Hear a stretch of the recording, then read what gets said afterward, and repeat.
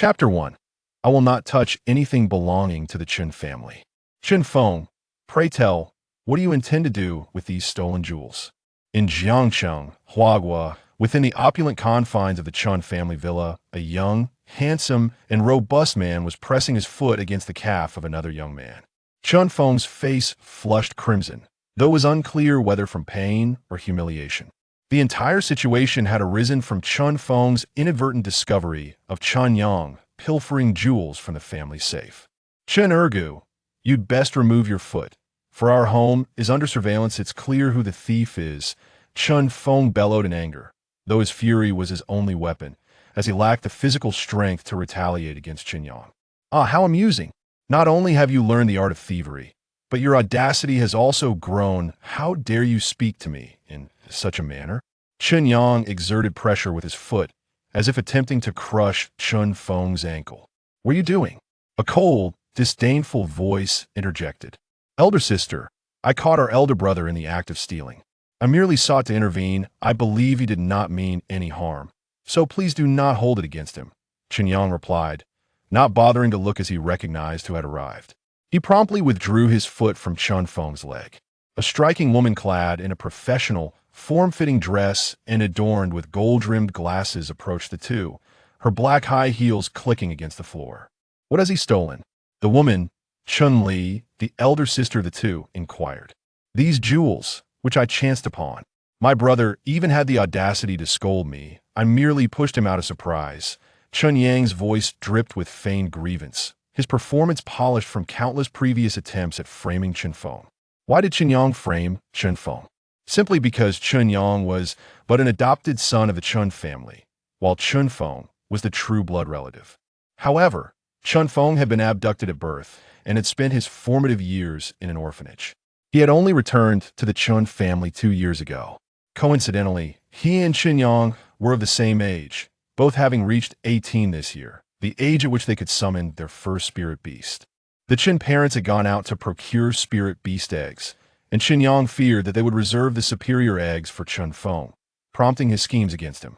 In this world of spirit beasts, these creatures served as companions and weapons, categorized by qualities ranging from black iron, bronze, silver, gold, diamond, king, emperor, divine, to sacred. The qualities of wild beasts followed a similar hierarchy. However, these beasts were not inclined to befriend humans, often becoming adversaries instead.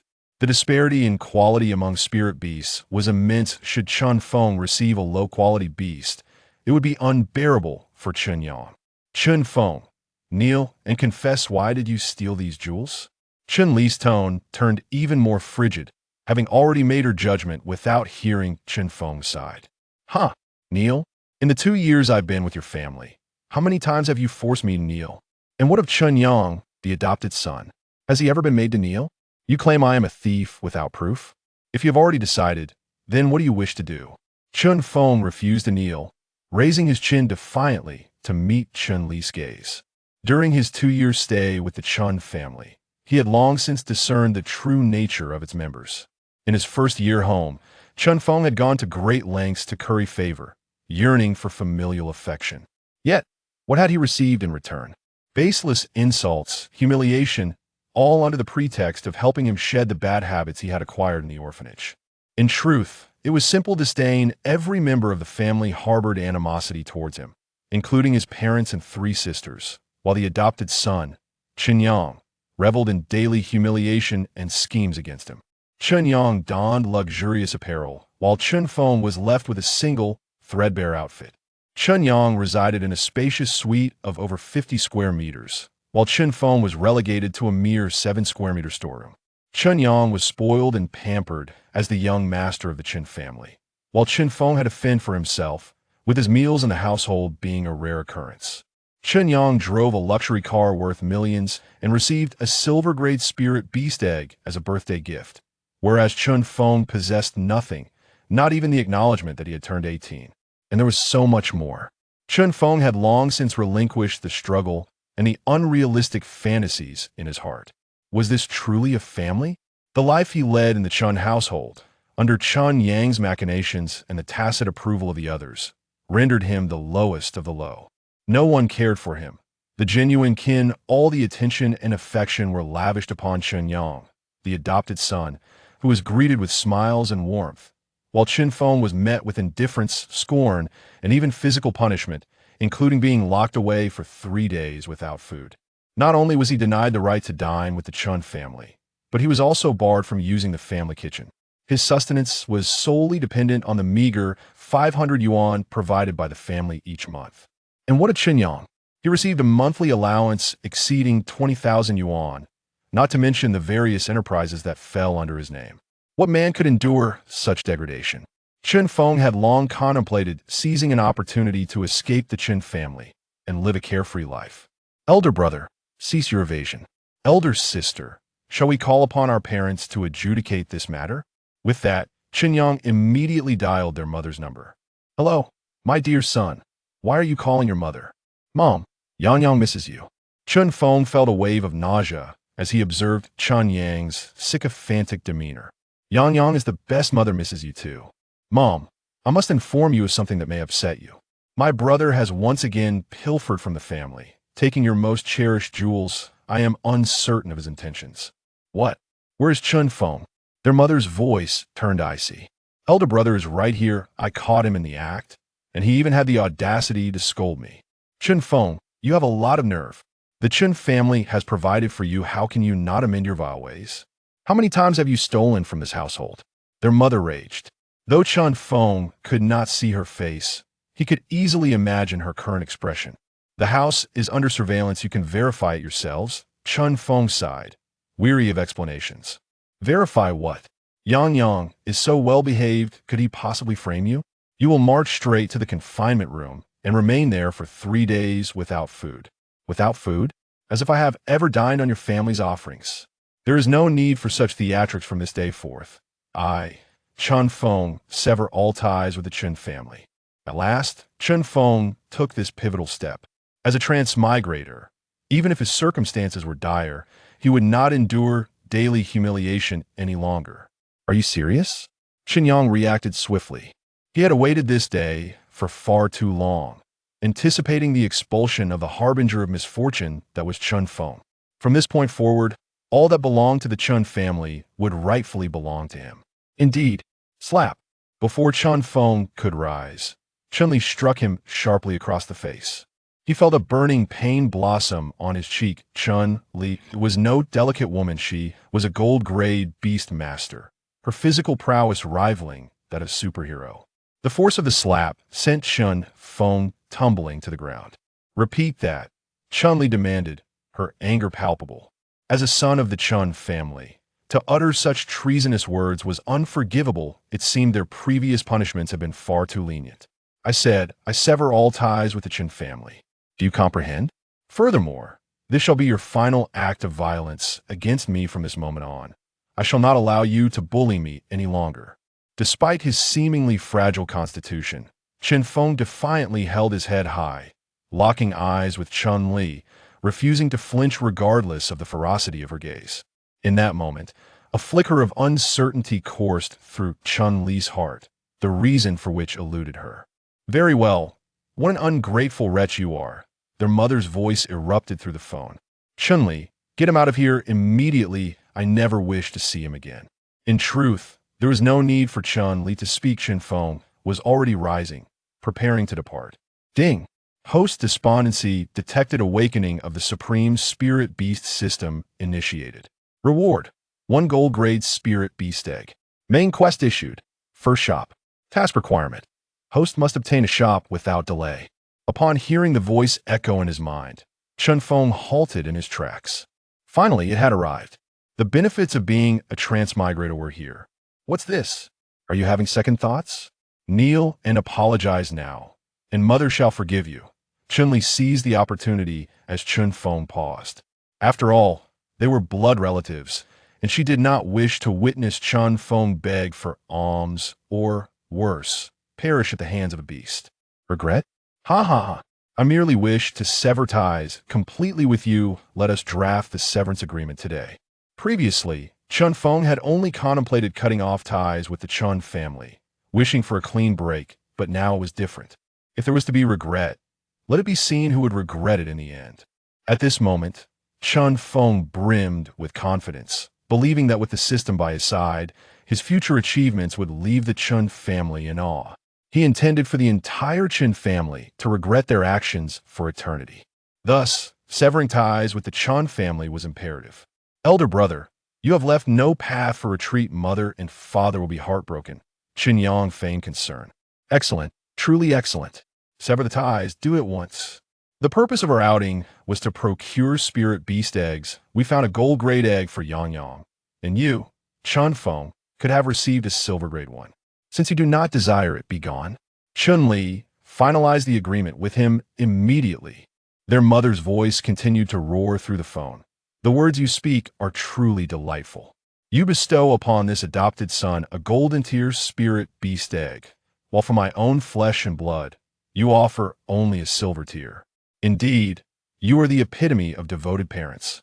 Such parents, I suggest you keep for yourselves. I have no need for them.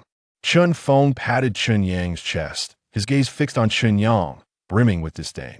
Chen Yang remained unfazed by the contempt directed at him. He yearned solely for the exclusive affection of the Chen family, coveting everything that belonged to them, unwilling to share even a morsel with Chen Feng. Even though over the past 2 years, Chen Feng had received nothing more than 500 yuan in pocket money from the Chen family, he still harbored no desire to part with it. No matter how deeply he understood the love his parents had for him, nor the fact that his monthly allowance amounted to over 200,000 yuan, it was irrelevant. All he desired was sole ownership. Yang Yang, go and print the contract, commanded Mother Chen. She recognized that if she sent Chun Li to complete this task, Chun Li would harbor some reservations. However, Chen Yang would not. Of course, Mother.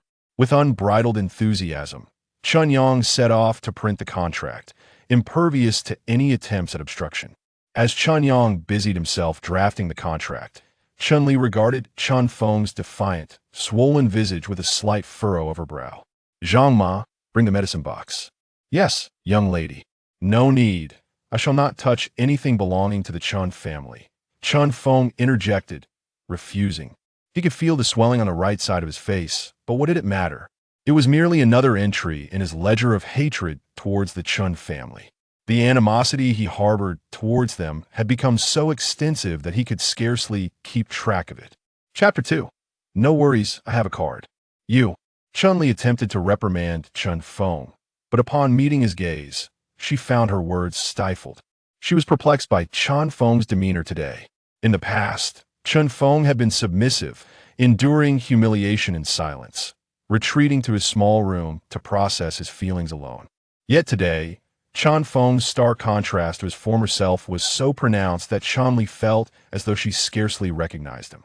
At that moment, Chen Yang returned, carrying 2 copies of the contract. Elder brother, please sign, Chen Yang said, tossing the already signed document towards Chen Feng.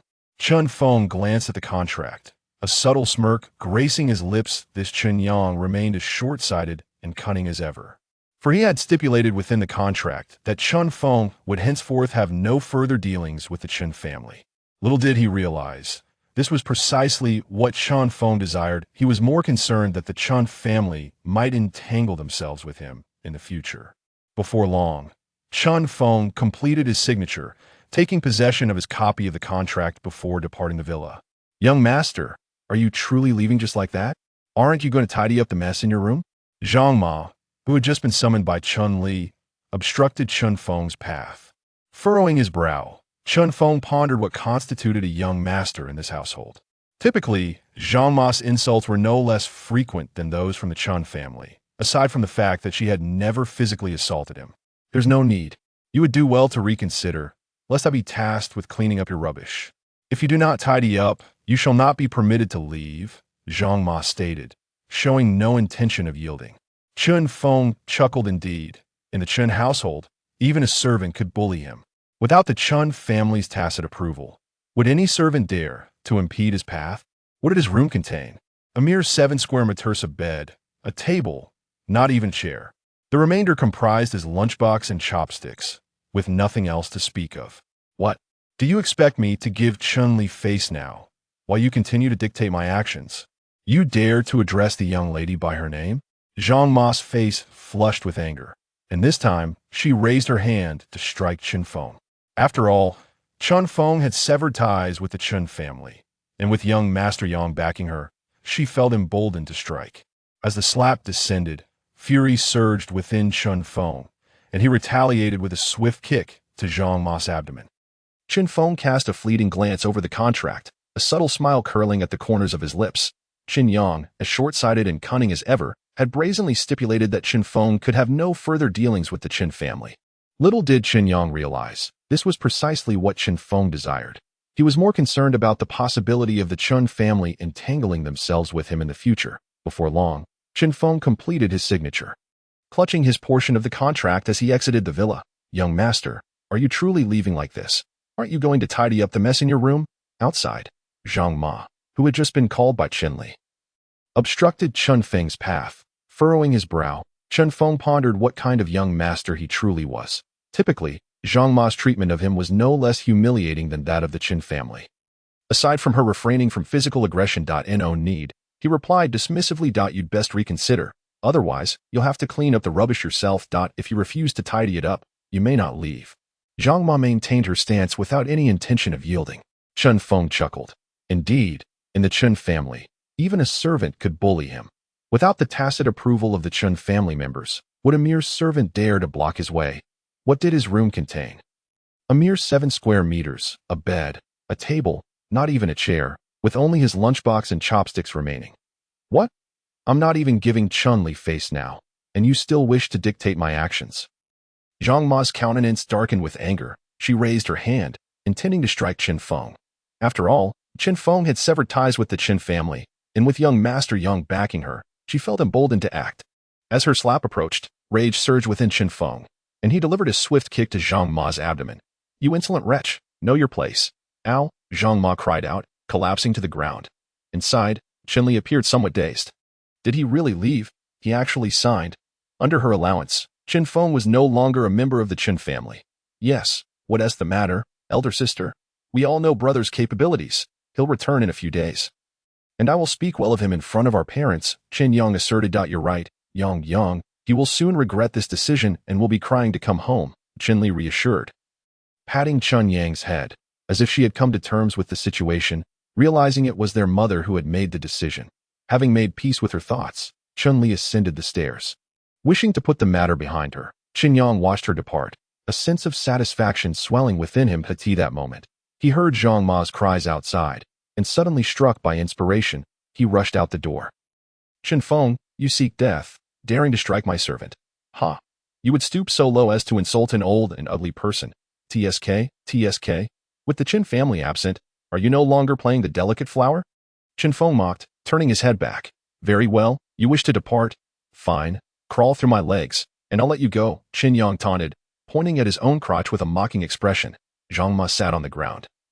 Relishing the spectacle, Chen Feng shook his head slowly. Humiliation? Absolutely not. In the next moment, he lunged at Chen Yang.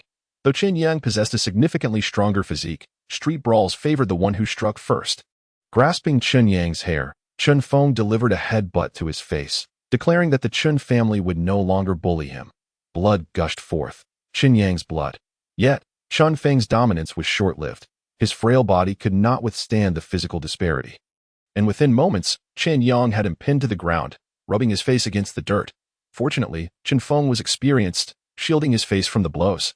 Chen Yang, straddling him, unleashed a torrent of curses, branding Chen Feng a bastard. Chen Feng dismissed the insults, knowing that enduring a beating was the price for his freedom. It was better than the humiliation of crawling through Chen Yang's legs. Enough, Chen Li's voice rang out. As she approached, having heard the commotion in the courtyard. "Oh dear, miss, Chen Feng has gone mad. He kicked me down as soon as he stepped out, if it weren't for young Master Yang's timely arrival." Jiang Ma's performance was commendable, tears streaming down her cheeks.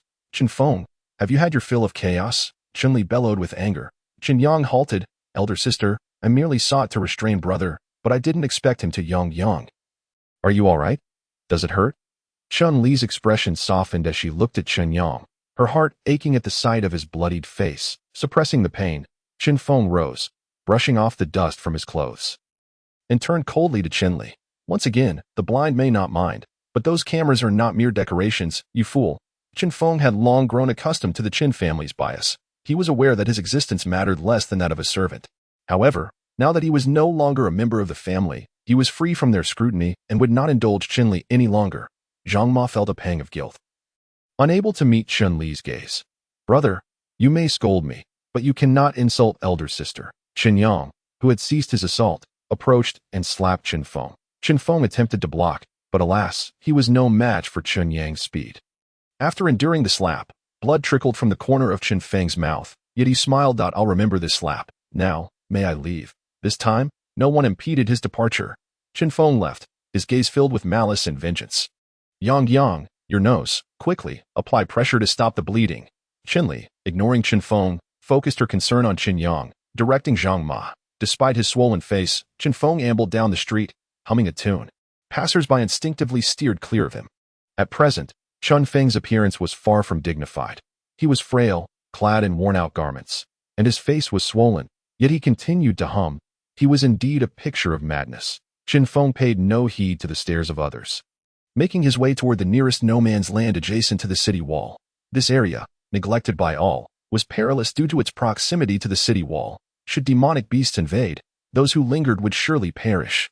Any capable individual would avoid lingering here. Upon arriving in the no-man's land, Chen Feng chose the largest storefront facing the street, eyeing the padlock on the door with a slight frown, since no one wants it.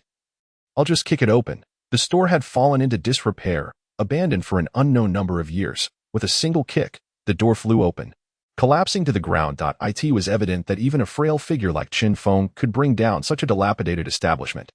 Waving away the dust that surged forth, he surveyed the interior. The store was in such a state of ruin that it lacked even the most basic of furnishings, reduced to mere walls.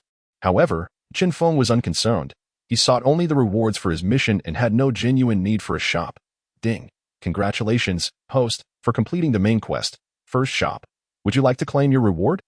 Claim. Ding. Congratulations, host, for obtaining a basic shop template applicable to your own shop. Host has acquired spirit eyes, capable of discerning the quality, state, potential, strengths, weaknesses, and evolutionary paths of spirit beasts. Additionally, host has received a spirit beast quality enhancement pill, diamond grade. Chen Feng was quite pleased with the rewards, eagerly anticipating enhancements to his physique. However, he was taken aback when the subsequent details remained unspoken. Is that all, given my frail constitution? He immediately examined the rewards more closely. The basic shop template could be utilized for the store, yet the details were scant, lacking even the most fundamental introduction. The spirit eyes, however, delighted Chen Feng immensely. In a world dominated by spirit beasts, the ability to see through them would provide him with significant advantages. As for the quality enhancement pill, it was nothing short of miraculous. For ordinary individuals, elevating the quality of spirit beasts was exceedingly difficult, requiring specialized spirit beast masters and a plethora of resources. Yet, this enhancement pill could bypass all those needs, directly promoting the quality of spirit beasts below diamond grade by one level. In other words, could my little gene ascend to diamond quality? Excellent. Chen Feng gazed at the quality enhancement pills in the system's repository, a smile spreading across his face. Use the basic shop template. Ding. Would you like to designate this particular shop? Designate. Ding. Renovation commencing. Ding. Renovation successful. Chen Feng's eyes widened in astonishment. Was it really that fast? However, upon witnessing the transformed appearance of the shop, he rushed out, only to dart back in again. This is my shop. I'm not dreaming. Am I? The current store is a stark contrast to its former self, adorned with opulent decor and equipped with comprehensive facilities, featuring sofas that seem to swallow one whole. Ding. The transformation of the store has been successful, and the host has acquired the privileges of a store owner. Within the premises, the host is invincible, the store cannot be dismantled, and the functionalities within are for the host to experience at their leisure. Invincible? Indestructible? Chen Feng chuckled, a broad grin stretching across his face, causing a twinge of pain on the right side, yet he continued to smile. With a light-hearted demeanor, Chen Feng began to explore his newly refurbished store. The establishment was quite spacious, with a reception area that exuded sophistication and elegance. The primary store offered 3 functions: healing for spirit beasts, assistance in evolution, and spirit beast fostering. Though the features were limited, they were undeniably practical. Ding. Main quest activated. First customer. Attend to a guest. Reward unknown. Ding. The store's functions have a minimum price. The host has the authority to raise the prices but cannot lower them below the minimum. Upon accumulating 1 million in store currency, the system marketplace will be unlocked. Upon hearing the system S prompt, Chen Feng hastily accessed his panel to check the minimum prices. What he saw sent him into a frenzy. Healing for spirit beasts. 500, 000. Assistance in evolution. 1, 000, 000. Spirit beast fostering. 10,000 per day. ISNT this highway robbery? Who would come here? Chen Feng felt the looming threat of starvation. Never mind, with golden quality. I shall name you Xiao Jing. Chen Feng sank into the sofa at the reception, taking out a golden tier spirit beast egg to admire. There's no rush. Once I regain my strength, I will bond with you. The first contract with a spirit beast is crucial. As long as it is successful within the year of turning 18, there is no need to hurry. With his currently frail body, there was no telling what unforeseen events might occur during the bonding process. Just then, the door swung open unexpectedly. The sound startled Chen Feng. He was not in a slum, but rather a desolate area. The sudden intrusion genuinely took him by surprise, especially since the shop's renovation emanated wealth. Hello, can you heal spirit beast here? The newcomer's voice was crisp. Dressed in tight jeans and a white short-sleeved shirt, her delicate features and fair skin almost radiant. Her ponytail added a playful touch. Chen Feng swore he had never seen such a beautiful girl. Yes, can you help treat my spirit beast? I can, but my prices are a bit steep. Chen Feng was being modest. They were exorbitantly high. In a typical spirit beast shop, healing would only cost a few thousand. No problem, I have a card. The girl handed Chen Feng a card, seemingly unconcerned about the price. Well, all right. Chen Feng thought it prudent to process the payment before proceeding with the treatment. Lest the girl's card lacked sufficient funds, leading to an awkward situation. Chapter 3. The first time is for her. What's wrong with a handshake? The front desk was equipped with a card reader for convenience. Ding. The store received 500,000 in funds. Chen Feng was momentarily taken aback. She really had swiped the card. This girl was quite affluent. Could you be a bit quicker? The girl sounded on the verge of tears. Yet her tone remained gentle. Certainly. Where is your spirit beast? Here. The girl retrieved a feeble red squirrel from her spirit beast pouch. Chen Feng immediately stepped forward to take it, and as he did, a piece of information flashed in his mind. Fire squirrel, golden, status, near death. What happened to it? Why is it so injured? I was attacked, and it protected me. Can you save it? I'll pay whatever you ask. The girl's eyes glistened with unshed tears, resembling a helpless child. It should be possible. How could Chen Feng truly know? He could only hope for the best. Given the steep prices, he felt confident in the outcome.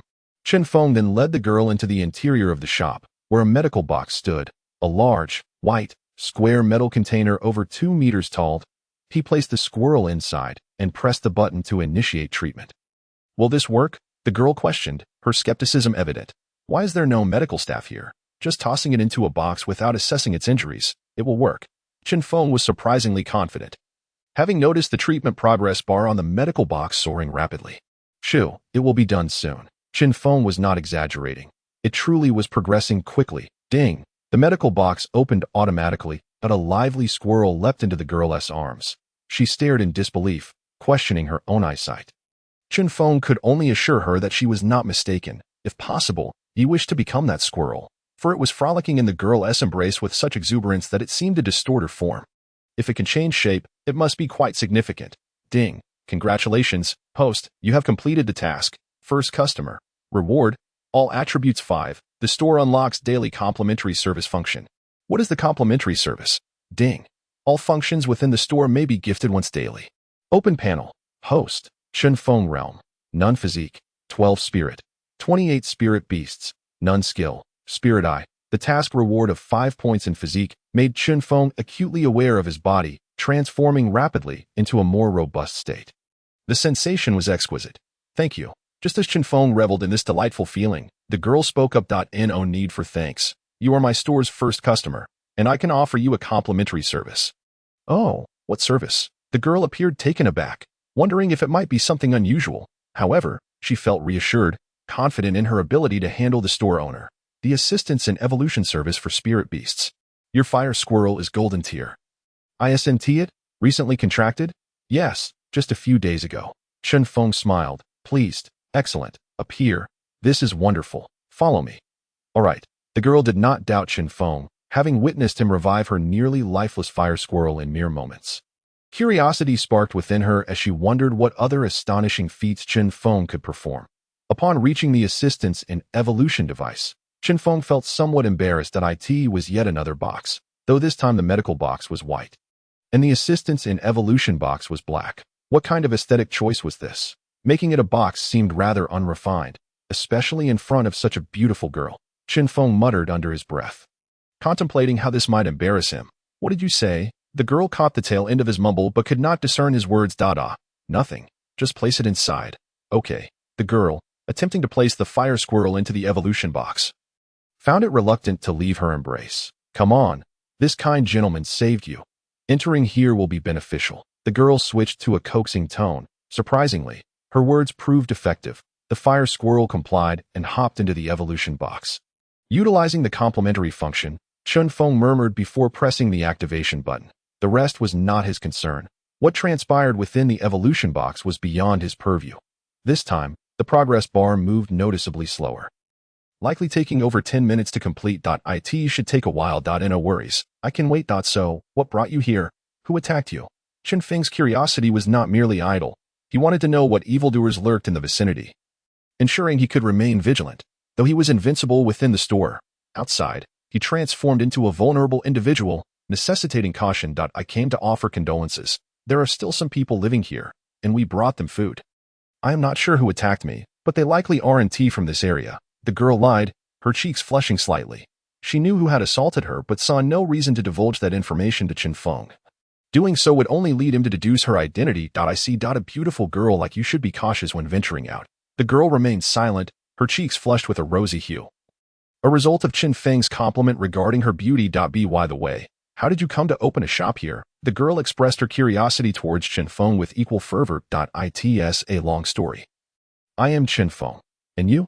I am Li Shurha.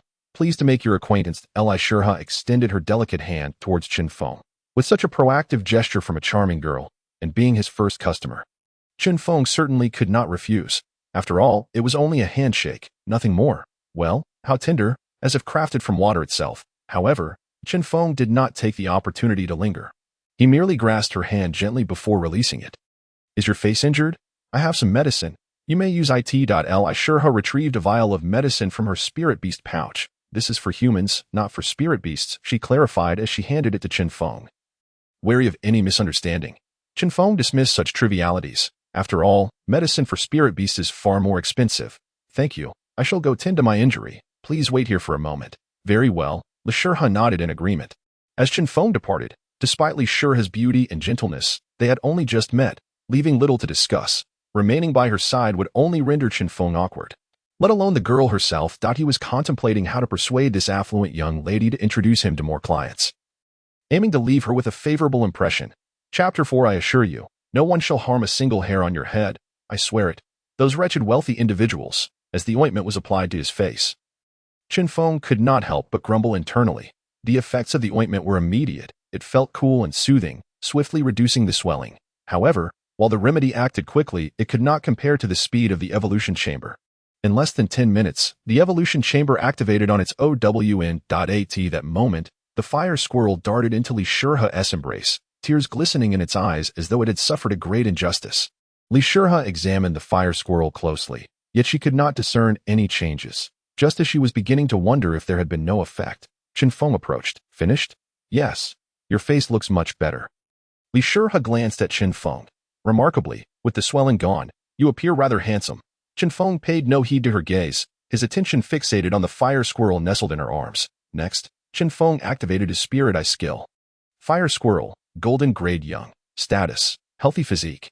18 spirit, 21 skill. Fire tornado. Has it truly comprehended a skill? This million is well spent. Chen Feng's eyes widened in astonishment. He had graduated from Spirit Beast High School and held a fundamental understanding of spirit beasts. As for why he did not attend the Spirit Beast Academy, that was entirely due to his younger brother, Chen Yang. It was a tale rife with sorrow. Chen Feng had once yearned for the life at the Spirit Beast Academy. But now he could only think, what could be more delightful than running a shop? So, your Spirit Beast had not previously comprehended a skill. No, my little fire has only been contracted for a short time. Li Shurha replied honestly, with no intention of concealing the truth. I see. Follow me. With that, Chen Feng turned and headed towards the back of the shop, prompting Li Shurha to follow, albeit perplexed. The backyard housed but a single room, a testing chamber, produced by the system, Ensuring its authority, he instructed her to have the squirrel attempt to use a skill on the testing stone. Huh.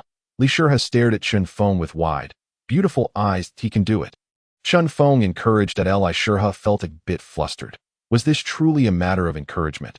All right, little fire, try using a skill on this stone. Li Shihua gently nudged the fire squirrel. Upon her command, the fire squirrel turned its gaze towards the stone within the room. Suddenly, its tiny paws glowed red, and with a squeak, a fire tornado materialized, engulfing the testing stone. However, this fire tornado was somewhat diminutive, standing just over a meter tall. Skill, fire tornado, power. 28. Before the fire tornado dissipated, a voice echoed within the room. Li Shihua's mouth fell agape in astonishment. Chen Feng found himself in a daze. Was this not enticingly alluring? This, Li Shihua stammered, pointing at the testing stone, then at the fire squirrel and Chen Feng.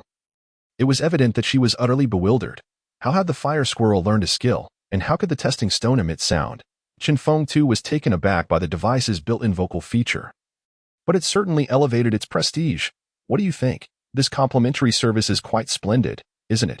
Chen Feng began to promote, knowing that even if Li Shihua could not bring in other customers, her own patronage would suffice. Oh, snap back to reality. Chen Feng waved his hand before Li Shihua's eyes. Oh dear, how could this be? How did the fire squirrel learn a skill so rapidly? I have no idea what it experienced. Only it knows. Chen Feng could only shrug, utterly perplexed. The fire squirrel could not articulate its thoughts, only chattered excitedly, while gesturing with its tiny hands. Li Shihua understood the general idea, while Chen Feng remained completely at a loss. In any case, it was certain that the fire squirrel had indeed learned the skill within the evolution chamber. That much was confirmed. Remarkable. Truly remarkable. How is it that everything here is so extraordinary? Li Shihua's cheeks flushed as she gazed at Chen Feng. This left Chen Feng momentarily speechless. In his 18 years of life, it was the first time he had garnered the admiration of such a beautiful girl. Well, this service is rather costly, at a minimum of 1 million per session, with the exact amount depending on my mood. Oh, that is not too expensive. I shall bring some friends tomorrow. I have many classmates. Li Shihua was quick to grasp the notion, not needing Chen Feng to lead her into the topic, her words igniting excitement within him. Excellent. I appreciate your assistance in promoting my business. Chen Feng grinned. Fortunately, his swelling had subsided. Otherwise, such a wide smile would have been quite painful. No, I ought to be the one thanking you. Li Shihua replied with a sweet smile. It was evident that she was genuinely delighted. Ding. Task completed. First customer. System mall unlocked. Please check at your convenience. Before Chen Feng could peruse the new features, Li Shihua spoke up again. Oh, by the way, I need to return to school. Aren't you attending school?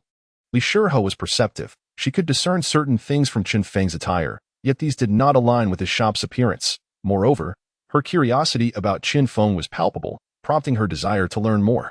I graduated from high school. I had initially intended to continue my studies, but due to unforeseen circumstances, I opened this shop instead.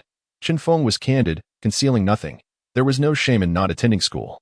In this day and age, many are unable to enroll in the Spirit Beast Academy. Only those without a contracted Spirit Beast are deemed ineligible. I understand now. I must return, so please take care of yourself here. Li Shihua did not pry further, displaying her maturity, and even expressed concern for Chen Feng's well-being. This made his heart flutter like a small deer. All right, I will be careful. You should also exercise caution on your way back. Would you like me to escort you? Chen Feng suggested, immediately regretting his words. He felt he had spoken without thinking. This girl had fled to his shop to escape pursuers. What if she encountered them again upon leaving? Absolutely. Li Shihua agreed eagerly. Then let us be on our way. What else could Chen Feng say? Since she had accepted, he could only muster his courage and proceed. Li Shihua noticed Chen Feng's apprehension and smiled playfully. Do not worry. My family has sent people to protect me. Those who attacked me have already been captured.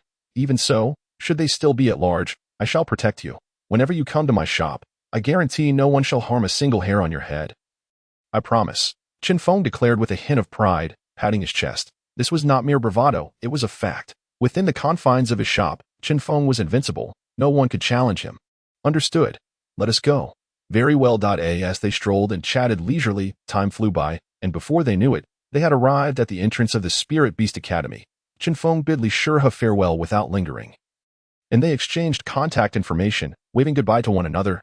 This scene did not go unnoticed. Many witnessed it, and soon enough, The image of the two reached the eyes of Chen Yang. Chapter 5. Aha! Is that not my dear brother? Why? It's Chen Feng, Chen family villa. Chen Yang gazed at the photograph on his phone, his pupils dilating slightly, the device in his hand creaking under his grip. How did Chen Feng manage to entangle himself with Li Shihe?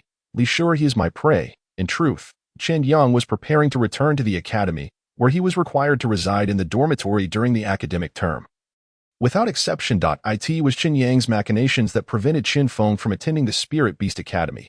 Chen Yang was quite the smooth talker, persuading their parents, Chen Fu and Chen Mu, with his charming words.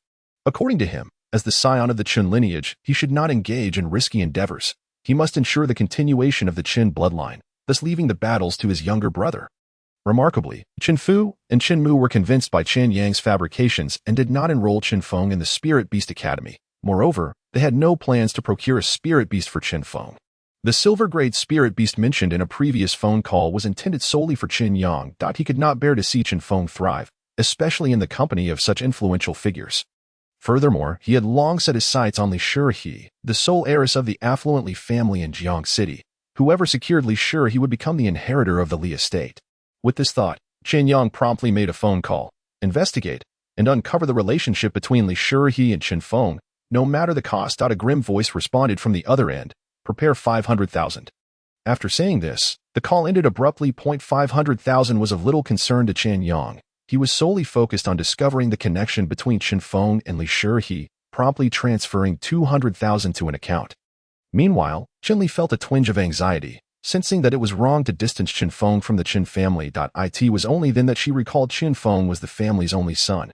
Lost in thought, Chen Li approached Chen Feng's room and gently pushed the door open. Upon seeing the state of the room, she was taken aback. Chen Feng lived here, a mere 7 square meter space, furnished only with a bed and a desk, nothing more. Not even a chair or wardrobe. In comparison, this cramped room was smaller than the bathroom in Chen Yang's quarters. She remembered that Chen Feng had left without taking anything, not even a change of clothes. And his room was immaculate. Did he truly possess nothing in this household? For reasons unknown, Chen Li felt a sudden pang of sorrow. She softly closed the door, intending to check the surveillance footage. Chen Feng had accused her of being blind and oblivious, and she was determined to investigate. Without informing anyone, Chen Li reviewed the surveillance. When she saw Chen Yang's sinister visage and heard his taunts, her hands trembled slightly. How could this be? Chen Li could scarcely believe her eyes.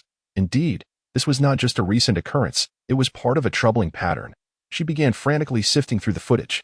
The Chen family's surveillance system could retain recordings for 6 months. In truth, she should not have been able to access these videos, for Chen Yang had deleted all recordings when he first conspired against Chen Feng. However, over time, Chen Yang had grown careless. This was due to the fact that after Chen Yang's betrayal, no one in the Chen family had bothered to check the surveillance. Even if Chen Feng begged on his knees, no one would look, as everyone believed Chen Yang's words, dismissing Chen Feng's plight. Thus, Chen Li spent the entire night scrutinizing the footage. The following day, what did you say? Li Shihe intends to venture into the wilderness with her team. To find Chen Feng jolted awake upon receiving the call, shouting loudly. Thankfully, he occupied a single room and did not startle anyone else. Remember to settle the final payment. Chen Yang stared at his phone screen. Lost in thought. So you've learned to play the victim. Chen Feng. I wonder what tactics you employed to elicit Li Shihe's sympathy, but do not revel in your success. I shall crush you, ensuring you never have a chance to rise again. After cursing vehemently, Chen Yang hastily dressed, as the academy had yet to commence official classes, and no one would be around during the day. He aimed to drive Chen Feng away and vandalize his shop before Li Shihe and her companions could reach him, ensuring she could never find Chen Feng again. Once dressed, Chen Yang skipped breakfast and sped off in his sports car towards the wilderness. As he approached the shop owned by Chen Feng, he received a phone call. Hello, Mom. My dear son, I will be home this afternoon. I have purchased a golden grade spirit beast for you. Are you pleased? Overjoyed. Thank you, Mom. You are the best. Chen Yang's voice brimmed with genuine delight. The quality of one's first contracted spirit beast is paramount, significantly impacting future prospects. Achieving a golden grade spirit beast as a first contract was the pinnacle. Without exceptional talent, one could not contract a higher grade beast. I'm glad my Yang is happy. Mom, I miss you. Please return swiftly. All right. You're all grown up now. I'll be home this afternoon, so wait for me. Okay, Mom. Yes, let us hang up. You should eat breakfast. Skipping it is bad for your health. Yes, I'll go now. Go on, then. The call ended. Chen Yang's smile vanished. Chen Feng claims he has stolen anything from home. Yet how could he afford to open such a shop? With that thought, Chen Yang stormed out of the car and kicked the shop door open with force. Bang! What the hell? An earthquake. Chen Feng was blissfully asleep on the sofa, having not even experienced a nightmare, an anomaly in the 2 years spent in the Chen household, where he seldom enjoyed a restful night. Waking from nightmares was common, but more often he found himself unable to sleep due to hunger in the small dark room. Yet at this moment, despite having gone a day without food, Chen Feng felt invigorated, devoid of any sensation of hunger. He had discovered that within the shop, he was not at risk of starvation, for it automatically generated spiritual energy that continuously flowed into his body, fulfilling all his physical needs. After a delightful night of sleep, his constitution had even improved slightly. This realization brought a broad smile to Chen Feng's face upon waking, leaving him at a loss for words. Smiling? Do you still have the audacity to smile? Chen Yang bellowed from the entrance. Just look at the decor of this shop. How much did this cost? How much has Chen Feng stolen from home? Moreover, this shop could not have been renovated in a day or two. He must have started pilfering the moment he returned to the Chen family. Chen Yang was furious at his failure to safeguard the family's possessions. Is that not my beloved brother? Chen Feng's smile widened upon seeing Chen Yang, though it bore a hint of malevolence. Spare me the disgust. This is not home. Who permitted you to call me brother? Get out immediately. This is the Chen family's shop, and you have no right to be here. Chapter 6. My shop. What does it have to do with your Chen family? Leave. That is absolutely out of the question. You come in here. Chen Feng beckoned Chen Yang with a finger, exuding an air of arrogance. Chen Yang had never encountered such defiance, his fury boiling as he charged in, intent on delivering a fierce blow to Chen Feng. Yet, just as he initiated his attack, he found himself unable to move. Smack! A resounding slap landed on Chen Yang's face. His eyes widened in shock, and after a brief moment of disbelief, they blazed with fury as they locked onto Chen Feng. Ouch! My hand hurts. Chen Feng paid no mind to Chen Yang's glare, casually shaking his hand. Not quite even. Let us do this side too. Smack! It was exhilarating. Chen Feng had longed to deliver a strike to Chen Yang's pretentious face. These two slapped just as Chen Yang entertained such thoughts. He suddenly staggered back a few steps, for Chen Feng had released his hold on him. It was not yet the appropriate moment to confront the Chen family. Otherwise, a rabble could be summoned to blockade the entrance of the shop, preventing not only Chen Feng from exiting but also blocking any potential customers from entering. This was something Chen Feng could not tolerate. As for what transpired inside the store, he felt invincible. They could do as they pleased. Chen Yang, what are you doing? Chen Li exclaimed with a loud reprimand. It turned out that the conscience-stricken Chen Li had found her way to Chen Feng's store. Initially, she intended to bring Chen Feng back home, with their parents returning today. As long as Chen Feng admitted his mistake, the so-called severance agreement would be rendered null and void. However, what Chen Li did not anticipate was that upon her arrival, she spotted Chen Yang's sports car, prompting her to rush inside. This time, surprisingly, Chen Li did not admonish Chen Feng. Rather, her ire was directed at Chen Yang. Sister, he hit me. I was merely trying to persuade him to come home. But sister, please don't blame him. He must still be angry. My face is fine. It doesn't hurt. Chen Yang resumed his performance of innocence. Chen Feng merely scoffed, too disinterested to expose Chen Yang's facade. He had called out Chen Yang's antics far too many times in the past. Now, he saw no need to do so again. Chen Li's thoughts and the fate of the Chen family were of no concern to him. You, Chen Feng, regardless of the circumstances, Chen Yang is your brother. How could you strike him? Chen Li, unable to suppress her instinctual response, addressed Chen Feng upon seeing Chen Yang's reddened face. Chen Feng waved his hands dismissively. You know very well how he treated me yesterday. At that time, I didn't see you defending me. Never mind. It no longer matters. I don't care. You can leave now. Chen Feng felt that speaking further was akin to playing a lute to a cow. He was beyond disappointment and had nothing left to lose. Chen Li's opinions were of no significance to him. Brother, how can you speak to sister like that? Even if you dislike me, you shouldn't take it out on her. Chen Yang interjected to defend Chen Li. No need to pretend. It must be exhausting. Chen Feng, have already declared that I wish to sever all ties with the Chen family. My shop will not welcome any of you.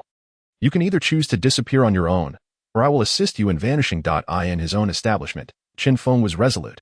Xiao Feng, I came to take you home. Stop throwing a tantrum. Once Mom and Dad return, you can apologize, and they have prepared a silver-tier spirit beast for you. Once you successfully contract it, Sister will help you with your enrollment in the Spirit Beast Academy. Chen spoke softly to Chen Feng, seeking to assuage her guilt for having wronged her brother for 2 years. Had Chen expressed such sentiments when Chen Feng was bullied by Chen Yang, he might have felt a flicker of warmth in this family. But now, oh, a silver-tier spirit beast. How extravagant. I do not require anything from the Chen family. I have no desire to repeat myself. Chen Feng retorted disdainfully. Oh, wait a moment. Saying this, Chen Feng quickly moved to the front desk. System, exchange for 12,000 in cash. The funds within the shop could be accessed freely by Chen Feng without restrictions. However, purchases from the system's marketplace had to be made with profits earned from the shop. Money brought in from outside was of no use. Ding. Exchange successful. 12,000 in cash appeared in Chen Feng's hands. This is 12,000. My monthly living expenses of 500 from your Chen family. All returned to you. Although I stayed in your house, I worked harder daily than your housekeeper, which suffices for accommodation. As for meals, I have never eaten a meal at your Chen family, so I owe you nothing. Take this money and leave. Chen Feng flung the cash at Chen, striking her in the stomach. Chen Feng, how can you treat your sister this way? She is here to bring you home. Chen Yang protested, but Chen interjected, Sister, don't blame him. He is clearly still upset. Chen Yang began his act of innocence again. As if he were the only good person left in the world. Return home to perform your theatrics. Don't pollute the air here. Chen Feng could barely contain his disgust at Chen Yang's duplicitous demeanor. Resisting the urge to eliminate him was proving quite challenging. Xiao Feng, are you truly resolute in this decision? Chen asked, somewhat dazed, surprised by Chen Feng's unwavering stance. What other choice do I have? Chen Feng countered, Brother, since you wish to sever ties with the Chen family so thoroughly, you should return the shop to them. Chen Yang began to press the issue. However, after he spoke, he quietly whispered to Chen Sister, if we push him a bit, he will return home with us. Without this shop, he will struggle to survive outside. Chen nodded gently at Chen Yang's words. This shop has nothing to do with your Chen family. If you claim I took something from you, where's the evidence? No evidence? Then stop speaking nonsense. Chen Feng could not clarify how the shop had come into his possession, but if Chen Yang believed he had stolen from the Chen family to fund the shop, he would need to provide proof. If you didn't take things from home, how could you afford to open this shop? Chen Yang countered. Why can't I have the capability to run a shop? My store is thriving. At that moment, Li Shi entered. In truth, she had been listening outside for a while and could no longer restrain herself. She had no intention of meddling in Chen Feng's family matters. But the bullying from these siblings was a bit excessive. Accusations of theft without any evidence were unfounded. Although Li Shi had only known Chen Feng for a day, she did not believe he would resort to theft. With the extraordinary capabilities of his store, why would he need to steal to make money? Li Shi, what brings you here? Chen Yang asked, astonished at her presence. This is not your family's shop. I can come and go as I please, Li Shi retorted coldly. She had encountered green tea girls before, but this was her first encounter with a green tea boy. Chen Yang was momentarily speechless. Chen glanced at Li Shi but remained silent. She recognized Li Shi and was curious about when Chen Feng had developed a connection with her. Did Li Shi help Chen Feng establish this store? Was it because of Li Shi's assistance that he dared to sever ties with the Chen family? You're here. No need to mind them. Come inside. Chen Feng greeted Li Shi with a charming smile. Unwilling to show any displeasure to his only current benefactor, as the success of his shop hinged entirely on her. Well, not only did I come myself, but I also brought my teammates along. I was lying to you. Li Shi smiled proudly at Chen Feng. Shortly thereafter, 3 individuals, 2 women and 1 man, entered the shop. Chen Feng could not help but glance at the man. He was a man supported by 3 beautiful women, a model for their generation. Let me introduce, this is my cousin, Li Feng, and these 2 lovely ladies are my close friends from the Wang family of Jiangcheng. Hello, I am the elder sister, Wang Yu. Hello, I am the younger sister, Wang Shui. The names of these sister flowers might have seemed ordinary, yet their looks and backgrounds were anything but. The younger generation of the 3 prominent families of Jiangcheng had gathered within Chen Feng's spirit beast shop. Greetings, I am Chen Feng, the proprietor of this establishment. Chen Feng introduced himself, aware that they all hailed from affluent families. As for Li Feng, he remained silent, observing Chen Feng with a scrutinizing gaze. He had never encountered a man who had caught Li Shi's attention before, and yesterday, she had extolled the virtues of this shop to an outrageous degree. Chen Feng believed that Li Shi had been deceived. And as her brother, he felt it necessary to reveal Chen Feng's true nature before her eyes. Come in and take a seat. As for you 2, you may now leave. Once again, my shop does not welcome you. Chen Feng gestured for Li Shuihe and her companions to enter while glaring at Chen Li and Chen Yang. Although Chen Yang wished to say something further, Chen Li swiftly pulled him away. Xiao Feng, go ahead with your business. Once Mom and Dad return, we will discuss your matters. With that, Chen Li dragged Chen Yang away. Chen Feng scoffed. Discuss? What was there to discuss? There was nothing worth negotiating. Are you all right? Li Shuihe asked with concern, observing Chen Feng closely. What could possibly be wrong with me? In my shop, no one can bully me. Now, what services do you all require today? The vastness of the universe pales in comparison to the pursuit of wealth. And last night, Chen Feng diligently examined the system's marketplace. Although the offerings within the marketplace are somewhat limited at present, they cater to Chen Feng's immediate needs. For instance, there are the physique pills priced at 500,000 each. Alongside similarly priced spirit pills, the names may lack elegance, but their efficacy is paramount. Both the physique and spirit pills can enhance attributes by 10 points, with each individual restricted to a maximum consumption of 10. At 50,000 each, that amounts to a staggering total of 1 million, if he cannot ensnare the wealthy with such temptations. When will he ever earn that million? Chen Feng mused that should his physique increase beyond 100 points, he would be able to overpower Chen Yang with ease, perhaps even advance to the black iron level before the second-generation heirs of the affluent. Their spirit beasts remain unscathed, leaving them only the option to experience the auxiliary evolution service. Would that suffice? Li Shuihe whispered to Chen Feng. Regardless, she had already boasted, and her fire squirrel had indeed comprehended a skill. As for whether her three teammates' spirit beasts could grasp skills, that was contingent upon Chen Feng's capabilities. Of course, it can be done. How could a man say otherwise? Chen Feng responded with magnanimity. Now, who among you wishes to go first? Since you were all introduced by Shuihe, I shall charge only the base cost.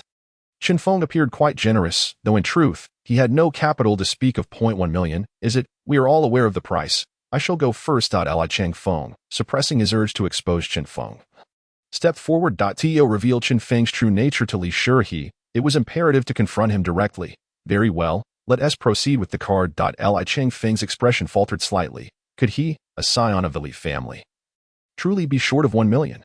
Yet, for the sake of unmasking Chen Feng, he endured. Swipe the card, then.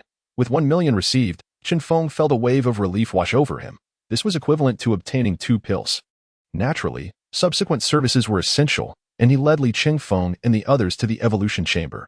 After a few casual manipulations, Chen Feng turned to Li Feng, instructing, simply place your spirit beast inside.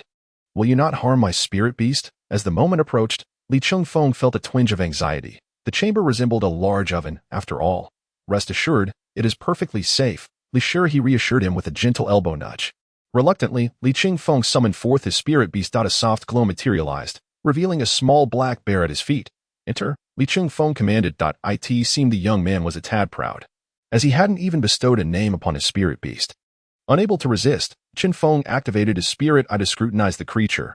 Earth Black Bear, Golden Level Juvenile, Status, Good Physique, 25 Spirit, 12 Skills, none indeed, coming from a prestigious family.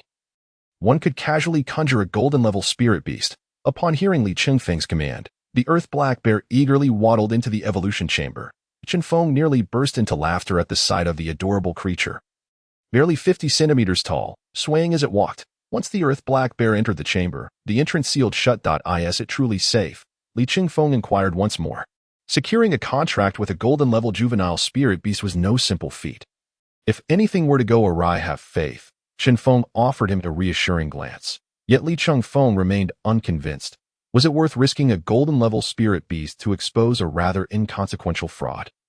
Perhaps not. But with his Spirit Beast now in the oven, he felt powerless. Please wait a moment. I have a matter to attend to, Chen Feng said as the evolution chamber began its process. All the customers in the shop possessed Golden Level Spirit Beasts, and Chen Feng's patience was wearing thin. He intended to consume 2 physique pills first. Once his physique improved, he could contract his own little golden beast.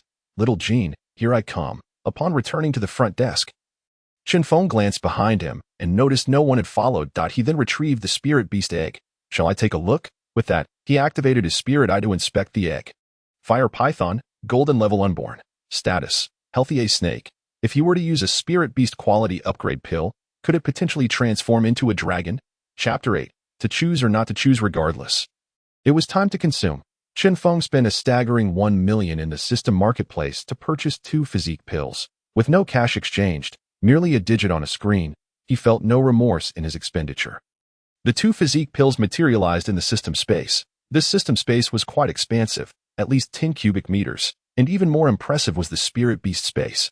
The system spirit beast space far surpassed the ordinary spirit beast bags utilized by Li Shi and her companions.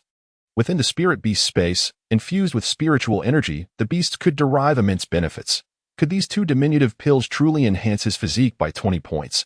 Chen Feng skeptically extracted the pills from the system space. Each no larger than a mung bean. Consume. With a swift motion, he raised his hand and tilted his head back, swallowing both physique pills. Ding. Host has consumed physique pills. Physique 20. A surge of warmth enveloped Chen Feng's abdomen following the system's notification. Swiftly radiating throughout his entire being. He could feel his body strengthening at an astonishing rate. This sensation was extraordinary. Although there were no visible changes, he instinctively knew he was becoming stronger. Once the warmth dissipated, Chen Feng examined his arms and legs. No visible modifications, still acceptable. After checking his stats and confirming the increase of 20 points in physique, he turned his attention to the fire python egg. It has time to begin. Regardless of whether the fire python could transform into a dragon, Chen Feng had no other options, as this was the only spirit beast he could contract. He bit his finger and let a droplet of blood fall onto the egg. The contracting process was quite simple. It merely required him to draw a contract formation with his blood upon the spirit beast egg, thereby completing the ritual, since the unborn spirit beast possessed no resistance. This was a stark contrast to contracting an adult spirit beast. This was the advantage granted to all humans during their first contract. Only during the initial contracting could one bind an unborn or juvenile spirit beast. As the ritual concluded, there were no dazzling lights, only the shell cracked open. A diminutive red snake, measuring a mere 20 centimeters, blinked its eyes in confusion upon sensing Chen Feng's presence. It immediately darted toward him affectionately. "You are so red, shall I call you Little Jean?" Chen Feng mused as he stroked the back of his head.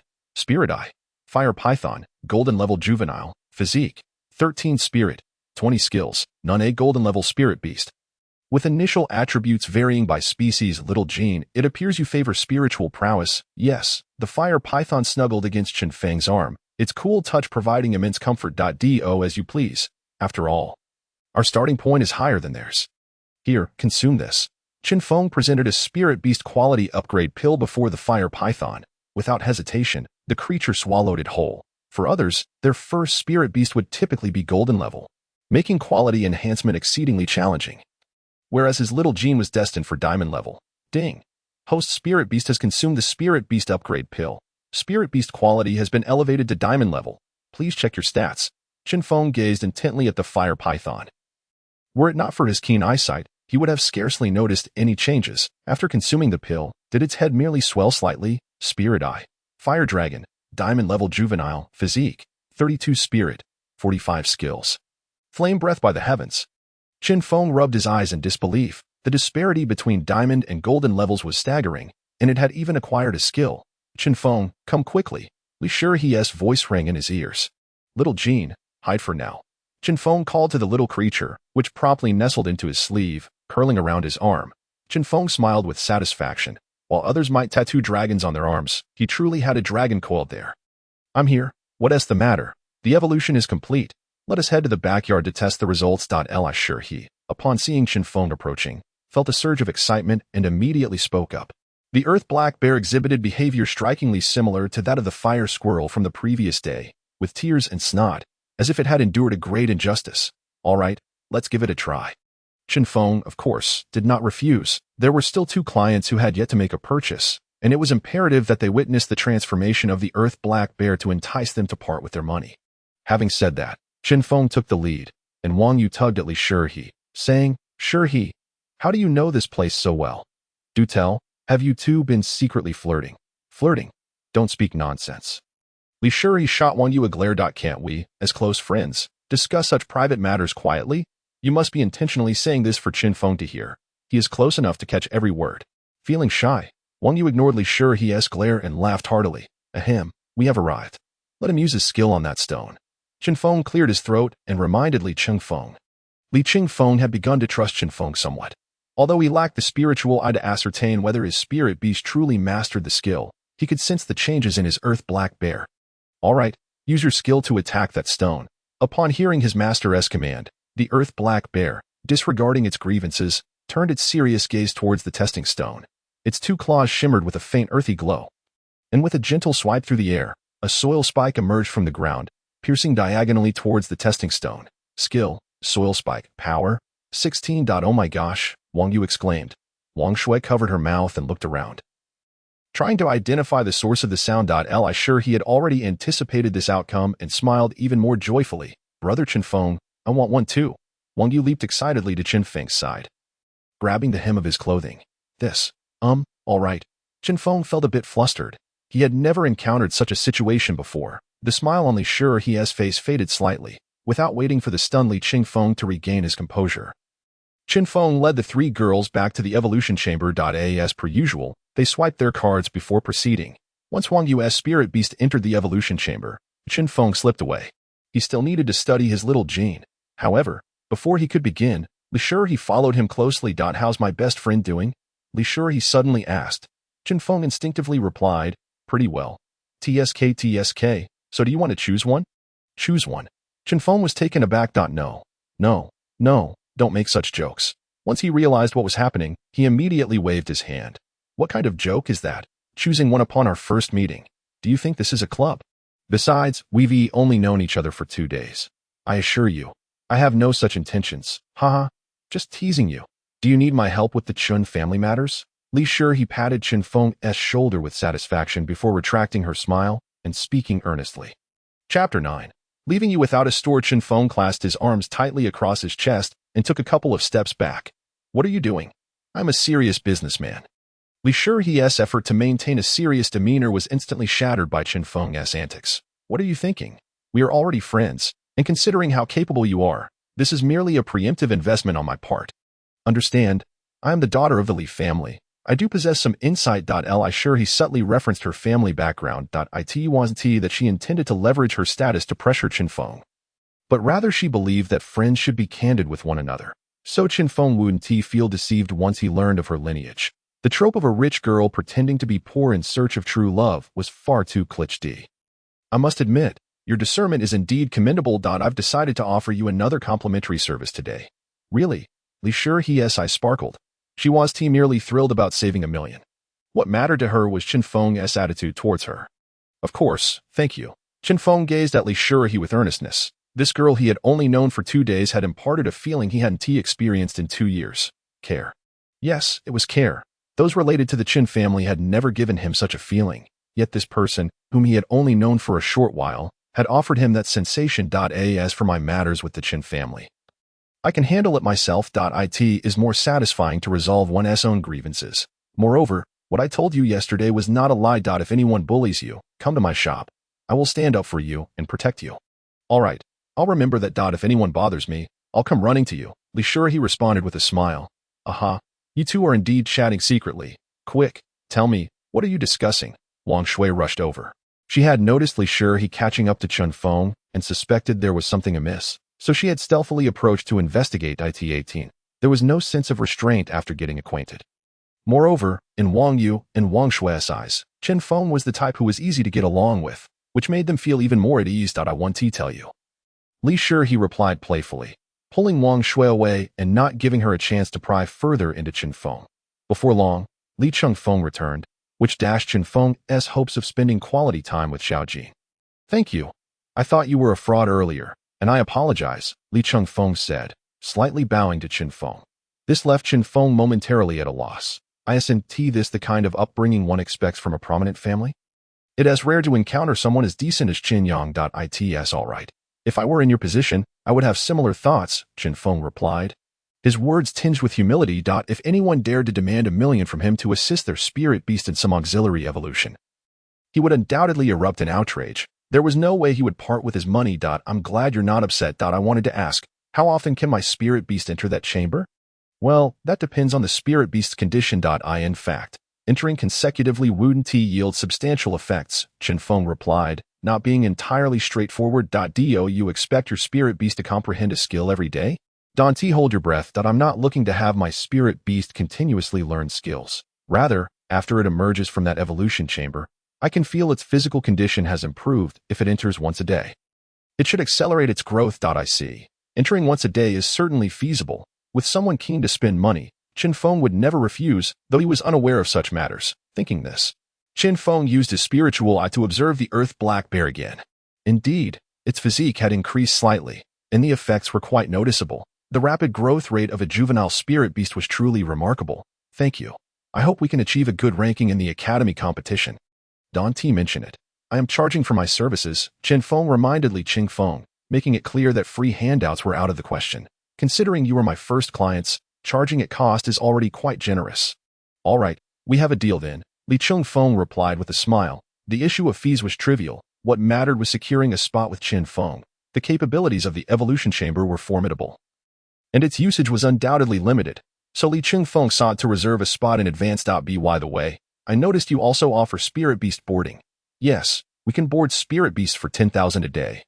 With food provided by the owner, Chen Feng replied honestly, having not anticipated that such a service would actually be in demand. Then I'll have my earth black bear boarded here, Li Qingfeng said with an even broader smile. Leaving the earth black bear behind, he was confident that his spirit beast would secure a daily spot in the evolution chamber. Very well. Chen Feng felt somewhat reluctant to decline. After all, there was money to be made. And if the earth black bear misbehaved, he had ways to handle it. Come quickly and look. Sister S spirit beast has emerged, Wang Shui shouted excitedly. After exchanging glances with Li Qingfeng, Chen Feng hurried over. Just as they reveled in joy and excitement, the atmosphere in the Chen family villa turned rather somber. Sister, do you think brother really doesn't want us anymore? Qin Yang feigned a sense of grievance. His face still slightly flushed. Having collided with his nose yesterday and been slapped today, Qin Yang felt as if he might explode from frustration. I don't know. When our parents return, don't say anything reckless. I am heading back to my room now. Chen Li's tone was far from pleasant. She was aware of the misdeeds of Qian Yang and understood his intentions for visiting Chen Feng today. Nevertheless, she could not bring herself to chastise the younger brother whom she had cherished for 18 years. Chen Yang had more to say, but Chen Li left him only with her departing silhouette. Damn Chen Feng. Once Chen Li departed, Chen Yang revealed his true colors. His face, which could be considered handsome, was now contorted with rage, his eyes ablaze with fury. How dare he strike me? I shall ensure he pays dearly for this. Isn't he running a shop to sustain himself? Then I shall ensure he has no shop to run. With that, Chen Yang exited, turning away from the villa to make a phone call. Chen Feng's store was located in a desolate area. It would not be unusual for some bandit to demolish the establishment, as for who would carry out this task. It was simple. There were plenty of sycophants eager to follow Chen Yang's lead. In less than 2 minutes, Chen Yang had arranged everything. Within a private room at the first entertainment club in Jiacheng, a youth with a roguish demeanor respectfully ended a call. Boss, who was that? It's Yang from the Chen family. Tonight, we're going to help him with a little matter. Chapter 10. Li Qingfeng is a fine target in the desolate area, at the spirit beast shop. Why is that? Yes, why did she receive a gift while I did not? Wang Yu and Wang Shui began to chatter incessantly, directing their complaints at Chen Feng. This was all due to the fact that, after their spirit beasts had completed their evolution and comprehended their skills, Chen Feng had offered Li Shirha a complimentary service that, of course, I was the first customer of this establishment. It's not my fault you both arrived later. Li Shirha interjected, coming to Chen Feng's defense. Chen Feng scratched the back of his head, chuckling silently, managing to gloss over the situation. In the future, such complimentary services would have to be conducted discreetly, lest they be openly acknowledged. During this round of evolution, the fire squirrel was reluctant, clearly haunted by the events that transpired within the evolution chamber. However, it could not refuse Li Shirha's command and had no choice but to comply. When it emerged, the little creature's eyes brimmed with tears, presenting a pitiful sight. Yet, through his spiritual vision, Chen Feng could discern the changes in the little one. Fire squirrel, golden level young, physique, 20 mental strength, 22 skill, fire tornado evolution path 1, blazing squirrel. Requires materials, blazing fruit, 4-leaf clover, vermilion fruit. When combined with the evolution chamber, it can evolve into a diamond-level blazing squirrel with a 100 success rate. Evolution path 2, purple flame ferret. Requires materials, purple flame fruit, white jade grass, black jade fruit, blood flower, violet. When combined with the evolution chamber, it can evolve into a diamond-level purple flame ferret with a 100 success rate. Note: the purple flame ferret possesses greater evolutionary potential. My heavens! Chen Feng could hardly believe his eyes and rubbed them in disbelief. This spiritual vision is truly remarkable. It can even reveal the evolution paths of the fire squirrel, along with the necessary materials laid out so clearly. This is simply extraordinary. No, wait. This auxiliary evolution chamber is nothing short of miraculous. In Jiacheng, there are numerous companies and institutions that assist spirit beasts in evolving. The most reputable ones cannot guarantee a 100 success rate. And spirit beasts must reach maturity before they can evolve. The states of spirit beasts are classified into juvenile, growth, mature, and elderly stages. However, here with Chen Feng, regardless of all those stages, as long as you have the materials. Entering the chamber guarantees evolution, not only providing a 100 success rate but also offering 2 evolution paths to choose from. This might be due to the fire squirrel having only these 2 evolution paths. If it possessed more, perhaps the spiritual vision would reveal them all clearly. I feel like the little fire has grown stronger. Chen Feng, thank you. Li Shihe smiled sweetly at him. We are friends. No need for thanks. Chen Feng responded, deliberately omitting any mention of the spirit beast's evolution, as it was rather astonishing. Hee, that's fine then.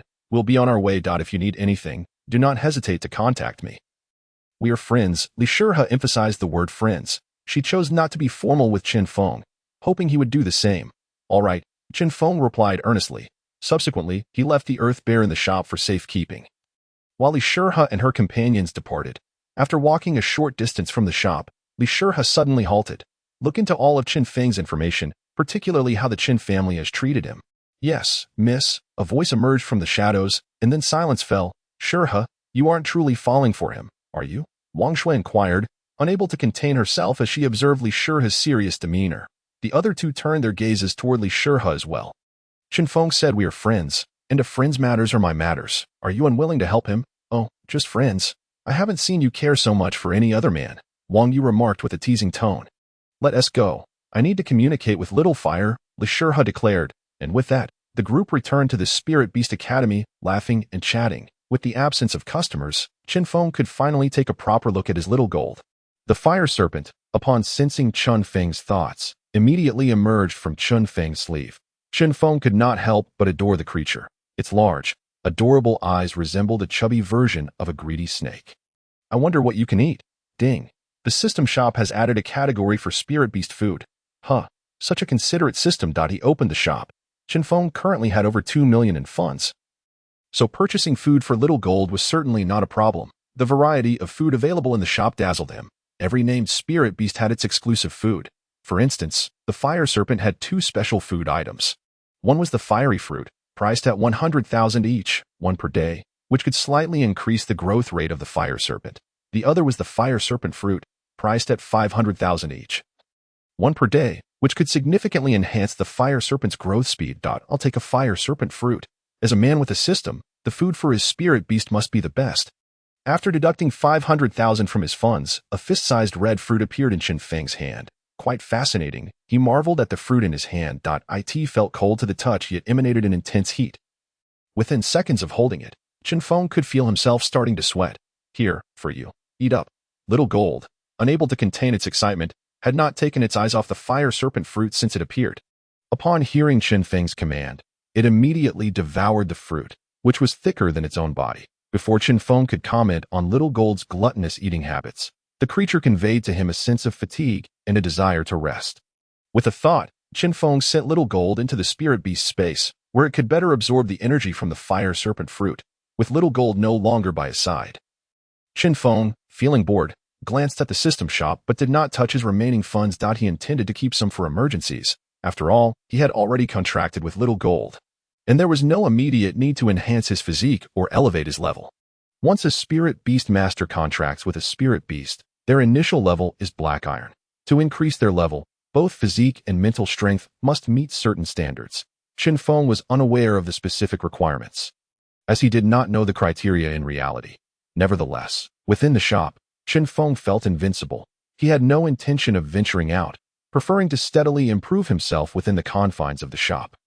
Speaking of which, Li Feng is quite the right target. I must devise a way to reap benefits from him. With that thought, Chen Feng promptly made his way towards the nurturing area. In the nurturing area, the earth bear was thoroughly at ease. Just moments after parting ways with Li Chen Feng, the earth bear had been reluctant, but now it was completely relaxed, sprawled out on the ground in blissful enjoyment. This nurturing area had the same functionality as Chen Feng's spirit beast space, capable of providing energy to spirit beast at all times. However, the amount provided was undoubtedly inferior to that of the spirit beast space. Even so, it was far more comfortable than being confined within a spirit pouch. You seem to be enjoying yourself quite a bit, Chen Feng remarked, capturing the earth bear's attention. The creature had no intention of responding, merely casting a sidelong glance at Chen Feng. However, when Chen Feng produced the earth fruit, the earth bear could no longer contain itself. Chapter 11. Have you visited his room? It is quite remarkable that such a rotund creature as the earth black bear can swiftly rise from the ground. With a single bound, it dashed to the edge of the enclosure, its eyes glistening with longing as it gazed at the earth fruit in Chen Feng's hands, drooling profusely. The spirit beast food produced by the system's mall holds immense allure for spirit beasts, akin to the irresistible appeal of high-tech dog food for canines. Do you wish to indulge? Wait until your master arrives, and you can ask him yourself. This is not a complimentary offering. The earth fruit costs a staggering 100,000 per piece. To desire a free sample is nothing short of fanciful thinking. Having said that, Chen Feng tucked the earth fruit away and ambled back toward the front desk, intending to catch up on some much-needed rest on the sofa. The earth black bear could only watch in yearning, even going so far as to wedge its plump head between two bars of the fence, nearly distorting its shape in the process. That afternoon, Chen's parents returned home. Chen Yang had been eagerly awaiting their arrival, while Chen Li had gone to handle matters at Chen's company and was temporarily absent. Oh dear, my precious son, I've missed you so. Chen mother exclaimed, immediately dropping everything in her hands to embrace Chen Yang tightly upon seeing him. Mom, I've missed you too. My dear Yang, always thinking of your parents. Come, see what gifts your father and I have brought for you. With that, Chen mother proudly led Chen Yang into the living room. Though Chen father's demeanor was less exuberant, a smile lingered on his face, his eyes filled with pride for their son, who had been nurtured with great care for 18 years. Wow, what a surprise, Chen Yang exclaimed, gazing at a small dog peacefully slumbering in Chen father's arms, his astonishment primarily stemming from the crescent moon mark adorning the pup's forehead. What do you think? Do you like it? This moon dog was procured at considerable expense by your father, Chen mother said. I love it. Absolutely adore it. Chen Yang nodded enthusiastically. Thank you, Dad. Thank you, Mom. Silly child. There's no need for thanks. Hurry and sign a contract with the moon dog, Chen mother teased, giving Chen Yang's cheek a gentle pinch. All right. Chen Yang could hardly contain his excitement. He knew this was a spirit beast from the Moon Clan. Although it was also of the gold tier, there were distinctions within that classification. The Moon Clan's spirit beasts were not only powerful but also had clear evolutionary paths. Possessing great potential, moon dogs could at least evolve to the king tier. Such a treasure came at a significant cost, but the benefits for a spirit beast master were immense, providing not only formidable combat strength but also substantial energy that could enhance the beast's physique and mental acuity. Quickly, sign the contract, Chen father urged. Moon Clan spirit beasts were rare, with hardly any present in the entirety of Jiang City. Even the daughter of the wealthiest family in Jiang City, the Li family, did not possess such a spirit beast. It had been acquired by Chen father all the way from the capital of Huagua. If he merely sought an ordinary gold-tier spirit beast, there would have been no need for such a journey. Upon hearing this, Chen Yang wasted no time, biting his finger to inscribe a formation on the moon dog's body. Once the formation was completed, a flash of light signified the successful binding of the contract. The moon dog awoke just then and nuzzled against Chen Yang's calf affectionately. Overjoyed, Chen Yang lifted the moon dog into his arms. By the way, Mom and Dad, what about the spirit beast you prepared for my elder brother? Humph, do not mention that ungrateful child. Has he severed ties with our family? Let him fend for himself. I had even planned to buy him a rare silver-tier spirit beast, but since he has cut off relations, why should I bother? Chen mother replied, her voice laced with anger. Then she turned to Chen Yang. Yang, I know you have a kind heart, but you absolutely must not seek him out this time. I want to see how well he fares on his own. Mom, he was just momentarily angry. He didn't mean to speak to you that way on the phone. It was merely a heated exchange. I'll have him come back to apologize to you. Please forgive him. What good is an apology? Has he already apologized countless times over the past 2 years? I see no change in those bad habits he has developed outside. From now on, do not mention him again, understand? Dad, please talk to Mom, Chen Yang implored, looking toward his father. All right. Let us heed your mother's wishes. I have matters to attend to at the company, so I'll be leaving. Chen father said, appearing quite impatient and evidently unwilling to discuss Chen Feng any further. Mom, please, you should return to school soon. The new term begins in a few days, and you need to establish good relationships with your classmates. Don't embarrass our Chen family in the first competition at the academy. Don't worry, with the moon dog by my side, I'll surely bring home first place. Good. My son is destined for greatness. Here is the moondog's usual food. Take it with you. If you run out, I'll buy you more. Thank you, Mom. You're the best. Chen Yang gently embraced Chen Mother, who radiated joy with a beaming smile. If Chen Feng were to witness this tender display of maternal affection, who knows what thoughts might cross his mind. That evening, with Chen Yang absent, Chen Li returned home, observing the slightly fatigued expression on Chen Li's face. Chen Mother spoke up. Zhang Ma, please prepare a bowl of soup for the young lady to rejuvenate her. Yes, madam, Zhang Ma replied respectfully. Chen Li dropped her bag and sat across from Chen Mother. Have you visited Xiao Feng? Why would I go see him? Don't start provoking me the moment you return. From now on, no one in this household is to mention him.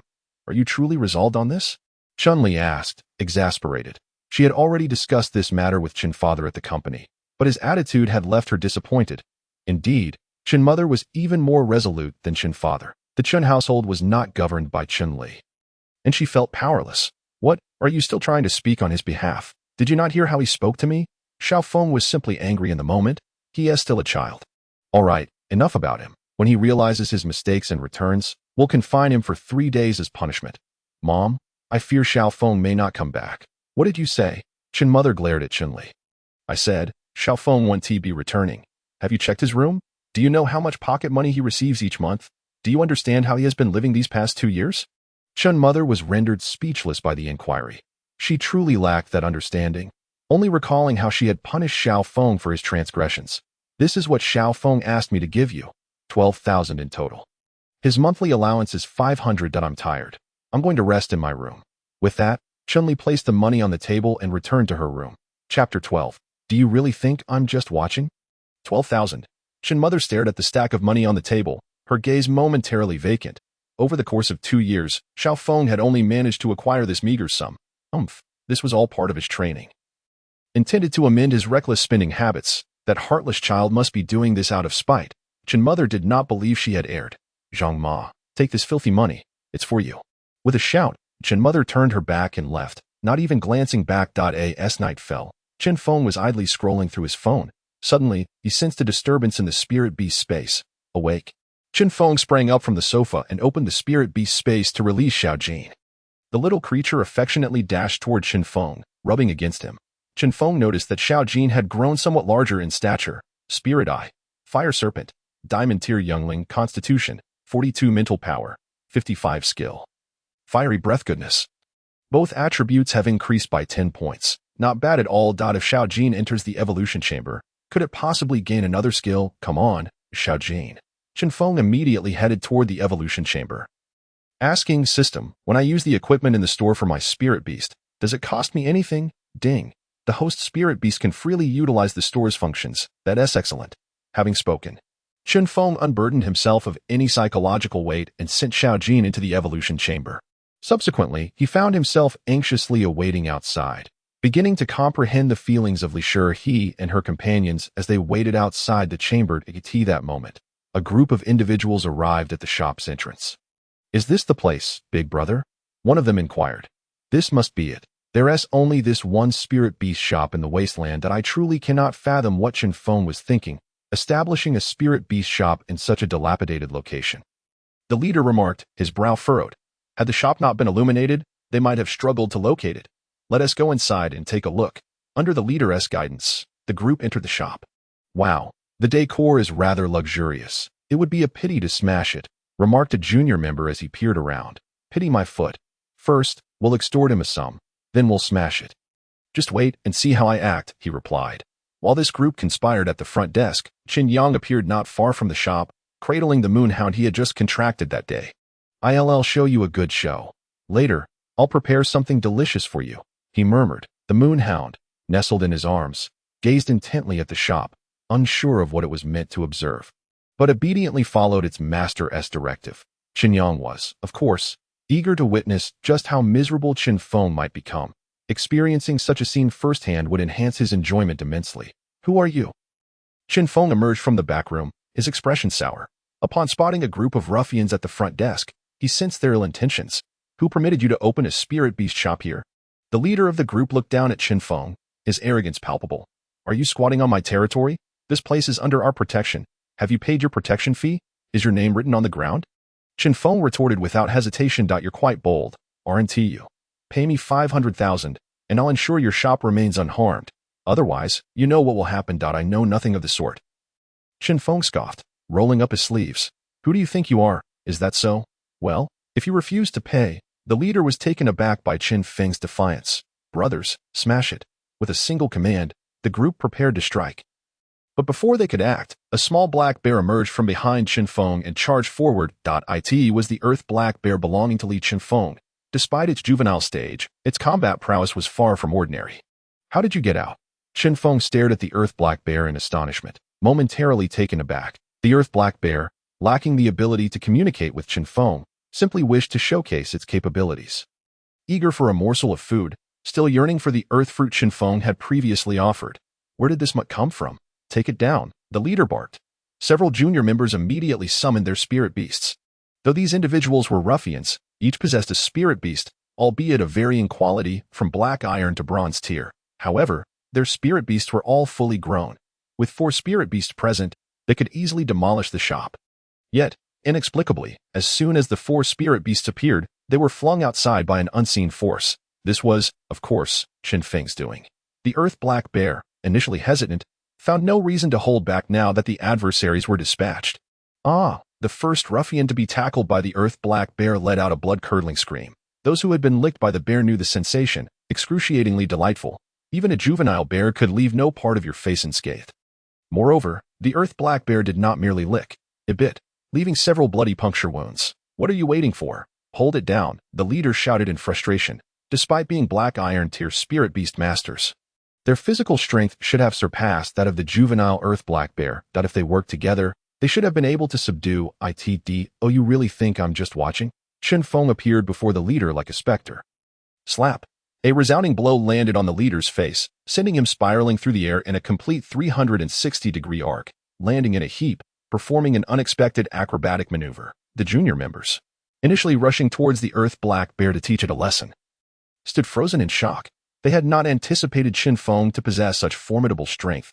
This level of power was typically reserved for golden-tier spirit beast masters. Chen Feng felt a lingering thrill.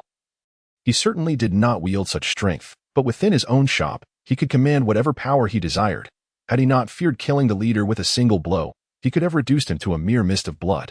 Nevertheless, even in his current state, the leader lay on the ground, unaware of his surroundings, convulsing in a pitiful condition. Kneel before me, Chen Feng commanded, hands on his hips, his gaze icy as he regarded the remaining juniors. Chapter 13. Before you leave, clean up. The ruffians, thoroughly intimidated, all sank to their knees. They wished to avoid the wrath of such a powerful strike. The only one unable to kneel was the unfortunate fellow who had been knocked down by the earth black bear. He was so disfigured that his own mother would scarcely recognize him upon returning home. Enough. Stop licking. Come back, Chen Feng ordered, tossing a previously exchanged earth fruit. The earth black bear exhibited an uncharacteristic speed, springing into action and catching the fruit midair. Chen Feng smiled in satisfaction. Well done. The praised earth black bear happily trotted back to its enclosure, ignoring the row of kneeling ruffians behind it. Wait, Chen Feng suddenly called out. The earth black bear halted, turning back with a look of eager anticipation. You need to relieve yourself. Wake him up. The earth black bear nodded vigorously, determined to squeeze out a drop even if it had to force it. It approached the leader and lifted a leg, letting loose. Chen Feng pinched his nose. A bit yellow. It seems you've been burning a bit. As for whether it's sweet, only the leader, who was just coming to, can tell. All right, return now. The earth black bear scampered off after shaking itself. The leader, slowly regaining consciousness, felt a dull throbbing in his head, his vision blurred with multiple overlapping figures. Chen Yang sent you here. Didn't he? Chen Feng reclined on the sofa, crossing his legs. No. Not at all. We just wanted to see the new shop and perhaps extort a bit of cash, a clever junior member replied. Having failed in their mischief, they feared provoking Chen Yang, as doing so would lead to dire consequences. Still not telling the truth. Very well. Chen Feng's eyes narrowed. Outside the shop, the spirit beasts thrown out by Chen Feng were relentlessly assaulting the establishment. Yet, no matter their efforts, they could not damage a single item inside. Conversely, the surrounding buildings suffered greatly, reduced to rubble by the rampaging beasts. Chen Yang, who had been observing from a distance, felt his pupils dilate. What materials were used to construct this shop? For fully grown spirit beasts couldn't even dismantle the slightest scrap. As he watched the commotion, Chen Yang's expression darkened further. The moonhound sensed its master's changing emotions and bared its teeth. The kneeling ruffians were at a loss. Their leader remained in a dazed state, swaying as if attempting to shake something from his mind. Minutes later, a ringing sound echoed from the back room. The next moment, a fiery red figure darted straight toward Chen Feng. Chen Feng was taken aback. The fire dragon, Xiaojin, emerged from the evolution chamber, exhibiting no signs of distress, instead radiating a hint of sharp killing intent. Chen Feng was intrigued. What exactly had transpired within that evolution chamber? Spirit Eye, Fire Dragon, Diamond-level juvenile, physical strength, 44 mental power, 54 skills, Flame Breath, Infernal Fire, Flame Breath, a fiery attack that expels flames. The potency of the flames is related to its own mental power. Infernal Fire, a fiery attack that unleashes infernal flames, forming a fireball that incinerates everything in its path. The strength of the infernal fire is multiplied by a factor of 2. Xiaojin, eliminate all those rascals outside, Chen Feng commanded after assessing Xiaojin's current attributes. Having evolved into a dragon, Xiaojin was naturally capable of flight. Upon receiving the order, it immediately darted out. In the darkness of night, the flame spewed forth from Xiaojin's mouth resembled a beacon of light. As this beacon illuminated the sky, it also left the few spiritual beasts engulfed in flames. Howling in agony, the small thugs kneeling inside the shop were heartbroken, for it was their only spiritual beasts that were being SC. What else could it be? A group of nefarious individuals came here to rob me. But I managed to drive them away. As for the houses outside that were burned, I bear no responsibility. It was their doing. Are you certain that those houses were indeed torched by them? Sir, please take a seat. Allow me to pour you some water. Unfortunately, I have no water here. Please sit down and speak. Chen Feng felt a twinge of embarrassment. He had no need for food or drink in the store. And indeed there wasn't even a bottle of water available. I have already understood your situation. Now I present you with 2 options. What options? The first, of course, is to pay compensation.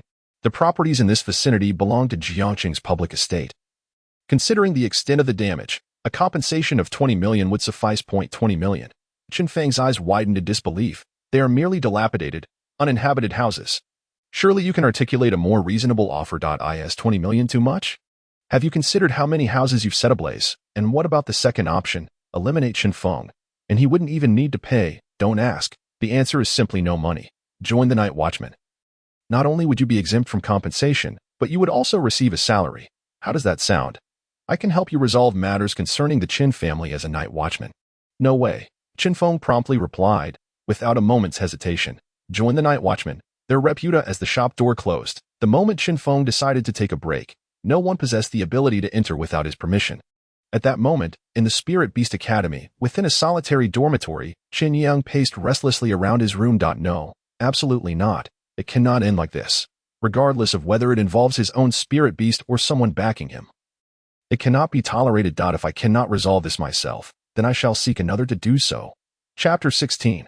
A Flesh for a Life. The next day, after a refreshing slumber, Chen Feng glanced at his status panel. Oh, after a good night's rest, my physique and mental strength have increased by 2 points. Is it truly this easy to enhance my attributes? In truth, it is merely an illusion on Chen Feng's part. The abundant spiritual energy within the shop is one reason, and another is due to Xiaojin. Xiaojin absorbs spiritual energy within the spirit beast space to enhance itself, which in turn benefits Chen Feng. This is a capability that other spirit beast masters do not possess. They can only receive feedback during their spirit beast evolution. Opening for business, another splendid day dawned, yet Chen Feng wondered if they would come today. As he opened the door, he checked the shop's earnings. 1,900,000 remaining. Not too much, not too little. Xiaojin grows at an accelerated pace within the spirit beast space. There was no need to call it out to play. Ah, and there is also the Earth Black Bear. With this thought, Chen Feng quickly walked towards the nurturing area. The Earth Black Bear lay sleeping soundly on the ground, enjoying a delightful slumber. Chen Feng used his spiritual eye to assess the state of the Earth Black Bear. He then widened his eyes. The 100,000 was not wasted. Both attributes increased by 2 points overnight. However, this still paled in comparison to the exclusive food costing 500,000. He wondered how much Chen Feng would spend today. Chen Feng had already begun to contemplate how to take advantage of this unwitting patron. As for whether Li Shurha and the others would come, Chen Feng was uncertain, but he knew Li Feng would certainly appear. With his spirit beasts being nurtured here, how could he ignore his own? However, the first wave of visitors was not Li Feng, but rather Chen Yang. Early that morning, Chen Yang returned to the Chen family and dragged his mother to Chen Feng's shop. He operates a shop here. Truly, a wasted effort. What customers could possibly come to a place like this? Chen mother frowned at Chen Feng's shop, her expression far from amiable. Mom, please ask my brother properly later. I fear he may stray from the right path. We must intervene, lest we stand idly by while he makes foolish decisions. Chen Yang urged, sigh. Yang, it's not that I'm criticizing you. You simply have too kind a heart. But is what you say true? Does Chen Feng really possess a diamond-level spirit beast? Chen mother, despite her reluctance to seek out Chen Feng, found herself swayed by the mention of the diamond-level spirit beast. After all, they had severed ties, and what did his life or death matter to her? Yet, when she heard of Chen Feng's possession of such a remarkable creature, she could no longer remain passive. Indeed, I witnessed it with my own eyes that I suspect this is an attempt by those nefarious individuals to win over my brother. And who knows what methods they employ to ensure his successful contract. I fear their ultimate goal may be to target our family. Chen Yang began to spin his tale, regardless of whether Chen Feng had any ties to those who had betrayed humanity and allied with beasts. He was confident that, concerning the future of the Chen family, his mother would not indulge Chen Feng. Humph, you are right, Yang. Those people have no idea of his standing in our family. They think they can drag the Chen family into the mire by winning him over. They are merely dreaming. Come, Mom. Today we will demand his spirit beast. Since he has already contracted a diamond-level spirit beast, it will be no problem to transfer it to you with a little persuasion. Mom, I don't want my brother's spirit beast. I'm just afraid. Enough. I understand. Let us go. Chen mother patted Chen Yang's hand and then stepped out of the car, inside the vehicle. Chen Yang wiped away the tears that were nearly spilling from his eyes, a scheming smile spreading across his face. Wait for me. I must speak properly with my brother. Leave that to me. Chen mother asserted with the authoritative demeanor of a mother, striding directly into the shop. Chen Feng, come out. Hearing this voice while teasing the earth black bear in the nurturing area, Chen Feng immediately furrowed his brow. The atmosphere surrounding him shifted dramatically. If just moments ago he was a sunny boy, now he transformed into a butcher exuding a menacing aura. Who allowed you to enter? Chen Feng approached the front desk with a darkened expression. Is this how you speak to your mother? Chen mother was instantly displeased, having never witnessed Chen Feng address her with such a gaze and tone. The stark contrast was jarring, causing her to falter in her words. We have severed ties. You and I have no relationship any longer. Do you understand? Chen Feng struggled to contain himself. Committing murder within the shop was not a prudent choice. Have you grown wings? Emboldened by some backing to challenge me, your mother? Do you think those nefarious individuals seek to win you over for any reason other than your connection to the Chen family? If you wish to truly sever ties with the Chen family, then hand over your diamond-level spirit beast. From now on, if anyone attempts to sway you under the guise of the Chen family, you would do well to refuse. Are you out of your mind? Chen Feng could not help but utter those words. This woman was not only blind but seemed to suffer from delusions, refusing to acknowledge it. Where is your diamond-level spirit beast? Don't say you don't have one. And who are you to demand anything from me? Just because you share my blood, you think you have the right? Chen mother placed her hands on her hips, glaring at Chen Feng. Is that so? You wish to take my spirit beast and then give it to him. Chen Feng had already surmised why his mother had appeared at his shop so early. After all, this was not the first time such an incident had occurred. Indeed, you do not deserve a diamond-level spirit beast. Only your brother possesses that right. If you do not wish for matters to escalate, you would do well to cooperate. Otherwise, do not blame me for being ungracious. Oh, and how do you intend to be ungracious? Chen Feng was prepared to take action. I'll take you back to the Chen family and forcefully dissolve the contract. After all, you are still my flesh and blood. I do not wish for you to come to harm, so you would best cooperate. It seems that what I've returned to you is still not sufficient. You foolish bear, come here, Chen Feng called out. The earth black bear in the nurturing area immediately scampered to Chen Feng's side. It wanted to enjoy the delicious treats and knew it must heed Chen Feng's commands. It believed that as long as it performed well, it would likely receive the same fruits it had enjoyed the previous day. As for the name Chen Feng had given it, how delightful it sounded, evoking warmth and friendliness. May I borrow your paw? Chen Feng crouched down, grasping the earth black bear's paw, the extended claws razor-sharp. He then rolled up his sleeve and sliced a piece of flesh approximately 5 centimeters from his own arm. Blood flowed profusely. The earth black bear stood frozen, as did Chen mother and Chen Yang. Today, I offer flesh for life. From this moment onward, I have no relationship with you. You may leave now. Chapter 17. Return my moonhound. Chen mother gazed at the pale piece of flesh that had fallen to the ground, her body trembling slightly. She had indeed wished to take Chen Feng's spirit beast, but she never expected him to resort to such drastic measures. The earth black bear trembled as well, filled with dread. It sensed two words echoing in its mind. Finish. It feared it would never again enjoy the delicious fruits. It wished it could break its own paw, hoping that Chen Feng might forgive it. What? You demanded flesh, and now I have returned it to you. Are you still unsatisfied? Sweat dripped from Chen Feng's forehead. The pain of cutting flesh was known only to the one who endured it. Chen Feng used this pain to bid farewell to his former self. You. Chen Mother raised a trembling hand, pointing at Chen Feng, momentarily rendered speechless. Chen Yang was immediately discontent.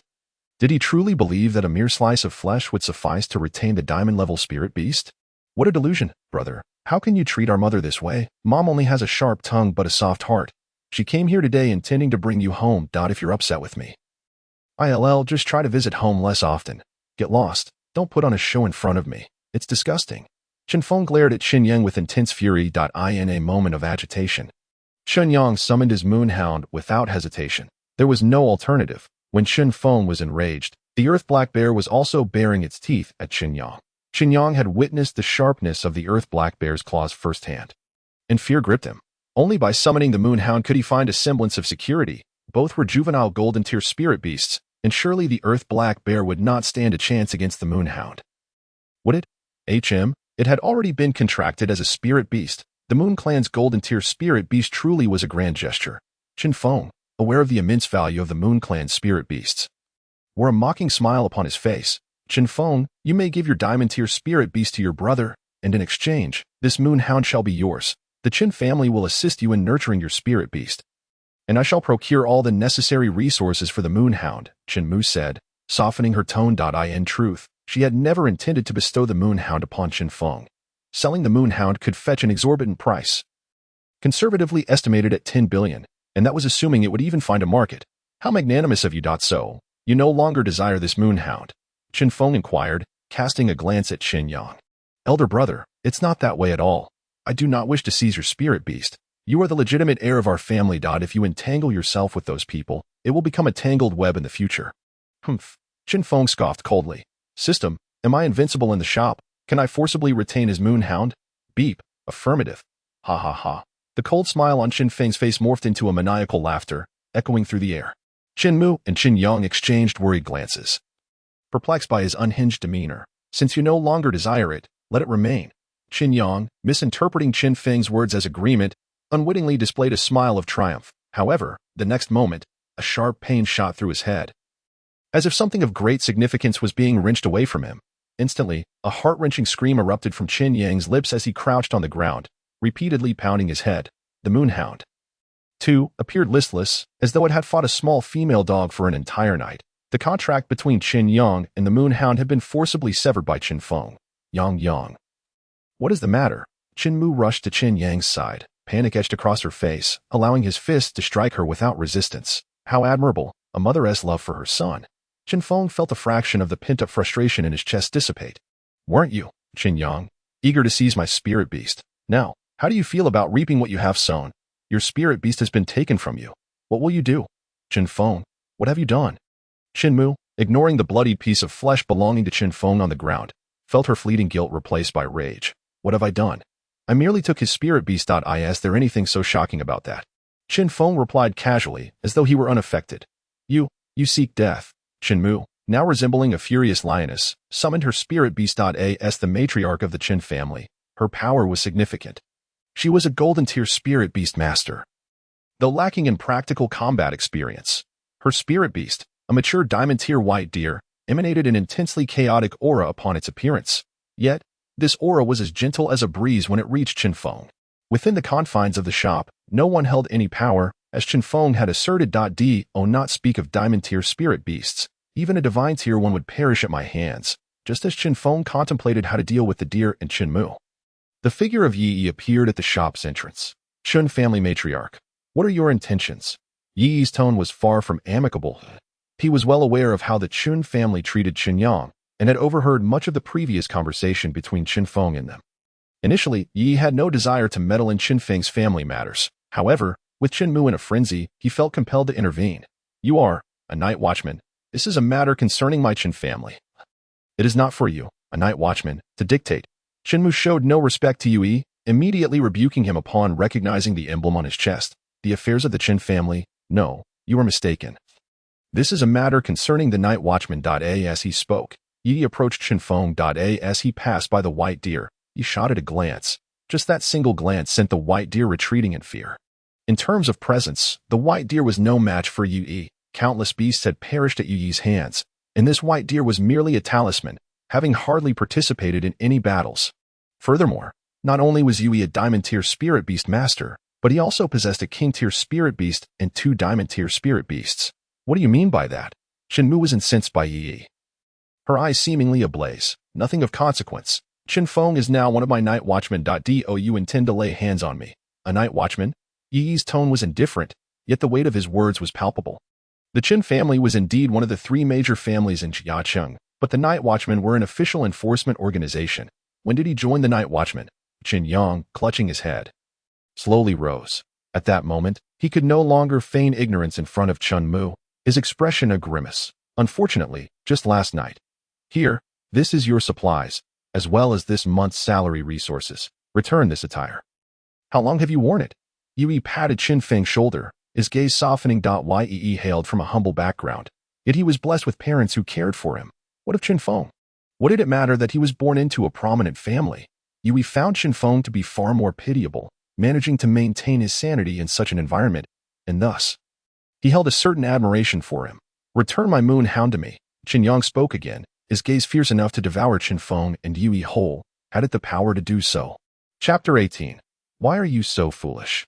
Yi was also observing Chen Feng, curious about how he would respond. Are you referring to this dog? How can you prove it belongs to you? Chen Feng retorted. You, Chen Yang, pointed accusingly at Chen Feng, incredulous at the blatant nature of the situation. Must I prove such an obvious thing? It is as if I must prove my father is indeed my father. The household registration book states it clearly. Do you intend to deliberately make this difficult for me? Was it not I who summoned the moonhound just moments ago? Are you blind? Chen Feng grinned. You may seek a place to obtain proof, or, more simply, call its name and see if it follows you. Little pup, you will make the right choice, will you not?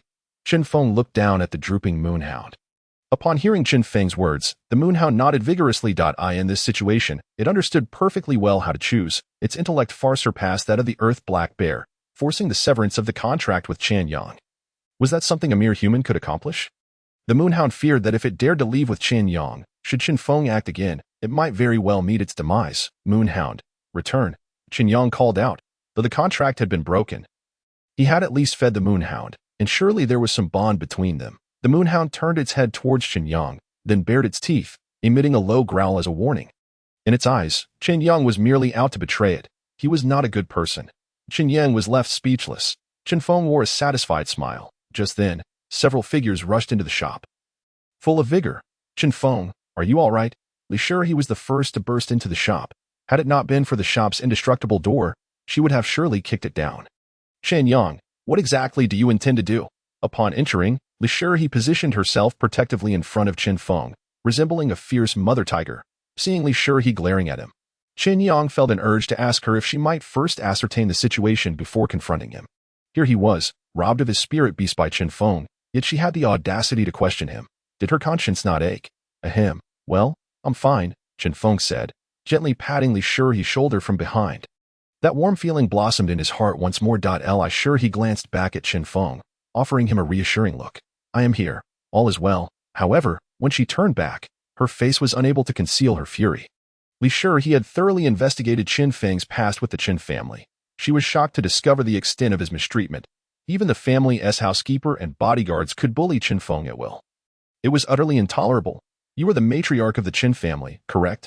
Since Chen Feng has severed ties with you, as his friend, I shall intervene in his affairs, should you wish to continue bullying him. First ask if I, Li Sure he, consent. If Chen Feng were still a member of the Chen family, there would indeed be little that Li Sure he could do. However, according to the information she had gathered, Chen Feng had already severed ties with the Chen family, making her involvement in his affairs quite reasonable. Sure he, given the hierarchy, you ought to address me as aunt, since you are friends with Chen Feng. I urge you to persuade him to return Yang Yang's moon dog as long as he returns the moon dog. I shall not pursue the matter further. Mother Chen was a woman of worldly experience. She understood that the situation had escalated beyond her control and that she could not impose any further consequences on Chen Feng.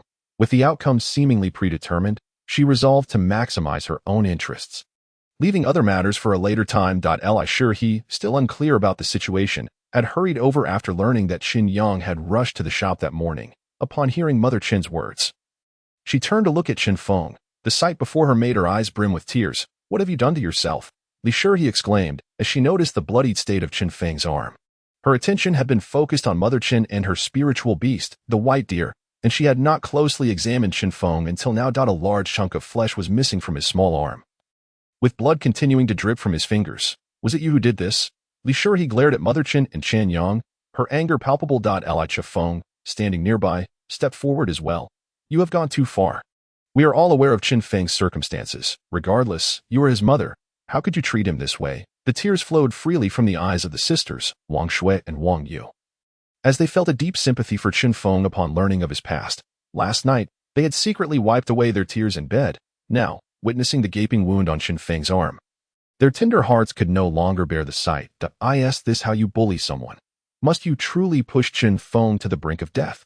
Mother Chen was momentarily taken aback. She was well aware of the identities of Li Shi and the Wang sisters. Knowing that there were only 3 prominent families in Jiang City, it was impossible for her not to recognize the descendants of the Li and Wang families. However, she had not anticipated that in just 2 days, the daughters of the Li and Wang families would develop such a close relationship with Chen Feng. My dear nieces, the situation is not as you perceive. Chen Feng is no longer associated with the Chen family. There is no need for you to maintain ties with him for our family's sake. Mother Qin mistakenly believed that Li Shi and the Wang sisters had befriended Chen Feng solely due to his connection to the Chen family. In her eyes, the only redeeming quality Chen Feng possessed was his status as the legitimate son of the Chen family. Who cares about your family's reputation? I shall reiterate, Chen Feng is my friend. If your family bullies him, you are bullying me. May I interject? Chen Feng, unable to restrain himself any longer, tugged at Li Shi's sleeve. While being protected felt rather nice, it was entirely unnecessary. I've already told you. No one can harm me within my shop. This injury was self-inflicted. She claimed it was flesh that fell from her, and here I am, returning it to her. Chen Feng offered a brief explanation. He had no desire to instigate a conflict between the Li and Chen families. It was imperative that he handle the Chen family himself. The humiliation he had endured over the years could only be assuaged through direct action. What? Why are you so foolish? I gave you the medicine yesterday. Remember? Chen Feng pulled out the medicine that Li Shi had provided him the day prior. Bear with it. It will sting a bit.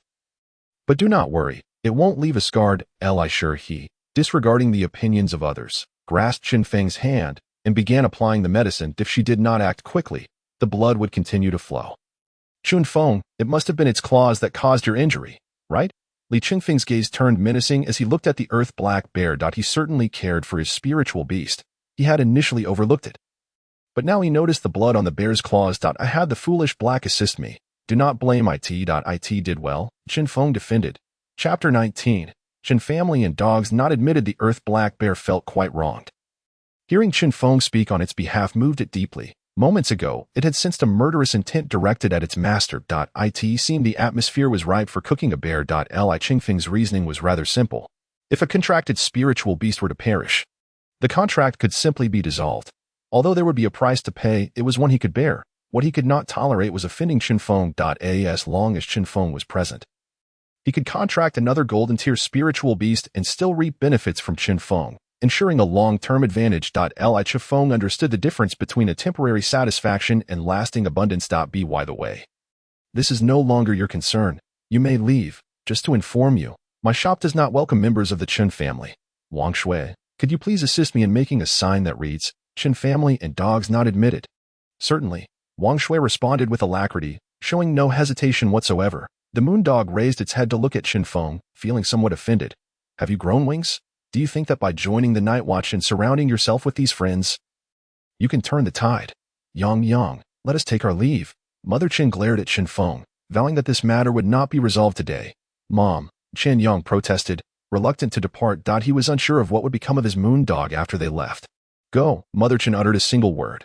Chen Yang, sensing the fierce look in her eyes, dared not speak further and could only obediently follow her out of the shop. Outside, within Chen Yang's sports car, he lamented, Mom, my moon dog, do not worry. I will retrieve the moon dog sooner or later. Focus on recuperating your health, she reassured him. But how will we get it back?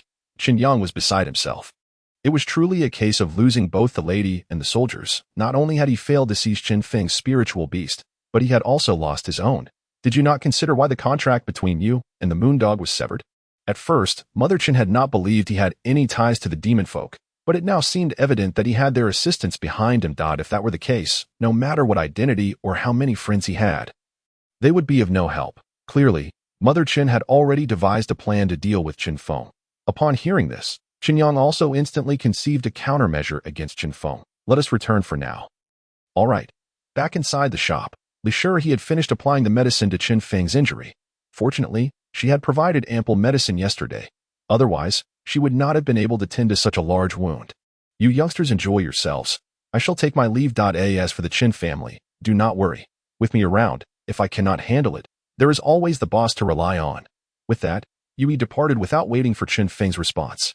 The antics of these young ones were somewhat unrelatable for him at his age, and he needed to inform the boss of the recent events. Chen Feng had initially intended to ask Yi to stay. The Night Watch was a substantial organization, and he was uncertain of the number of members within, but it surely could not be few. They represented a potential customer base. If he could allow Yui to experience the services of his shop, it would resolve his future customer concerns. However, since Li Sure he still held his hand, Chen Feng decided it could wait a few days. I truly apologize for making you all witness such a spectacle daily. Chen Feng said sheepishly, scratching his head. It is not your fault. It is all the Chen family's doing. What exactly do they intend to achieve? As she spoke of this matter, Li Sure he's anger flared once more. Perhaps they have grown so accustomed to bullying me that when they suddenly cannot, they feel something is amiss in their lives. You still have the presence of mind to joke. It seems there truly is nothing troubling you. Li Sure he admired Chen Feng's attitude. Had she been in his position, she would have likely succumbed to despair. What troubles could I possibly have? You all are not merely here to watch the show. Are you? Not at all. The evolution box has yielded excellent results. We are here to make a purchase. Li Sure he winked at Chen Feng, her anger dissipating as she reverted to her playful demeanor. That is splendid. By the way, the foolish black had some additional expenses yesterday. Would you like to see the bill? Chen Feng inquired, glancing at Li Chifeng. Oh, what were the expenses? Li Chifeng asked. Slightly perplexed, he had come today to bring some food for the Earth Black Bear, as he could not let his spiritual beast go hungry. 1 fruit. Highly effective, not overly expensive, 200,000 per piece. When Chen Feng uttered these words, his face remained unflushed and his heart steady, revealing a remarkable potential for being a cunning merchant. In truth, Chen Feng had initially intended to sell the earth fruit for 500,000. After all, he operated within a monopolistic industry, and such fruits were simply unattainable elsewhere. However, considering Li Qingfeng's performance today, Chen Feng felt that while one should not take advantage of friends too harshly, doubling the price would suffice. Behold, this is the kind of fruit. 1 a day is ample. To bolster the persuasiveness of his words, Chen Feng exchanged for another earth fruit. Even if Li Changfeng ultimately declined to make a purchase, this fruit could serve as a reward for Sha He, who had lent a helping hand today. The allure of the earth fruit for Sha He was immense. Upon Chen Feng revealing it, Sha He was already drooling, his eyes fixated on the fruit, almost as if he wanted to inscribe the words "I want to eat" across his face. Li Chifeng found Sha He's reaction quite fascinating and simultaneously sensed Sha He's condition through their contract. This perception startled him, as Sha He's improvement was rather substantial. If such a significant enhancement could be achieved daily, were there even better fruits available? Indeed, there were, albeit at a steep price. How much? 1 million per piece. Chen Feng held up a finger. This price could deter countless individuals. Even those who regard money lightly would need to ponder it carefully. Maintaining a spirit beast that costs 1 million a day for sustenance, what family could endure such extravagance? Very well, from now on, it shall consume the 1 million fruit. A smile spread across Li Qingfeng's face. If a 20,000 fruit could yield such results, then the effects of 1 million fruit would surely soar. Chen Feng was indeed astounded. Although he could not quite comprehend the world of the wealthy, it was undeniably enticing. Chen Feng, can our spirit beasts consume such fruits? Li Sure he interjected. From Li Qingfeng's demeanor, she discerned that the earth black bear must have gained significant benefits. If that were the case, could her fire squirrel also reap advantages? I can concoct specialized food for each of your spirit beasts, lower tier at 200,000. Top tier at 1 million. Then I want one. Yes, us too. The Wang sisters chimed in unison after Wang Shui returned from writing the sign. All right then, but wait a moment. How do you plan to handle the moondog? Li Sure he interrupted Chen Feng. Chapter 20. Love at first sight. A flash marriage. The moondog chuckled. Finally, Someone remembered its presence. It had feared these humans had forgotten about it altogether. Moondog. Chen Feng furrowed his brow. He had genuinely not considered how to manage the moondog, especially since no one had mentioned delivering such a spirit beast to him. How about you help me sell it? Chen Feng said earnestly. Gazing at Li Shi, if left to sell it himself, he had no such channels. However, the Li family undoubtedly possessed such avenues. Sell it for what? With us patronizing your shop? Will you ever lack money? Indeed, that should not be a concern. Chen Feng was somewhat modest. With millions flowing in daily, it was certain he would not be short on funds. Since money is no issue, why not just contract the moondog? Its potential is quite high. You must know that, Li Shi, he said with a fiery glint in her eyes. Originally, she had intended to assist Chen Feng in acquiring a spirit beast, and now one presented itself conveniently. Is that feasible? Chen Feng murmured. What could possibly be unfeasible? The moondog is currently unclaimed. It is perfect for you to contract it. You need not worry about the Chen family. We are here for you. Li Shi, he urged.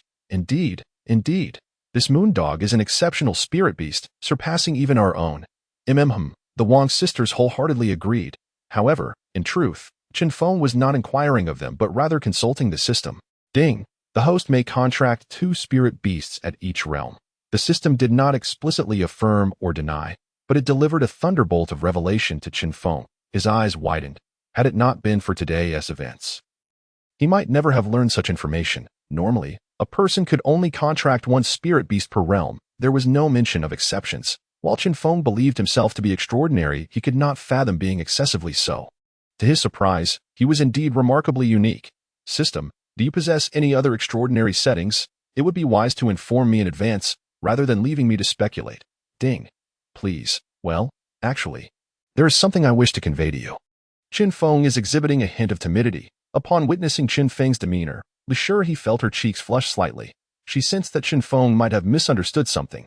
Her assistance to him stemmed from 2 reasons. First, due to Chen Feng rescuing the fire squirrel and aiding it in mastering its skills. Second, because she felt a deep sympathy for his circumstances, considering him a friend if their relationship were to evolve into something romantic.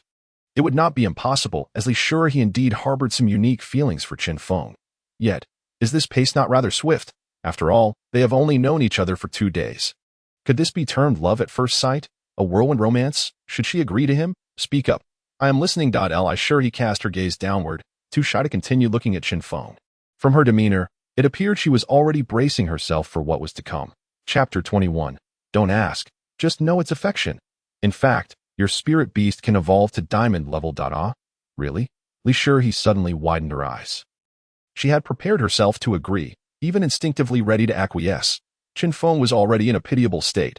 If she were to refuse him, how could he possibly carry on? After all, if a girl wishes to say yes, she will invariably find a reason to convince herself. Conversely, if she does not wish to agree, then... Wait, what did you just say? Li Shi, he exclaimed in surprise.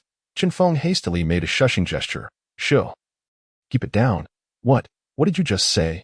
I didn't catch that. Li Shi, he cooperatively covered her mouth and asked again. I said, your spirit beast can actually evolve to diamond level. Is that true? Li Shi, his cheeks reddened further. Although Chen Feng's words diverged significantly from her expectations, it was still splendid news for her. Were someone else to tell her such a thing, she would undoubtedly deem them a charlatan. The 3 prominent families in Jiangcity all dealt with spirit beasts. How could she not be aware of the means to facilitate their evolution? The Li family arranged for her to bond with the fire squirrel precisely because they possessed some assurance that it could evolve to diamond level ahead of schedule. However, the timing was not yet ripe. It needed to occur just as the fire squirrel was about to enter its growth phase. Nevertheless, the fact that these words came from Chen Feng changed everything. Truly, this is wonderful. What must be done? Well, there are 2 evolution routes you can choose from. Chen Feng opted to reveal the truth, as Li Shi, he had already earned his trust as a friend. The night watchmen had their motives in associating with him, as did Chen Feng and the Wang sisters, each with their own agendas. Only Li Shi, he was different. Perhaps she harbored her own little thoughts. But that was inconsequential. As long as Chen Feng was willing, he could conjure 100 reasons to persuade himself. In this regard, men and women are indeed alike. Don't ask, just know its affection. 2 evolution routes? Are you still half asleep? Li Shi, he pointed her finger at Chen Feng's forehead, scrutinizing his eyes intently. There truly are 2 choices. One is the blazing squirrel, and the other is the purple flame weasel. Wait, I know about the blazing squirrel, but the purple flame weasel, Li Shi, his mind momentarily faltered. The Li family had initially intended to evolve the fire squirrel into the diamond-level blazing squirrel. Yet the prospect of it evolving into a purple flame weasel felt amiss. Do you trust me? Chen Feng was too apathetic to explain, knowing it was a complex matter. After hearing this, Li sure he nodded in agreement. Do you prefer the blazing squirrel or the purple flame weasel? The purple flame weasel. Isn't that stating the obvious? Who wouldn't prefer a spirit beast with greater potential? All right, then gather some materials. Purple flame fruit, white jade grass, ink jade fruit, bloodflower, and violet orchid. That should suffice. Chen Feng enumerated the materials needed for the fire squirrel's evolution into a purple flame weasel. He was untroubled by the possibility of others pilfering his recipe. For without the aid of an evolution box, even 100 sets of materials would not guarantee success. All right, I'll remember that. I sure he nodded earnestly at Chen Feng. These materials are not overly cumbersome. While some may hold considerable value, even if the evolution fails, she would not feel regret. Yet, should it succeed, Li sure he hesitated to contemplate the implications. There would be no need for Chen Feng to possess any other skills. If he mastered this one ability, he could become a coveted guest among all the prominent families, great powers, and even official organizations. Do not rush. Come when you have prepared the materials, during the nighttime when no one is around. Chen Feng cautioned Li sure it would be challenging to manage during daylight, and for now, he wished to keep his ability under wraps. Chen Feng was acutely aware of how extraordinary this power was. He was no novice, after all, and had not spent 3 years in high school in vain. These past 3 days had been dedicated to acquiring knowledge about spirit beasts and monsters. He understood the wisdom of discretion. Only when he had attained a certain level of capability could he showcase it, ensuring his freedom. Otherwise, he risked being captured by someone, and he could not simply remain locked away in the shop forever. All right, I'll have someone help me gather the materials. Li sure he felt no apprehension towards Chen Feng. Even though his words were laden with ambiguity, she paid it no mind. What does it mean to come when no one is around? Should I bring an umbrella? Once Li sure he completed her phone call, she approached Chen Feng with curiosity. Chen Feng, I am unaware of the fire squirrel's condition. How do you know it so well? Li sure he blinked her large eyes, sending electric currents of intrigue. Chen Feng found himself momentarily mesmerized by her long eyelashes, akin to fans. Well, this is a natural ability of mine. I not only know the condition of the fire squirrel, but I am also aware of every spirit beast I have encountered. You possess a natural ability? How impressive. No wonder you can run this shop. Being gazed upon with admiration by a girl truly satisfies a man's vanity. And at this moment, Chen Feng felt immensely gratified. Ahem. By the way, if you intend to come by tonight, please call me in advance to confirm. All right, I understand. Li sure he nodded in response. On the other side, Yi returned to the headquarters of the night watchman in Jiangcity. It is the tallest building in the city, with Uncle Beard's office located on the top floor, the 28th floor. This entire level belongs to Uncle Beard. As for why the tallest building in Jiangcity has only 28 floors, it is due to the presence of flying monsters. These creatures can breach the walls and enter the city directly. The taller the building, the more challenging it is to protect. So to minimize losses, this is the tallest structure within the city. The highest of the other buildings barely reach 15 floors. Upon entering Uncle Beard's office, Yui found him seated before a large floor-to-ceiling window, gazing out at the view. Yee couldn't help but feel a sense of admiration. The boss's vision is truly beyond what I can comprehend. Even after hours, he remained steadfast in guarding Jiangqing, observing that slightly melancholic and solitary figure. What is this? This is heroism. Yee felt a deep sense of envy, coupled with respect. Boss, Yui spoke softly, fearful that his presence would disrupt the atmosphere. Uncle Beard did not respond. Seeing this, Yui stepped closer, continuing to call out, Boss. Still no response. Yee frowned slightly. With his boss's capabilities, he should have sensed his proximity and heard him speak, even if he were lost in thought. Considering this, Yi hastily approached Uncle Beard. Upon closer inspection, Yi was struck by a flurry of black lines appearing in his mind. Chapter 22. What is a grown man crying for? What a pathetic display of a hero's back. Yui felt ashamed for his own emotional sentimentality. This fellow was actually fast asleep, and quite soundly at that, drool almost hanging from his beard. Yet, who would sleep in a boss's chair facing the floor-to-ceiling window? The sunlight was bright and inviting. Wasn't he afraid of being blinded? What is this? Sunbathing for calcium? Boss. Yi's voice carried a hint of anger. After working tirelessly all night without rest, he had rushed to find Chen Feng early in the morning. While it was true that the previous night's expenses were incurred by his boss, shouldn't he also lead by example? Uncle Huzi was abruptly awakened by Ye Yi's loud call. Given the proximity, Ye had yet to temper the volume of his voice, had Uncle Huzi not stirred. Ye might have been compelled to contemplate when to arrange for the cremation of the boss. Oh dear, Ye, have you managed to get everything sorted? Chuckled Uncle Huzi, acknowledging his age as he sat there, oblivious to the passage of time as he dozed off. Oh, this body of mine. Rising from his seat, Uncle Huzi simultaneously massaged his aching lower back. Boss, are you feeling unwell? Perhaps last night were you out? Such a notion was unacceptable to him. How could a man admit to being incapable? When it came to this matter, Uncle Huzi vehemently disagreed. Is it not exhaustion? After all, you spent 7 times more than I did. This sentiment stirred some resentment within Ye. Ha, merely 7 times, it's hardly an issue. Upon hearing this, Uncle Huzi straightened with a sense of pride, placing his hands behind his head. The posture, hands resting on the nape, suggested that even his back had recovered. Ye, too weary to engage in a quarrel, laid all the cards on the table, recounting everything he had witnessed and heard in Chen Feng's shop. This lad, so formidable, he can forcibly sever the contract between others and their spirit beasts. Uncle Huzi, upon absorbing Ye's account, found himself unable to remain seated. This ability was extraordinary. In the future, anyone who dared oppose Chen Feng would find their spirit beast rendered null. Not even a king-level spirit beast master could withstand such a force, let alone a divine one. And while the specifics remained unclear, it only fortified the belief of Chen Feng's mother and son that he was in collusion with demons, whom they presumed had bestowed such powers upon him. Nonsense. Uncle Huzi spat in anger. If demons possessed such power, they would have long ago trampled every city into dust. Not even the most formidable spirit beasts could achieve this. I share your skepticism. However, we have yet to ascertain the origins of his diamond-level spirit beast. Ye expressed his concern. After all, Chen Feng's every action defied logic. And if even the Night Watchers could not trace the source of his spirit beast, that raised significant questions. Let me ask you, if you were a demon and wished to invest in some young upstart, would you choose Chen Feng? While Chen Feng's lineage was indeed impressive, Ye would not select him given his current situation. Indeed, if you yourself are reluctant to court Chen Feng, do you believe demons would employ a diamond-level spirit beast to win him over? This must be a gift from a true bigwig. It is only reasonable that we cannot uncover any information about them. Understand? Uncle Huzi feigned profundity, striking a pose reminiscent of a sage. Understood. I am in awe.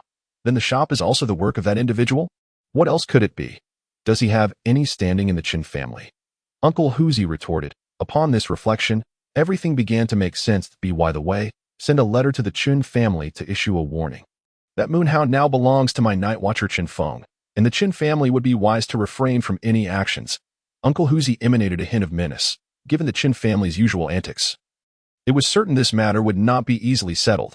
Since Chen Feng had already become one of the Night Watchers, it was imperative to support him. Very well, I shall attend to it immediately. Ye replied earnestly. Once Ye departed, Uncle Huzi stealthily glanced back. Confirming Ye's absence, he promptly dropped his fade and slumped into his chair. Oh dear, my old back. Indeed, age has crept upon me. 7 hours last night proved too much. At the Chen residence, Chen Fu stormed back in a fury. What on earth have you all done? He bellowed upon entering the hall. He had already seen the notification letter from the Night Watchers. On the sofa, Chen Mu and Chen Yang were deliberating how to deal with Chen Feng when they were startled by Chen Fu's sudden outburst. What madness is this? Madness? Let me ask you. Where is the moonhound? Chen Fu showed no regard for Chen Mu's feelings.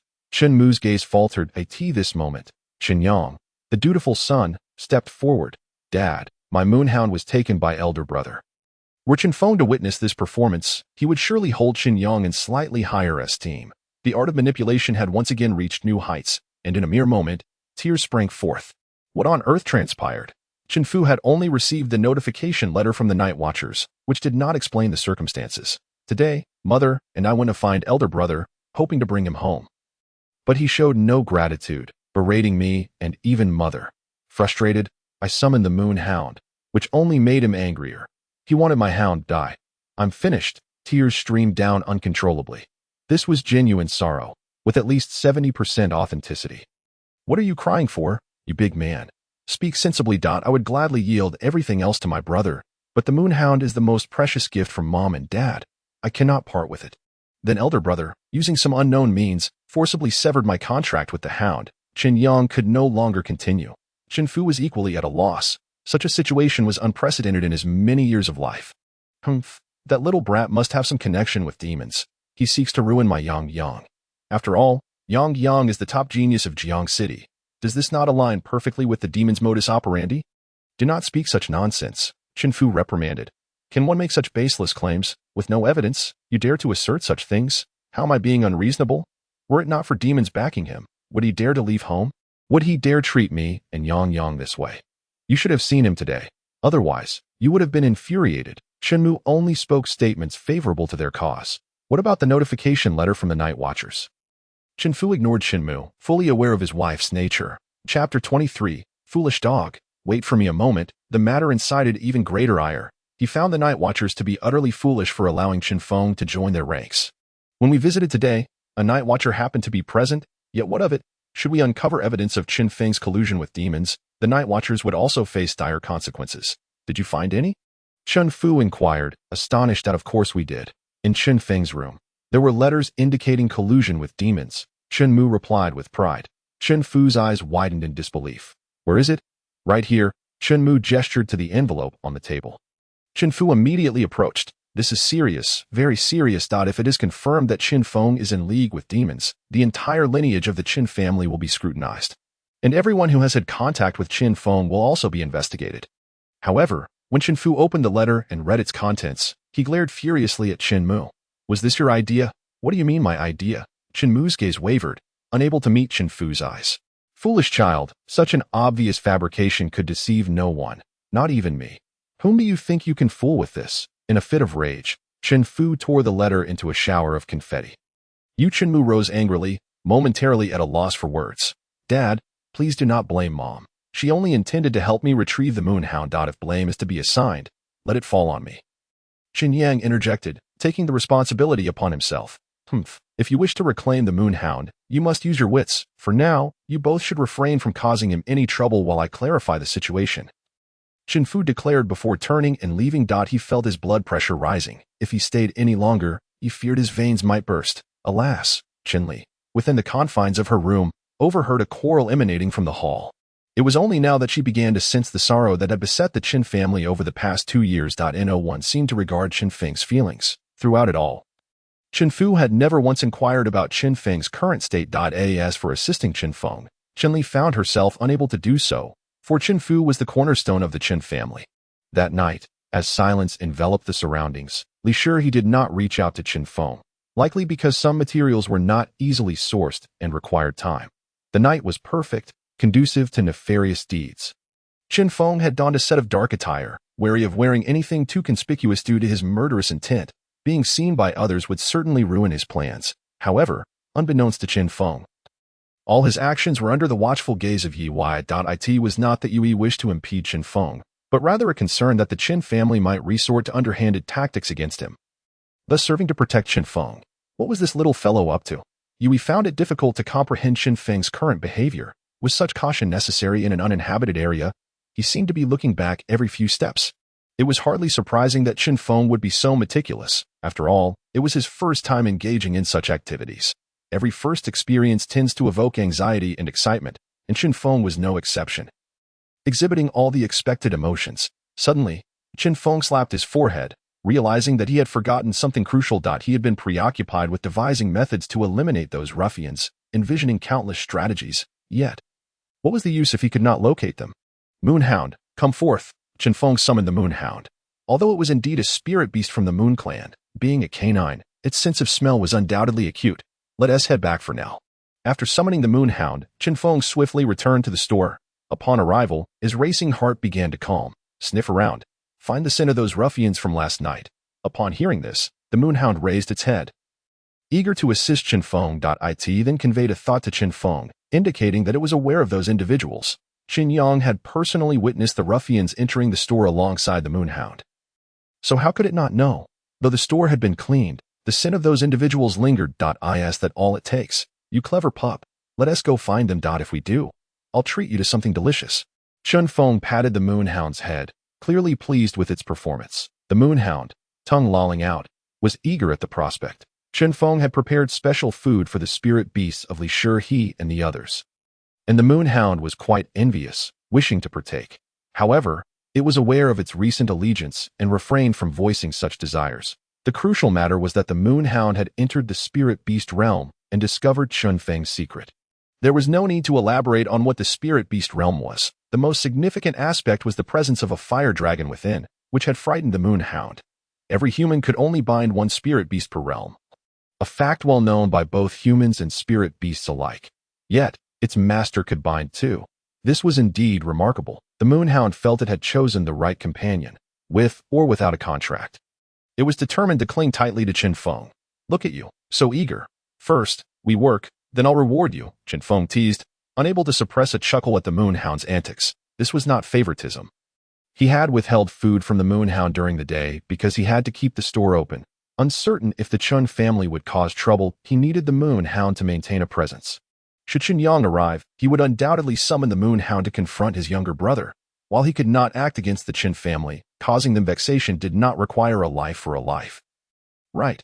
If he fed the moonhound treats, it would likely fall asleep in the spirit beast realm. Thus, he had waited until nightfall. Upon hearing Chen Feng's words, the moonhound was invigorated, darting out of the store in an instant. "Wait for me a moment," Chen Feng called, exasperated. The moonhound, while not foolish, often acted as though it were on a mission, seemingly oblivious to the stealth required for their task. "Can't we proceed quietly?" Instead of making such a ruckus, the moonhound felt a twinge of grievance. There were hardly any people around, so why the need for discretion? Nevertheless, being obedient, it paused as instructed. As one human and one dog made their way towards the city center. Yui was left in disbelief. Chapter 24. Indeed, you speak true. Wait, this is not right.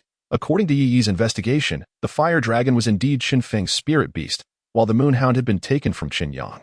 Logically, the moonhound should no longer possess a binding contract. Yet, Yui could distinctly sense that the moonhound was now contracted to Chen Feng, having just been summoned by him. This was all too apparent. The moonhound had indeed become Chen Feng's contracted spirit beast. Yet, therein lay the problem. How could he bind two spirit beasts? This was serious. Realizing this, Yui urgently dialed his superior, Uncle Hu, patrolling elsewhere. Picked up the phone with irritation, having just dealt with an unruly beast. "What is it?" "Boss, we have a major issue. With me overseeing Jiang City, what could possibly go wrong?" Uncle Hu responded with bravado. Unaware of any significant energy fluctuations, as long as no major demons entered the city, minor ones were mere trifles, easily dealt with, and mere accolades for the record. "It's quite serious. You should come personally." "I am in the uninhabited zone," Yui cautioned Uncle Hu. Their communications were monitored, a matter of protocol from another department. This was all above board. All patrollers were aware of it. There was no underhandedness, as monitoring these calls allowed for better personnel deployment. For instance, if a major demon appeared, those listening could relay the information promptly. Such protective measures for patrollers' safety were universally accepted. However, Chen Feng's situation was not something to be shared widely. So Yui could only discreetly alert his superior. Indeed, upon hearing of trouble in the uninhabited zone, Uncle Hu immediately deduced that it concerned Chen Feng. "I'll be there shortly." Chen Feng was a rare find for Uncle Hu, and he could not afford any mishaps. Yet, as he hastened to the uninhabited zone, Uncle Hu pondered. He had already stationed personnel to watch over the Chen family, who had made no untoward moves. So where was the source of Chen Feng's danger? Had he crossed paths with someone else? Uncle Hu, unable to fathom the situation, rushed forward at full speed. The swiftness of a rank-level spirit beast master was truly commendable. Covering 100 meters in merely 3 seconds, leaping between the towering buildings with ease, summoning a spirit beast in the city center would disturb the ordinary citizens. Otherwise, traveling with a spirit beast would have increased Uncle Hu's speed further. Nevertheless, even on foot, he arrived at the uninhabited zone within 5 minutes, having not been too far away. "What has transpired?" Uncle Hu inquired of Yi, observing Chen Feng's slow movement in the darkness. "Everything was perfectly fine. How did it escalate?" "Boss, take a closer look at that moonhound." Prompted by Yui's words, Uncle Hu shifted his focus to the moonhound. In a way, his heightened perception surpassed Yui's. The moonhound had indeed become a contracted spirit beast. Now that it followed Chen Feng, it meant, "It's true. I witnessed him summon the moonhound." Yi affirmed. Wait. Could it be that the diamond-level fire dragon from last night was not a spirit beast? Uncle Hu pondered another possibility. It must be. Oh my, this is a treasure. Just think, if these two spirit beasts evolve, will his strength be doubled? Yui nodded slightly. Based on common reasoning, it was indeed the case. Goodness, a diamond level and a gold level. This fellow is surely defying the heavens. However, what does he intend to do now? In truth, Uncle Hu wished to express why Chen Feng was so annoyingly chatty, yet he swallowed the words before they could escape his lips. After all, Chen Feng was far too dazzling. Should he discover that Uncle Hu had been scheming against him behind his back? What if he decided not to associate with them in the future over such trivial matters? It seemed to Uncle Hu that it was unlikely he was up to any good. He shot Yui a glance. Is that even necessary to state? Have you ever seen anyone who does good deeds be so annoyingly chatty? I suspect this lad is going to silence someone. He is aware that he has been rather too extraordinary, don't you think? Uncle Hu articulated his conjecture. They had all grown from weakness to their current state. They had encountered more challenges and committed even more ruthless acts. Boss, just a reminder. We also know his circumstances. What? Uncle Hu's eyes widened. In no way. It would be easier to kill you. I am a king-level spirit beast master. Stationed in Jiang City. How could he possibly kill me? He was nearly losing his mind. Why belittle me while we chat, boss? You mentioned that he has powerful figures backing him. How formidable they are. I cannot ascertain. However, the fact that you have not detected them suggests they are certainly beyond your reach. If this esteemed individual were to take action, what would you think? Enough. Let us take the initiative to confess. Uncle Hu, being somewhat of a lone wolf, found Yi's situation to be a tad plausible. Yet, the probability of it actually occurring was quite low. They were night patrollers, part of the Jiang City division. And above them were the provincial capital and the imperial capital. Should the head of the Jiang City Night Patrol perish, it would surely rouse the attention of the imperial capital. At that point, no one would escape, as the headquarters of the night patrollers housed the most formidable forces in the nation. As for why they needed to confess to Chen Feng, it was still for his own consideration. If Chen Feng truly was intent on silencing others, he would undoubtedly worry that Uncle Hu and Yui might leak his secrets, unable to kill them, and living in a constant state of fear. How could he possibly thrive? Boss, be mindful of your wording. We are not confessing but rather informing him that we are aware of his secret, and we will not disclose it nor use it to threaten him. Do you understand? Yes, you are quite right. Uncle Hu nodded repeatedly. The minds of the youth are indeed sharp. Let us proceed. Uncle Hu was a man of decisive action, and having spoken, he headed straight for Chen Feng. Yui was utterly flabbergasted. Shouldn't we first align our testimonies? Shouldn't we strategize how to convince Chen Feng? Are we really diving in headfirst like this? Sigh. This is so difficult. What could Yui say? Uncle Hu had already rushed to Chen Feng's side. What else could he do but brace himself? Chapter 25.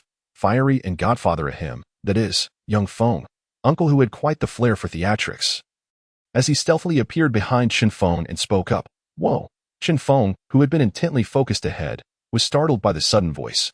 After a gasp, he instinctively swung a punch. "You Quan, attack!" As he threw the punch, Chen Feng issued a command to his moonhound. Uncle Hu did not anticipate such a vigorous reaction from Chen Feng, but given Chen Feng's abilities, it was a mere fantasy for him to land a hit on Uncle Hu. Yet, Uncle Hu did not evade. Ouch! Uncle Hu covered his eye socket with one hand while clutching the moonhound's neck with the other, staggering to the ground. Me. Uncle. Chen Feng's heart raced. The shock of being startled by someone was truly overwhelming. He had never expected anyone to appear so suddenly behind him. His reaction had been purely instinctual. "Uncle, what are you doing?" "I swear I didn't mean to. Will you believe me?" Chen Feng tentatively inquired. If memory served correctly, this uncle was indeed his immediate superior. Having struck his superior, oh dear, would he be unemployed after just one day? Uncle Hu chuckled inwardly at the thought. "You little rascal. Let us see if I can't keep you in check this time. You landed a punch on me. Are you feeling guilty about it now? That has precisely the effect I was aiming for. Why are you so disrespectful to your elders?" Uncle Hu tossed the moonhound aside. Taking a punch from Chen Feng was trivial. It was utterly impossible for the little creature to bite him. He hurried over. He had witnessed the entire ordeal and could only remark to Uncle Hu. "That was a terrible act. You're a king-level spirit beast master. Even if you stood there allowing Chen Feng to pummel you, you wouldn't so much as budge, would you? It's not like I was the one startled by you." Chen Feng began to counter. "I was merely caught off guard." The identity of a night patroller was indeed quite advantageous, as Li sure he had helped Chen Feng analyze, and thus it needed to be preserved. Moreover, Chen Feng was no fool. The resources that Yui had delivered today genuinely astonished him. According to Li Shi's analysis, the resources Yui brought were at least double that of an ordinary night patroller. They did not know Chen Feng's capabilities, they merely recognized his talent, and for that, Chen Feng felt profoundly grateful. "What are you scheming, you little sneak?" Uncle Hu rose, brushing off the dust from his trousers. Chen Feng's mind raced. How could he possibly concoct a plausible excuse? Surely, he could not speak the truth. The night patrollers were meant to safeguard peace, while what he intended to do was, "I just wanted to familiarize myself with the job." So I came out for a patrol. Uncle Hu scoffed at this. TSK, how diligent of you. Yet you still can't speak the truth to me. Are you planning to eliminate those thugs from yesterday? Chen Feng panicked. This was not within the confines of his shop. If these two turned hostile, he feared for his life. How about we chat in my shop? Chen Feng cautiously proposed. Don't change the subject.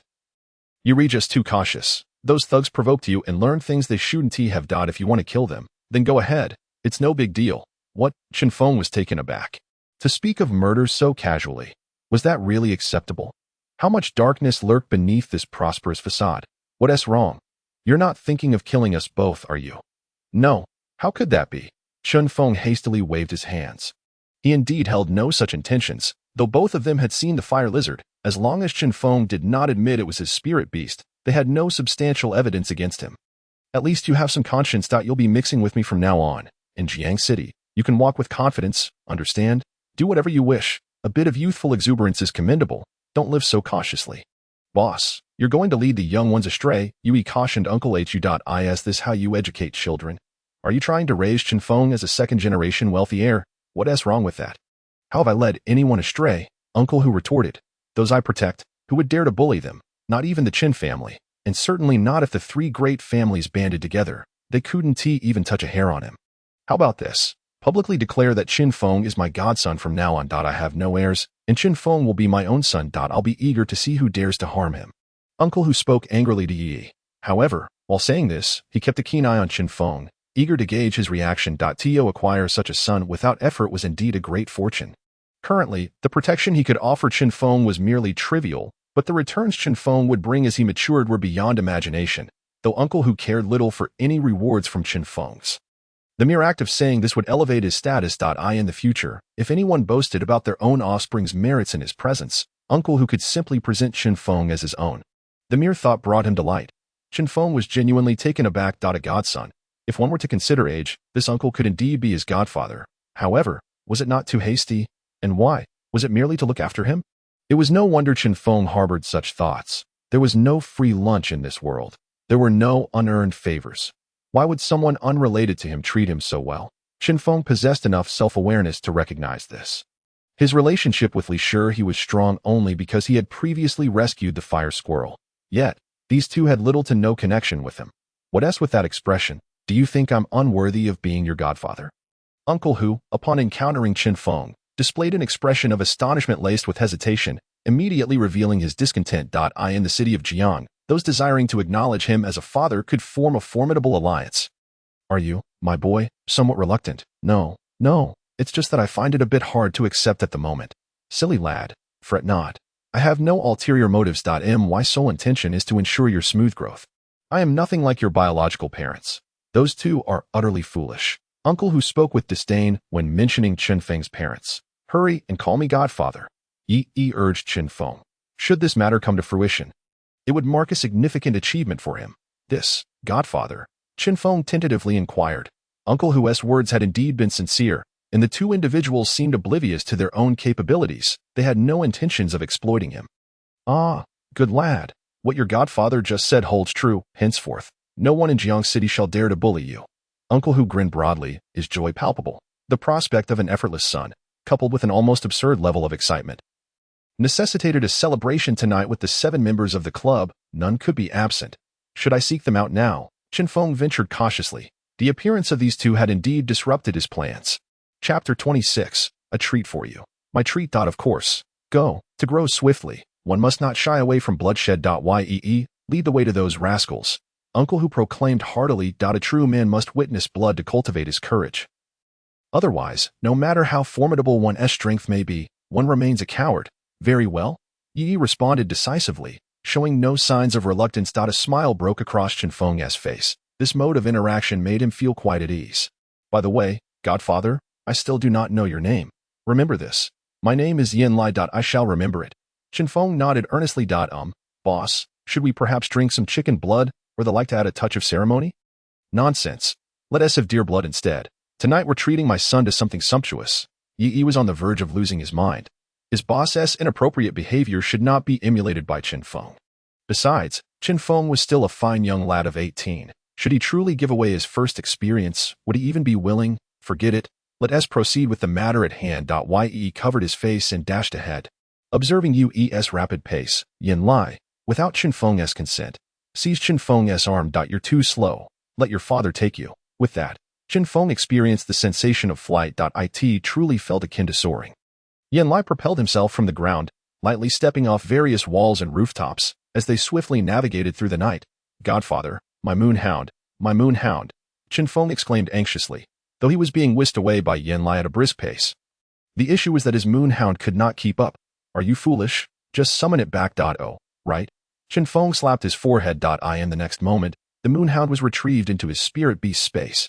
Yin Lai's gaze sharpened. He had not seen Chen Feng carry a spirit beast pouch, where had Chen Feng concealed his moon hound. However, despite his curiosity, Yin Lai had no intention of inquiring further. Moreover, he had felt the strength behind Chen Feng's recent punch, realizing that Chen Feng possessed power comparable to that of the carefully nurtured descendants of the three great families, perhaps even surpassing them. Yin Lai chose to disregard Chen Feng's secrets. Whether he had support or not was inconsequential. After all, he was now his godson, and all Yin Lai desired was to assist Chen Feng to the best of his abilities. That alone sufficed. In Jiang City, the second hospital. 3 ruffians gazed forlornly at their leader lying on the hospital bed. What shall we do? Does anyone have any money left? I don't either. How can you two be so heartless? Our leader has always treated us well, and you are unwilling to contribute even a little for his medical expenses. The ruffian who spoke was genuinely heartbroken. What a nice sentiment. Why don't you contribute? One of the others glared scornfully. Me. I truly have none. Then what shall we do? Shall we disband? The ruffian leader, lying on the hospital bed, was nearly driven to madness. These were his brothers. Brothers, my foot. They were all ingrates. He resolved that once he recovered, he would ensure these 3 knew why the flowers bloom so red. Disband? Not a chance. We'll wait a day. The heartbroken ruffian rebuked. The other 2 glared at him. Before they could speak, this one muttered, if the leader dies, his house and his estate will become ours. Won't they? Are you both fools? If the leader awakens and recovers, we can still roll with him. Yes, you're right. The other 2 instantly shifted their stance, nodding vigorously. The ruffian leader, whose consciousness had returned but who remained immobile, shed 2 tears of regret. Poor choices and friends, poor choices indeed. Outside the hospital. Son, you go on your own. Be thorough. If it's not clean, it's fine. With your father around, I'll ensure your rear is spotless. Chen Feng felt a wave of exasperation wash over him. He increasingly found his newly acknowledged godfather to be rather unreliable. What? Are you chickening out? Don't let me down, son. Yin Lai began to employ psychological tactics. Killing, you see, is always like this at first. Once you get used to it, it becomes easier. I'm not chickening out. I'm going, Chen Feng declared, chest out and head high. As he entered the hospital, he was already well aware of which room the ruffian occupied. The night watcher's information sources were undoubtedly accurate. As Yin Lai and Yue watched Chen Feng enter the hospital, Yue could not help but speak up. Boss, do try to maintain some decorum. Will you? What? Do I need to heed your advice on how to raise my son? This is a golden opportunity. If we don't cultivate his courage now, when will we? When the beasts invade the city? Or when the demon folk come for him? At that moment, Yin Lai exuded an imposing aura befitting a king-level spirit beast master. Is that what you meant? I was referring to the matter at the club. Yin Lai's recently solidified authority crumbled in an instant. He had not raised a son before. He simply wanted to take his son to his favorite place. What was wrong with that? Furthermore, regarding this lad's affairs, should we continue to keep them hidden? Keep them hidden, my foot. Tomorrow, we shall hold a banquet. Invite everyone who shouldn't be invited. Let us see who dares to bully my son from now on. Yin Lai declared with bravado. Without this connection, it would have been prudent to keep Chen Feng hidden and nurture him slowly. But now that their relationship was established, why hide? They would make a grand declaration. Anyone who wished to lay a finger on Chen Feng would first have to seek Yin Lai's approval. Very well, I shall make the arrangements. Ye nodded in agreement with Yin Lai's decision.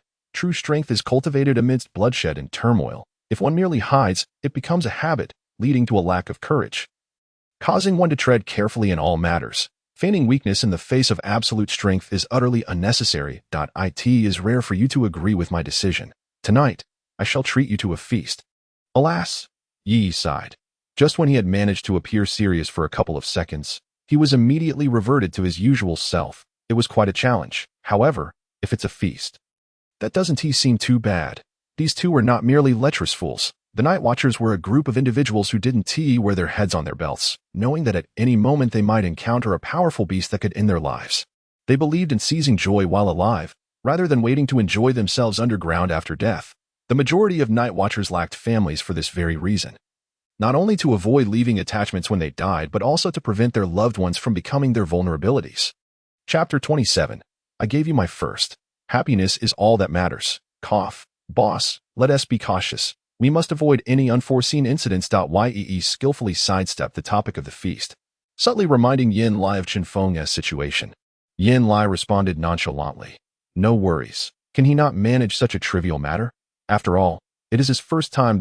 Yee shot Yin Lai a disapproving glance. He was clearly worried sick, yet he pretended to be a big shot in front of me. Look at how tightly he is clenching his fists. They betray him.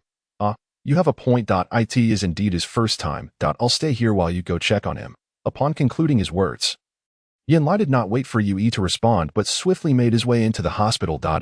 Men, Yue scoffed coldly, before unceremoniously seating himself on the steps in front of the hospital. Inside, Chen Feng was searching diligently. The hospital was quite expansive, resembling a labyrinth. Even locating an elevator took considerable time, and some elevators did not even reach the floor where the ruffians were located, making the task exceedingly challenging. Fortunately, Chen Feng possessed a handsome visage and spoke with utmost politeness. After a series of inquiries, he successfully discovered the whereabouts of the troublemakers. However, upon arriving at the location, he wondered, could there be unsavory elements here? Why is it so deserted? Chen Feng gazed in bewilderment at the pristine corridor. Although it was rather late, this was the inpatient department, even in the absence of patients. There should be nurses present. He had observed the other floors bustling with activity. Never mind, the lack of people might be advantageous. Soon enough, Chen Feng located the ward where the ruffians resided. Cough, cough. Knock, knock, knock. You see, Chen Feng was indeed courteous, knocking before entering. In truth, he was apprehensive about erroneous information. If he barged in only to find that the individuals inside were not the ruffians, it would be quite the predicament. Who is it? A voice, tinged with impatience, called out. Upon hearing that voice, Chen Feng grinned widely. Excellent. It was a familiar tone. Without waiting for another utterance from within, he pushed the door open. What the hell? Kneel. The three ruffians, upon seeing Chen Feng, immediately dropped to their knees. They were utterly terrified. After all, Chen Feng had dealt with them rather harshly just the day prior. Chen Feng frowned. Their prompt submission made it somewhat difficult to take action. Yu Quan. Chen Feng summoned his spirit beast. Since he was reluctant to act himself, he decided to let Yu Quan take over. After all, these ruffians had already lost their spirit beasts, and their abilities paled in comparison to Yu Quan, who could easily subdue them. As Yu Quan appeared and caught sight of the three ruffians, it began to bare its teeth. Foolish dog, I summoned you to kill, not to show your teeth. At that command, Yu Quan lunged forward. Big brother, spare us. The ruffians pleaded for mercy. Unfortunately, their pleas fell on deaf ears. For the sake of self-preservation, they could only be sent to their demise, seeing that begging for mercy was futile. The ruffians began to resist and attempt to flee, but Chen Feng had already positioned himself at the doorway, ensuring that none would escape. You forced my hand. One ruffian, in a fit of desperation, produced a dagger from somewhere and lunged at Chen Feng. Yin Lai suddenly reined in his smile. He had spotted the giant black bear charging out from the foster area. Given Chen Feng's amicable relationship with the bear, its freedom had not been curtailed. Under normal circumstances, the bear would not venture out, as the spiritual energy within that area was far denser, making it a comfortable place to rest. Perhaps it was due to the abundant food. Stop kidding around. No matter how well it eats, it can't grow this fast. How long has it been since its birth? Yin Lai shot Chen Feng a glance. Or maybe it's true. Godfather, what is your spiritual beast? Let me see it. Chen Feng was all about reciprocating kindness and avenging grievances. Yin Lai treated him well, so providing a little food for Yin Lai's spiritual beast was hardly an imposition. Curious, are you? Haha. Then today, let me broaden your horizons. By the way, you need to accompany me to a banquet tomorrow afternoon. Yin Lai retrieved his spiritual beast pouch and simultaneously informed Chen Feng about the banquet. What banquet? Of course, it's to publicly declare that you are my godson. Chen Feng was taken aback. Announce it in front of everyone. Once done, there is no turning back. It was that Chen Feng wanted to regret it. Rather, Yin Lai wouldn't have the option to if it weren't announced publicly. Then in the event of any future complications, Yin Lai could simply deny having such a godson. Roar. Just then, a fierce tiger roar echoed within the shop. The giant black bear, frightened by the roar, collapsed to the floor. It was a peak-level Hellfire Tiger, just a step away from evolving to royal level. This fellow is my strongest spiritual beast. Isn't it impressive? Yan Lai relished showing off in front of Chen Feng, even rising to pat the Hellfire Tiger's rear. They say one should never touch a tiger's backside. Look at me. I did it. What do you think? Chen Feng stared intently at the Hellfire Tiger, which stood 3 meters tall, nearly touching the ceiling of the shop, and its body length was around 6 meters. It was the first time Chen Feng had seen such a massive spiritual beast. Just one of its legs was as thick as Chen Feng's waist. As he gazed at the Hellfire Tiger, Chen Feng activated his spiritual eye. However, the information he received was scant. Hellfire Tiger peak level. Mature, physique, spirit, skills, evolution route. What is going on here? Ding. The gap between the host and the corresponding spiritual beast is too large. The spiritual eye cannot view it. Upgrade the spiritual eye level to gain access. How do I upgrade the spiritual eye level? Indeed, this system was like squeezing toothpaste. It didn't reveal many features until they became necessary, which was quite frustrating. After upgrading the hostess shop scale, funds from the shop can be used to purchase an upgraded version of the spiritual eye. How do I upgrade the shop scale? Ding. Task triggered. Upgrade shop. Task requirements. Earn 100 million in funds. Task reward. Intermediate shop upgrade permission. Chen Feng's expression darkened. Great. If he didn't inquire, this system wouldn't even trigger a task, would it? Hey, silly son. Scared stiff. Yan Lai approached Chen Feng, waving his hand repeatedly in front of him. He merely wanted to show off. He hoped his dear son wouldn't be too frightened. Still standing there. This is my son. Quickly kneel. Let my son touch you. Once he does, you won't be afraid anymore. Yan Lai spoke to the Hellfire Tiger, then dragged Chen Feng toward it. The giant black bear clung desperately to Chen Feng's leg. Its own courage shattered. Find the Hellfire Tiger's exclusive food. Ding. 2 types of food discovered. Hellfire Fruit, 500,000. Hellfire Fruit, Extreme, 5 million. What the heck? So expensive. Chen Feng's eyes widened as he approached the Hellfire Tiger. The system ignored Chen Feng's complaints. The Hellfire Tiger's rank was apparent. Could its food be compared with that of golden-level spiritual beasts? Oh no, I'm really scared now. Yan Lai panicked. He pulled Chen Feng in front of the Hellfire Tiger and placed Chen Feng's hand on it. Yet Chen Feng showed no reaction, not scared. Chen Feng suddenly spoke, startling Yan Lai. Oh, you little rascal, are you trying to scare your father? Yan Lai was nearly jumping with excitement. How could I? I was just contemplating what to feed it. As he spoke, Chen Feng began to stroke the Hellfire Tiger's fur. Be honest, it was rough and prickly. You really intend to feed it? It doesn't eat just anything. Yan Lai glanced at the giant black bear. If it were this little cub, it might be marginally acceptable. The giant black bear, noticing Yan Lai's gaze, became even more frightened. Godfather, wait for me a moment, Chen Feng said as he dragged the giant black bear back to the foster area. Preparing the Hellfire Fruit absolutely could not be done in front of Yan Lai. Otherwise, it would be hard to explain. Chapter 29. What's going on? Are you going to wait outside all night?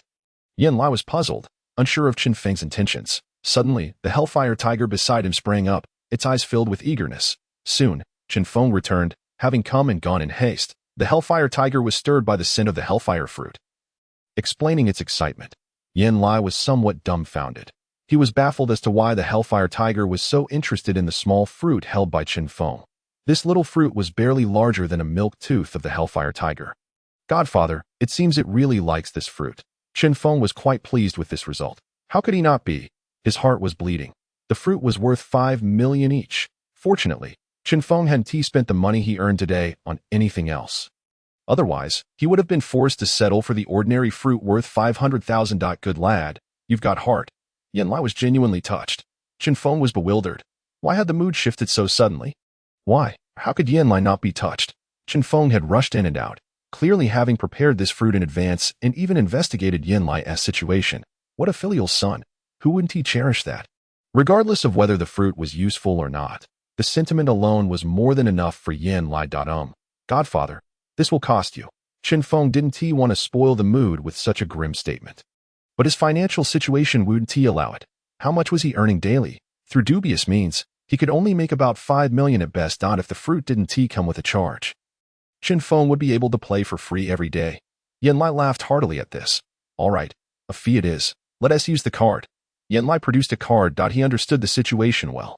He had no biological son, nor did he plan to marry and have children. With just this one godson, All his money would eventually belong to Chen Feng. He wouldn't mind giving Chen Feng whatever amount he wished. He just needed to find a way to help Chen Feng without hurting his pride. The timing was just right. Godfather, this fruit costs 5 million each. Chen Feng thought it wise to clarify this in advance. To avoid any future disagreements between them, 0.5 million. Too little. Make it 10 million. Yan Lai's words left Chen Feng utterly shocked. He had seen haggling before, but never like this. No. No, I can't take my godfather's money. Chen Feng shook his head repeatedly, then skillfully swiped his card. After completing the transaction, he approached the Hellfire Tiger with the fruit. Want to eat? Chen Feng waved the fruit enticingly in front of the Hellfire Tiger. The tigeress had followed Chen Feng's hand, nodding eagerly. Yan Lai felt an overwhelming urge to cover his face. A peak-level spiritual beast behaving so pathetically was quite embarrassing. Go ahead and eat. Chen Feng, satisfied, tossed the fruit to the Hellfire Tiger. You pathetic creature, fooled by a mere fruit.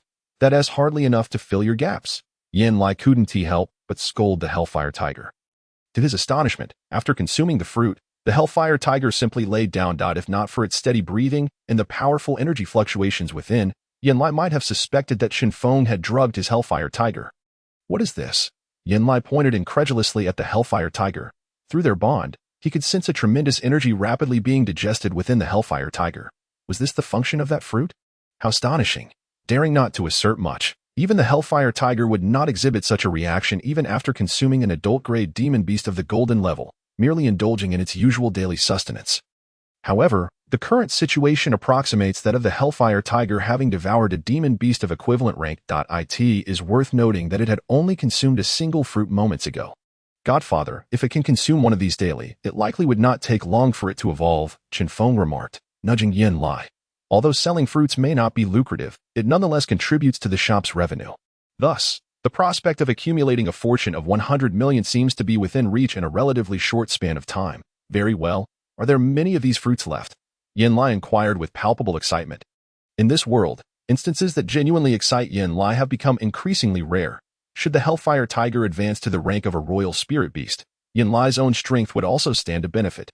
While the distinction between the king level and the royal level is merely one tier, the disparity is monumental. A royal beast governs a province, while a king beast presides over a city. One can only imagine the vast difference in power. Plenty. Chen Feng responded unequivocally. All right, splendid. Yan Lai chose not to inquire further. There won't be any danger, will there? Yan Lai suddenly turned serious, regarding Chen Feng with earnestness. If there is danger, we ought to refrain from such endeavors. Chen Feng felt a swell of emotion at these words. Were it a member of the Chen family, they would likely exploit their worth without a care for their safety. Without comparison, there can be no harm. Chen Feng smiled broadly. There is no danger, rest assured, Godfather. Very well, then I shall sleep here tonight, Yan Lai declared. Chen Feng, however, was not pleased. If you sleep here, where shall I rest? The shop lacks any beds. And this solitary sofa is the only place to sleep. Cough, boss, we have business tonight. The elusive Yi appeared at the shop's entrance. What business? Yan Lai queried, visibly irked. He had prepared to engage in a lengthy discussion with his beloved son. Yi reminded Yan Lai. With your fine son accompanying you, reclining on the sofa while watching him, surely it is not a lonely endeavor? Meanwhile, we gentlemen are left standing outside. Must we wait all night? Furthermore, you promised to. You must not go back on your word. Ah, this matter. Indeed, we do have business tonight. Silly boy, Godfather must depart. I shall have Yui come to fetch you tomorrow afternoon. All right. Chen Feng sighed with relief, casting a grateful glance at Yui. Yee winked at Chen Feng. A silent understanding passing between them. Initially, Chen Feng had considered preparing some food for Yi's spirit beast, but after a moment's thought, he decided against it. There would be time tomorrow. After all, it would be rather extraordinary to procure sustenance for 2 king-level spirit beasts in one night. Subsequently, Yan Lai and Yui left, with the Hellfire Tiger surprisingly left behind in the shop. What to do? Its presence at the entrance was somewhat obstructive. Chen Feng felt a headache coming on. It was utterly impossible to relocate the Hellfire Tiger on his own. After all, what kind of size was the Hellfire Tiger? How could Chen Feng, with his small limbs, possibly move it? Nevertheless, Chen Feng felt a deep sense of gratitude. Yan Lai had left the Hellfire Tiger behind out of concern for any unforeseen incidents that might befall Chen Feng, as it was there to protect him. The next day, Chen Feng was roused from his slumber by the warmth of breath on his face. Groggy and reluctant, he awoke. He recalled sleeping atop the Hellfire Tiger. Though the fur felt somewhat coarse to the touch, It was indeed quite comfortable to rest against. That warm breath. Oh no, don't lick. Chen Feng jolted upright. He had just spotted the Hellfire Tiger's enormous tongue. Should it swipe across his face, he might lose half his head. Upon observing the tiger's two large nostrils, the mystery was solved. The warmth was indeed emanating from the Hellfire Tiger. Upon seeing Chen Feng rise, the Hellfire Tiger immediately rubbed against him in a display of affection, usurping the role of the moon dog. Fortunately, the moon dog was still asleep. Chen Feng had fed it a fruit the previous day, and it had yet to fully absorb its benefits. Even if the moon dog were present, Chen Feng surmised it would likely remain silent. For it could easily displace the earth black bear, but would never dare to move the Hellfire Tiger. Come, let us venture outside. Keep your head low, and do not damage my door. Chen Feng beckoned to the Hellfire Tiger. His request for the tiger to lower its head was not out of concern for the door, but rather for the tiger's own safety. The shop possessed an indestructible nature. Should the Hellfire Tiger collide with it, it would undoubtedly be the tiger that suffered. The Hellfire Tiger obediently nodded. It adored this young master immensely, not only for his handsome visage, but also for providing such delectable fruits. Without needing to be instructed by Yen Lai, it would instinctively protect him. Anyone who dared to harm its young master would meet a grim fate. Oh, what a splendid day it is! Chen Feng exclaimed as he stepped outside and gazed up at the sky. The sun was high, and it was already past 10 o'clock. The agreed-upon afternoon rendezvous was fast approaching. Yet, where was everyone? Chen Feng surveyed his surroundings, noting the dilapidated buildings and empty streets. It was quite disheartening. Though he could overlook his younger brother Chen Yang's absence, why had none of the financial backers, including Li Shihe, shown up? Should he inquire? Chen Feng felt a twinge of longing for someone, Li Shihe. To be precise, as for Li Chifeng and the Wang sisters, they were secondary concerns. Very well, let me ask, Chen Feng decided as he pulled out his phone. As the call connected, he felt his heart race slightly. Soon, the line was answered. Chen Feng, without waiting for him to speak, Li Shihe chimed in. Why didn't you come today? Hearing her voice alleviated a weight off Chen Feng's heart. After all, the tale of a poor boy and a wealthy girl was a familiar one, with the latter's family often striving to keep them apart. Although Chen Feng and Li Shihe had yet to establish an unconventional relationship, it was understandable if the Li family wished to preemptively guard against any complications. We have some matters to attend to today, and we'll be arriving at the shop a bit late, just like everyone else. What matters? Chen Feng was not particularly probing. He merely wished to ascertain whether he could offer assistance. If a financial backer were facing issues, Chen Feng would not be overly concerned. However, if all of them encountered unforeseen circumstances, he would find himself in dire straits. There is a banquet this afternoon that we all must attend. As per family requirements, hence our delayed arrival. Chen Feng could sense Li Shihe's reluctance. Upon hearing this, he immediately thought of his own situation. However, it was clear that Li Shihe was not fully aware of the nature of the banquet she was to attend. Very well, see you later. Since Li Shihe was oblivious, Chen Feng chose not to enlighten her, opting instead to surprise her later. As Yen Lai's godson, surely his status would align well with Li Shihe's. All right, see you later. By the way, I have prepared the materials you requested, Li Shihe reminded him. Got it, don't worry. After hanging up, their conversation must have sounded like a riddle to the Wang sisters, who were left bewildered. What secret language were you two speaking? Wang Shui inquired, her curiosity piqued as she stared at Li Shihe. The three of them had gathered together that morning. Had it not been for the sisters' presence, Li Shihe would have contacted Chen Feng much earlier. What secret language? Do you think Chen Feng conjured those fruits for our spirit beast out of thin air? Of course, he needs raw materials. Li Shihe retorted playfully. That doesn't sound right. What did Chen Feng mean when he said to rest assured? He meant that I can owe him the payment for the materials and will settle it when I have the funds. Lest I worry, Li Shihe explained, applauding her own eloquence. Is that so? The Wang sisters remained skeptical but could find no fault in her reasoning. Of course it is. Now, hurry and get ready. We have to attend that banquet this afternoon. I truly wonder what kind of event it could be that we all must attend. Li Shihe expressed her impatience. Attending some banquet cannot compare to spending time with Chen Feng. She lamented to Li Shihe was increasingly reluctant to return to school. The thought of not being able to see Chen Feng daily once classes commenced made her quite uncomfortable. That we don't know either.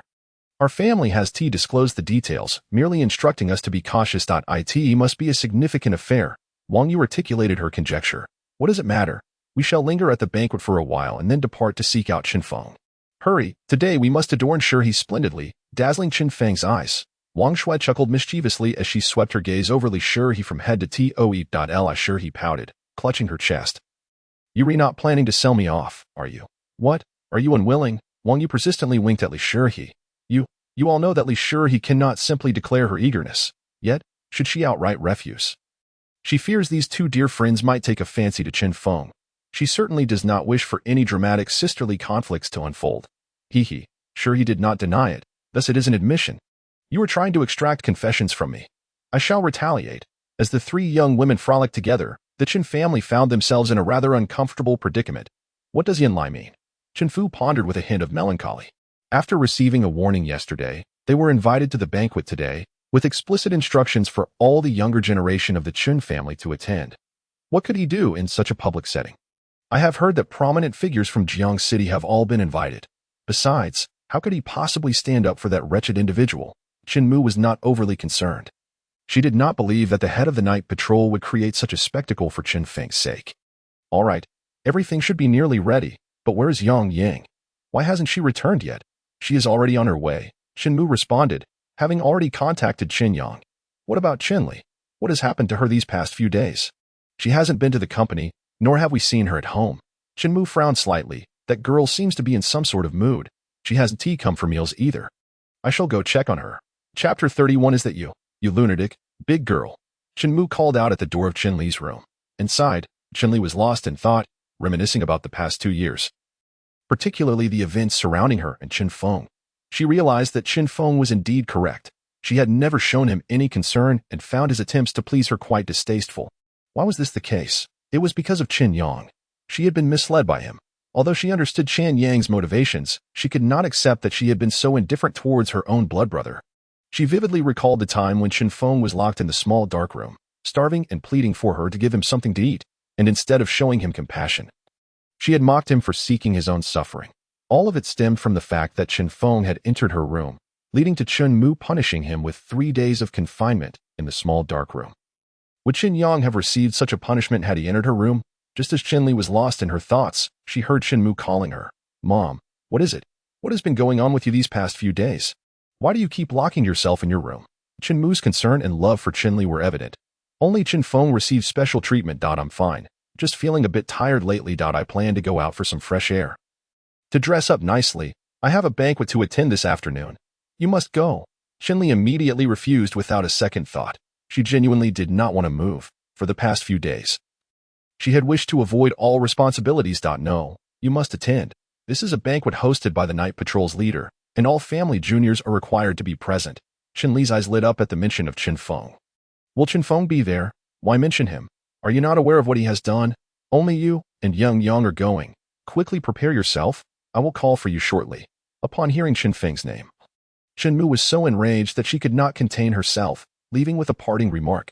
Chen Li forced a bitter smile. Was it truly so that just the mention of Chen Feng's name elicited such disdain within the Chen family? Had she once been the same? No wonder he had resolutely left the Chen family. Was this truly his home? Little Feng, your sister will bring you back, even if our parents do not recognize you. Your sister does. I have realized my mistakes. Chen Li gathered her emotions, understanding that recognizing one's errors is not frightening. What is truly terrifying is failing to correct them in a timely manner.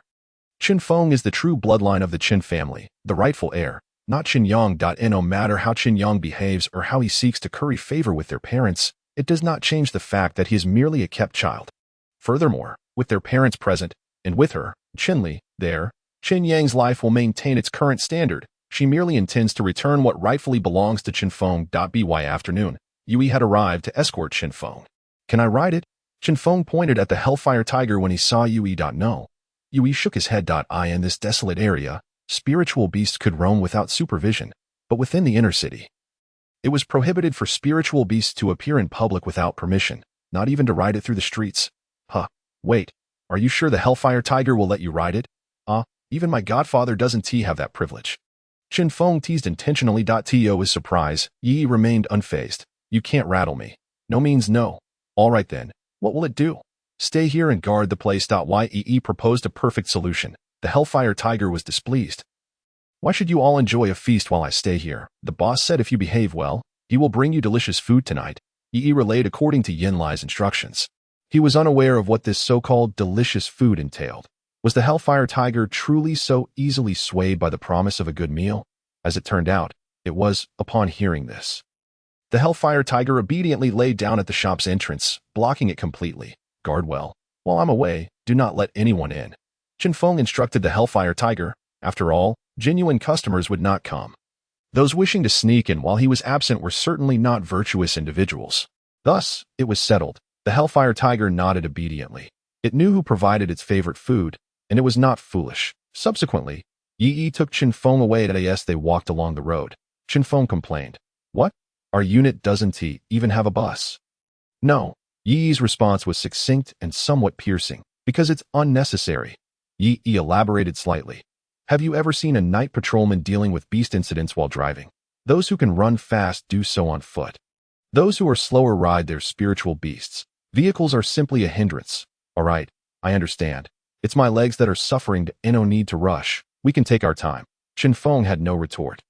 By walking slowly, my legs won't tire, right? With Chen Feng's current physique, after consuming 2 physique pills, he had gained stamina, and a long journey would not overly exhaust him. When they finally reached the Jiang City Grand Hotel in the inner city, an hour had elapsed. There was still an hour until the banquet commenced.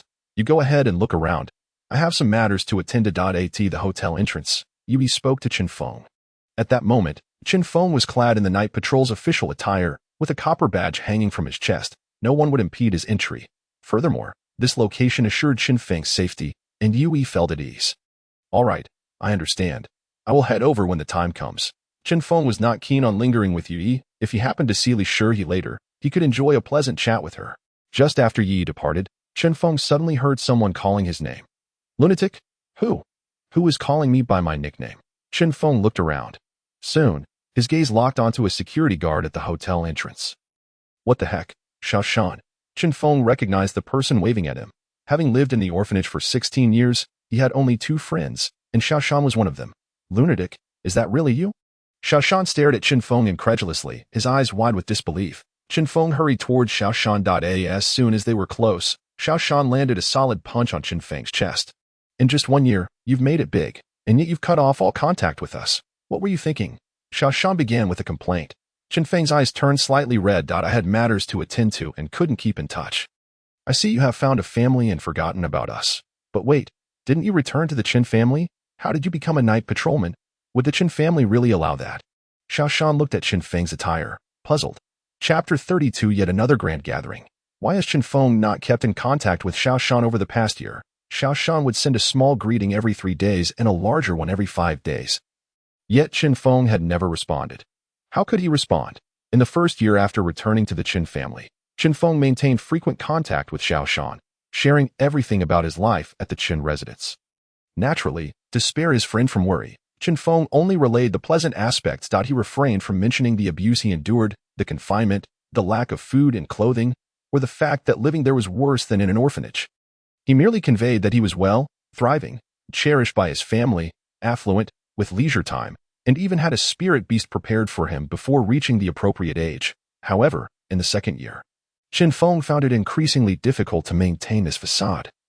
As Xiaoshan often expressed a desire to visit him, how could Chen Feng respond? Should he allow Xiaoshan to witness his miserable state?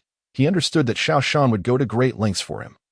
Would he really want to provoke Xiaoshan to confront the Chen family? What could Xiaoshan possibly gain from that?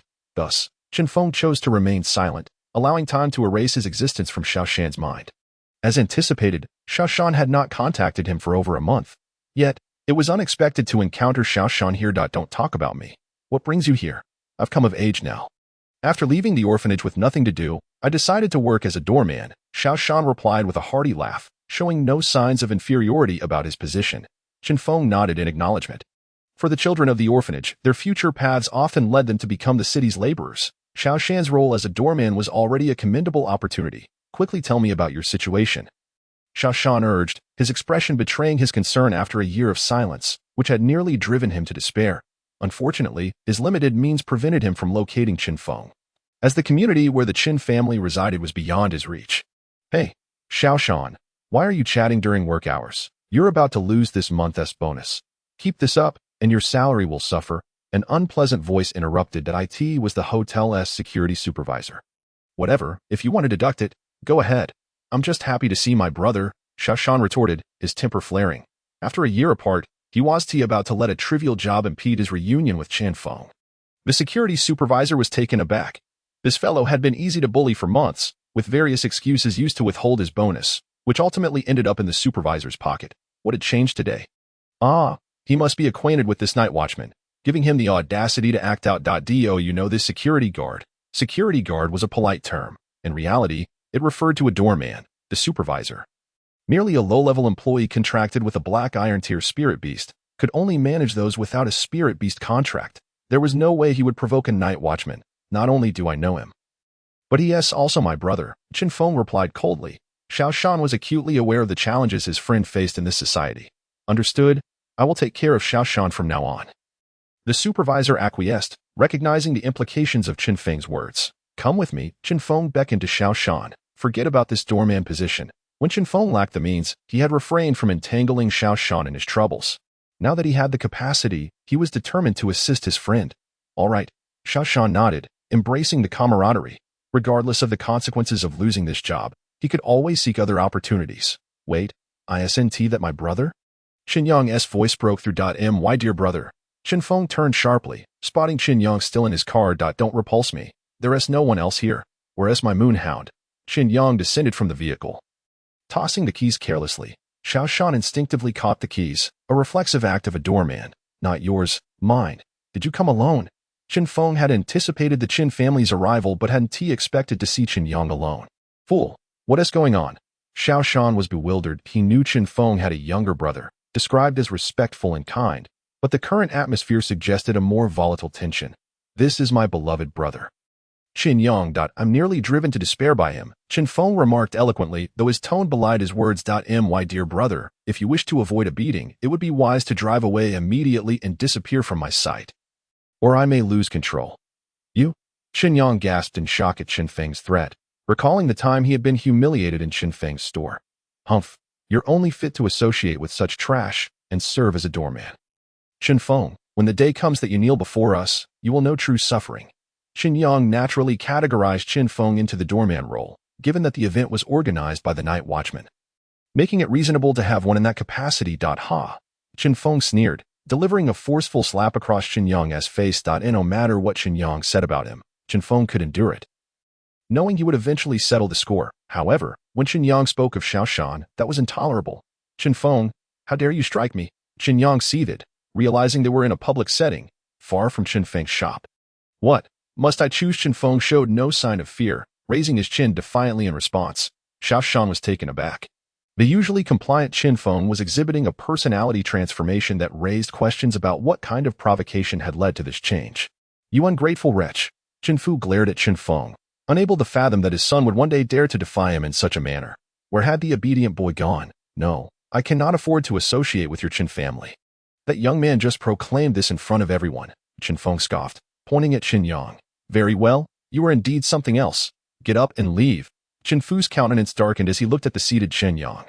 Chen Yang, feeling wronged, rose slowly. At that moment, Chen Mu hurried over, having been engaged in conversation with a group of wealthy ladies, lagging behind Chen Fu. You. Chen Mu pointed a finger at Chen Feng, her expression a picture of displeasure. Enough, stop talking, aren't you ashamed? Hurry inside. Chen Fu still cared about his reputation. Family scandals must not be aired in public. Chen Mu understood this principle as well. She refrained from saying much, but cast a fierce glance at Chen Feng as she helped Chen Yang away. To this, Chen Feng merely flashed a grin, entirely unperturbed. Will there be repercussions? After the Chen family left, Xiao Shan looked at Chen Feng with concern. What could possibly happen? Chen Feng replied nonchalantly. Such matters become easier with time. This isn't the first time I've clashed with the Chen family, and it certainly won't be the last. Revenge has yet to begin. Before Xiao Shan could voice any further thoughts, Chen Li rushed over in a fluster from a distance. Xiao Feng, are you all right? Chen Li had already caught wind of the recent events at the hotel entrance. Chen Feng frowned. Take care of your own brother. After saying this, he turned to leave with Xiao Shan. Xiao Feng, wait a moment. Chen Li swiftly positioned herself in front of him. What? Do you intend to strike me? Are you going to bully me using your esteemed status as a golden-level beast master? Chen Feng regarded Chen Li with an impassive expression, pulling Xiao Shan behind him. No, that's not it. I am your sister. How could I possibly harm you? Oh, before you utter such words, perhaps you ought to reflect on what transpired a few days ago. Chen Feng retorted with a cold smirk. That day, it was my sister who was in the wrong. These past 2 years, it has been my sister who has erred. please forgive me, return home with me. And I promise to care for you well. I won't let anyone bully you again. Chen Li's realization struck her sincerely. It's too late. Chen Feng remained indifferent. Late affection is worse than none at all. Now aware of the past events and that everything stemmed from Chun Yang's scheming, Chen Li felt a pang of guilt. She believed that only by bringing her brother back and caring for him could she quell her inner turmoil. But why should he assuage her guilt? Why now? Xiao Feng, just grant your sister one chance. Chen Li's voice took on a pleading tone. Little brother, your sister is asking you earnestly, please return home with her. Indeed, we are family. Surely there is nothing we cannot overcome. Several voices chimed in. Chen Li glanced around appreciatively, thinking that perhaps there were still good people in this world. Silence. Do you know what I've endured? You wish for me to forgive her without understanding my experiences. If I were to sleep with your wife and later ask for your forgiveness, would you grant it? Chen Feng pointed at the first man who spoke up. Unleashing his fury, Xiao Shan felt an urge to cover Chen Feng's mouth immediately. While confronting the Qin family was one thing, making such a public accusation was another. You little brat, are you courting death? The people present were all of high status, and those who supported Chun Li were no pushovers. Who could withstand such words from Chen Feng? How can you demand what you yourself cannot achieve and attempt to morally bind me? Apologies, but I do not subscribe to such morality. Get away from me. Chen Feng unleashed his true wrath. Having bottled up his anger, he felt it necessary to vent, lest he succumb to illness that he found himself missing his foolish younger brother. If he were present, at least he could have alleviated his frustrations with a few well-placed punches. Xiao Feng, please, do not act this way. The more you do, the more pained your sister feels. I apologize on behalf of my brother. It is his ignorance that caused this. Stop pretending. I have done nothing wrong. Why should you apologize for me? Chen Feng was on the verge of exploding. Initially, he felt no guilt. But now, thanks to Chen Li, it seemed as though he had erred. What an unreasonable little brat. The Chen family was right to sever ties with him. As he watched the person leave, he made a mental note to remember them. Chapter 34. How many people has this madman offended? Under the lead of this individual, most of the onlookers dispersed. Why endure ridicule from a young lad while merely observing? Once the crowd thinned, Chen Li let out a sigh of relief. She did not wish for Chen Feng to become a public enemy. Xiao Feng, let's not attend this banquet. Come home with your sister. I will help you resign from the night watchman position. You did take the Moonhound, did you not? I will assist you in contracting it. Rest assured, as long as I am here, I will not allow anyone to take your Moonhound away. As she spoke, Chen Li reached out to grab Chen Feng. To be honest, Xiao Shan was moved by Chen Li's gesture. Madman, why not return home? Xiao Shan also began to persuade Chen Feng. In Xiao Shan's view, the Chen family was the epitome of power in Jiangcheng. Enjoying a life of ease as a young master was far better than enduring hardship with him. What, just moments ago, you were saying we should stick together. And now you want to chase me away? Chen Feng would not blame Xiao Shan. He understood that Xiao Shan genuinely cared for him, unlike those earlier. Not at all. I'm just, enough. Chen Li, put away the facade. When did my life become your decision? I will do as I please, and it has nothing to do with you. If you truly cared for me, you would cease to annoy me. Seeing any member of the Qin family makes me uneasy. After speaking, Chen Feng did not allow Chen Li any further opportunity to respond and turned to leave. Chen Li attempted to reach for Chen Feng. Given her abilities, it would have been no challenge. However, as she raised her hand, she faltered, unable to articulate a single word, fearing to resort to force. Chen Feng had already expressed his aversion to her as a sister. Any forceful action would only deepen the rift. Alas, it was my sister's mistake. I will certainly assist you, Xiao Feng. Chen Li resolved that, regardless of the circumstances, she must make Chen Fu and Chen Mu understand that it was their family that had erred. Chen Feng's refusal to return home was undoubtedly linked to their attitudes. As for Chen Yang, he could remain at the Beast Master Academy, returning home as little as possible, with her decision made. Chen Li's gaze regained its determination. She hurried past her friends and into the hotel, intent on finding Chen Fu and Chen Mu. Madman, what exactly happened? How did they bully you? Upon entering the hotel, Xiao Shan pulled Chen Feng to a secluded spot and inquired, Why? Why do you persist in reminding me of painful memories? Are you seeking revenge for my silence over the past year? Me, how dare you compare me to a dog biting El Dongbin? Oh, so you dare to insult me. In an instant, Chen Feng wrapped his arms around Xiao Shan's neck, playfully punching him in the stomach. Albeit not with force, Xiao Shan, unwilling to yield, struggled against him. After the two friends engaged in some light-hearted banter, Chen Feng finally broached the serious topic. You've left the orphanage. What about Xiao Sakura? Xiao Sakura is doing better than me. That girl is quite charming. She works at a beast shop and earns twice as much as I do. Let's go out tonight for a treat. Shall we? Why at night? Huh? Why not have Xiao Sakura come over now? Isn't there free food here? Chen Feng spoke as if it were a matter of course. Xiao Shan was left dumbfounded. You're just a security guard like me. Do you really think you can just waltz in for food? You can sneak in for a bite. But what about dragging us two along? Why are you dawdling? Call Xiao Sakura right now. Chen Feng was eager to reunite with his little sister, whom he hadn't seen in 2 years. Xiao Shan remained silent, still processing the situation. Never mind. I know Xiao Sakura hasn't changed her number. I'll call her. Chen Feng took out his phone and dialed one of the top 2 contacts. Brother Feng, you finally decided to reach out to me. The call connected, and a melodious voice tinged with tears resonated from the other end. Upon hearing the sobbing voice of Sakura, Chen Feng felt his defenses crumble instantly. He made an effort to sniffle twice. Haha, your brother Feng has been doing quite well lately. Sakura, hurry over. Brother Feng will treat you to a feast. Really? I'm on my way. Sakura paid no heed to whether it was working hours. No one was more important than Brother Feng. All right, at Jiacheng Hotel. I'll be waiting for you at the entrance. Okay. The call ended. Chen Feng pulled the dazed Xiao Shan out of the hotel once more. Crazy, stop messing around. You can't bring us in. With your current relationship with the Chen family, you can't afford to lose your night watchman's job. Xiao Shan remained rational. During the brief moment of distraction, he had already contemplated much. If Chen Feng recklessly took them into the banquet, the likelihood of losing his job would be exceedingly high.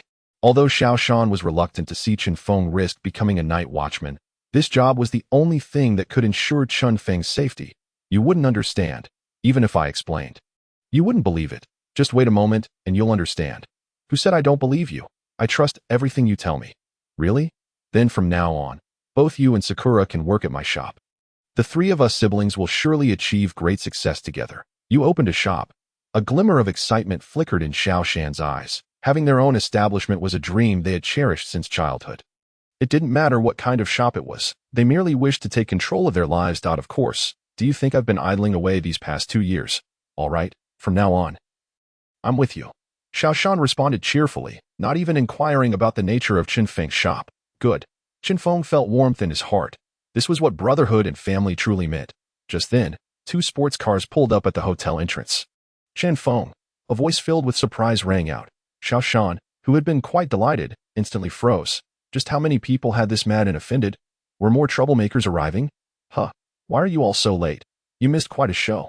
Chen Feng laughed as he stood up, pulling Xiao Shan along. Upon hearing Chen Feng's words, Li Changfeng rushed over. Clad in a suit, he truly looked the part. The 3 young ladies, Li Shihe, Wang Yu, and Wang Shui, were also dressed in elegant gowns. Being girls, they maintained a sense of decorum and did not rush over, but they did approach Chen Feng. What show?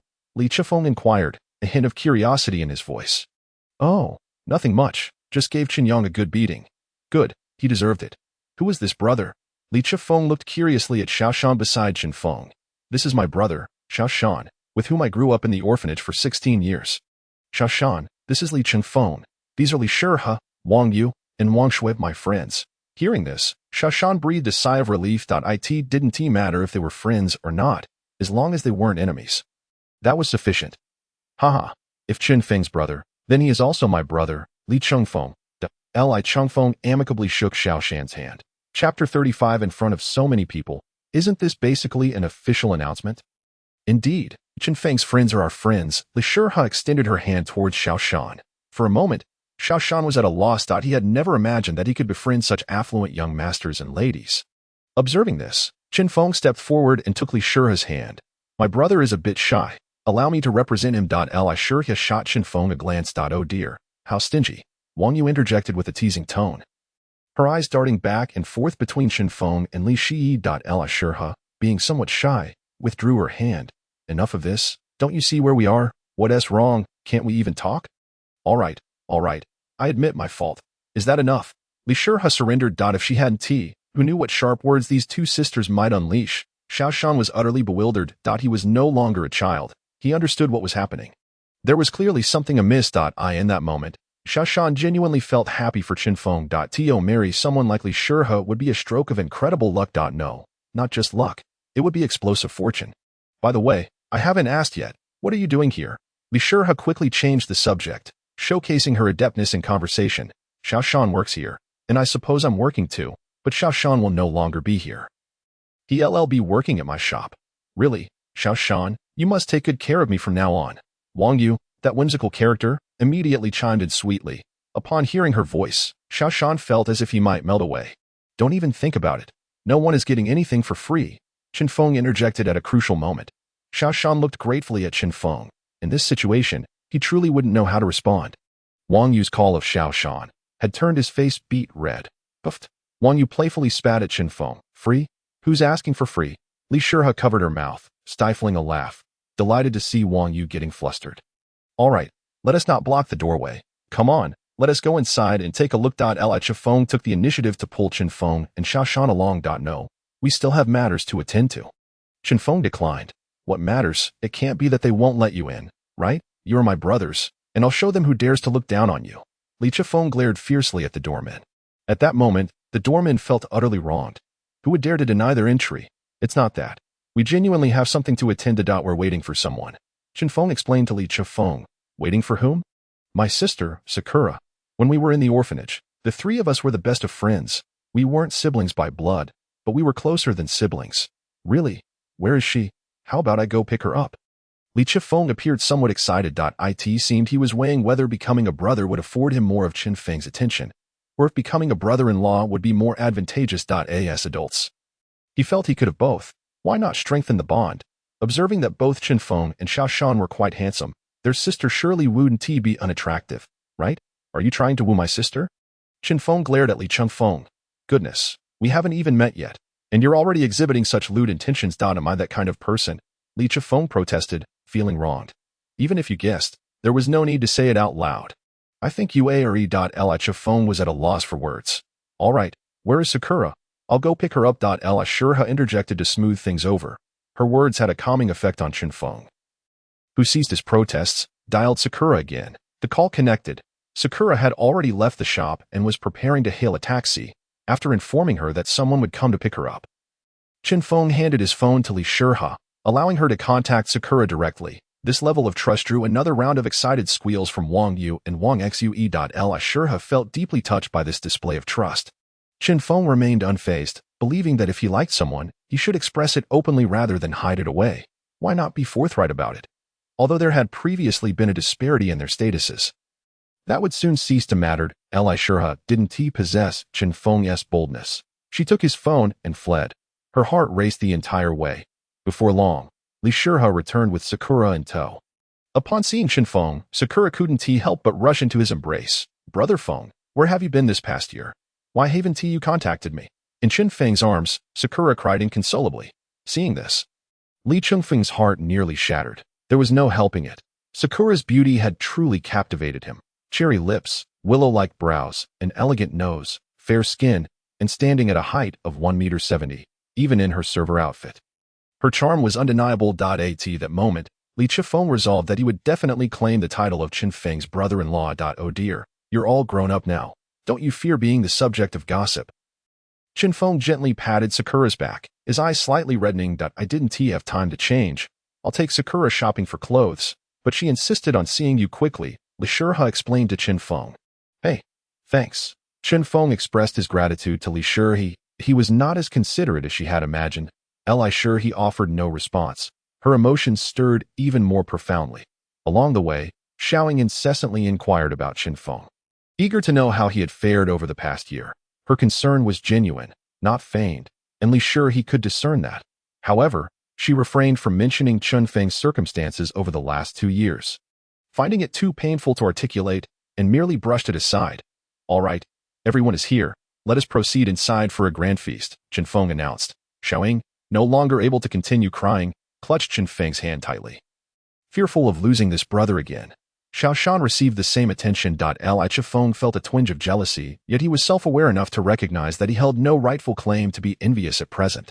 Sure their bond is truly profound. Are they rivals in love? Wang Yu whispered to Li Shihe. Li Shihe gently shook her head. Sure he has admitted it. Wang Yu suddenly exclaimed.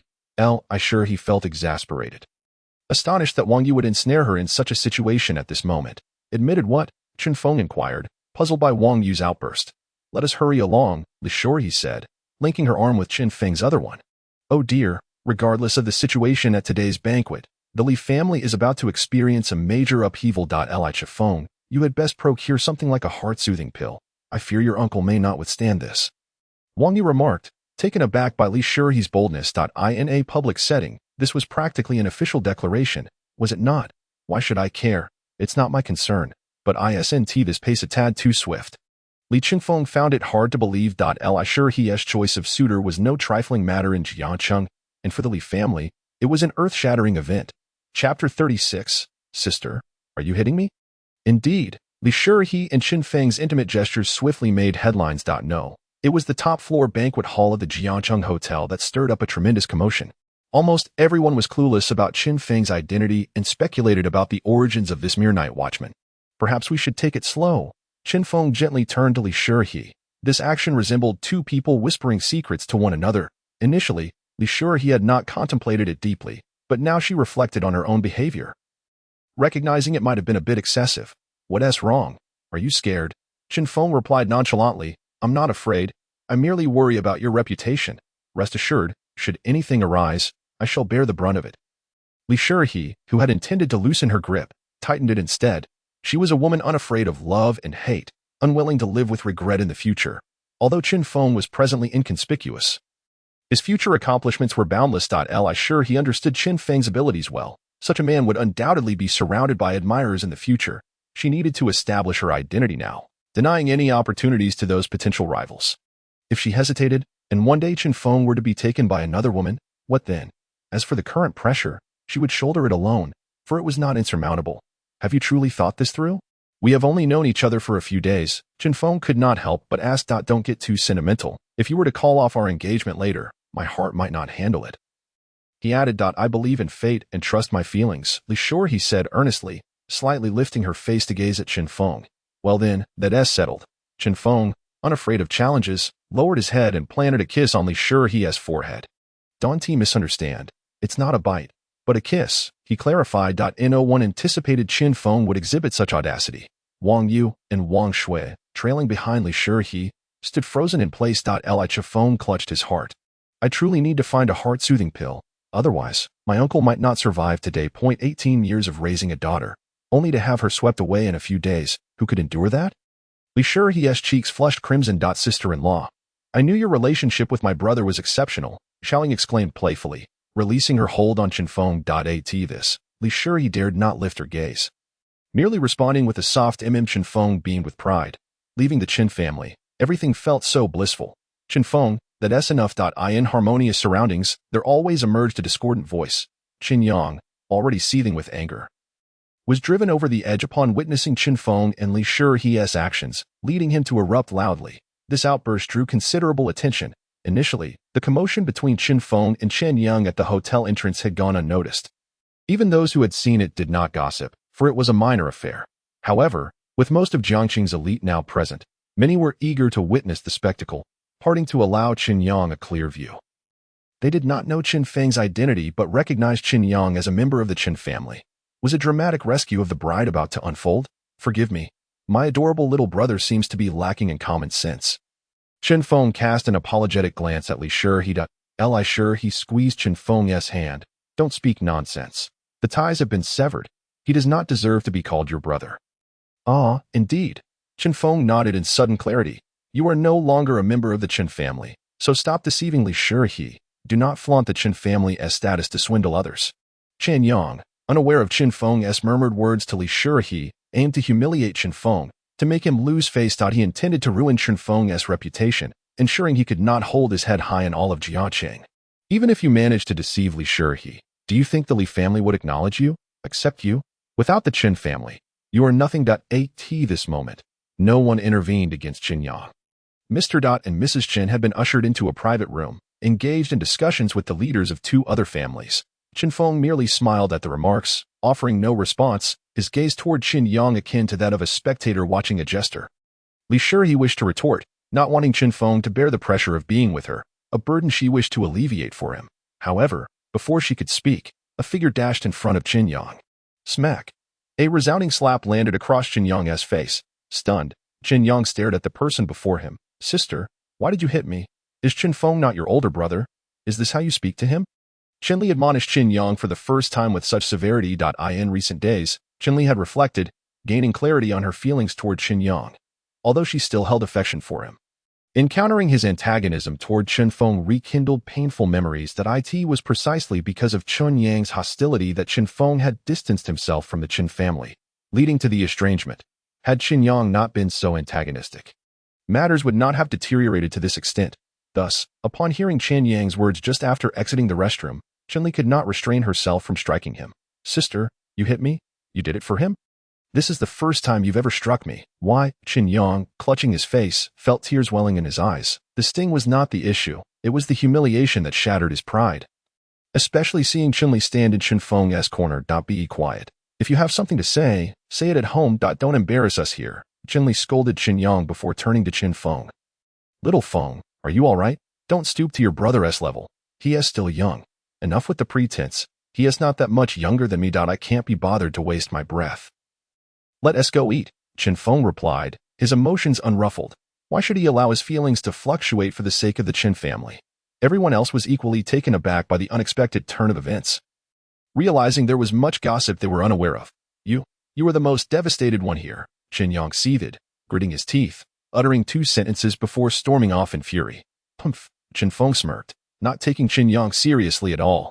The priority now was to enjoy the feast. Soon, their table was laden with an abundance of food, all procured by Chen Feng along with Xiao Shan and Xiaoying. And where did the fleeing Qin Yang go? He headed to the private room, where there were those who could advocate for him and punish Chen Feng. Chapter 37. If you disagree, I will elope with him. "Madman, taking so much. Can we even finish it?" Xiao Shan felt a tinge of embarrassment, as if he had never savored anything delectable with Xiaoying. Well, it seemed he truly had not indulged in any fine cuisine. Yet, our table was the center of attention. And was it truly appropriate to merely feast in such a manner? The bounty of dishes they had brought could scarcely fit upon the table. If we could not finish, we could pack the leftovers. No one had declared that we could not do so, right? Yes, let us take what we cannot finish and enjoy it later tonight. Shirha rolled up her sleeves, ready to dig in. My dear lady, do consider the occasion. We ought to maintain a semblance of decorum, Wang Yu gently reminded Li Shirha. "Why? I've already found myself a man. Who am I to impress? Chen Feng, would you find me wanting in this regard?" Li Shirha turned to Chen Feng. "Of course not. I still do not know your preferences. Do tell me, and I shall fetch it for you." Chen Feng relished this dynamic, feeling at ease. Had Li Shirha been the type to adhere strictly to societal norms, Chen Feng would have found it intolerable. "I want that crab, the largest one." Li Shirha pointed at the freshly served king crab. At this banquet-style gathering, guests were free to take whatever they fancied. Though the attendees were not primarily there for the food, the offerings were undoubtedly top-notch. "All right, I shall get it for you." Chen Feng stood up to retrieve it, indulging his beloved. "Well, we are diving in. Let the feast commence." Wang Yu and Wang Shui joined in. After all, they were not yet inclined to seek companionship. They would eat first and see to the rest later, upon witnessing Li Shirha's enthusiasm. Their appetites surged. Seizing the opportunity while Chen Feng was away, Li Chifeng swiftly took a seat beside Xiaoying. "Sister Xiaoying, what do you enjoy eating? Allow me to assist you. I'm fine with anything." Xiaoying replied softly. She genuinely had no idea. Many dishes on this table were unfamiliar to her, let alone tasting them. "Very well, I shall assist you. And what about me?" Xiaoshan pointed to himself. "A big man like you should manage on your own." Li Chifeng retorted curtly. Xiaoshan felt a pang of despair, as he bit into a crab leg with determination. "If I can't eat it properly, then I shall simply force it down." In a private room, the heads of the 3 prominent families, Li, Chun, and Wang, convened, exchanging pleasantries. Though their conversation lacked substance, they awaited Yan Li's appearance, for it was only upon his arrival that they would emerge, in accordance with their esteemed status. At that moment, Qin Yang burst in, tears brimming in his eyes, his cheeks aflame. "Mother," he called out in a drawn-out tone. Qin's mother sprang to her feet. "Is it that wretched Chen Feng who has harmed you again?" In this place, only Chen Feng would dare to lay a hand on Qin Yang. Everyone knew that Qin Yang was the scion of the Chen family. Qin Yang nodded, then shook his head. Just as Qin's father was about to reprimand him, Qin Yang turned to Li Gong, the head of the Li family and Li Shirha's father. "Uncle Li, you must hurry and check. My elder brother has deceived Li Shirha. They have just confirmed their romantic relationship. It's not too late to intervene." "What?" Li Gong sprang to his feet faster than Qin's mother. "Indeed, I fear Li Shirha may be misled by Chen Feng." Although he is my brother, he has severed ties with our family, and I suspect Li Shurha is unaware of this. I merely wish to caution her, and then, I understand. I shall investigate. Excuse me, both of you. Li Gong was known for his indulgent nature towards his daughter, a fact everyone recognized. I shall accompany you, spoke the head of the Wang family, the father of Wang Yu and Wang Shui. Once they had departed, Chen's father turned to Chen Yang. What have you done? Father, I did nothing. Everyone in the hall witnessed what transpired. I merely fear my elder brother's actions may implicate our family. Chen's father, seasoned by life's tribulations, was not easily swayed by Chen Yang's trivial schemes. He was not like Chen's mother. However, he chose not to comment, as he had tacitly endorsed such matters. Come, let us see. Chen's father rose. In the hall, Chen Feng was amidst a lively feast, drawing the attention of all present. While Li Shurha and her companions also indulged, they did not partake with the same wild abandon as Chen Feng. Shurha, what are you doing? Li Gong softly inquired upon spotting his daughter, devoid of the expected sternness. Father, I'm enjoying a meal. Did you come to join us? As she spoke, Li Shurha playfully fed a piece of crab meat into Chen Feng's mouth. Chen Feng, caught off guard, found his hands slick with grease, unable to find a place to set them down. It was his first encounter with his future father-in-law, and a sense of awkwardness lingered. A sentiment familiar to anyone who had traversed such waters. Li Shurha's actions conveyed her choice of partner to Li Gong. Young man, do not be anxious. Sit down and converse, Li Gong urged. Adopting a more approachable demeanor. Li Chifeng discreetly led Xiaoying away, while Shishan, perceptive as ever, followed suit. Wang Yu and Wang Shui also rose, heading towards the desserts they had long coveted. Father, if you disapprove, I shall elope with him and inform Mother. Let us see how she reacts. You were once a penniless youth, and Mother defied familial opposition to be with you. Now, do you intend to repeat what my grandfather did? Chen Feng was taken aback. Could he truly be hearing this? Li Gong had prepared to deliver a lecture to dissuade Chen Feng, but upon hearing Li Shurha's declaration, he was taken aback. Daughter, could you not spare your father some dignity? Is there anyone here unaware of this? Li Shurha retorted. Indeed, all present were notable figures from Jiangcheng, most of whom were aware of Li Gong's circumstances. Yet how could he maintain the gravitas of a father-in-law in front of this potential son-in-law? Very well, I have not opposed your union. However, what is the nature of your connection to the Chen family? Li Gong casually picked up a piece of meat and popped it into his mouth. Appearing quite affable, Uncle, I have severed ties with the Chen family days ago. This is news to me. However, I now recognize who you are. Such a severance cannot be trifled with, can it? It is serious. I mean it. Chen Feng replied resolutely. He did not require the title of a Chen family scion to match Li Shurha. He possessed an even more formidable identity. Should Li Gong oppose him on this matter, he would have to summon his godfather for support. However, to Chen Feng's surprise, upon hearing his words, Li Gong's eyes sparkled with excitement. Really? Splendid. My dear, may I propose something? For your second child, can we have the surname Li? There is no way. Not a chance. Yan Li's furious voice interrupted. Old rascal Yan, this is a matter of the Li family. What business is it of yours? Li Gong slammed his hand on the table. Glaring at the approaching Yan Li, T2 was a royal-level spirit beastmaster and was not easily intimidated. Furthermore, he was correct. This was a family matter, and even if Chen Feng were a mere night watchman, his lineage was not for Yan Li to meddle in. Indeed, this matter concerns only the Li family and Chen Feng, Chen Yang interjected. Having emerged to clear up the misunderstanding. He had arrived late and missed the earlier exchange between Li Gong and Li Shurha. Everyone, there seems to be a misunderstanding. Chen Feng is my brother. You may discuss matters with me, but do not make it difficult for him. Chen Li also stepped forward. Chen Li, what nonsense are you spouting? Silence. Chen's mother immediately reacted with displeasure to Chen Li's statement. This matter has nothing to do with the Chen family. If the Li family harbors any grievances, they should seek out Chen Feng directly. Father, please help my brother, Chen Li pleaded, grasping Chen Feng's arm. Wretched child, come here. Chen's father, swayed by Chen Li's entreaties, called to Chen Feng. Though his tone was less than flattering, his invitation to Chen Feng was unmistakable. If Chen Feng returned to his father's side, it was clear that he would still be regarded as a scion of the Chen family, and the subsequent troubles would naturally be borne by them. Chen Li looked gratefully at her father, relieved that he had not abandoned Chen Feng in this critical moment. Chen Feng would surely be moved by this. Xiao Feng, come quickly, your sister will protect you.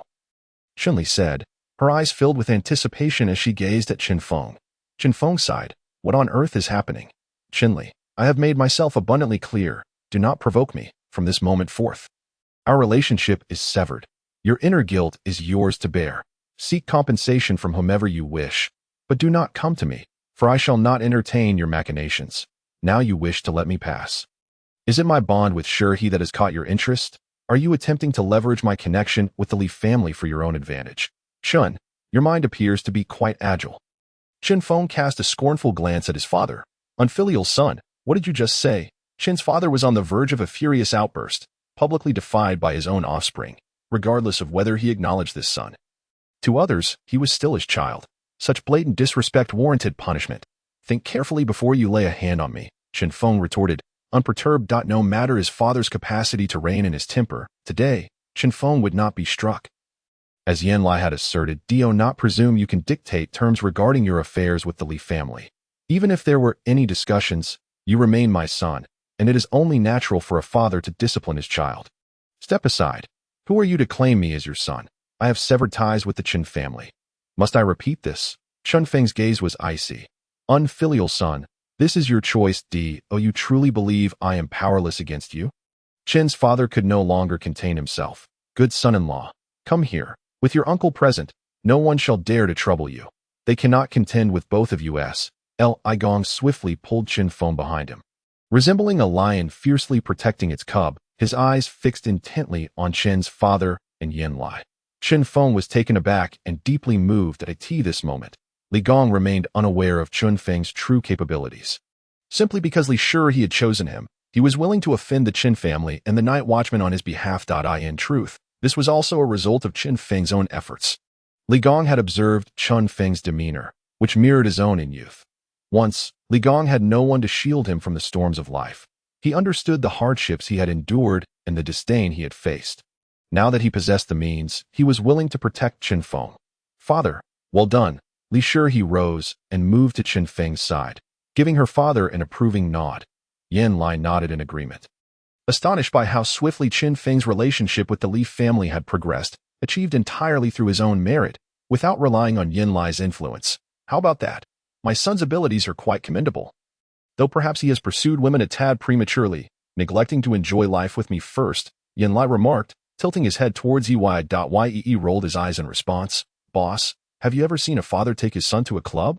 There must be some decency. Surely, what of it? I intend to be the first to break the mold. Boss, perhaps you should refrain from breaking the mold just yet. Aren't you going to intervene? At this moment, Chen's father had locked eyes with Li Gong, both men staring each other down, tension palpable, as it seemed a confrontation was imminent. Ha! Son, come here. Yan Lai's booming laughter instantly captured everyone's attention. Yan Lai has a son? When did this occur? Wasn't he unmarried? Where did this son come from? An illegitimate child? Chen Feng grasped Li Shi's small hand and stepped beside Yan Lai. Well done, you haven't embarrassed your father. Yan Lai praised Chen Feng. Since entering the hotel, every move Chen Feng made was under Yan Lai's watchful gaze. Yan Lai's son. He was expected to be resilient, unafraid of trouble, for Yan Lai would always help him clean up the mess. As long as he stood firm against oppression, Yan Lai would support him unconditionally. What on earth is happening? The onlookers were bewildered. He gazed at Chen Feng with her mouth slightly agape, while many others' eyes darted between Yan Lai and Chen's mother. Initially shocked, Chen's mother grew embarrassed, nervously fidgeting. Yan Lai sensed something was amiss and cast a glance at her. Although Chen's mother was well preserved, she paled in comparison to the women at the club. How could these sordid individuals presume that I share any scandalous relationship with this woman? Ahem. What are you all looking at? Chen Feng is my adopted son.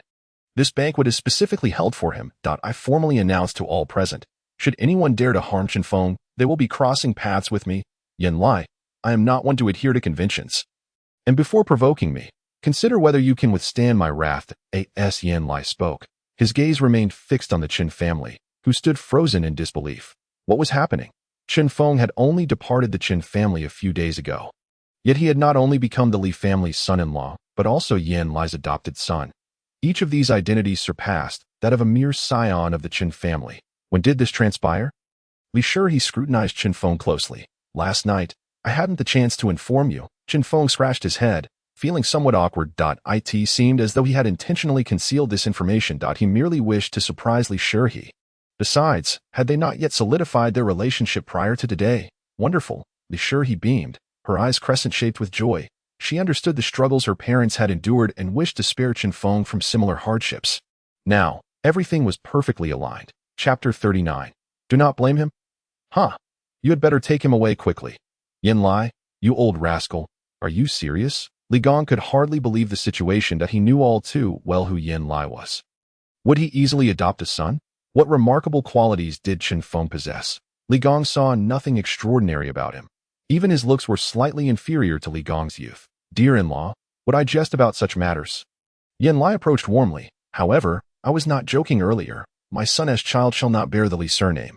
Yin Lai's demeanor turned exceedingly serious, as though he were already convinced that Chen Feng and Li sure he were wed. Old rascal, matters between my son-in-law and me are none of your concern. Dear godfather, Li Gong emphasized the term godfather with great intensity. Do you intend to bully my son? Then you shall have to contend with my fists. Furthermore, I have yet to see your Li family's children take their mother's surname. So why are you attempting to play tricks with me? Do you think I, Yin Lai, am a pushover? Very well, old rascal. You insist on meddling? Li Gong rolled up his sleeves. How about we discuss this later? Chen Feng interjected, feeling anxious that it seemed inappropriate to side with either his godfather or his father-in-law. Moreover, he had merely just established a romantic relationship with Li Shih. The prospect of children was still far off. There was no need to rush into such matters. Besides, he truly did not mind what surname he bore, as he had already severed ties with the Chen family. Changing his surname was of little consequence. Humph, today is my son's special day. I cannot be bothered to argue with you. Humph, good son-in-law, sit down quickly. Where are those youngsters? Call them over. Li Gong was a shrewd individual. More adept than Yin Lai that he recognized Li Chengfeng and others, but was unfamiliar with Xiao Shan and Xiaoying. Clearly, these two were Chen Feng's friends, and they were certainly not ordinary friends if they were brought to such an occasion. By treating his friends well, he could swiftly gain their approval as good son-in-law. Thus, future negotiations would be far more agreeable. Xiao Shan, Xiaoying, come here. Chen Feng called out to them. Xiao Shan and Xiaoying appeared somewhat awkward, taken aback by the rapid changes unfolding around them. Are you all my son-in-law's friends? Please, have a seat. Do not feel anxious. From now on, you shall call me uncle, Li Gong said, exuding a warm demeanor. Ladies and gentlemen, I have concluded my remarks. Enjoy your meal and drinks. All the young ones have gathered here today, so let us get acquainted. Should anyone trouble my son in the future, do not claim ignorance. Yin Lai was indeed incredibly audacious, yet no one dared to challenge him. Upon his declaration, laughter filled the hall, while only the Chen family stood apart, struggling to accept the unfolding reality. How could this be? That scoundrel! Chen's mother muttered under her breath, still not silent. Do you not feel ashamed? Everyone, return home. Chen's father spoke with stern authority, casting a glare at Chen Yang, despite possessing all the resources of the Chen family. What had he accomplished? After much effort, he managed to obtain the Moon Hound, only to have it lost. Now, the brilliance of the past has been completely overshadowed by Chen Feng. Chen Yang's mind was blank. He could not accept such a reality.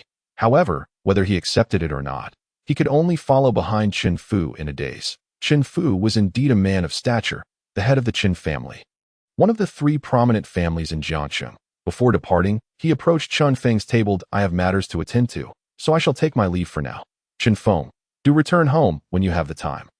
There are matters I wish to discuss with you. Having said that, Chen Fu turned and left. Humph, Chen Feng scoffed. Return home? That's your home. What does it have to do with me? Li Gong and Yin Lai remained silent. They were aware that the warning to the Chen family today was already sufficient. They could not push the Chen family too far, lest it backfire. At that moment, unexpectedly, Chen Yang suddenly erupted in anger. This was something no one anticipated. Chen Yang appeared behind Xiaoying, a dagger materializing in his hand, pressed against her neck. Don't move. Chen Yang shouted frenziedly. Li Gong did not budge.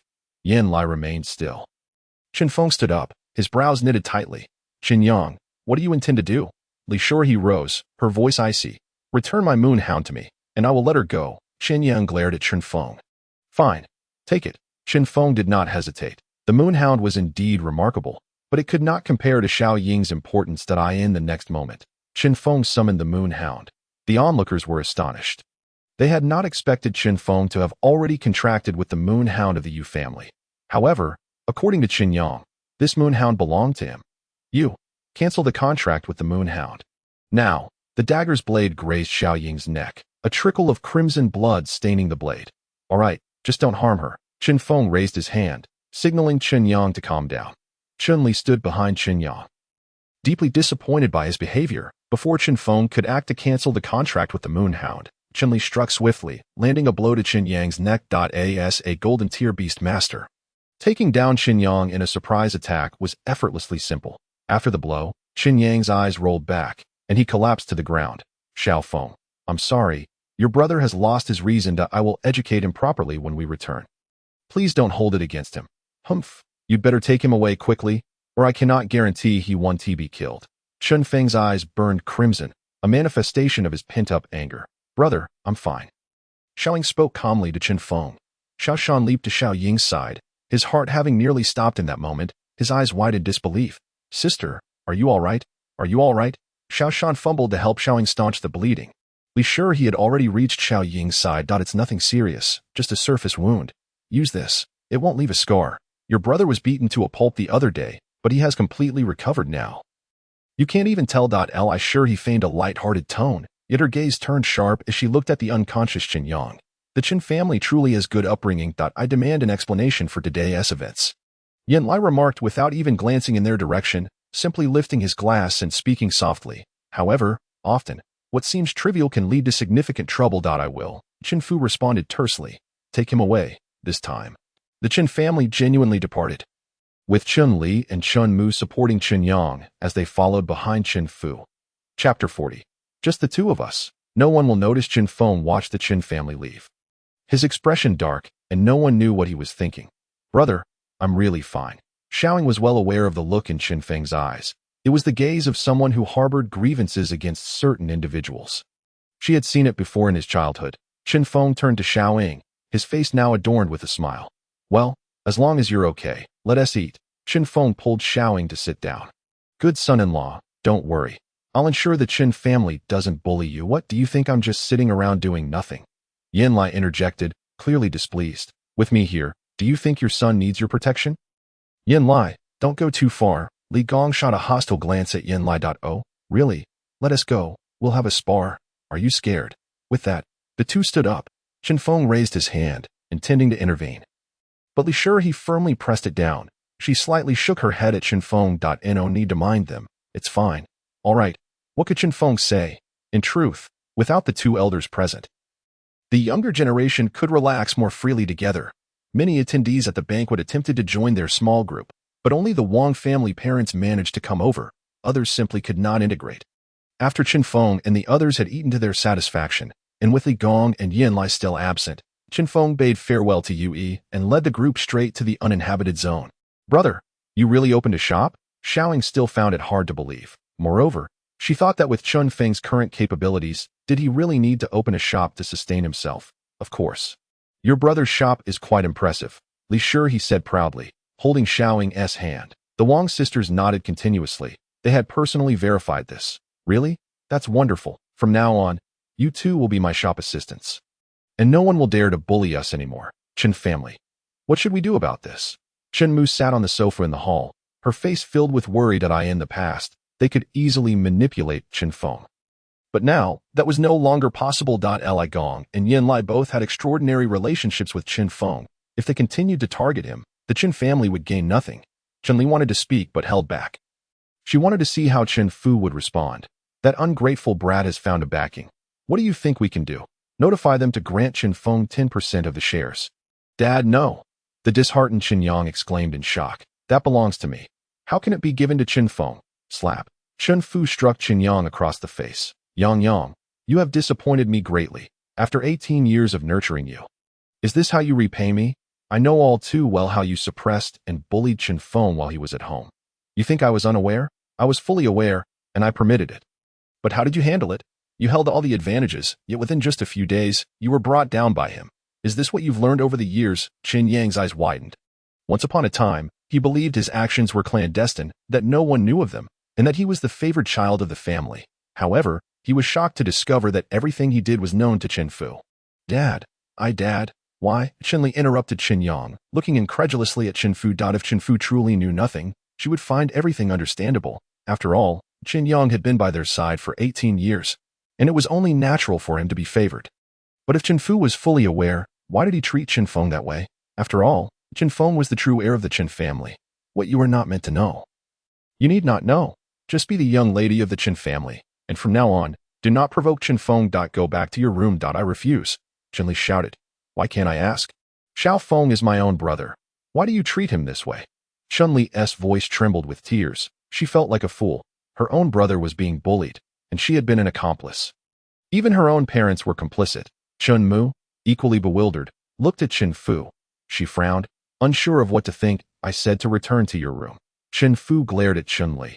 His authority in the Chen family was overwhelmingly strong, and he exuded the aura of a king-tier beast master.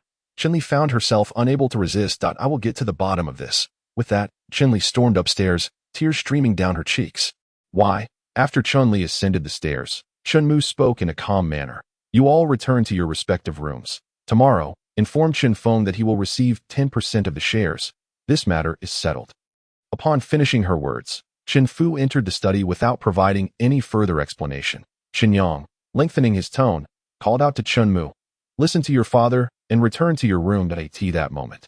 Chen Mu's demeanor towards Chen Yang lacked the usual warmth and concern, replaced instead by a certain coldness. Chen Yang was taken aback, yet he dared not defy Chen Mu. She had always been the one who spoiled him the most in the Chen family, and opposing her would yield no favorable outcome for him. When only Chen Mu remained in the living room, she fell into deep contemplation. Why? He clearly knows everything. Why would it still come to this? In this moment, Chen Mu pondered extensively, fully aware of the nature of her husband. If what he claimed was true, could he truly allow Chen Yang to bully his own flesh and blood? Could he permit himself to impose such strict discipline on his own offspring? No, absolutely not. Then, unless it involved Chen Feng. However, what transpired back then?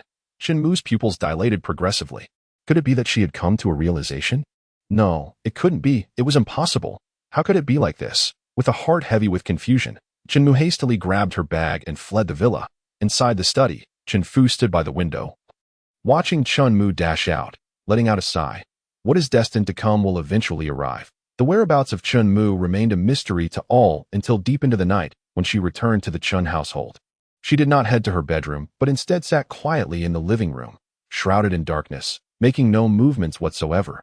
Meanwhile, the atmosphere in Chen Feng's shop was lively. Chen Feng, will it work? Li Shi he asked softly, wrapping her arm around his. What could possibly go wrong? Chen Feng replied. Xiao Shan and Xiaoying are both asleep. It's just the two of us now. No one will notice. But I'm a bit scared. What if? Li Shi's cheeks flushed as she tightly gripped Chen Feng's arm, visibly anxious. Fear not. I'm here. Everything will be fine. It will definitely succeed. I trust you. There's no other choice. Is there? It's already in. Chen Feng shrugged. Right. It should be quick, right? Probably about 10 minutes. Chen Feng felt uncertain, considering this was his first time assisting in the evolution of a spirit beast. The fire squirrel was the first test subject. However, based on what Chen Feng observed through his spiritual eye, there should be no issues. How could a 100 success rate possibly encounter a problem? As it turned out, there were indeed no issues. Once the evolution chamber opened, a purple figure swiftly zipped onto Li Shi's shoulder. Spirit Eye. Purple Flame Mongoose. Diamond Grade Juvenile. Attributes: 37 mental strength, 48 skills. Thunder Summoning, Lightning Infusion. Thunder Summoning. Summons lightning for attack using one's mental strength. The power of the lightning is equivalent to the mental strength. Lightning Infusion. Significantly enhances one's attributes while enveloping the body in electricity. Lightning damage equals mental strength. It worked. Chen Feng exclaimed with a light laugh. Yes, it worked, Li Shi he echoed, her face alight with joy, clearly sensing the success as the owner of the purple flame mongoose. Moreover, its appearance had changed, which was a sure sign of success. The purple flame mongoose affectionately rubbed against Li Shi. Equally excited, the difference between gold grade and diamond grade was immensely vast. However, Chen Feng was not pleased by this development. When there had been no established relationship with Li Shi, he had tolerated the affection. But now, absolutely not. He reached out and firmly grasped the nape of the purple flame mongoose. You are not allowed to rub against her anymore. Do you understand? The purple flame mongoose attempted to resist. Despite its small stature, its attributes far surpassed Chen Feng's. That if you do not behave, you shall not enjoy such fruits again. Chen Feng was well aware that he could not overpower the purple flame mongoose with attributes alone. However, He had other means he exchanged for the exclusive fruit of the purple flame mongoose, a staggering 50,000 each. The allure of this fruit was undenia. She could only gently pat Chen Mu's back, soothing her emotions. In the study upstairs, Chen Fu slowly rose from his chair. He was aware that his wife had learned the entire truth. The matters he had to confront were unavoidable. He could not escape them. Furthermore, he would provide Chen Feng with what was due to him, compensating him in hopes that this turmoil would soon be resolved. However, what he did not realize was whether Chen Feng would even cherish or desire such compensation. Would the situation truly pass as easily as he believed? Chapter 42. Your son is Chen Yang, not me. Why? Chen Mu looked coldly at Chen Fu as he emerged from the study. At that moment, there were no tears left in her eyes. Why? Shouldn't you be the one to answer that? What is owed to him? I will give. No. 10% is far too little. Chun-Li was utterly bewildered. She felt as though she understood, yet simultaneously did not grasp the situation. Mom, what exactly is going on? Chun-Li was desperate to comprehend the unfolding events. What is happening? That is a question for your father. Chen Mu's gaze was unfriendly. Chen Fu frowned. 20% is excessive. What? Do you still intend to leave the majority of the family fortune to that bastard? Enough. Chen Fu's expression darkened. Did I speak wrongly? Chen Mu showed no sign of yielding. If it weren't for your actions back then, we wouldn't be in this predicament. Chen Fu reminded her. Mom, please tell me the truth. What is really happening? Chen-Li was on the verge of panic. It's all my fault. I was wrong. As she uttered these words, Chen Mu's countenance visibly shifted to one of despair and regret. When I was pregnant with your brother, your father had another woman. And she was also with child. She gave birth to a boy as well. I could not allow that bastard to take my son's inheritance. So I had someone retrieve that wretched woman's child and abandon him at an orphanage. But I was wrong. I never anticipated your father's cruelty. Chen Mu suddenly lifted her head, glaring at Chen Fu with hatred. Xiao Feng is also your child. Why are you so heartless towards him? You actually switched Xiao Feng with that bastard. Upon hearing these words, Chun-Li felt as if struck by lightning. She began to comprehend the truth. Chen Mu believed she had discarded that woman's child at the orphanage. But in reality, Chen Fu had long since swapped his own biological brother with that woman's child. What Chen Mu discarded was her own flesh and blood. The child they had brought back was indeed that woman's son. Everything began to make sense. Chen Mu had always thought Qin Yang was her biological son, which explained her excessive indulgence towards him. In her heart, Chen Feng was merely that woman's child. Dad, is that true? The realization left Chun-Li in disbelief. Chen Fu did not respond to her inquiry. At most, I'll give him 15%. Are you not afraid I will kill him? Chen Mu remained obstinate. Back then, you killed her, and I did not pursue it. You swapped the children, and I still said nothing. Qin Yang is my bottom line. Do you understand? Xiao Feng is also my bottom line. You trampled on my limits. Do not blame me if this is your choice. Chen Feng will receive nothing. Children were Chun Mu's Achilles heel. She could not bear to reflect on how she treated her own son, daily humiliating him while cherishing that wretched woman's child. Chun Mu's heart bled. Would she truly be willing to go to war with Chen Fu? No, such a course would not benefit Chen Feng in any way. Fine, 15%. With that, Chen Mu turned and left. Chen-Li looked at her father with confusion. She could not understand why he was so cruel to her biological brother. Regardless of the circumstances, Chen Feng was still his son, a fact that remained undeniable. Dad, you have a heart of stone, Chen-Li exclaimed before rushing off to catch up with her mother. Sighing, Chen Fu felt a deep inner turmoil. But what could he do? He was torn between his children. And when forced to choose, he could only prioritize the one closest to him. In truth, when he first learned of the child's swap, he had acted out of anger. In hindsight, he regretted his decision. He realized he had better options. He could have chosen not to switch the children and could have secretly raised Qin Yang. Yet, the deed was done, and for years, he had refrained from acknowledging Chen Feng for fear that Qin Mu would discover the truth. It wasn't until Chen Feng turned 16 that he finally found an excuse to bring him back. He had believed that after all these years, Qin Mu would have found peace, but unexpectedly. It is all my fault. My actions have subjected my children to so much suffering. Upon returning home, he regretted how he had treated Chen Feng. If only he had been more attentive, things might have turned out differently. Qin Mu's tears showed no sign of stopping. Her condition worsened.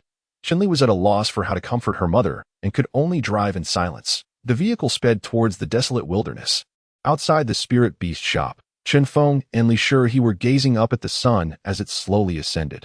The pair were engaged in light-hearted conversation, while the already awake Xiao Shan and Xiaoing refrained from interrupting them. However, the appearance of a car disrupted Chen Feng's good mood. What bad luck, Chen Feng muttered as he stood up. I sure his expression soured as well. The Chen family really is like a persistent adhesive. Bothering Chen Feng every day, haven't we severed ties? Why can't they just keep their distance? Let us go inside. Sure, he tugged at Chen Feng's hand, wishing to shield him from the Chen family. What will come will eventually come. Let us see what they want. Chen Feng shot Li Shi a reassuring glance. Some matters cannot be avoided. He was curious to see what tricks the Chen family had up their sleeves. Soon, the vehicle halted before Chen Feng. Chen Mu was the first to leap from the car. Child. Upon seeing Chen Feng, she opened her arms, ready to embrace him. Madam, please have some dignity. This is not your child. Chen Feng raised a hand, signaling her to keep her distance. Chen Mu stood frozen, tears streaming down her face. Chen Feng frowned slightly. He was bewildered by her dramatic display of emotion. What was this all about? Xiao Feng, it's all a misunderstanding. Mom and I have clarified the situation. Chun Li, having exited the car, spoke to Chen Feng. What does it matter whether it's a misunderstanding or not? Your family's affairs are none of my concern. I warn you once more, my shop does not welcome you. Please do not return. If you continue to ignore my words, I will find a different way to make you understand. Did they truly think Chen Feng was an easy target? Xiao Feng, it was my mistake. Everything is my fault. I will make it up to you. Please forgive me. Chen Mu pleaded. Your son is Chen Yang, not me. Spare me your insincerity. No, that bastard Chen Yang is not my son. You are my son. Is this your first time realizing this? Huh. How absurd to cherish a child that was adopted, only to regret it now. Is it because of my godfather or my future father-in-law? Get away from me. Chapter 43. A brief touch, then parting. Chen Feng's thoughts were simple. The Chen family had recognized his current worth and sought to have him return as their son, whether it was Yan Lai or the Li family. Both were crucial allies for the Chen family. In fact, a century from now, the Chen family could potentially absorb the Li family, given that the Li family only had Li Shi as its sole legitimate heir. At such a time, the entire Jiang City would fall under the Chen family's command. Chen Feng believed this was the reason for Chen Mu's tearful appearance before him. Xiao Feng, 15% of the Chen family's shares will be given to you. This is what your mother has fought for. Please give me a chance to make amends. All right? Chen Mu refrained from mentioning the past. She dared not speak of it. Not interested. Chen Feng's voice remained icy, devoid of any hesitation. Are the shares from the Chen family truly valuable? Chen Feng understood that as long as he maintained his shop, he could not only amass wealth beyond measure, but also wield control over countless lives. Forget about Jiang City. He could stand atop the pinnacle of the entire Huagua. A mere Chen family was beneath his notice. Mom, just tell Xiao Feng the truth. Chen Li could no longer bear to watch. She believed that if Chen Feng were to learn the truth, he would understand his mother, Chen Mu. As long as Chen Feng could come to terms with Chen Mu, he would naturally grant her. His sister, another chance. However, Chen Mu hesitated. Chen Li understood the reason behind her mother's reluctance to speak. Since Chen Mu could not voice it, Chen Li decided to take it upon herself, without waiting for Chen Mu's consent. She immediately revealed everything she knew. Chen Feng's eyes widened in shock. Sure, he also displayed an expression of disbelief. Goodness, even dramas wouldn't dare to portray such a plot twist. After hearing Chen Li's words, Xiao Shan couldn't help but exclaim, Brother Feng is so pitiful. Xiao Ying's eyes were already brimming with tears. She had not anticipated that Chen Feng's background was so convoluted. At that moment, Chen Feng was at a loss for how to feel. Had all his misfortunes over the years truly stemmed from a selfish biological mother, and what of his biological father, who clearly knew everything yet chose to remain silent? What a cruel man he must be. To watch his own mother torment her son for 2 years without uttering a word. Such a father was terrifying, as was such a mother. The Chen family had utterly shattered Chen Feng's worldview. Xiao Feng, please forgive your mother. She only learned of this yesterday. For your sake, your mother has already severed ties with your father. Chen Li spoke, her voice tinged with sorrow. Severed ties? What does that have to do with me? I spent 16 years in an orphanage and 2 years with the Chen family. How did each of you torment me? Do you want me to recount each instance? Spare me your repulsiveness. Had any one of you shown a shred of kindness, I wouldn't have fallen to this state. What of my biological mother? You merely gave birth to me. You did not raise me. When you abandoned me, the bond of motherhood ceased to exist. You cast me aside. No one forced you to do so. If you claim you abandoned the wrong person, that is your foolishness, and I am the one paying the price for your folly. Why should I forgive you merely to ease your conscience, just because of a few words from you? Do my years of suffering vanish? Impossible. I shall never forgive you in this lifetime. please leave at once. Chen Feng shouted vehemently. Indeed, the revelations brought forth by Chen Li had profoundly impacted him. Yet, instead of offering him solace, they only fueled his anger. As Chen Feng articulated, why should he bear the burden of their selfish desires? Now they expected him to forgive them due to their remorse. Dream on. Good child, please don't be angry. I will leave immediately. Sure you are a good child. Please help your aunt persuade Xiao Feng. I beg you, Chen Mu said, bowing to Li Shihe. Without waiting for Chen Feng to erupt, she dragged the unwilling Chen Li away. She understood that Chen Feng would not be able to accept this at once, just as she had struggled to accept it when she first discovered the truth. After spending a sleepless night in the living room, she still found it hard to come to terms with it.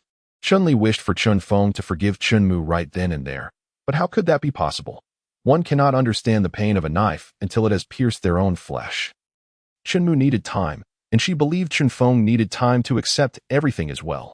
She felt that as long as she was genuinely remorseful and sought to make amends, Chen Feng would eventually accept her. After all, blood is thicker than water. Watching as Chun Li drove away, Xiao Shan spoke first, unable to contain himself. Are you all right, crazy one? Chen Feng wiped away a single tear that had fallen from his eye. Responding, I'm fine. What could possibly be wrong with me? I thought I was already unfortunate enough, only to be dealt another blow. But it's all right. You know my capacity for endurance, don't you? Li Shihe looked at Chen Feng with heartfelt concern, dismissing Chen Mu's parting words as mere nonsense. It's all right. You have us, she said, squeezing Chen Feng's hand. Chen Feng lowered his gaze to Li Shihe, a smile breaking across his face as he gently kissed her forehead. Yes, having you all is more than enough. Trying to take advantage of me? Li Shihe pouted. Then, she released Chen Feng's hand and solemnly cupped his face with her hands. Their lips brushed lightly against one another before parting. At that moment, Li Shihe's cheeks flushed as her eyes glistened with unshed tears. Chen Feng was taken aback by Li Shihe's boldness. That gentle contact swept away the shadows clouding his heart. Could we do that again? Ah, Xiao Shan, let us hurry inside. Xiaoying exclaimed, pulling Xiao Shan into the store. This scene free to watch. If not, take me home. I'm tired, or should we just sleep here? Chen Feng suggested, somewhat hopeful. Although they couldn't do much during the day, a cozy nap on the couch would suffice. Are you trying to get us killed? Wang Shui and the others will be coming soon. What if they don't come? Should we just close for the day? Enough foolery, let us go. Li Shihe realized she was on the verge of succumbing to her feelings and dared not continue debating with Chen Feng. Pulling him along, Chen Feng chuckled foolishly, allowing himself to be led away by Li Shihe. As the two made their way toward the inner city, news of Chen Feng's background had already reached Li Gong and Yin Lai. They were deeply concerned for Chen Feng's safety and had long dispatched people to keep watch over the area. What a family the Chens were, to bully my son so. Chapter 44, Howling Moonhound. No one knew what Yin Lai intended to do. After Chen Feng escorted Li Shihe back to the Li family, he returned to his shop. Xiao Shan and Xiaoying began to familiarize themselves with the shop's operations.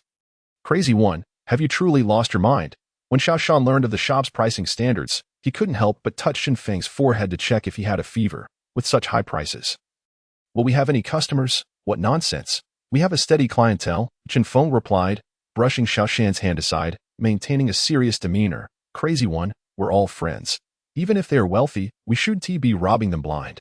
It's not a matter of robbing. It's about value for money, understand? Once you both acquire spirit beasts, you'll comprehend. Brother, can we really have spirit beasts? Xiaoying exclaimed in astonishment. The possession of a spirit beast was a luxurious dream. Which young person does not fantasize about the day they might own one? Especially those like Xiao Shan and Xiaoying, who have experienced so much, their hearts yearn for it even more. Yet spirit beasts felt far beyond their reach. The most ordinary black iron-grade spirit beast was something they dared not even hope for, simply because they could not afford it. Of course, Chen Feng affirmed. Since he had reunited with Xiao Shan and Xiaoying and possessed the ability to assist them, he could not allow them to remain mediocre. Only by growing stronger could they better aid him. When we encounter suitable spirit beasts, I'll help you secure them. For now, let us familiarize ourselves with the shop's operations. I need to catch up on sleep. I didn't rest at all last night. With that, Chen Feng lay down on the sofa. As he rested, he contemplated the future path. The goal of expanding operations had been set, and securing the Night Watchers would meet their current needs. As for the Moonhound, Chen Feng was not yet prepared to evolve it to diamond grade. The Moonhound had already entered the evolution chamber once, and Chen Feng had seen its evolution path through his spiritual eyes.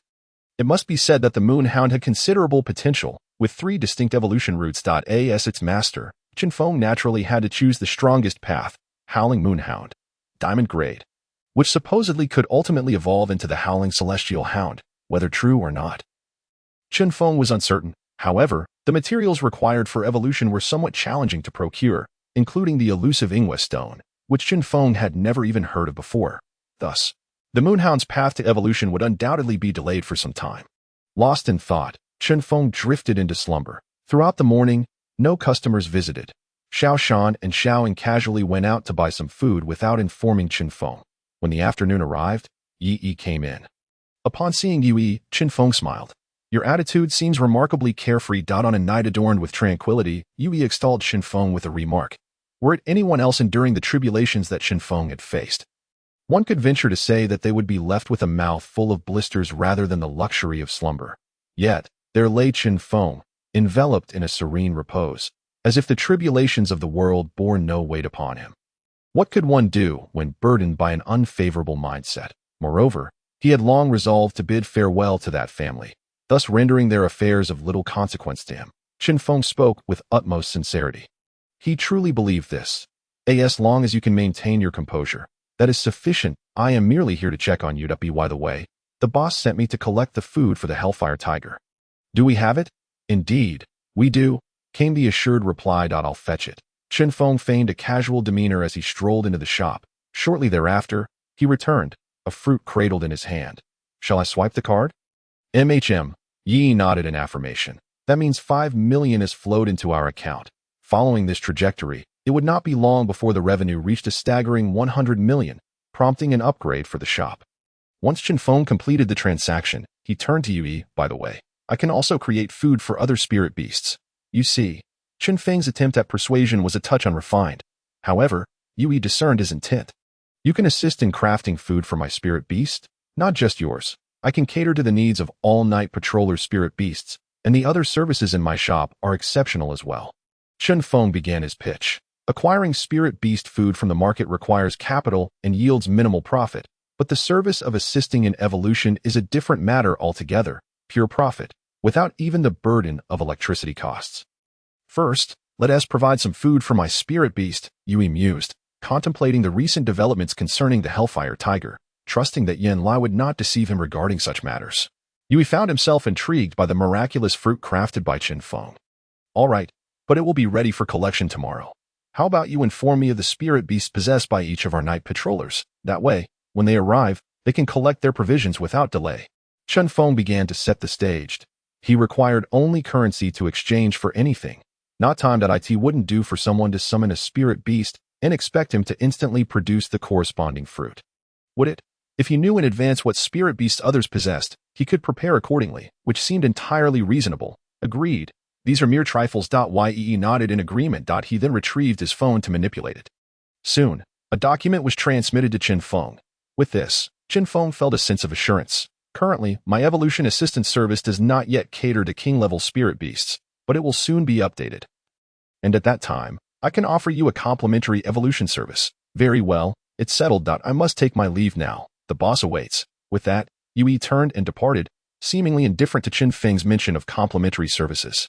Chen Feng understood that Yi held a semblance of skepticism, but that mattered little. Once he experienced it firsthand, the truth would reveal itself. Brother, how much did we just earn? Xiao Ying inquired incredulously of Chen Feng. In truth, Chen Feng had previously disclosed the selling price of the Hellfire Tiger's fruit. However, Xiao Ying found it hard to believe 0.1 fruit equated to a lifetime's worth of her wages. This situation felt almost surreal. We haven't made a profit. Selling spirit beast food requires capital. By the way, this is food for the Earth Black Bear. Xiao Shan, please deliver it. I need to ascertain what fruits the night patrollers require. Chen Feng tossed the earth fruit to Xiao Shan. All right. Xiao Shan caught the fruit and dashed towards the nurturing area. Xiao Ying followed closely behind, leaving Chen Feng alone at the front desk. They had never encountered a golden-level spirit beast up close and were eager to relish the presence of the Earth Black Bear. As evening descended, Li Shi and company returned once more, engaging in commerce and camaraderie. With the support of Li Changfeng and others, today's revenue swelled by another 5 million. He even swiped her card to purchase fruit for the purple flame mongoose.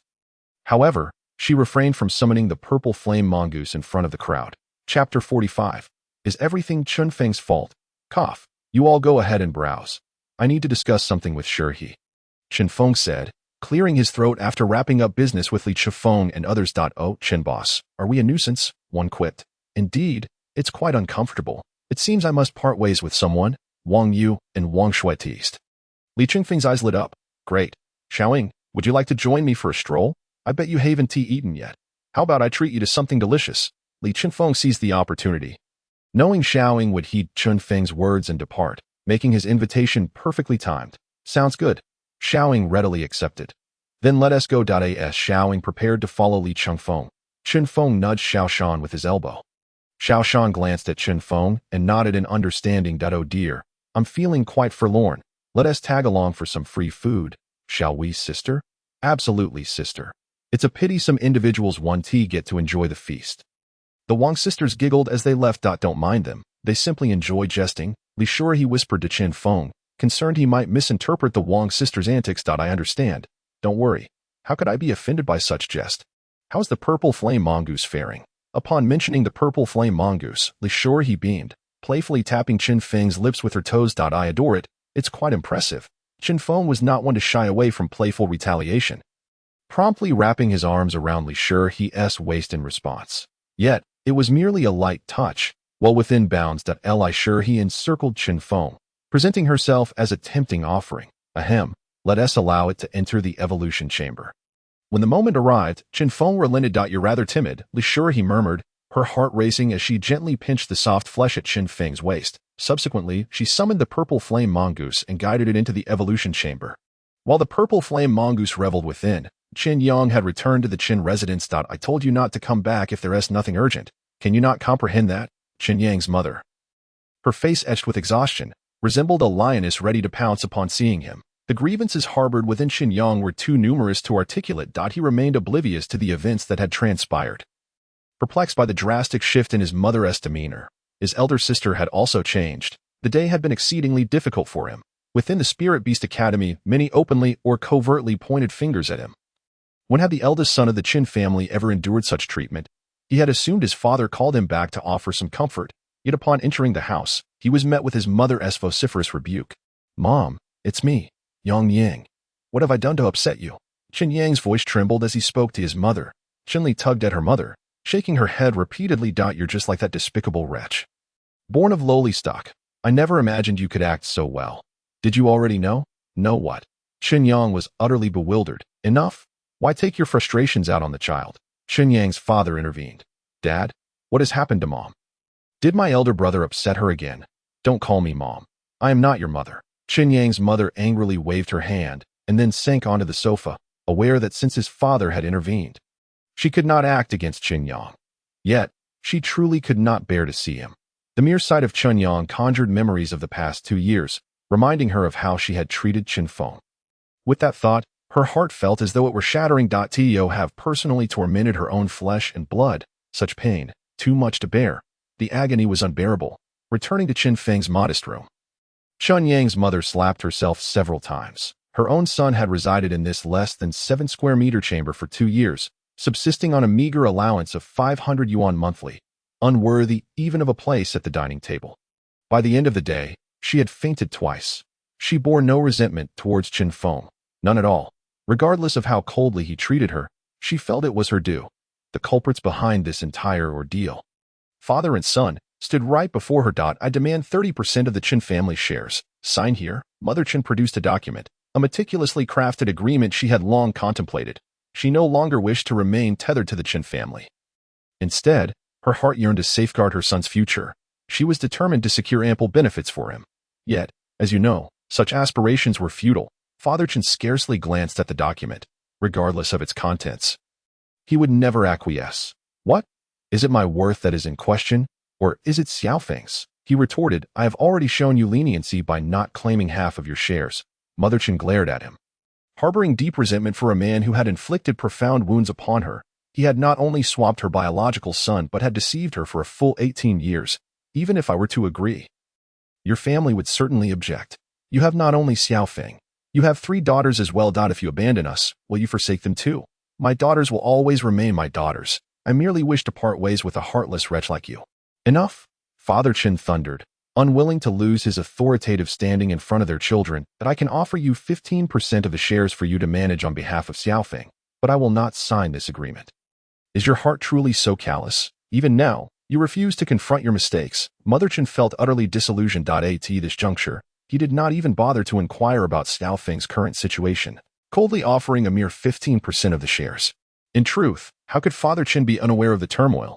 He knew that Mother Chen had failed to persuade Xiao Feng and had been cast out. Otherwise, there would be no talk of management. This so-called management was merely a means to silence Yan Lai and Li Gong. Regret was not an option. In the face of self-interest, familial bonds held little importance for him. There are many things you do not yet comprehend. Yang, daughters, you should return to your rooms, Father Chen commanded, his voice tinged with exhaustion. Mom, whatever decision you make, I support you that I can leave with you, Chun-Li declared, not even glancing at Father Chen, her disappointment palpable.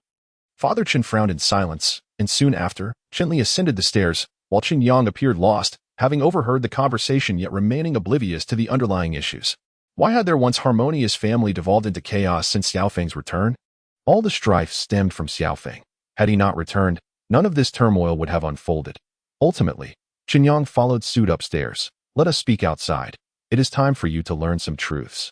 Chapter 46. Chen Yang's identity. Mother Chen was unaware of what the man intended to reveal, but regardless of his words, she would not yield as Father Chen led her into the garden. He turned to face her. Oh, you know Yang Yang's true identity? What? You mean to tell me he isn't your biological son? Mother Chen scoffed, her face a mask of disdain. Father Chen shook his head in resignation.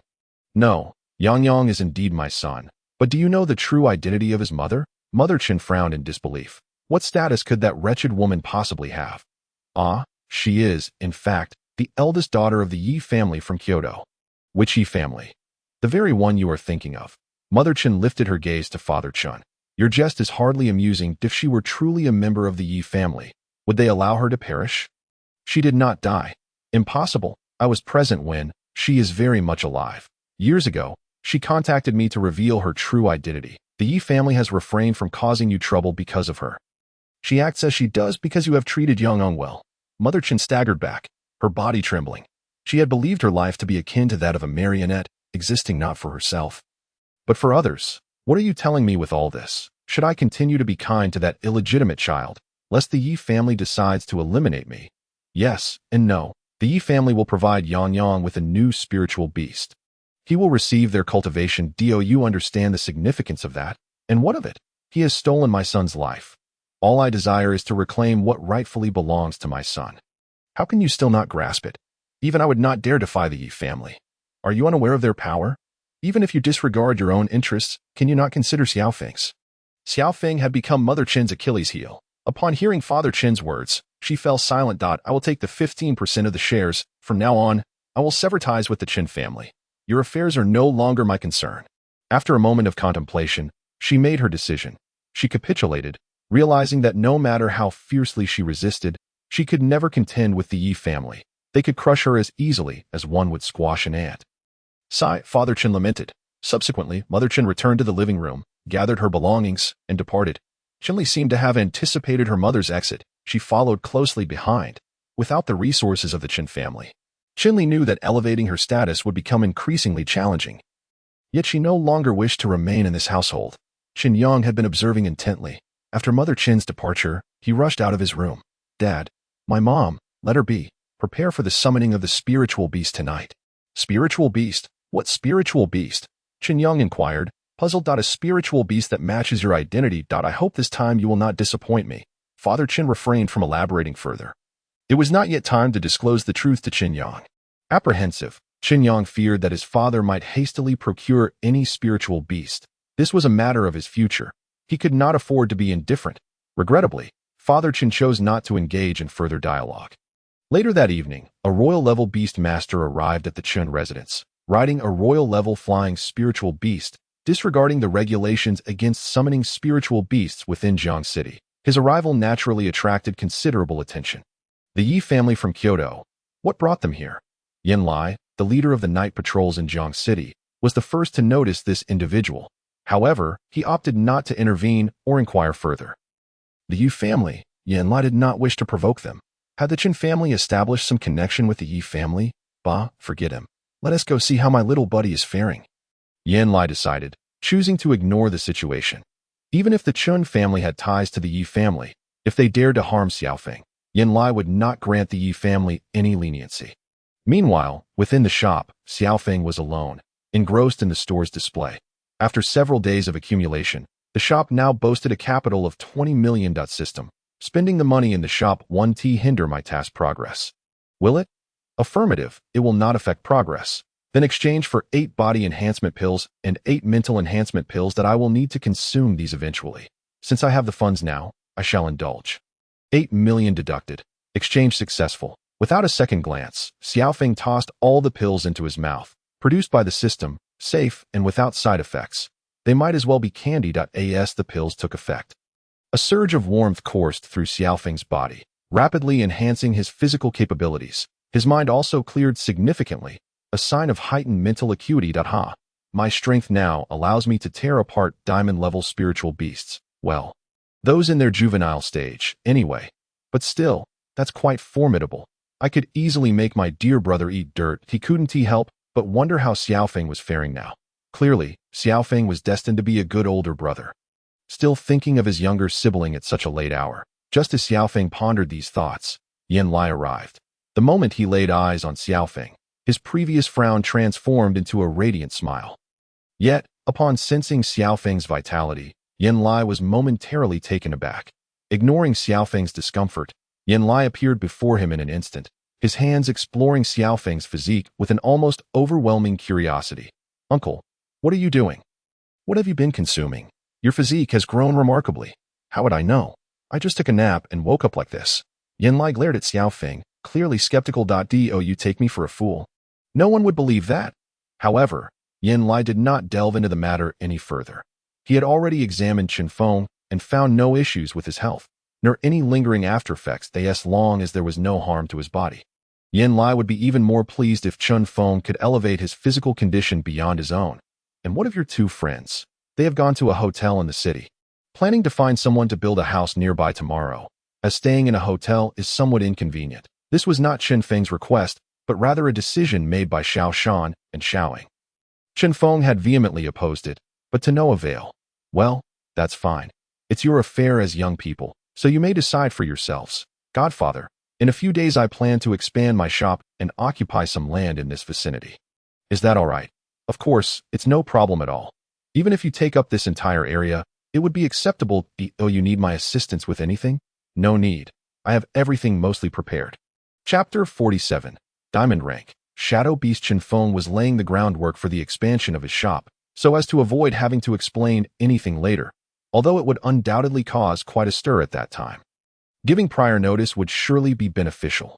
Do you have any other needs? I see there isn't much business in your shop. Would you like to attend the Spirit Beast Academy for further studies? Not going. Besides, who says I have no business here? Chen Feng retorted with annoyance. Business is thriving. The daily revenue is quite substantial. I still think it's better for you to go to school. How about I arrange for you to be a guest student?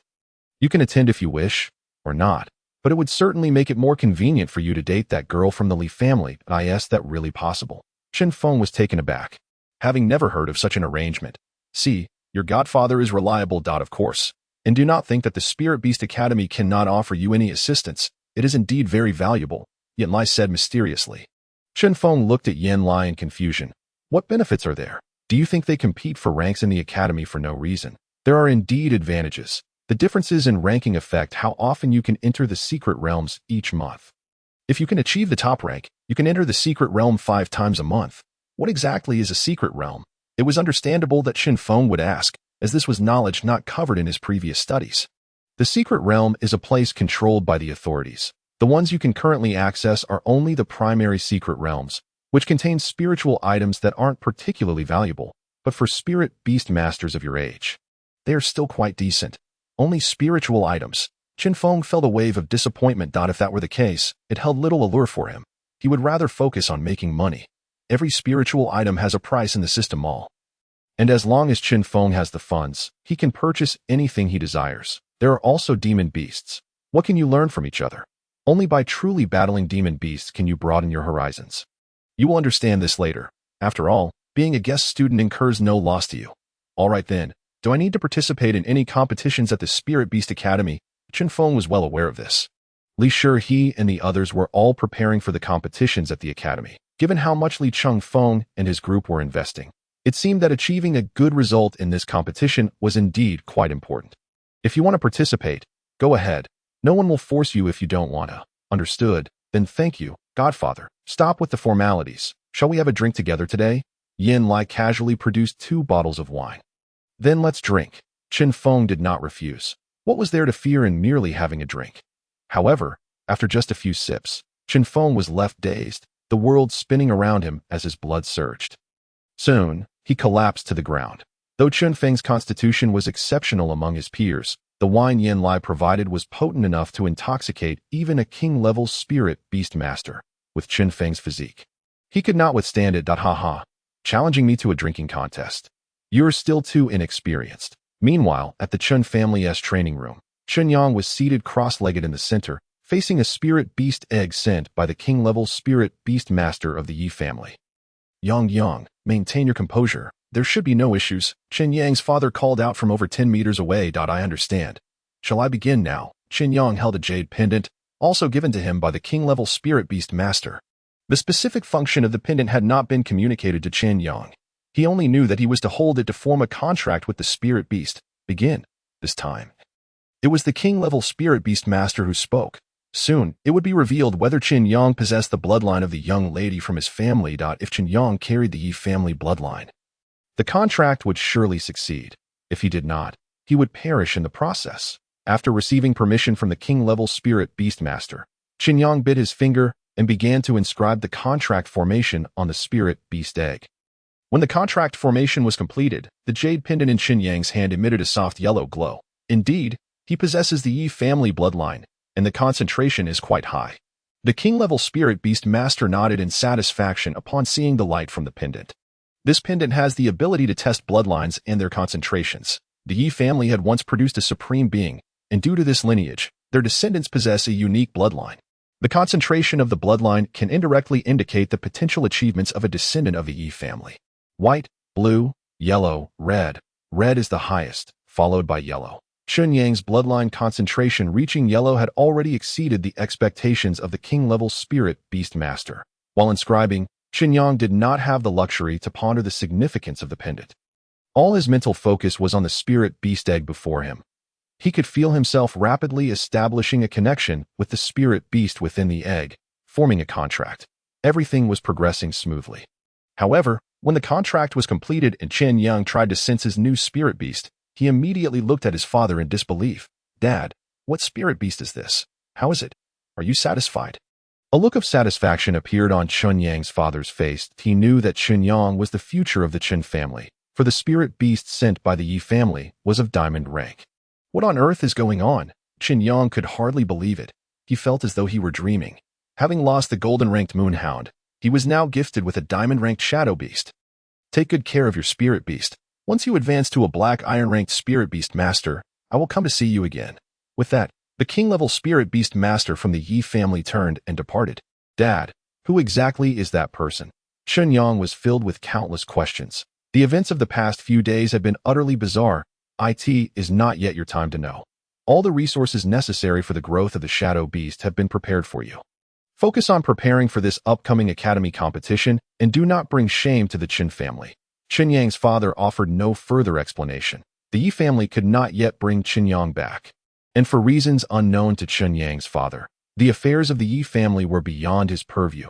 Dad, rest assured. This time, I will definitely astonish them. Chen Yang has certainly experienced the vicissitudes of human emotions. He is acutely aware of the multitude of people within the Spirit Academy who ridicule and disdain him, as well as the countless individuals online who hurl insults his way. Previously, Chen Yang was deeply affected by this. But now he finds himself indifferent. He, Chen Yang, has forged a contract with a diamond-grade juvenile spirit beast, standing as a paragon atop the world. He intends to silence all those who belittle him, compelling Chen Feng to kneel before him in apology. Chapter 48. Clearly priced. Fair to all. Chen Yang's father ascended the stairs, his demeanor devoid of any expression of joy. Yet, Chen Yang felt elated. His gaze fervently fixed upon the shadow beast at his side. The shadow beast, a member of the canine family, possesses black fur and stands merely 20 centimeters tall in its juvenile form. Resembling a domestic cat, however, its abilities are formidable. Even without mastering skills, its innate talents are not to be underestimated. The shadow beast can meld into various shadows, including reflections of buildings and the silhouettes of creatures, thriving in the darkness where it reigns supreme. While it cannot achieve complete invisibility, it significantly diminishes its presence, making it an ideal spirit beast for assassination. Its potential for growth is equally vast. Even a shadow beast that cannot evolve its bloodline can ultimately ascend to the rank of a king, transcending its inherent limitations. If its bloodline were to evolve, the strongest shadow beast of the Yi family has already attained divine level. Of course, Chen Yang is unaware of these secrets that lie within the upper echelons. For now, his sole focus is on diligently nurturing his shadow beast. He has no intention of continuing to target Chen Feng. He aims to astound everyone in the Spirit Academy competition, and only after that will he trample Chen Feng beneath his feet. In response to Chen Yang's silence, Chen Feng expressed his profound boredom as days dragged on. Recently, the shop's revenue skyrocketed, thanks to the influx of night patrollers who came to patronize the establishment. Initially, there were only a few customers, but once the first wave arrived, more followed suit. Unfortunately, Chen Feng's culinary offerings were simply too irresistible for the spirit beast to resist. Alas, he lamented the fact that he still needed 20 million. Chen Feng gazed despondently at the various spirit beasts in the fostering area, feeling deeply troubled. Besides the earth black bear fostered by Li Chifeng, 5 more spirit beasts had joined the fostering area. If it weren't for the limited space, the number would have doubled. He wondered if the evolution chamber would expand once the shop upgraded. Chen Feng had numerous concerns weighing on his mind. The night patrollers were formidable individuals, and their spirit beasts were larger in stature, making it difficult for both the evolution and medical chambers to accommodate them. This was a service that allowed him to enjoy revenue without cost, yet throughout the day, only Li Shirhe and 2 other night patrollers had benefited from it. Watching money slip through his fingers was certainly a bitter pill to swallow. Foolish dog, come out. Chen Feng summoned the moonhound from the spirit beast space. The moonhound, with its goofy demeanor, panted happily at Chen Feng's feet. Chen Feng exchanged a fruit for the moonhound, then ruthlessly shoved it into the evolution chamber. No slacking off. You must strive for improvement, he admonished the moonhound. The moonhound felt utterly wronged, believing the disparity in treatment compared to the fire dragon was simply too vast. Nevertheless, it willingly entered the evolution chamber, aware that despite the painful process, the outcome would be beneficial. Why the pain? During the 10 minutes spent within the evolution chamber, it would experience multiple deaths. The evolution chamber could conjure remarkably realistic illusions, where the moonhound would confront various monstrous beasts, battling, dying, and repeating the cycle. Through this relentless loop of combat and demise, the moonhound would garner substantial battle experience, forcing its potential to emerge and enabling it to learn skills autonomously. Moreover, the flow of time within the illusion differed. 10 minutes in the evolution chamber could equate to a day or even many days in the illusion. Why do spirit beasts shy away from the evolution chamber? Who wants to endure countless deaths in a single day?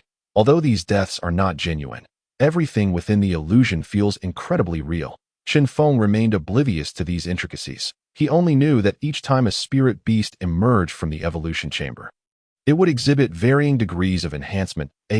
Chen Feng's spirit beast, a daily excursion in the evolution chamber, was indispensable, while the fire dragon had been somewhat lackadaisical over the past couple of days. Chen Feng would soon ensure it received its fair share of opportunities. Xiaoshan and Xiaoying had set up a dwelling not far from the shop, opting not to stay overnight. Li Shirhe typically remained until dusk, but would leave once night fell. Only occasionally would Yin Lai linger for extended periods, but he never stayed overnight. Thus, Chen Feng still enjoyed moments of solitude, giving him the chance to arrange for the fire dragon to take it easy. Hey, can my attributes be elevated now? Ding, the host has not yet met the conditions for an elevation. What conditions? Ding, please explore on your own. Explore my foot. Chen Feng felt increasingly frustrated. If others possessed his attributes, they would have long since advanced to the black iron level. Spirit beast masters not only gain attributes from elevation, but also awaken new energies, spiritual energy. They are not merely manipulators of spirit beasts. They possess combat capabilities themselves, with powerful spirit beast masters often surpassing even spirit beasts of the same level. This is because spirit beast masters can learn skills from spirit beasts. These skills can enhance their own combat prowess, strengthen and heal spirit beasts, and even include everyday skills, such as improving the taste of food. There is a plethora of options. Chen Feng firmly believed that as a cheat character, his system would not allow him to remain weak. He eagerly anticipated the skills he would acquire upon elevation. Unfortunately, while his attributes were up to par, he had not fulfilled the conditions for elevation, and the specifics of how to elevate remained a mystery, leaving him in a state of discontent. Nevertheless, he knew he had to rest.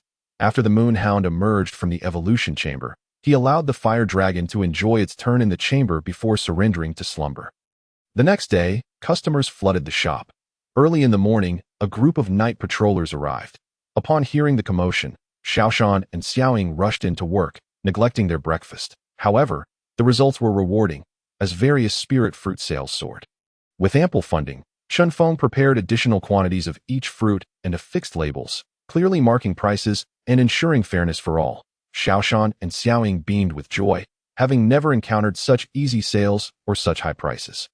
Not only were there daily customers, but some even pre-purchased several fruits. Although they transacted via card and did not see physical cash, this was enough to excite both Xiaoshan and Xiaoying. Chen Feng kept a close watch on the shop's revenue. Upon reaching 100 million, he heard the system's notification chime. Ding, congratulations to the host for completing the task. Reward, intermediate shop upgrade privilege card. Hey, I did it. Intermediate shop upgrade privilege card. Can upgrade a basic shop to an intermediate one. It cannot be used yet. I will wait until nightfall when no one is around. That evening, after Li Shihe had quietly come and gone, only Chen Feng remained in the shop. Foolish dog, go check for any outsiders. After the Moonhound called out a couple of times, it dashed out of the shop. The Moonhound saw no one and detected no scent of outsiders. As it returned to report, it was unaware that 3 groups were watching it, keeping a keen eye on the shop. Chapter 49. Arrival of the demonic beings. Are they from the Chen family? Nighty frowned, glancing in the direction of the recent arrivals. He held no affection for the Chen family. Simultaneously, the guards sent by the Li family to protect Chen Feng also noticed the third wave of individuals. They believed this new group to be from the Chen family as well. In the absence of any aggressive moves from the Chen family, he did not intend to act. However, just as he thought he was out of the fray, 2 hidden demonic beings charged towards the shop. What a hassle. The Li family members have made their appearance. Clearly, these 2 nefarious individuals did not anticipate that someone was secretly guarding the shop. As the Li family members exuded the aura of a diamond-tier beast master, these 2 promptly turned and fled. Initially, the Li family had no intention of pursuing them, but as fate would have it, the 2 summoned a spirit beast and intended to use ranged attacks to demolish Chen Feng's establishment. This was simply intolerable. The Li family summoned their own spirit beast and intercepted the attackers before pursuing them once more. Chen Feng, hearing the commotion outside, poked his head out to take a look. Foolish dog, did you not say there was no one outside? The Moonhound looked quite aggrieved. Being merely a juvenile creature, it was already quite impressive that it could discern whether anyone was nearby through scent. If those formidable beings truly wished to conceal themselves, how could it possibly detect them? There shouldn't be anyone left, right? Chen Feng spoke uncertainly. However, it was not long before he realized his error. Before Chen Feng could withdraw his head, a shadow appeared within his line of sight, clad in a dark crimson hood and a fearsome mask. Chen Feng swallowed hard. He recognized the intruder as one of the nefarious individuals. Little one. No one is coming to save you now, the nefarious figure rasped, their voice ambiguous in gender. Are you male or female? Chen Feng, being straightforward, posed the question without hesitation. Humph, the nefarious one scoffed. Sensing danger, Chen Feng retreated back into the shop. No matter how fierce you are, I dare you to step inside. He muttered defiantly, then boldly settled onto the sofa. The Moonhound, ever cooperative, leaped onto Chen Feng's lap and lay down obediently. The notion of closing the door was utterly non-existent. Since this nefarious being dared to approach, there was no reason to allow them to leave unharmed. The nefarious figure did not disappoint Chen Feng. Within mere seconds, they had entered the shop. Why does the Li family acknowledge you? Why has Yan Lai taken you as his adopted son? The intruder coldly inquired, showing no politeness whatsoever. When asking about someone else, shouldn't one first introduce oneself? Oh, is it not obvious? The nefarious one retorted. What I refer to is your true identity. Thus, if I were to kill you, it would be prudent to know whose corpse to deliver. Little one, you possess quite the audacity. Is it the spirit beasts in your shop that have emboldened you? As they spoke, the nefarious figure emanated the aura of a king-tier beast master. Now it was Chen Feng's turn to be astonished. Goodness, such grandiosity. To kill a mere fledgling like me, and yet you send a king-tier beast master? The nefarious being reveled in Chen Feng's incredulous expression. In truth, there was no need for him to take action against Chen Feng.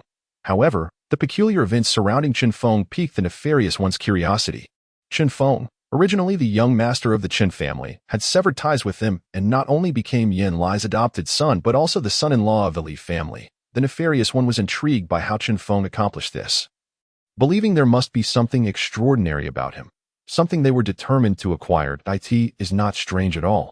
You possess such value. Would you prefer to disclose it willingly, or shall I resort to more forceful methods? The nefarious one was surprisingly candid, even offering Chen Feng a choice. Chen Feng grinned. Foolish dog, do you find this joke amusing? The moonhound mirrored his grin, sticking out its pink tongue. The nefarious one frowned. Chen Feng's demeanor transcended mere bravado. It was confidence manifest. Is Yin Lai here? Is Li Gong present? Impossible. The nefarious one had conducted thorough investigations and was aware that both Yin Lai and Li Gong were under his surveillance. Should they make any moves, he would be notified immediately. Kid, are you stalling for time? Do you truly not wish to reveal your true identity? Seeking death, the nefarious one could no longer restrain himself. He raised his right hand to grasp Chen Feng's neck. Chen Feng showed no inclination to evade. Furthermore, given the speed of his opponent, he would not have been able to escape even if he wished to.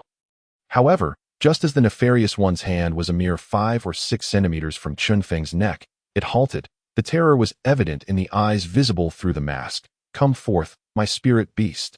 The nefarious one called within his mind that it was not that he was reluctant to speak, but rather he had lost the ability to do so. Chen Feng had utilized his privileges to immobilize the nefarious one's every action.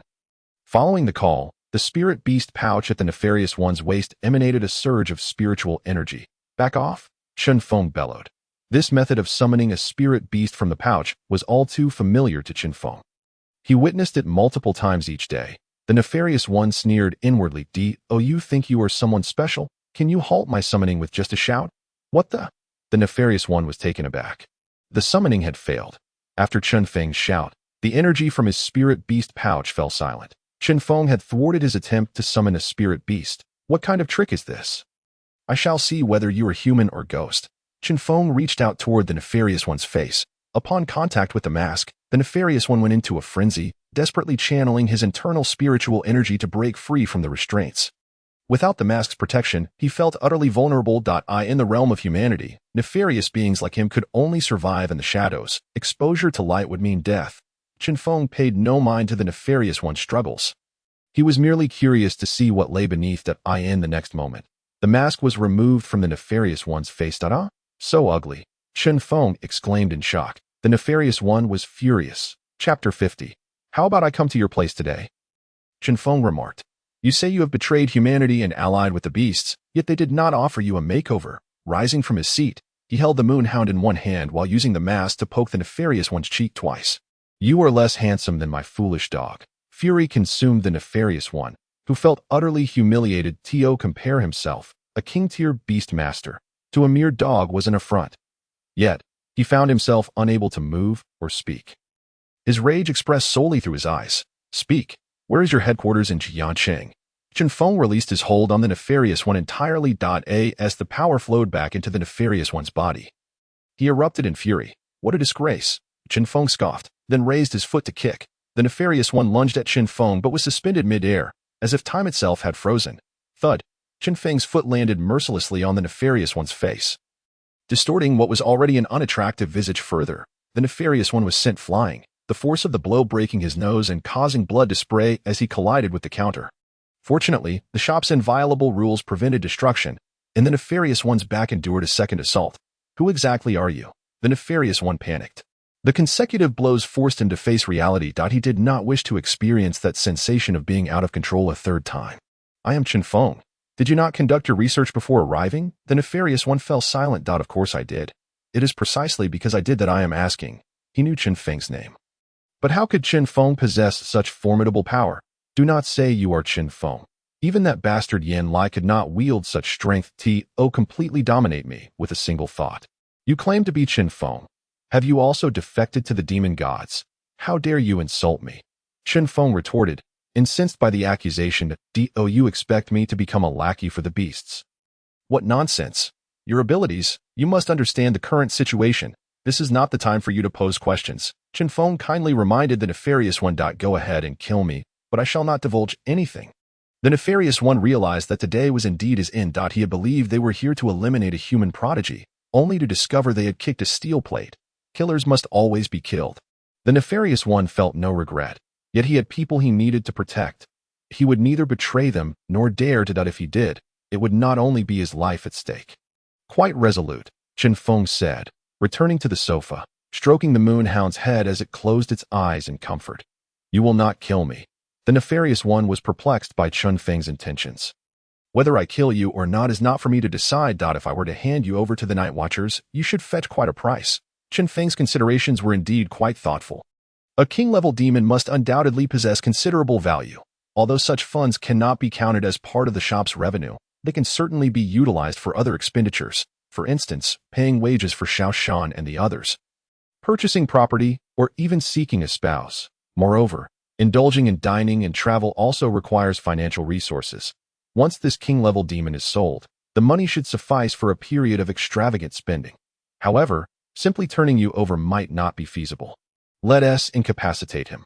With that, Chen Feng's figure instantaneously appeared behind the demon. Without any forewarning, he materialized out of thin air. The demon's eyes widened, and for the third time, he experienced the sensation of being utterly unable to control his own body.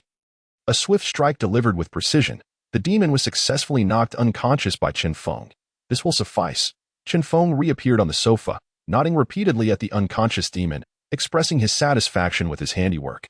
Before long, Yi returned alone. Are you all right?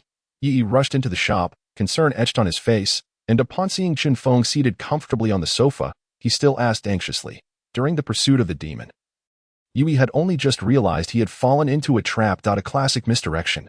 What could possibly happen to me? This fellow, for some unknown reason, suddenly charged in, and then inexplicably lost consciousness. I believe he appears to be a demon. Chen Feng feigned ignorance. Unconscious. Hiss. Yui inhaled sharply. He could discern that the unconscious individual was, in fact, a king-level demon.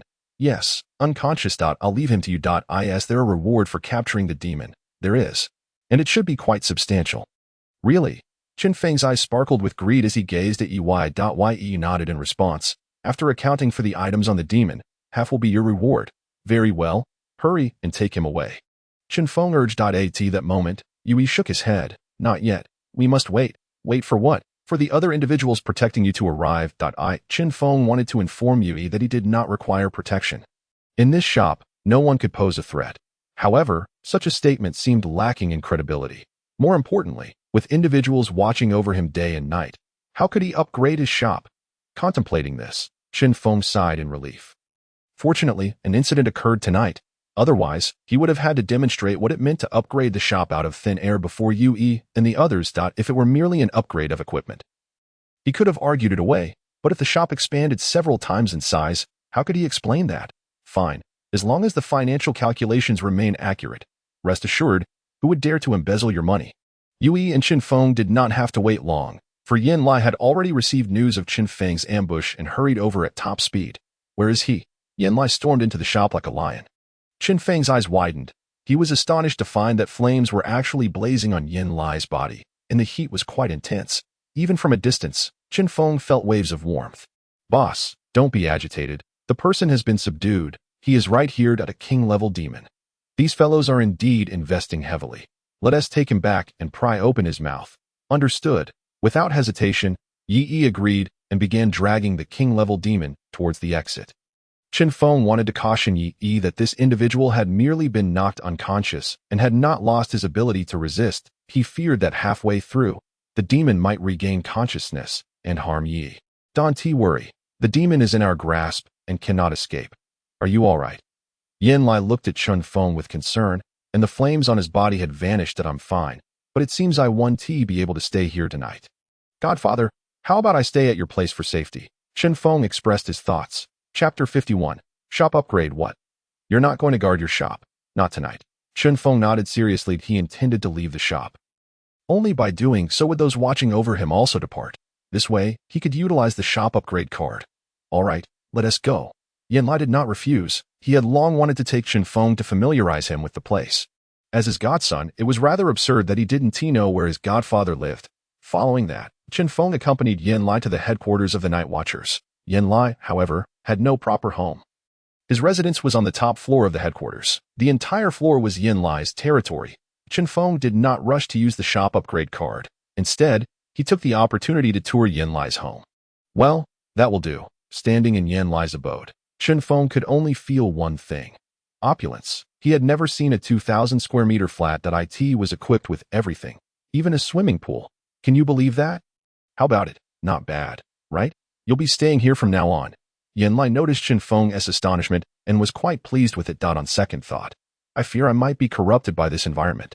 Chen Feng shook his head in refusal. Staying for a day or two is fine, but residing here long-term is out of the question. Suit yourself. By the way, how are you preparing for the Spirit Academy competition? Are you going to participate? Chen Feng replied confidently. Of course. It's only a few days away, probably in 3 days. So soon. Chen Feng was somewhat surprised. According to his understanding, the official start of the Spirit Academy was in 3 days. And there would be a competition right at the beginning? Yes, I'm not entirely sure why, but whether early or late, it's all the same. Yin Lai was indifferent. Such trivial competitions were beneath his notice. However, Chen Feng did not share this sentiment. The later the time, the stronger his moonhound would become. Yet, controlling that seemed beyond Chen Feng's ability, so he decided not to dwell on it. Come, let us indulge in a drink today. Still drinking, Chen Feng felt a twinge of apprehension. Of course, with that, Yin Lai went to fetch his prized liquor. Although having Chen Feng drink it was somewhat wasteful, Yin Lai was more than willing to squander it on him. Just as Yin Lai went to prepare, Chen Feng decisively used the intermediate shop upgrade card. Ding, shop expansion in progress. Ding, shop expansion complete. Please check the details yourself. Opening the shop panel, Chen Feng possessed 2 panels. One for his own attributes and the other for the shop. This remote viewing was akin to playing a nurturing game, where he could clearly see the facilities within the shop through the panel's imagery. The evolution box has indeed grown larger, and an additional one has been added. Chen Feng was pleasantly surprised. The volume of the evolution box had roughly doubled. This size of evolution box could comfortably accommodate a king-level spirit beast that isn't overly large. The medical box also followed suit. With an increase in both size and quantity, other areas were similar, but the key highlight was the addition of a bedroom. Chen Feng was finally relieved from sleeping on the sofa. What is this?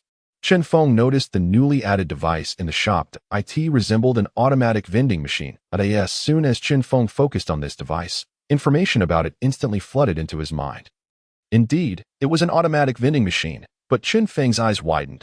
This vending machine sold spirit beast eggs. Moreover, it offered a range from black iron level to diamond level. However, one could only ascertain the quality of the spirit beast eggs and not the specific spirit beast contained within. Of course, Chen Feng was an exception due to his spirit eyes. As for the pricing, the system's notorious penchant for exorbitance remained unchanged. Chen Feng couldn't be bothered to check how many zeros were attached to the price of a diamond-level spirit beast. Just then, Yin Lai returned with 2 bottles of liquor. Here, this is fine wine. We shall not return until we are thoroughly intoxicated. Excellent. Chen Feng was in high spirits. He then tilted his head back and drank deeply. In the next moment, Chen Feng lay down, utterly unpretentious. Who drinks like that? Yin Lai furrowed his brow. Any semblance of enjoyment from drinking had vanished entirely. He had hoped to boast to his son and engage in leisurely conversation. But now, he had simply succumbed to slumber. With this in mind, Yin Lai set down the bottle and exited the room. The demon, brought back by Yi, was currently at the headquarters of the Night Watchman, and Yin Lai intended to personally interrogate him. The night passed in silence. When Chen Feng awakened, the first thing he noticed was a strikingly beautiful woman, clad in a form-fitting outfit that exuded professionalism.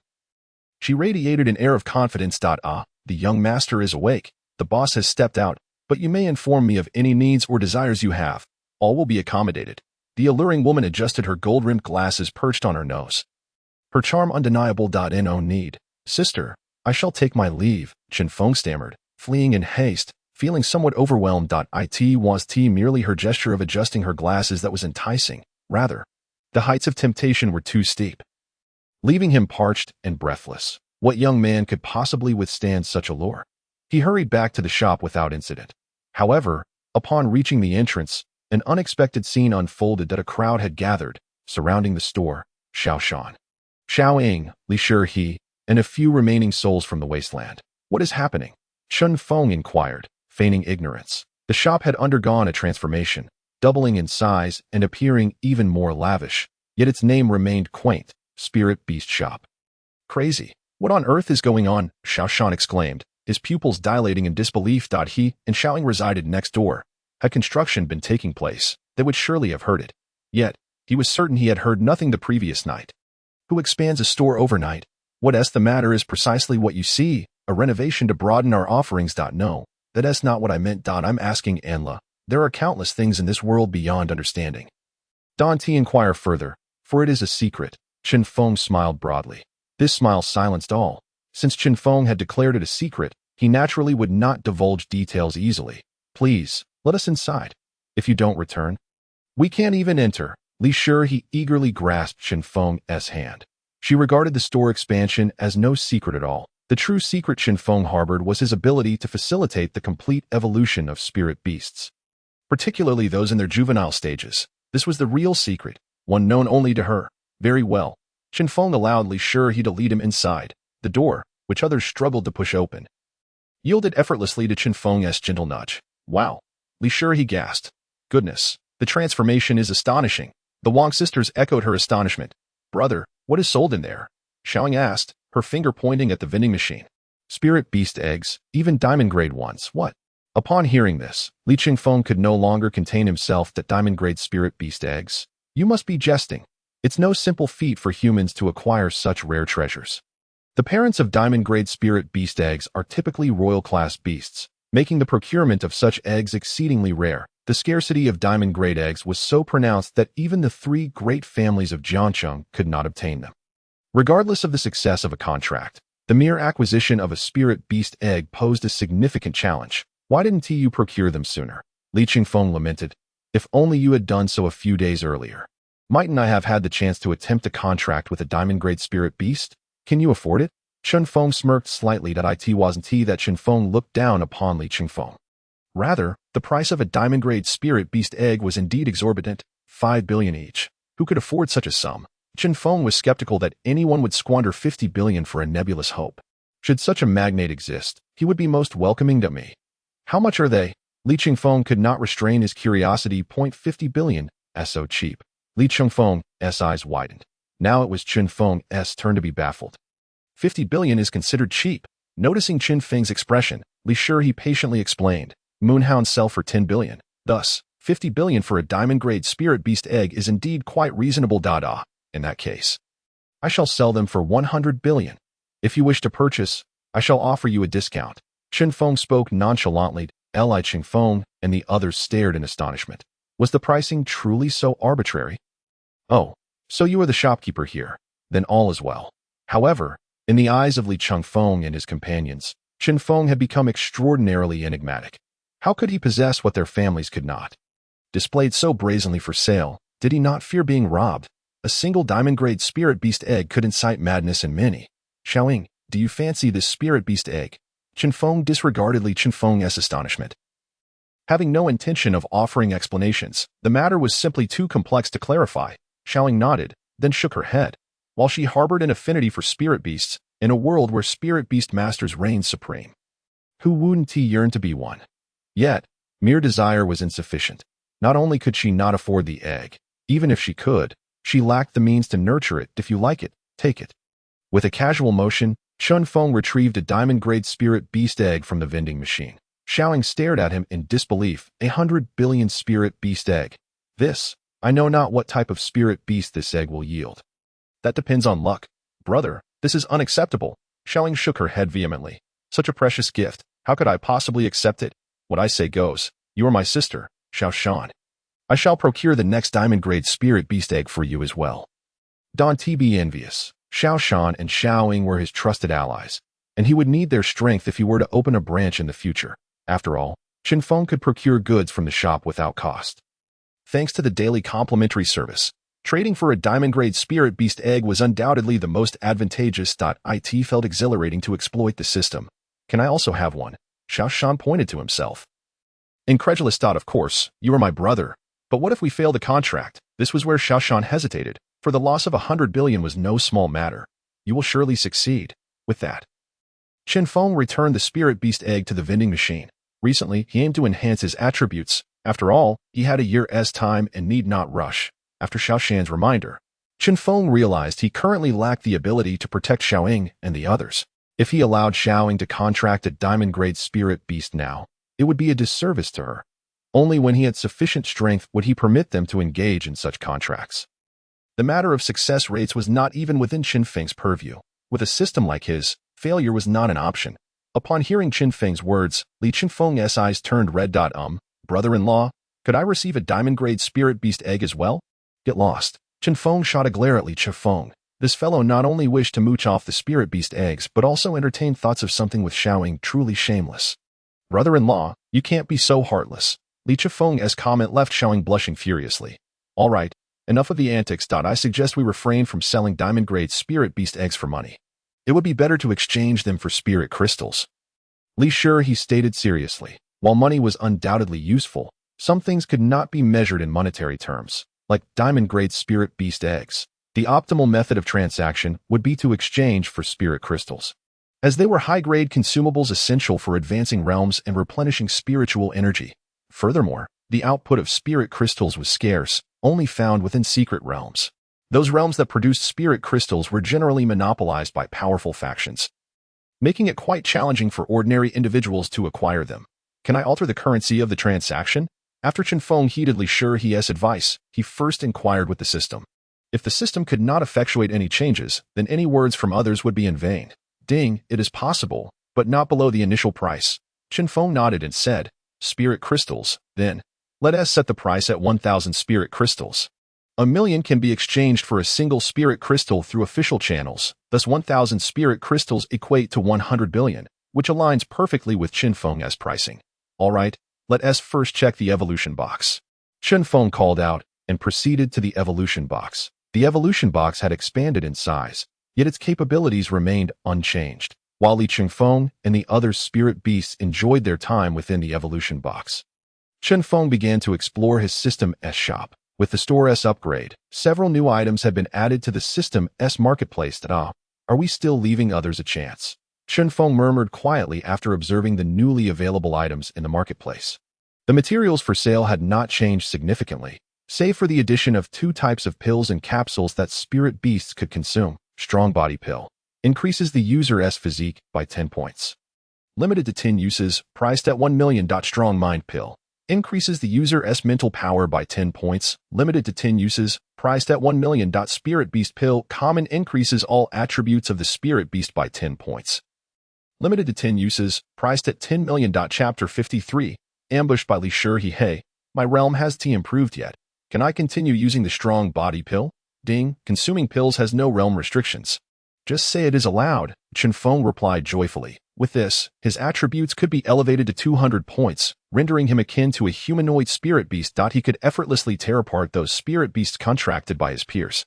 However, this was only applicable for the current stage. With proper nurturing, the growth rate of spirit beasts is remarkably swift. Once they enter maturity, the attributes of a golden-grade spirit beast would far exceed 200 points. Moreover, spirit beasts possess skills, whereas Chen Feng did not. Hey, if my realm were to improve, I should be able to acquire some decent skills, right? Ding, please explore on your own, the system replied. Explore? Seriously? Chen Feng sighed, resigning himself to continuing his admiration of his new shop. The spirit beasts in the nurturing area were evidently pleased. Their activity space had expanded, and the spiritual energy within the nurturing area had also increased, accelerating their growth rate. Naturally, Chen Feng would benefit as well. As the shop's spiritual energy is a passive system, allowing his attributes to grow autonomously, a situation he could not refuse. Li Shi he had been following Chen Feng closely, remaining silent, upset. After touring the nurturing area, Chen Feng took Li Shi's small hand. Not really, just feeling a bit uncomfortable. Li Shi he responded. It was hardly surprising that she felt this way, given that her partner was gifting a diamond-grade spirit beast to another woman. Even if that woman was his sister. Hey, being upset is good. Here, let me reward you. Chen Feng activated the exchange function, retrieving a plethora of pills. What is this? Li Shi he inquired with curiosity. You'll know once you consume them. But you mustn't eat these 10. They are for spirit beasts, Chen Feng earnestly cautioned. Who knows what might happen if a human consumes a spirit beast pill? Even for experimentation, One shouldn't he use his own partner as a test subject? All right, I'll remember. I'll eat them later tonight. Don't let anyone find out. I don't intend to sell these, she replied, feeling a warmth in her heart. No, we must sell them, and they shouldn't be priced cheaply. Huh? Chen Feng looked at Li Shihe in confusion. Although these pills were not expensive, they were indeed quite effective, and Chen Feng could not guarantee where they would end up if sold. What if they fell into the hands of the Chen family? Wouldn't that be aiding the enemy? I mean, these pills need to be sold. Li Shihe pointed at the pills Chen Feng had just given her. I'll speak with my father. Each pill should at least be worth 1 spirit crystal, right? Li Shihe winked at Chen Feng. That seems inappropriate. Chen Feng hesitated. It felt somewhat disloyal to fleece his future father-in-law. And besides, the pills were genuinely not that valuable. Why not? These are all for our future, Li Shihe asserted with a sense of entitlement. Chen Feng genuinely wished to tell Li Shihe that she was the only daughter in the Li family, and these items would eventually belong to them. However, he felt delighted that Li Shihe was willing to lean towards him this way. All for the lady, Chen Feng declared earnestly, causing Li Shihe to laugh. Who is your lady? You. Just as Chen Feng and Li Shihe were exchanging playful banter, Wang Shui approached them. Ahem, I don't mean to interrupt your romantic moment, but the mentor is looking for me. What's the matter? Li Shihe inquired. The mentor wants us to quickly confirm the 5th member of our team.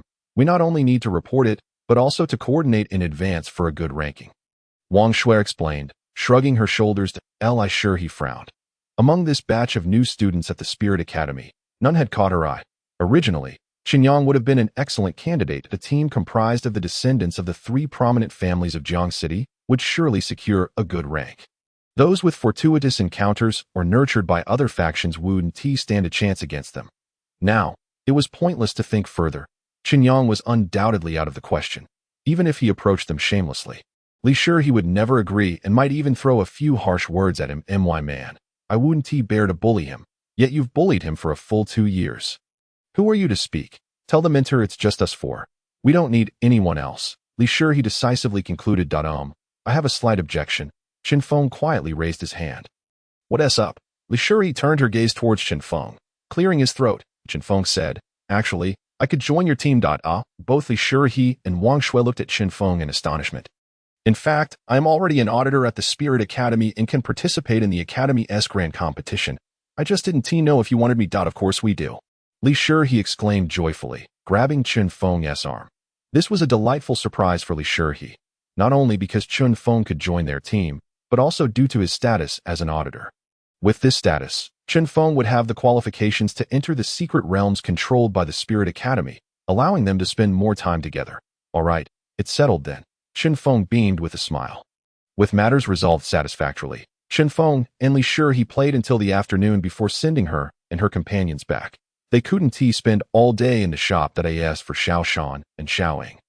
They had already begun their tasks, and thanks to the night watchman's assistance, business remained brisk. Regarding the shop's sudden expansion overnight, the night watchman didn't inquire much, yet they all had their speculations. It must be the handiwork of their boss, Yin Lai. Unbeknownst to them, Yin Lai also had his own assumptions, believing it was certainly the doing of the person behind Chen Feng. That evening, Li Shihe stealthily appeared in the shop.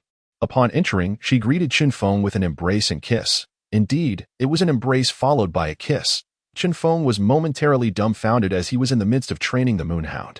The Moonhound had consumed the Spirit Beast pill, significantly boosting its attributes to nearly 200, and it had also comprehended 2 skills: Moonhound, Golden Grade, Juvenile Period, Physique, 155 Mental Power, 163 Talent, Moon Clan, Comprehensive Strength increases by 30% under the moonlight.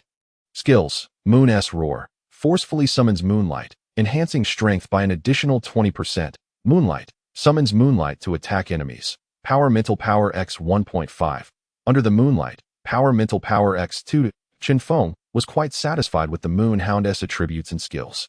Being Golden Grade, if the Moonhound evolved to Diamond Grade, its attributes would be even more formidable. As for the Fire Flood Dragon, it received special attention from Chen Feng and could now playfully tussle with the Moonhound without much effort. Yet, Chen Feng had not anticipated that he would be ambushed by Li Shihe in such a manner, and it left him quite elated. Chapter 54.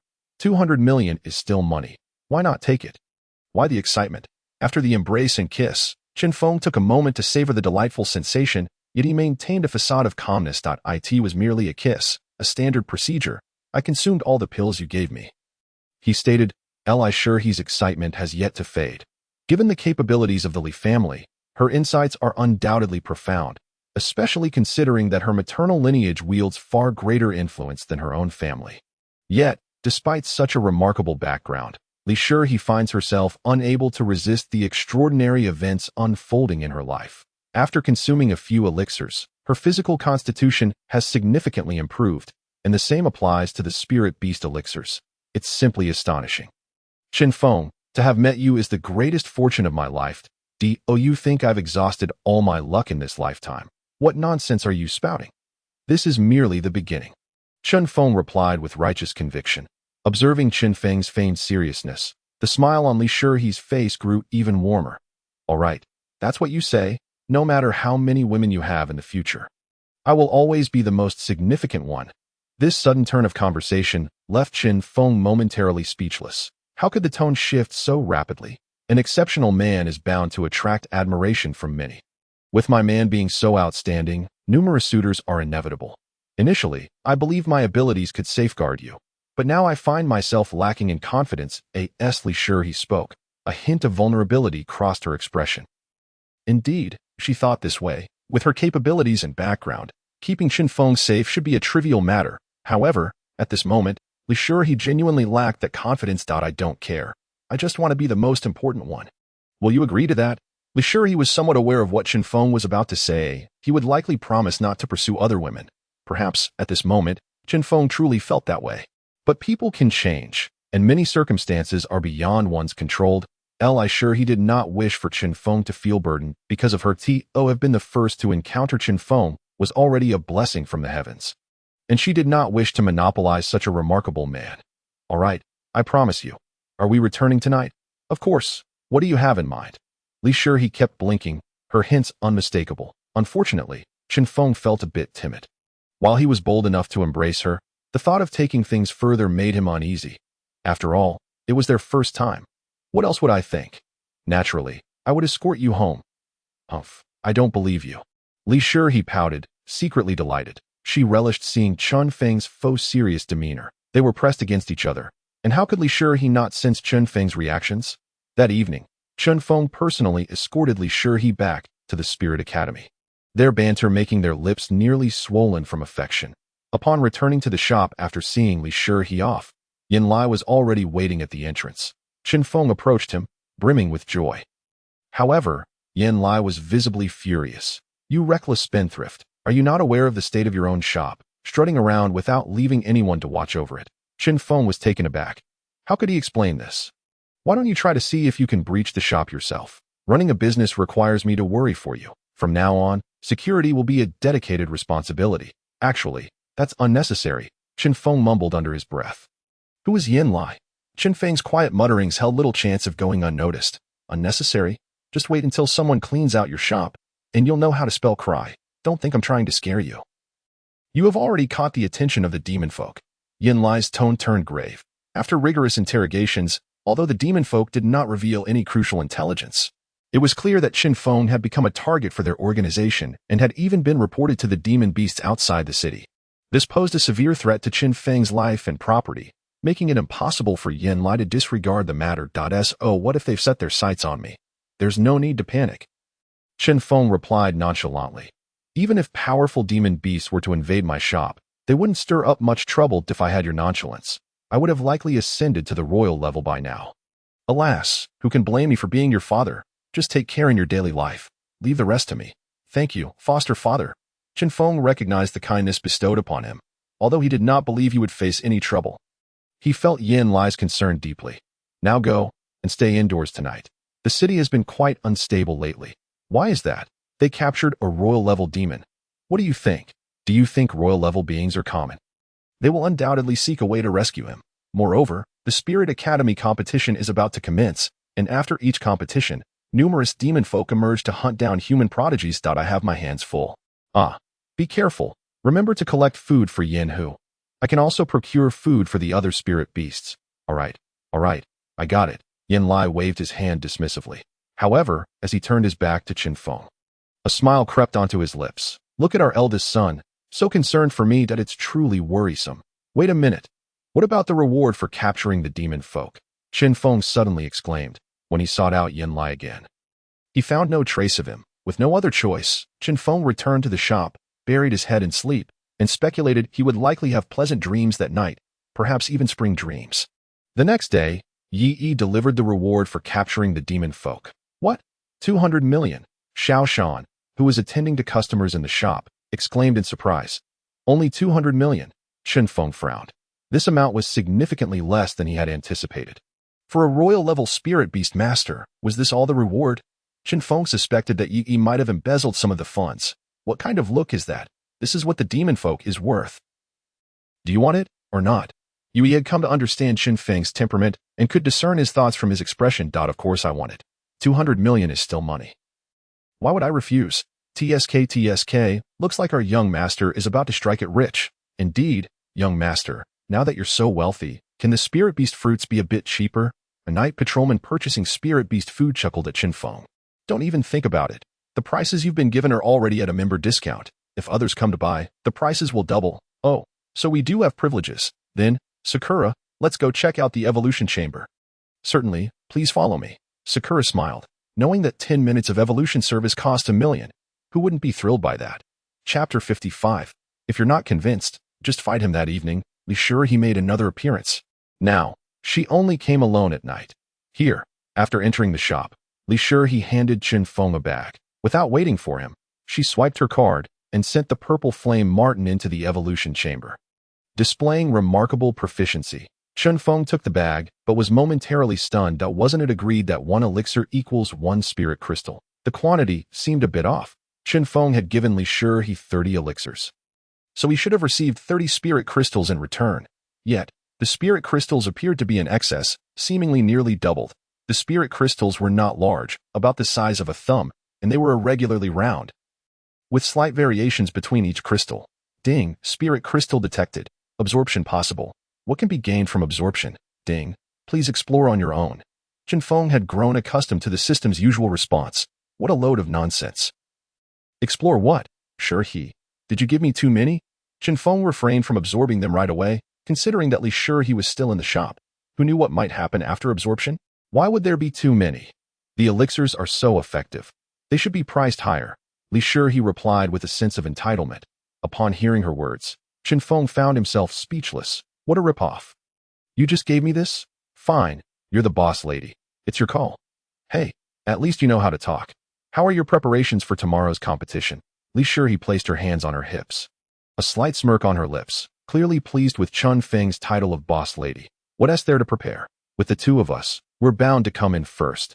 Chen Feng, this is no mere boast.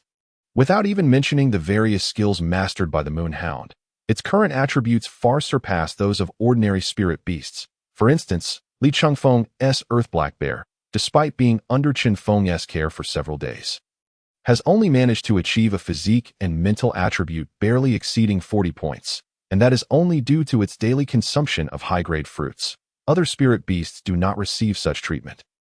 Thus their rate of improvement cannot compare to that of the Earth Black Bear. Whether it is Chen Feng's Moon Hound or Li Shure's Purple Flame Weasel, either one could easily take on a 5-member team single-handedly. However, I have come across some intriguing rumors.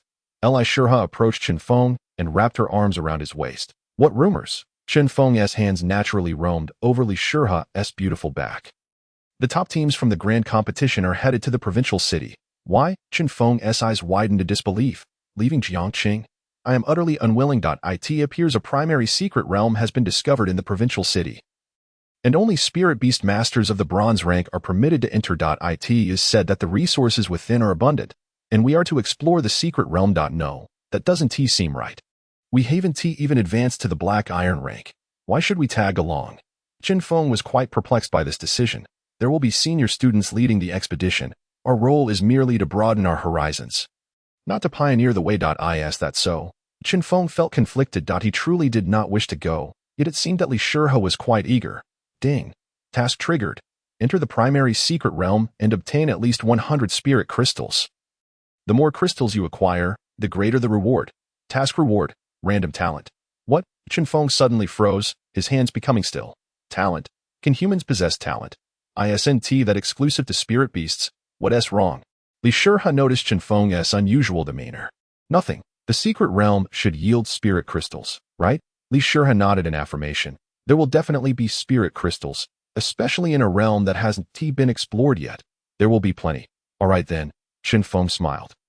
The more spirit crystals obtained, the better the rewards. As for talent, it is certainly better to have stronger abilities. Why does your smile seem a bit sinister? What are you planning? Li Shihe, having a fair understanding of Chen Feng, sensed something amiss with his expression. What could I possibly plan? Just gathering some resources for my future wife. Who do you intend to marry? Of course, it's you. A hint of conscience, albeit minimal, flickered in Li Shihe's eyes as she smiled triumphantly. That night, Li Shihe did not depart. However, nothing significant occurred between her and Chen Feng. It was merely a display of affection. After all, they had to participate in the grand competition the next day. And it would be quite unfortunate if one were to feel lethargic or unable to move.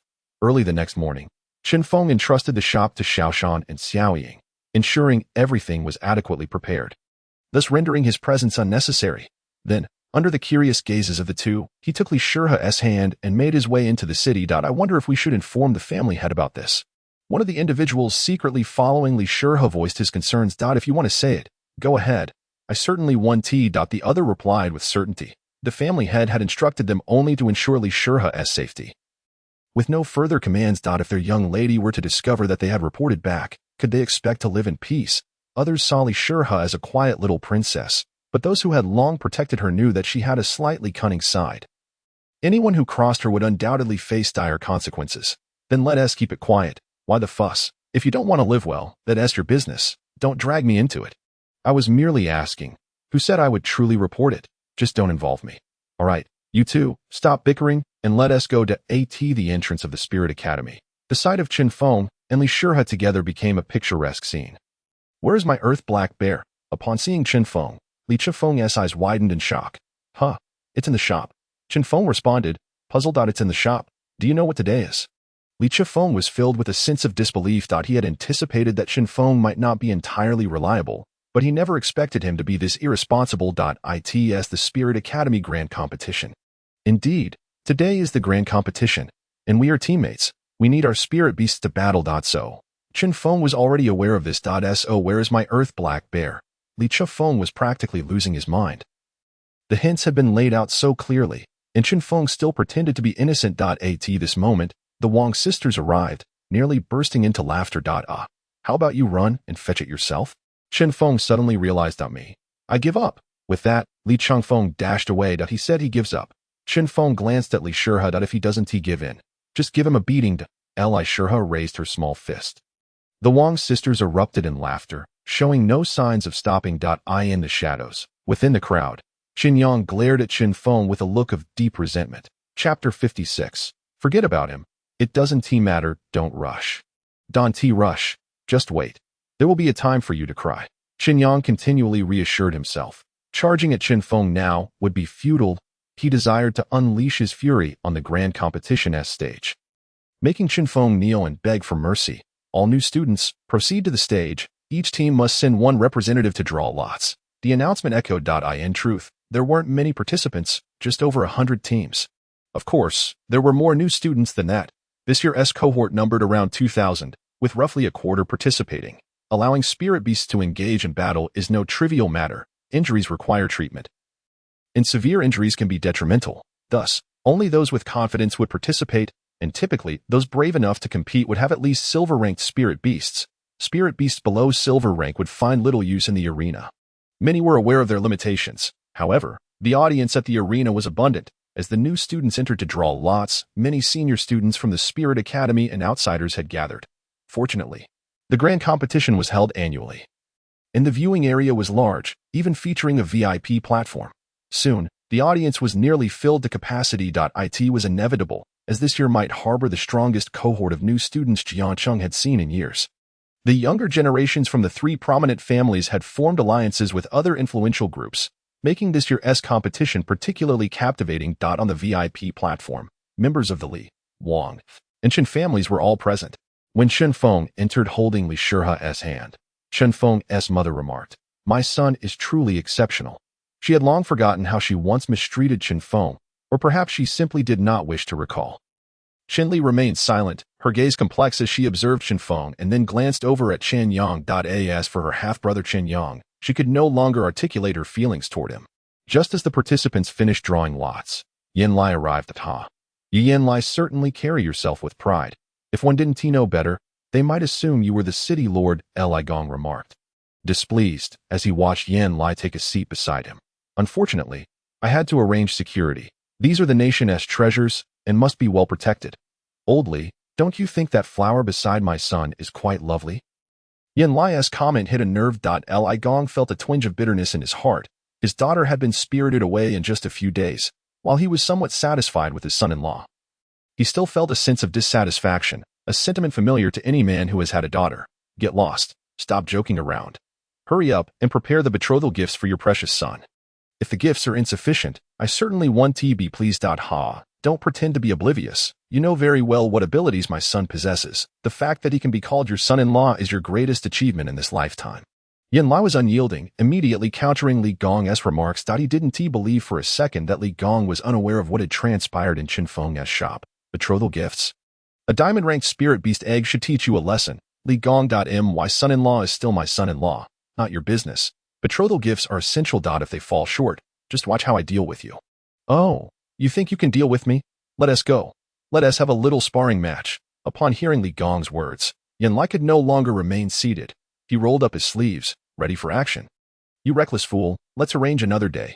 Then, with sudden seriousness, he addressed Li Gong. By the way, have you clarified the situation regarding the Chen family? As the conversation shifted to serious matters, Li Gong also adopted a grave demeanor. What have you discovered? The adopted son of the Chun family has connections with the Yi family in the capital. So you have come across that as well? Li Gong sighed. The Yi family in the capital is a formidable entity. Are you afraid? Huh? I am not scared. Yin Lai began to feel emboldened again. His own fears were inconsequential. Behind Chen Feng stood powerful figures as well. What of the Yi family? To put it plainly, Chen Yang was not even considered a side branch within the Yi family. He was merely a trivial individual whom they were reluctant to acknowledge. Afraid? I, Li Gong, do not lack for backing either. Even if I falter, there is still sure He's mother, Li Gong asserted defiantly. Who in the capital does not have connections, right? The man who refuses to acknowledge him treats Li Shuri, his granddaughter, with utmost care. Every year, Li Shuri spends 2 months in the capital, far better off than that unrecognized little fellow from the Yi family. Humph. Yin Lai scoffed coldly. Li Gong felt somewhat rattled. Despite Yin Lai's silence, he sensed a disdainful undertone, as if Yin Lai were implying that he was merely a man living off a woman. This was quite uncomfortable, and he had no means to retort. For Yin Lai had not explicitly stated anything. Fortunately, at that moment, the voice announcing the matches on the arena alleviated Li Gong's embarrassment. The draw had concluded, and the group battles were about to commence. There were no motivational speeches. The Spirit Academy's competition was held annually, and the upperclassmen faced off every 2 months, rendering the usual remarks tedious. Thus, the pace was brisk. What number are we? Li Shuri inquired of Wang Shui. Wang Shui glanced at the number tag. Number 36. Which arena? My dear lady, have you become so infatuated that you neglect everything else?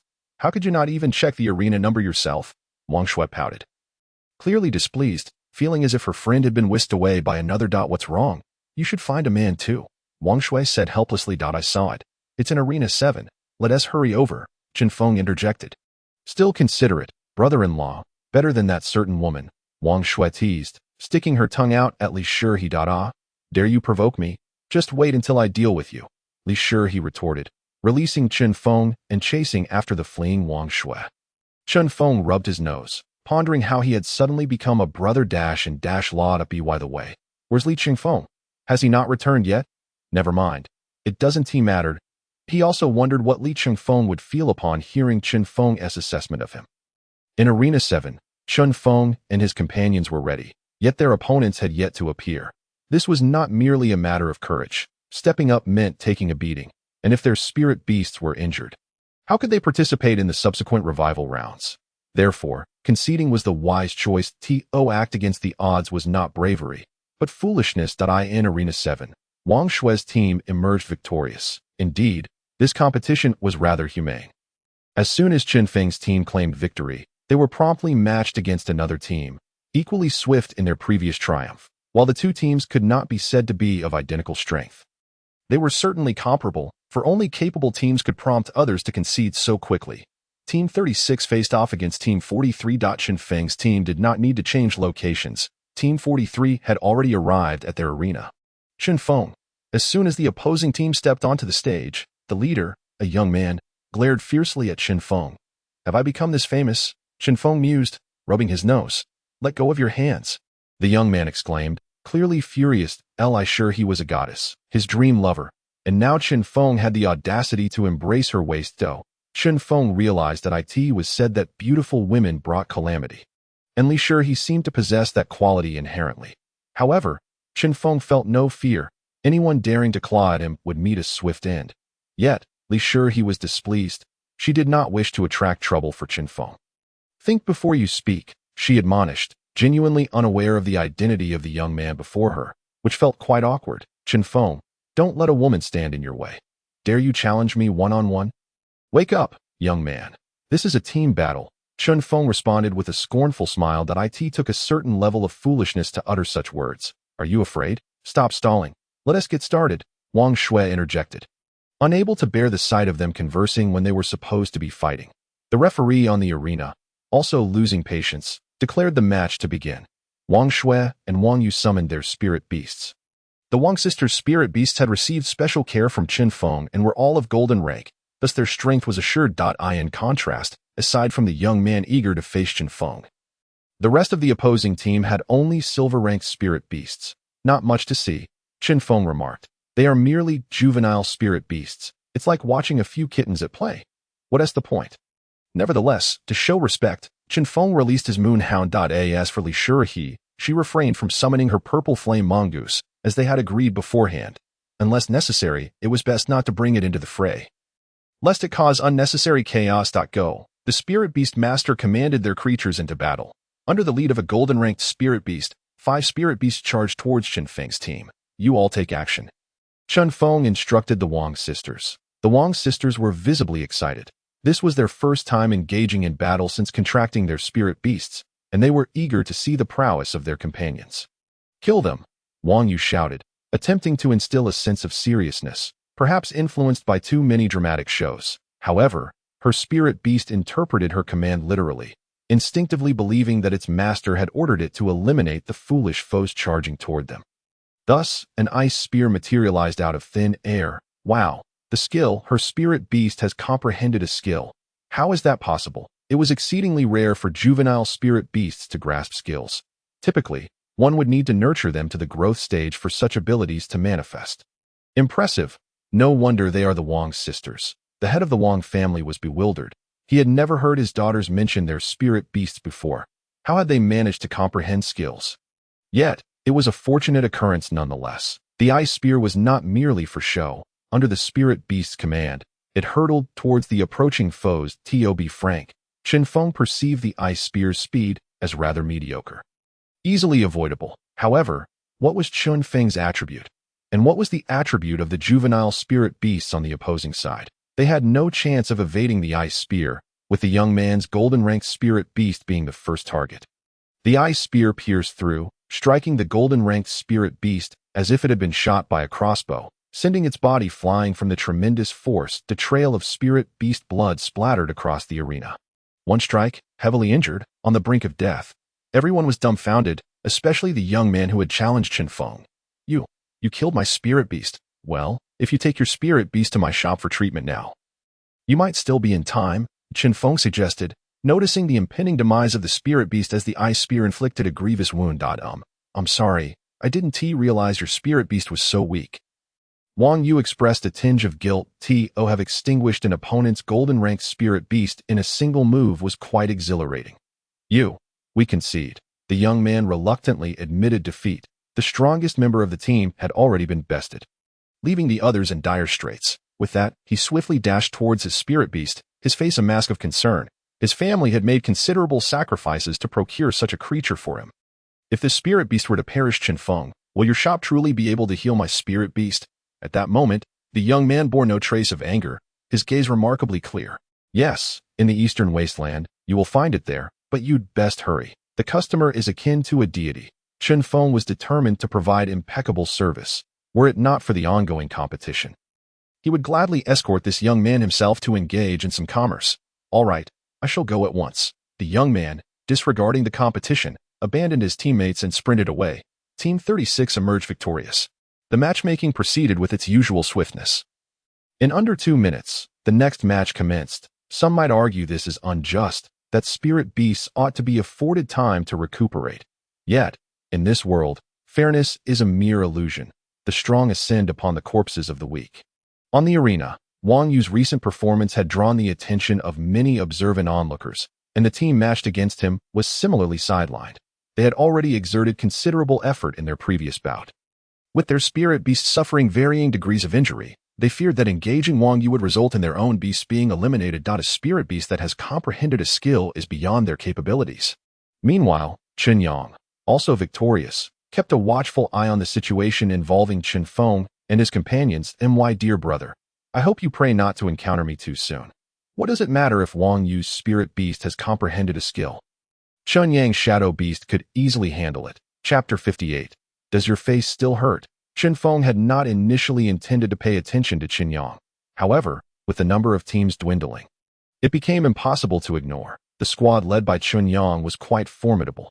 Despite the disdain he had faced due to prior events, he was, after all, the eldest son of the Chen family, and many were eager to curry favor with him. The 4 individuals accompanying Chen Yang had all contracted golden grade spirit beasts. With their combined might, Chen Yang didn't even need to summon his own beast, coasting to victory effortlessly. However, the true beneficiary of this easy win was undoubtedly Li Chengfeng. This fellow went off to procure a spirit beast and ended up lingering in the shop, fawning over Xiaoing. It wasn't that Li Chengfeng had no business to attend to, but he understood that whether he went or stayed, it made little difference. As the competition progressed, the number of remaining teams dwindled. Finally, Wang Shui made her move. Wang Yu's spirit beast alone was insufficient to dominate the arena. Utilizing skills incurs costs. Each spirit beast possesses a certain amount of spiritual energy, which is contingent upon their mental fortitude. The power of their skills dictates their energy expenditure. Even though Wang Yu's spirit beast had received special treatment from Chen Feng, its inherent weakness remained an undeniable truth, with limited spiritual energy at its disposal. Nevertheless, with both Wang's sisters launching their attacks, there were indeed few teams left capable of defeating them. Once only 6 teams remained in the arena, the rapid matchmaking finally ceased. The top 5 squads of the Spirit Institute competition would earn the privilege to advance to the provincial city, a testament to the highest caliber of Jiang City's new generation, and thus would not be handled lightly. All teams were called off the stage, and the remaining 6 squads drew lots. Team 36 faced off against Team 78.1. Could only wonder if there were any manipulations at play. Team 78 was led by none other than Chen Yang. Is that not my dear brother? A smile spread across Chen Feng's face. Chen Yang returned the gesture. My good brother, are you ready? The rivalry between the Chen brothers sparked considerable discussion among the onlookers, with the events from a few days prior gaining momentum and gossip. Xiao Feng, Chen Mu, seated in the high stands, looked on with concern. Although Chen Feng had contracted the Moon Hound and was undoubtedly strong, Chen Yang possessed the bloodline of the Yi family, and Chen Mu had managed to glean some information about Chen Yang's current standing. Mother, it's all right, Chen Li reassured her. If anything were to happen to Xiao Feng, I would not spare you. Chen Mu glared at Chen Fu beside her, though they had gone their separate ways. They still sat together in this public setting. What do you think? Can my son win? Li Gong expressed his worry. My son will surely prevail. Yan Lai was somewhat aware of Chen Feng's capabilities. He knew Chen Feng could sell food for other spirit beasts, so the sustenance for his own must surely be superior, regardless of what spirit beast the Yi family had provided to Chen Yang. The time of training was a significant factor, and Yan Lai firmly believed in Chen Feng's abilities. On the arena, Chen Feng withdrew his arm from around Li Shi's waist and stepped forward. The Moonhound trailed behind him like an innocuous, foolish dog. This match is mine. You may rest. The Wang sisters were acutely aware of the animosity between Chen Feng and Chen Yang, and they had no objections. All right, be careful. You'd best defeat him, Wang Yu urged, shaking her fist before dragging Wang Shui toward Li Shi. Upon witnessing this, Chen Yang's smile broadened. Your current behavior resembles that of my dear brother. Does your face still hurt? Humph, Chen Feng, today you shall learn the meaning of fear. Does your face still ache? Chen Feng was unyielding. Chen Yang, unable to contain himself, summoned his shadow beast. The moment the shadow beast appeared, many in the audience leaped to their feet, thrilled at a diamond-grade spirit beast. While many were unaware of the shadow beast's esteemed reputation, the instant it was summoned, a subtle glow marked its appearance. Allowing spectators to gauge its caliber, to show off, Chen Yang deliberately slowed the summoning process, ensuring more people could witness the summoning effects firsthand. That moment, even those perched in the stands could no longer remain seated. Anyone who could contract a diamond-grade spirit beast by the age of 18, if they could grow smoothly, would undoubtedly become a significant figure in the future. Your mother rises, glaring at your father. It's from the Yi family, Chen Fu stated softly. Not even glancing up, Chen Mu appeared to lose all her strength. The Yi family loomed like a mountain, suffocating her. Others turned their gazes toward the Chen family. Eager to uncover the origins of Chen Yang's diamond-grade spirit beast, the Yi family certainly possesses formidable tactics. Li Gong frowned. Yan Lai, however, remained nonchalant, offering no insights. What? Are you afraid now? Chen Yang reveled in the attention, relishing the gasps of awe from the crowd. Hearing this, Chen Feng crouched down, addressing the moonhound. Foolish dog, are you frightened? The moonhound dutifully shook its head, perfectly embodying the essence of a tail-wagging pooch. Chen Yang, incensed by Chen Feng's blatant disrespect, felt his teeth grind in irritation. And that foolish dog, the one that betrayed you. Wait, kill that dog. Chen Yang commanded the shadow beast. The shadow beast, seated on the ground, raised a paw and began to lick it attentively. Foolish dog, did you hear that? They intend to kill you. Chen Feng gently patted the moonhound's head. The moonhound's tail wagged even more vigorously. Subsequently, Chen Feng used his spirit eye to scrutinize the shadow beast. Its attributes are significantly inferior, lacking any comprehended skills. However, its innate talent is somewhat commendable. Foolish dog. If you cannot locate it later, utilize moonlight. Understood. The moonhound nodded in response. In truth, Chen Feng's instructions were superfluous. The moonhound had ample combat experience, having survived countless trials in the evolution chamber. It understood the nuances of battle far better than Chen Feng. Nevertheless, to please its master, the moonhound was exceptionally cooperative. Now, shall we commence? The referee appeared somewhat uncertain. Ordinarily, beings of such stature would not require a duel, especially since their spirit beasts were still in their juvenile stages. Should any unforeseen incidents arise, it would be quite the predicament. Nonetheless, as per the director's orders, the competition would proceed, leaving him with no option but to inquire if the participants were prepared. Yang good. Go for it. Defeat him.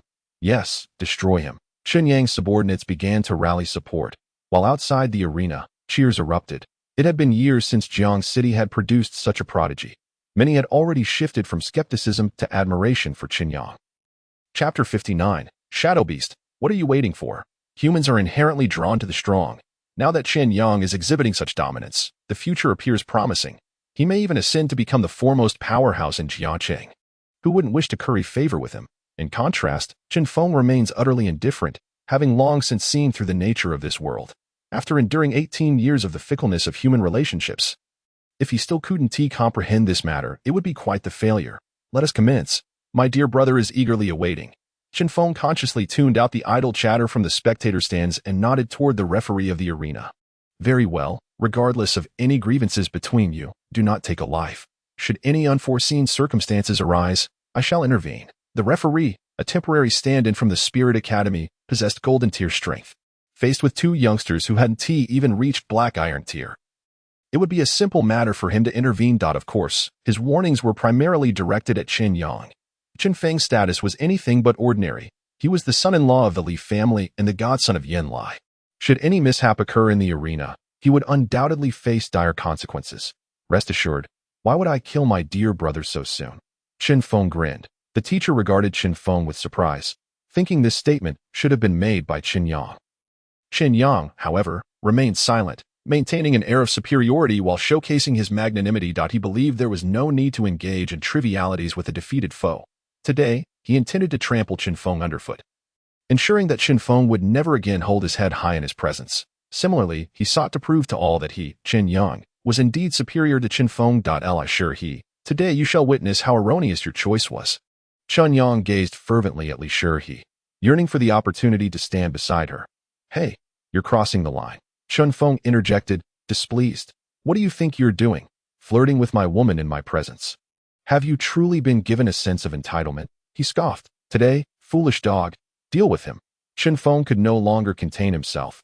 Had Chen Yang not provoked sure Chen Feng would have been willing to engage him in conversation. After all, the more Chen Yang flaunted his bravado, the more he would ultimately be slapped in the face. But now, he could endure no longer.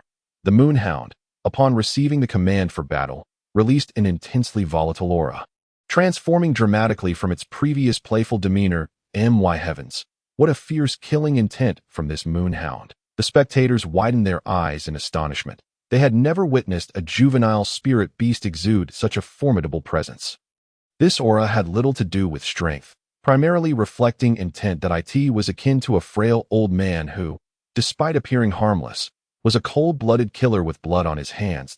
If such a man were to set his sights on someone, the ordinary person would instinctively feel fear. While Chen Yang was not an ordinary individual, he was still only slightly above that level. In his world, bullying a Navi person or slapping his underlings was considered quite wicked. Yet, what had the Moonhound experienced in the evolution chamber? Life and death struggles. That was the essence of true combat.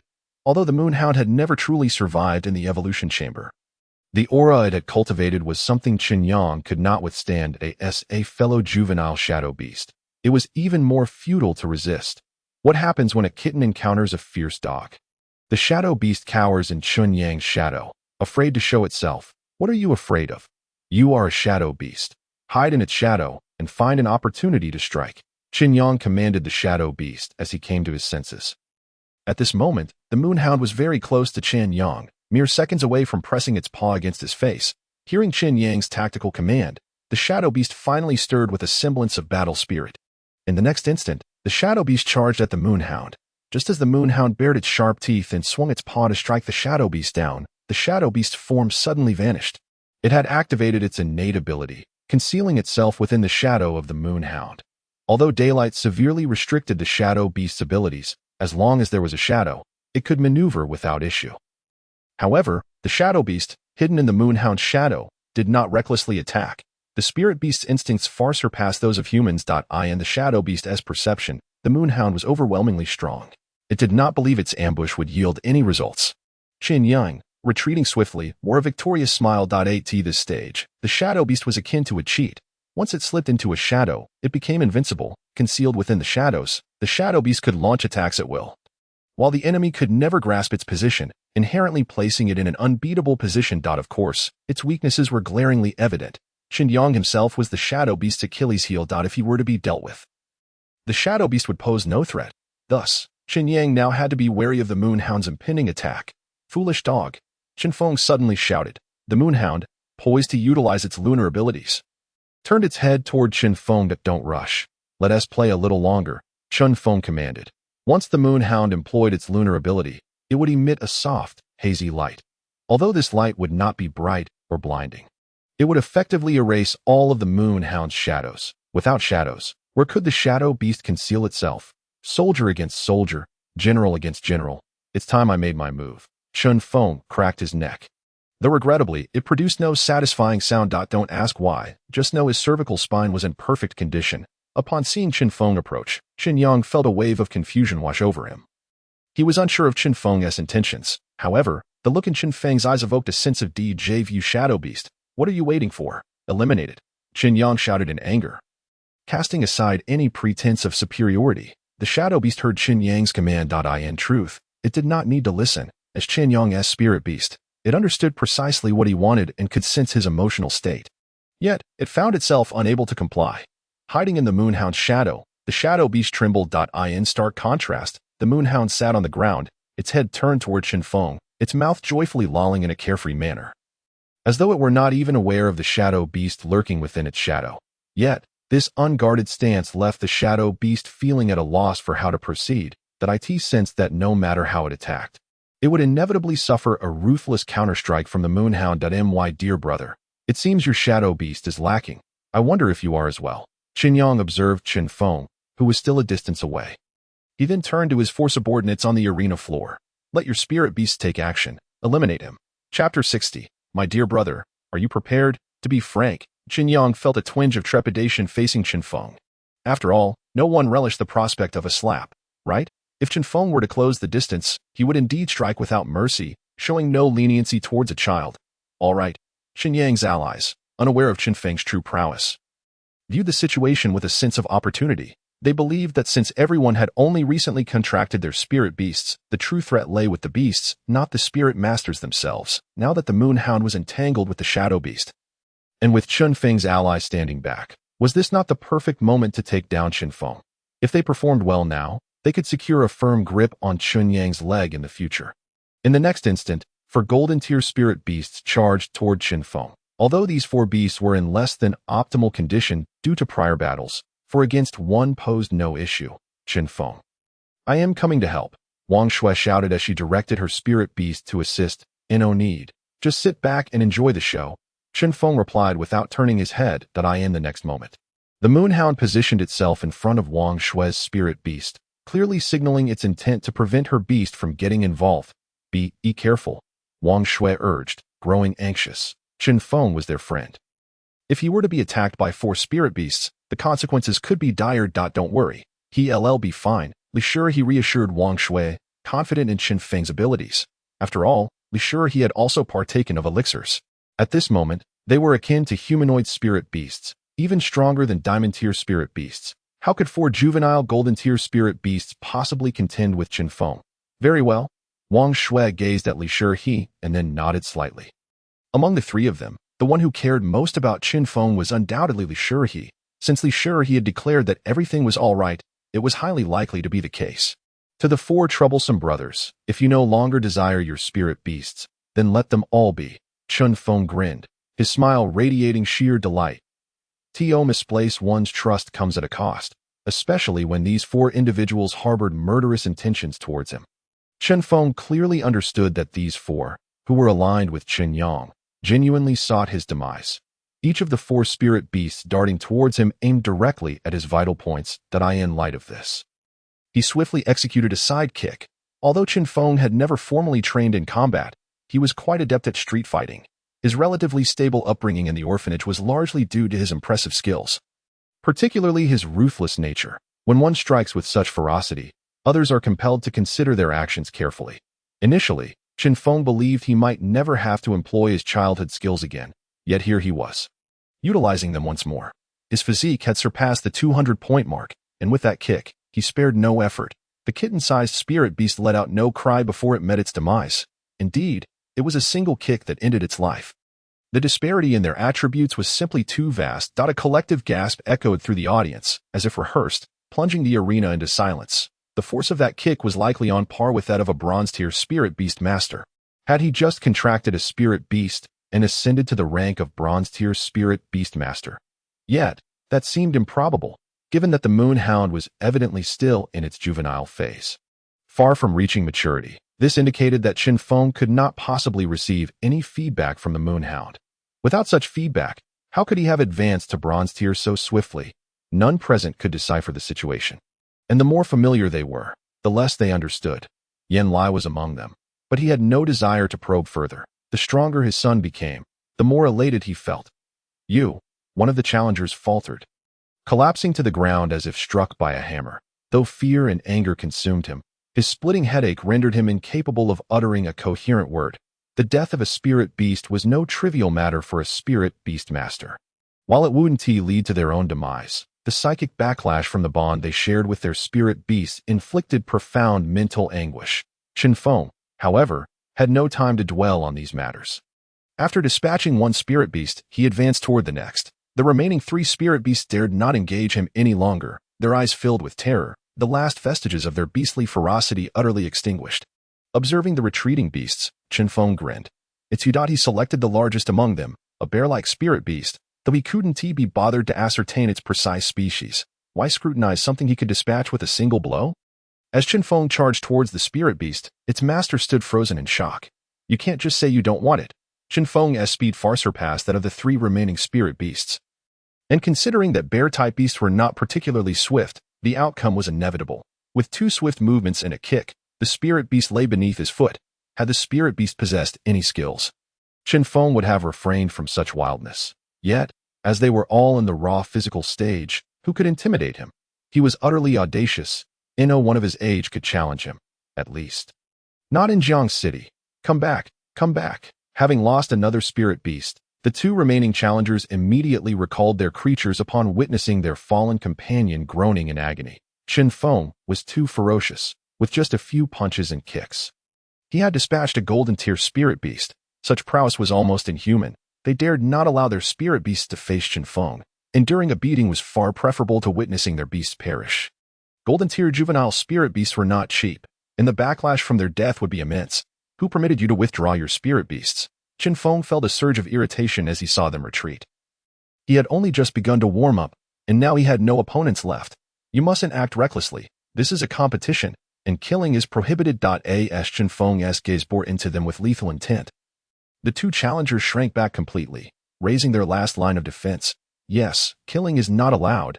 Teacher, Chen Feng is harming fellow students, intentionally slaughtering our teammates' spirit beasts. Isn't this something the Spirit Academy should address? However, the referee remained silent. His only responsibility was to ensure the students' safety, not to protect their spirit beasts. Safeguarding one's spirit beast was a responsibility that fell upon the spirit beast master alone. My dear brother, if their spirit beasts are lost, then it falls upon you to take responsibility. Are you prepared? Chapter 61. He brought this upon himself. Chen Feng smiled, albeit faintly. Yet, Chen Yang felt a chill. His four subordinates instinctively distanced themselves from Chen Feng. After all, the instinct for self-preservation is innate. That if Chen Feng could dispatch a golden-tier spirit beast with a single kick, it was evident that he could easily do the same to them without expending much effort. As Chen Yang observed Chen Feng approaching, he swallowed hard, his instinct screaming for him to flee. Shadow Beast, what are you doing? Chen Yang refused to surrender, for he still had the Shadow Beast, a diamond-tier spirit beast. Although Chen Feng exhibited extraordinary strength, the Shadow Beast's talent was virtually insurmountable at their current stage. The Shadow Beast sensed Chen Yang's fear, yet it too felt powerless. Come back, return and attack him. Hurry! With less than 3 meters separating him from Chen Feng, Chen Yang had no retreat left. Should he step back any further, he would tumble off the arena. Falling from the platform meant defeat.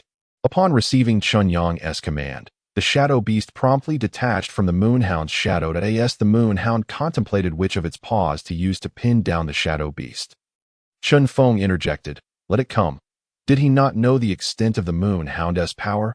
The Shadow Beast, having emerged from its shadow, was nothing more than a plaything to the Moonhound, which could easily overpower it at will.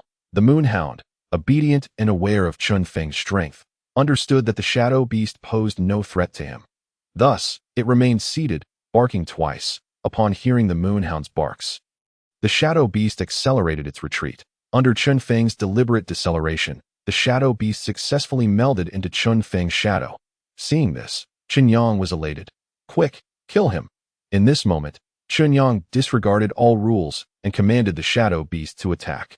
Chen Feng's smile widened slightly. The Shadow Beast, concealed within the shadows, seized the opportunity to strike at the back of Chen Feng's neck, where the flesh was tender and vulnerable.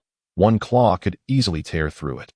The Shadow Beast made its move. In that instant, its form emerged from the shadows. Yet, this was precisely the moment Chen Feng had been awaiting. No. Chen Feng's mother instinctively stood and shouted from the spectator stands. The voice of a golden-tier spirit beast master resonated powerfully, overshadowing the collective gasps from the audience. Don't. Chen Feng caught the sound, a smirk curling his lips. You say no, yet I shall ensure your desires remain unfulfilled. Without allowing the Shadow Beast's claws to reach his neck, Chen Feng swiftly retaliated, seizing the Shadow Beast by the throat with pinpoint accuracy. You're being quite unruly. Chen Feng held the Shadow Beast before him, its four paws flailing helplessly, unable to reach his face. As it attempted to claw at his arm instead, Chen Feng's smile faded. Like your master, you are equally deserving of punishment. With that, he raised his other hand and forcefully twisted. The sound of bones cracking and sinews snapping echoed as a pitiful wail erupted from the Shadow Beast. In that moment, it fell silent, no longer daring to lash out. Chen Feng's mother watched in shock as the scene unfolded on the arena. Feeling a mix of relief and dread, Xiao Feng, mother did not mean for you to stop. I fear for your safety against the Shadow Beast. And why should I care? Chen Feng spoke coldly. After casting a glance at Mother Chen, he turned to face his brother Chen Yang, who was close at hand. My dear brother, do you possess any other means? Chen Yang continued to gulp, his face flushed. Yet he could utter not a single word. Are you ready to concede? However, How could one who has contracted a diamond-level spirit beast accept defeat, to surrender in front of so many witnesses? What would that imply for oneself? In truth, if you were not my beloved brother, how could you ever warrant my direct intervention? You should count yourself fortunate. Releasing his grip on the shadow beast, Chen Feng gently patted Chen Yang's face twice, not with force. No, not at all. It was the lightest of taps. The sensation was akin to slapping Chen Yang's very heart, causing his heartbeat to falter. With such a plethora of resources at hand, how could one be reduced to this? If one were to allocate those resources to a mere pig, that pig would surely have soared by now.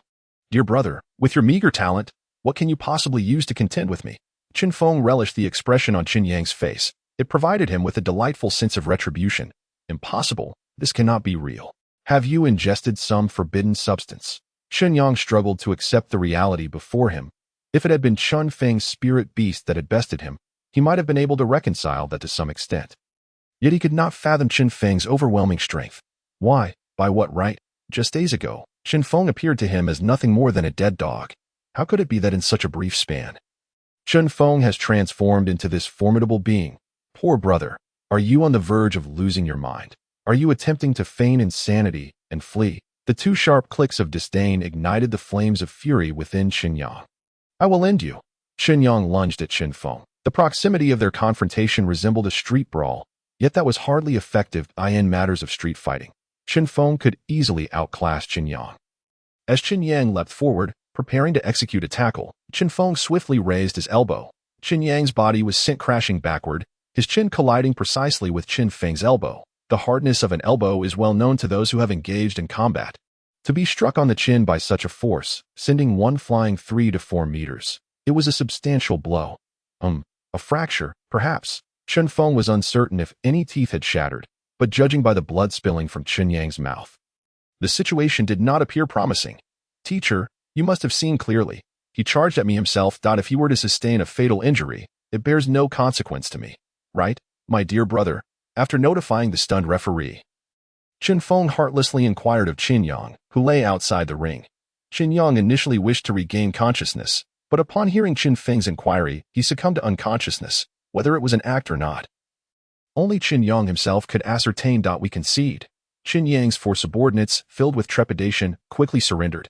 Given Chen Feng's merciless treatment of his brother, they were keenly aware of the repercussions they would face should they fail to concede.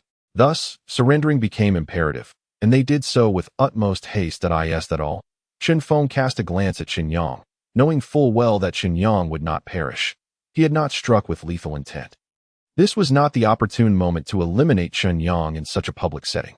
Nevertheless, Chen Feng was thoroughly satisfied with the lesson imparted. Subsequently, in a moment of carelessness, Chen Feng inadvertently broke another leg of the shadow beast.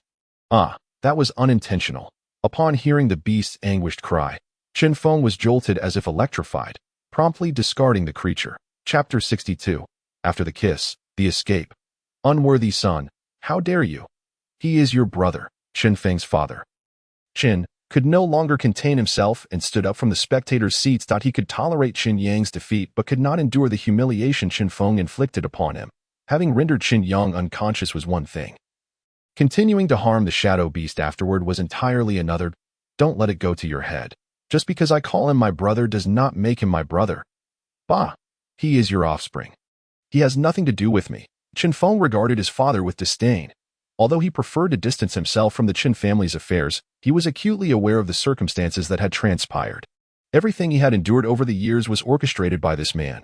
Initially, Chen Feng's greatest ire was directed at Chen Yang and Mother Chen, but now, his father had eclipsed them all. Will you not assist him? Chen Feng's father bellowed. The medical team outside the ring only then began to react to his command. The events that had unfolded on the stage were undeniably captivating. An individual who had yet to ascend to the black iron level of spirit masters had effortlessly torn apart a golden level spirit beast, skillfully dominated a diamond level spirit beast, and rendered his own brother unconscious. Truly remarkable. Thank you all for your hard work. Please exercise caution. It appears my dear brother's jaw might be fractured. Be careful not to dislodge any bone fragments. A missing bone cannot be restored. Chen Feng aimed to infuriate without consequence, leaving no shred of civility in his wake. Unworthy son, Chen Feng's father was nearly apoplectic. As a father, he believed that under such public scrutiny, His son ought to comply with his expectations. He had not anticipated that Chen Feng would so openly defy him. I advise you to check on your biological son. Yin Lai's gaze turned dangerously icy. Appearing on the verge of violence, Chen Feng's father narrowed his eyes at Yin Lai, then turned away without a backward glance. Biological son, did I hear that correctly? Chen Feng's family head had not refuted the claim. What a sensational revelation. Indeed, Chen Yang was known to be the adopted son of the Chen family. Yet how had this transformed into a claim of being the biological son? The audience's curiosity was piqued. Eager for further gossip, various scenes of extravagant debauchery within the affluent circles have ignited the imagination of the onlookers. The departing Chen father remained oblivious to the fervent gazes of the spectators. Yet the increasingly irate Chen mother was acutely aware of them. The stares from the audience felt like piercing rays, striking her with relentless intensity. She could sense the weight of their scrutiny. Wishing fervently to find a crack in the ground to escape such unbearable attention. Mother, let us leave, Chen Li empathized. As she too felt the burden of their gazes. It seemed that even her lineage had fallen under the scrutiny of their speculations. Chen mother remained silent, casting a reluctant glance at Chen Feng on the arena stage before gently nodding to Chen Li. Together, they hastily exited the scene. Once the Chen family departed, the audience erupted into a tumultuous and animated discussion. Yin Lai grinned widely, relishing the desired effect. Yin Lai, was merely the spark and had no intention of extinguishing the flames. All right, quiet down. Contestant number 36 wins, and the competition continues, announced the judge on the stage. Though it was the dean of the Spirit Academy who spoke next, Chen Feng and his team descended from the platform, yielding the arena to the next competitors.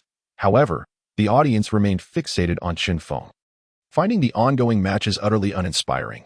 Soon, the arena contest concluded, and without a doubt, Chen Feng's team, Wang Shui's, claimed the top spot in the grand competition. They had not even lifted a finger in subsequent matches. Who would dare to engage in combat? Those who were obstinate had already succumbed to unconsciousness, with 2 golden-tier spirit beasts perishing. The students cherished their spirit beasts as their most treasured companions. How could they bear to watch their beloved creatures be harmed? Thus, any team encountering Chen Feng's group uniformly conceded defeat. To delay the surrender, even slightly, would be deemed disrespectful to Chen Feng. I suppose I've stolen your thunder, haven't I? Chen Feng remarked till he as they strolled through the Spirit Academy, absent-mindedly touching his nose. Not just suppose, you have indeed stolen it. You owe me compensation. Li Shi, he replied, feigning indignation. Fine, compensation it is. A kiss will suffice. Chen Feng stated earnestly before playfully pecking Li Shi's cheek, and then sprinting away to don't run. Come back here. Chapter 63. Brother, just watch how your younger brother handles things from now on. Chen Feng was in high spirits, feeling utterly carefree. However, the atmosphere within the Chen household was shrouded in gloom. The servants in the villa dared not even breathe loudly, and in the living room, Chen Yang knelt on the floor, utterly despondent.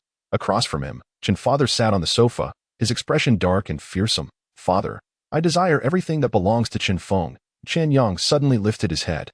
His jaw had healed, thanks to the advanced medical facilities in Jiangcity, and in truth, he had suffered no significant physical injury, though the psychological scars were another matter entirely. Chen father remained silent on the sofa. I cannot comprehend how he has become so powerful in such a short time. He must have encountered some grand opportunity, and I want it. Chen Yang clung stubbornly to his thoughts, unwilling to concede defeat.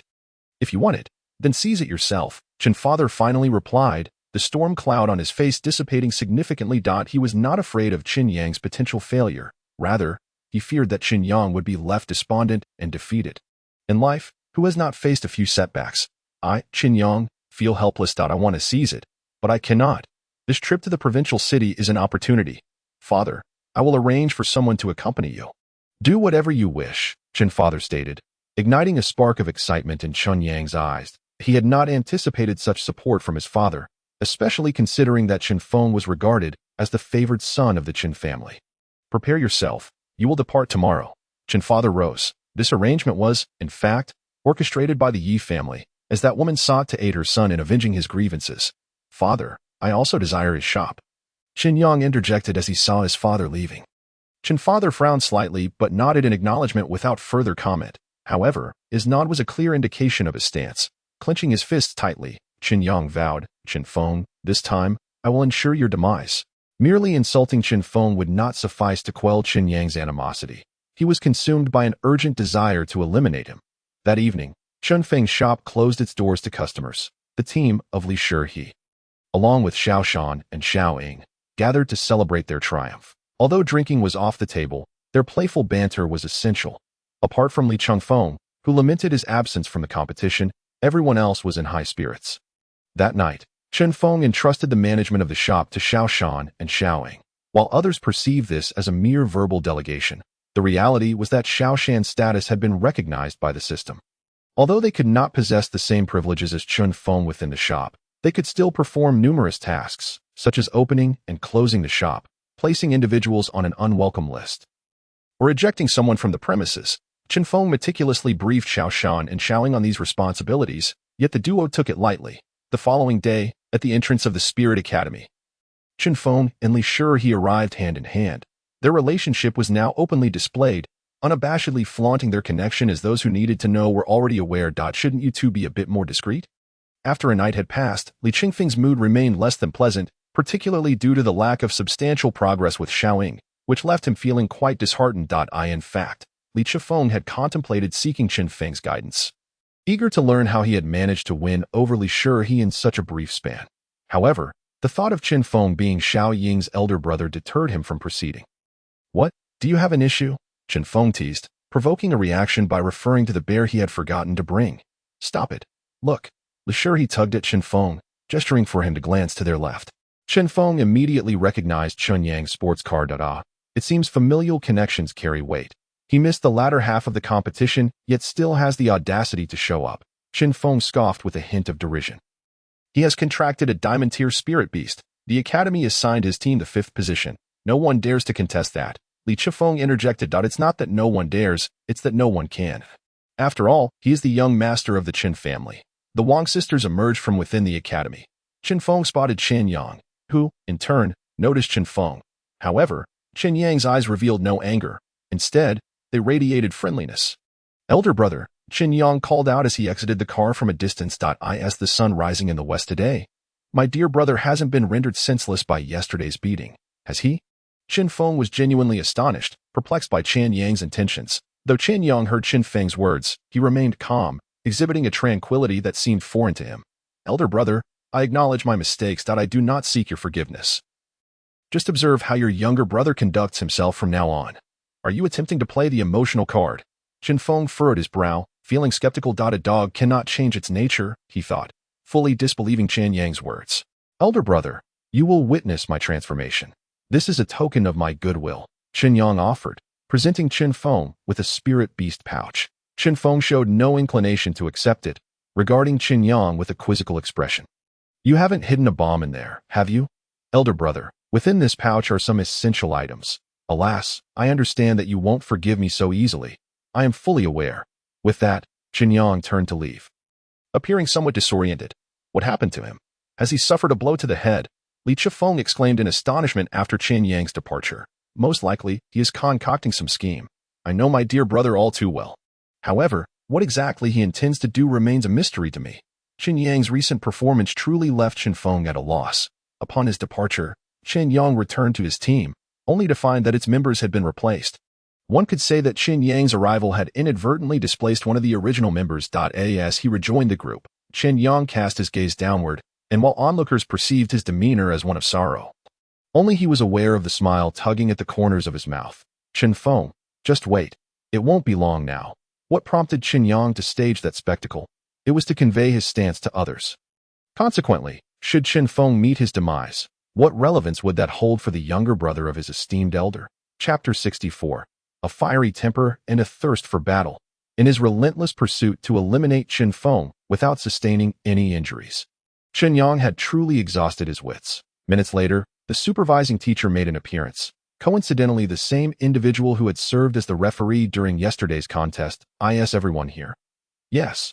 Not only was there one supervising teacher, but several instructors from various classes were also present, tasked with accounting for their respective students. In truth, there were merely 25 individuals, easily discernible at a glance. Very well, let's set off to the city lord's mansion.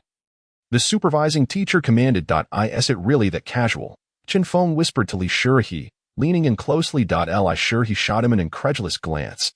Given the proximity, it was certain that the teachers most of whom possessed golden-level prowess, could overhear them.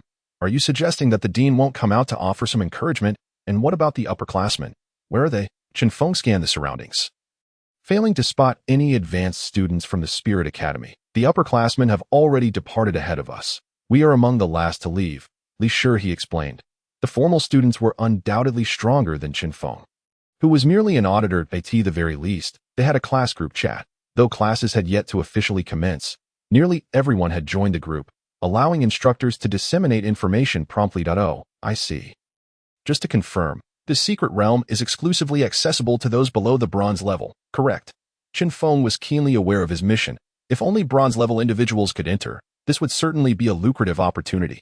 Indeed, it has been certified that only those below the bronze level may enter. Li Shi he replied with certainty. That settles it then. What do you intend to do? I'm here to assist you. Li Shi he understood that Chen Feng's inquiry held significance and was resolute in her willingness to help. Together, as husband and wife, we shall achieve great things. Isn't it more about brotherly unity? Chen Feng retorted with a hint of pride. Li Shi he chuckled at his response. Throughout their journey, the two engaged in playful banter, oblivious to the discomfort of those around them. The Spirit Academy 2 wished to intervene in such matters. Early romantic entanglements were hardly beneficial, as they could hinder the enthusiasm for nurturing spirit beasts. However, with both parties' parents consenting, the Academy found itself powerless to intervene. Fortunately, the Spirit Academy was not far from the City Lord's mansion. Within approximately 10 minutes, they arrived at their destination. The City Lord's mansion resembled a governmental hall, bustling with officials and visitors alike. The Spirit Academy group received a warm welcome and, under the guidance of the staff, proceeded to the teleportation chamber. To be honest, it was Chen Feng's first encounter with the legendary teleportation array. This was a one-way teleportation array, capable of transporting individuals to the provincial capital, while another room contained a corresponding array that could bring people from other locations to Jiang City. The teleportation array in the provincial capital was significantly more advanced than the one in their current location, being bidirectional and capable of sending individuals to any city within the province. Yes, I'm aware of that. Chen Feng nodded at Li Shi. Although he had never witnessed a teleportation array before, he possessed a foundational understanding of such concepts. The absence of a bidirectional teleportation array in Jiang City was not due to a lack of capability, but rather a matter of safety considerations. Within the province, numerous smaller cities existed, and compared to the provincial capital, these smaller cities were far more vulnerable. Wild spirit beasts were hesitant to attack the provincial capital directly. Yet they would not shy away from targeting the smaller cities. Despite a relatively peaceful period in recent years, incidents of spirit beasts assaulting human settlements still occurred sporadically. To prevent spirit beasts from exploiting the teleportation arrays to invade other cities, all smaller cities were restricted to constructing such singular teleportation arrays. The guardians of these arrays had but one task during an assault: to destroy the outgoing teleportation array, specifically the one Chen Feng and his companions were about to utilize.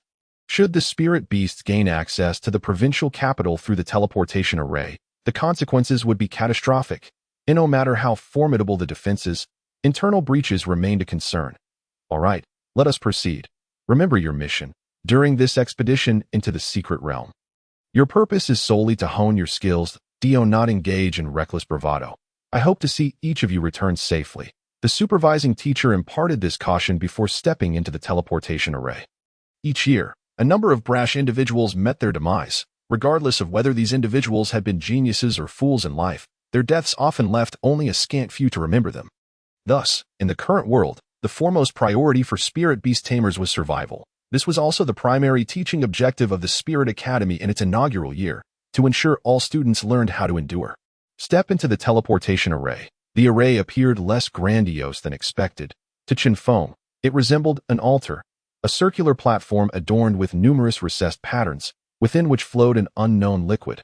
Once all individuals were positioned on the array, the operator commenced the activation process. To Chen Feng, this task seemed remarkably simple, requiring minimal effort. Merely guiding individuals onto the array and initiating the process sufficed, given that it was a one-way teleportation.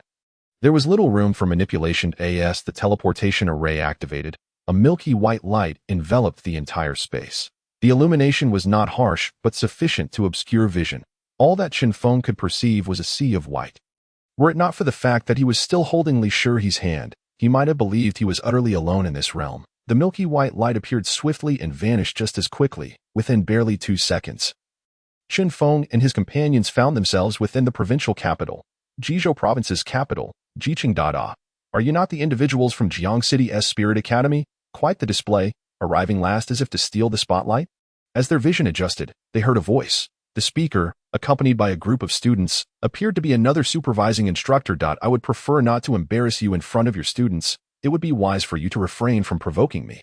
Once they enter the secret realm, I will seek you out for a proper discussion. The supervising instructor from Jiang City seemed to possess a rather volatile temperament, rather than simply offering a pointed jest.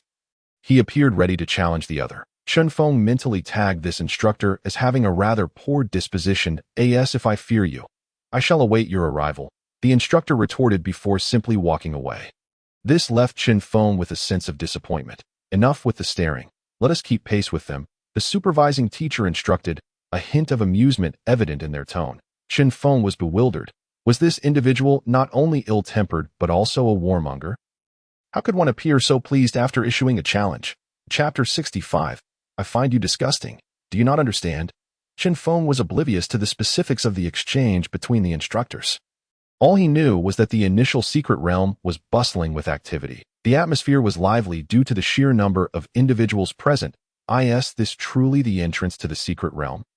Chen Feng exclaimed, gazing at the fantastical sight before him. A large, black hole-like sphere with a diameter of approximately 3 to 4 meters. Impressive, isn't it? I was equally awestruck upon my first encounter, Li Shi he remarked, still holding Chen Feng's hand. Indeed, it is quite astonishing. However, where are our people? Chen Feng surveyed the area, failing to spot any members from Jiang City's Spirit Academy. Identifying them was straightforward, as each academy's attire was distinct. Akin to uniforms, they must have entered ahead of us. Let us see how the instructors manage the situation. However, it seems the instructors have vanished as well, Chen Feng noted, scanning for the supervising teacher. Only to find that both the lead instructor and the class instructors were nowhere to be found. Relax, someone will come to find us, Chen Yang interjected. The individuals from Jiacheng Lingyuan were undoubtedly led by Chen Feng. And Chen Yang was no exception. He was eager to showcase his presence, primarily to enhance his favorability among bystanders. After Chen Feng's demise, these people would serve as his witnesses. The others glanced at Chen Yang before turning their attention to Chen Feng. Eager to discern what decision he would make, it was inevitable. For Chen Feng possessed the strongest prowess among them. The secret realm was not a place for frivolity. The beasts within bore no regard for one's identity and fought to kill. Although Chen Feng's strength was relatively weak within this secret realm, it was still superior to theirs. Chen Feng shot a cold glance at Chen Yang. Do not speak to me. You repulse me. Brother, I mean no harm. I merely wish to offer a reminder. Silence. Chen Feng, lacking patience, was not inclined to engage in theatrics with Chen Yang. This kind of two-faced demeanor was precisely what Chen Feng detested. Despite being thoroughly malignant, Chen Yang presented himself as a congenial individual, which was exceedingly vexing. Startled by Chen Feng's outburst, Chen Yang obediently fell silent. At that moment, a young man clad in the attire of Jiangcheng Lingyuan approached Chen Feng and his companions. Excuse me, who is Chen Feng? Upon hearing this, Chen Feng stepped forward. That would be me. Excellent. Follow me. Once inside the secret realm, do not wander. Stay close to me. Understood? The young man began organizing without even introducing himself. Understood, Chen Feng responded. The young man appeared competent, albeit somewhat impatient. However, Chen Feng could tolerate it, given the uncertainty surrounding the secret realm's conditions. Subsequently, Chen Feng and his group followed the young man's lead, with the other teams naturally trailing behind Chen Feng. Make way. We are from Jiangcheng Lingyuan. We seek to enter the secret realm. As they neared the entrance, the crowd thickened. However, upon hearing that Lingyuan students were to enter, those blocking the way promptly cleared a path. This newly discovered secret realm was exclusive to the Lingyuan, and the Lingyuan within Jizhou had priority access, akin to the early bird catching the worm. The others could only purchase entry spots with spirit crystals. And even then, they were limited in number, hence their presence there to wait for their chance. The young man disregarded the others, merely exchanging pleasantries with a middle-aged mentor guarding the entrance. After assessing Chen Feng and his companions, the mentor addressed them. You youngsters are merely here to experience. Do not exceed your capabilities or perish within the realm. Strive to return alive. All right, proceed, the mentor gestured. Under the young man's guidance, everyone entered the secret realm. Chen Feng was quite astonished. He had anticipated being drawn in, as the luminous sphere resembled a black hole. Yet, the reality was starkly different. Stepping into the light felt as simple as crossing a threshold, transporting them directly into another world. On the other side of the sphere, a throng of people surged forward, while within the secret realm, verdant trees flourished beneath a blue sky dotted with white clouds. And the air was refreshingly crisp. This place is rather splendid, Chen Feng couldn't help but exclaim.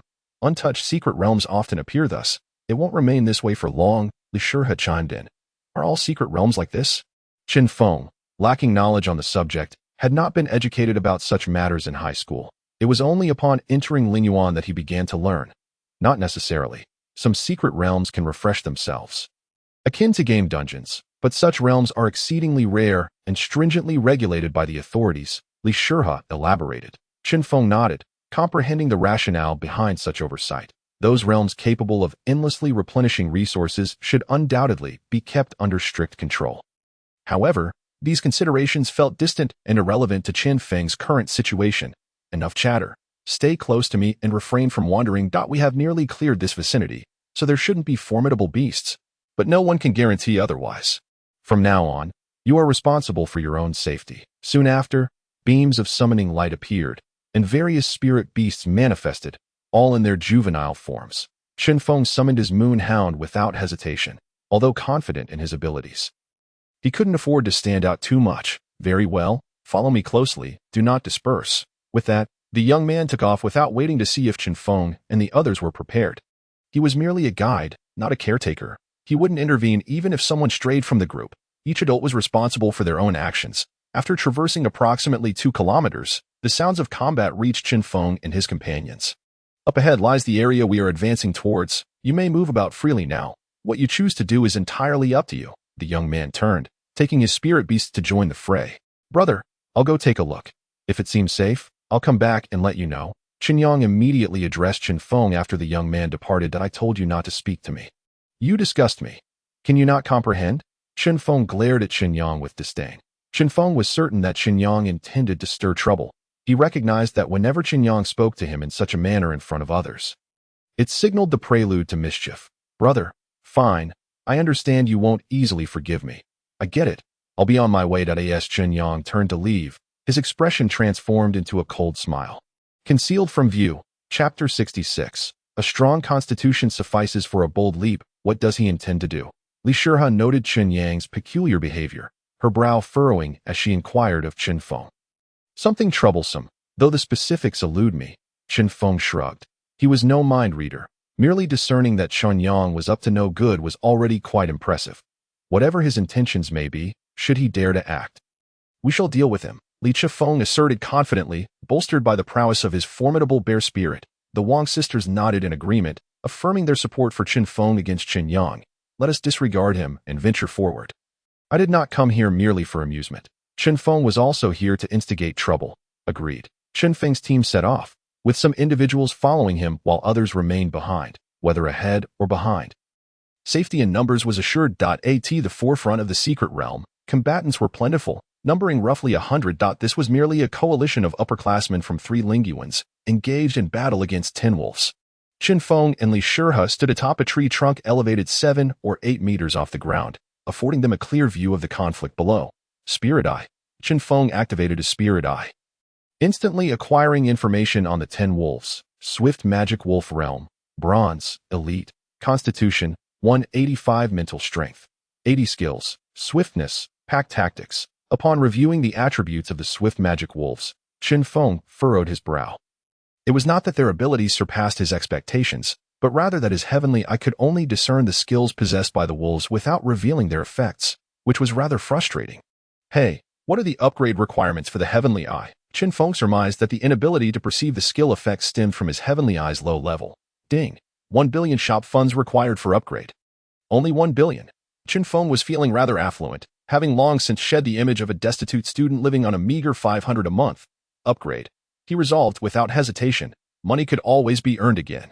Currently, his shop funds exceeded 2 billion, a boon attributed to the support from the Night Watchers. Ding. 1 billion funds deducted. Heavenly Eye upgraded to intermediate. After the successful upgrade, Chen Feng felt a brief itch in his eyes. And then it was all over. When he used his celestial eye to examine the swift magic wolves again, the skill effects were indeed revealed, along with some unexpected gains. Swift, passive speed enhancement of 50%. Wolf Pack. When the number in the pack exceeds 5, the Wolf Pack effect is triggered, increasing all attributes by 20%. In A Wonder 10 swift magic wolves require so many people to handle them. With over 100 bronze-level beastmasters, there should be at least as many spirit beasts. Yet when faced with the pack of swift magic wolves, they could only manage to suppress them. It would be a while before they could truly take down this group. Although the spirit beasts of these beastmasters were mostly at the golden level, the swift magic wolves were bronze elites, not inferior in attributes to these spirit beasts that had yet to reach maturity. These beastmasters, only a year or two older than Chen Feng, had spirit beasts still in their growth phase, not yet fully matured, and thus their attributes were naturally lower, with many spirit beasts having attributes barely exceeding 100. This indeed could not compare with the swift magic wolves, whose attributes exceeded 200 and had a speed increase of 50%.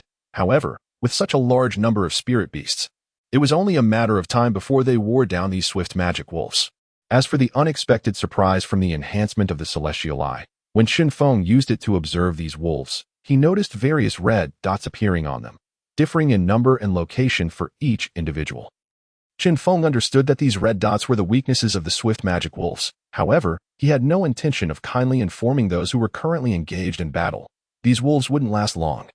Let us search for spirit crystals instead. Chen Feng felt indifferent towards the swift magic wolves. Within the secret realm, his sole desire was to gather spirit crystals, accumulating enough to reap greater rewards. The system task was quite clear. The more spirit crystals Chen Feng collected, the better the rewards would be. Spirit crystals would not appear in the outer regions of the secret realm. At least a distance exceeding halfway was necessary for their emergence. So, shall we follow them then? Chen Feng frowned at in truth, we could also detour to other areas, but Li Shi he was somewhat hesitant. Although both she and Chen Feng were formidable, with strong spirit beasts, acting alone was indeed perilous. Let us go and take a look around. Chen Feng made his decision. He then glanced at Li Chengfeng and the Wang sisters. If they were unwilling to follow, he would not press them. What are you waiting for? We are a team. Let us move. Wang Yu shot Chen Feng a glare, feeling that he looked down on her. Exactly, Wang Shui also retorted, pulling Wang Yu along as they took the lead. I said nothing. Chen Feng protested, feeling somewhat wronged as he rubbed his nose. How unfortunate, Li Chengfeng commented, giving Chen Feng no chance to retort as he turned and caught up with the Wang sisters. Li Shi he stifled a giggle, still laughing.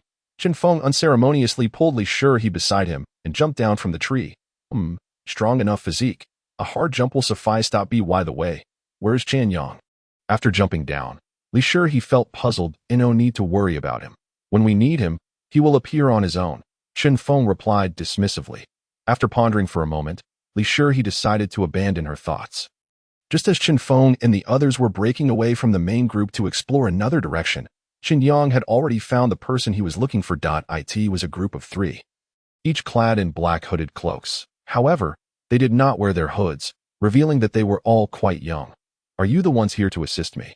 If you are Chen Yang, then that is correct. The young man in the center spoke to Chen Yang. This youth sported a buzz cut and 3-ear studs in his right ear, his appearance somewhat rakish. I am Chen Yang. Where is the person you need to deal with? We have other matters to attend to after this. The young man showed no courtesy towards Chen Yang. After all, Chen Yang was merely the illegitimate child of his aunt, while he was the true bloodline of the Yi family. Although he was a collateral relative, he bore the Yi surname. He was quite dissatisfied with being assigned to help Chen Yang, so expecting him to treat Chen Yang kindly was out of the question. Chapter 67. This foolish dog is practically wearing his pride on his face. Chen Yang did not expect such rudeness from the other party, yet he felt indifferent. Chen Feng should be over there watching the battle. How do you plan to proceed? How do we proceed? Of course, we walk over and take action. What else can we do? The young man's lips curled into a smirk, his tone laced with mockery. Chen Yang could sense the hostility emanating from the young man but dared not retaliate, as all 3 were bronze-level beast masters, undoubtedly far stronger than he. Let us go, the young man called out. The 2 who had remained silent followed closely behind him. Once they moved, they donned their hoods and black masks, obscuring their faces to the maximum extent. By the way, I heard you also contracted a shadow beast but almost got killed by it. Pay attention, I will teach you how to use a shadow beast. Chen Yang's eyes widened upon hearing this, not due to the other party's attitude, but because he had mentioned possessing a shadow beast. Before Chen Yang could contemplate further, the young man had already walked away. Chen Yang could only suppress his thoughts and keep up with the three that unfortunately, it seemed the trio was deliberately toying with Chen Yang. No matter how fast he ran, he could not catch up to them. Seventh young master, isn't this a little too much? It won't be easy to explain when we return. One of the trio spoke up. He is merely the illegitimate child of my aunt. She acknowledges him, but my grandfather does not. So what is there to fear? Moreover, if one cannot even endure this, it is better to give up on any thoughts of returning to the Yi family sooner rather than later. The other two nodded in agreement. The Yi family's depths are well known to them as members of the family. That it was only because Chen Yang's mother was the most cherished daughter of the old family head that he received such treatment. Otherwise, he would not be worthy of it. Have you seen Chen Yang? Finding someone from the Jiangcheng Spirit Academy did not take long for the trio from the Yi family. Who are you? The questioned individual still maintained a basic level of vigilance and did not answer the question. Little one, this is not in the city. We are in a secret realm. You better think carefully before answering. The bronze-level Beastmaster's aura was released from the leading youth. They went that way. Very well, I can comply. Having been threatened, betraying a fellow student shouldn't be too much of an issue, right? Excellent. The young man smiled and then turned to leave. In a deserted area, they could easily kill him, but with so many people from various spirit academies arriving, including those from other regions, the young man refrained from taking action. Chen Yang followed from a distance, not revealing himself that he could not let others see him accompanying the trio. Meanwhile, Chen Feng and his group encountered trouble. The five of them came across three swift magic wolves blocking their path. Observing the swift magic wolves up close, Chen Feng noticed that they indeed differed significantly from spirit beasts. The most apparent difference was their wildness. That bloodthirsty aura was unmistakable. The three swift magic wolves were equally perplexed. For standing before them were four spirit beasts, mere juveniles in their eyes. These creatures were nothing more than small playthings. Yet, despite the bloodthirsty aura they emitted, none of the four little beings showed any signs of fear. What is going on? In fact, Li Changfeng and the Wang sisters were equally baffled. They all knew their spirit beasts were stronger than their peers, but the extent of their strength was supposed to be limited, given they had only been nurtured for a short time. However, the situation on the ground contradicted this expectation. Why did they seem so unafraid? Wang Yu, hiding behind Chen Feng, voiced her confusion. Why hide? Wang Yu knew of Chen Feng's strength and felt secure being behind him. Indeed, even my clumsy bear has never fought, yet it shows no fear in the face of these magic wolves. Li Changfeng also stood behind Chen Feng. To be honest, even Chen Feng was uncertain about the reason.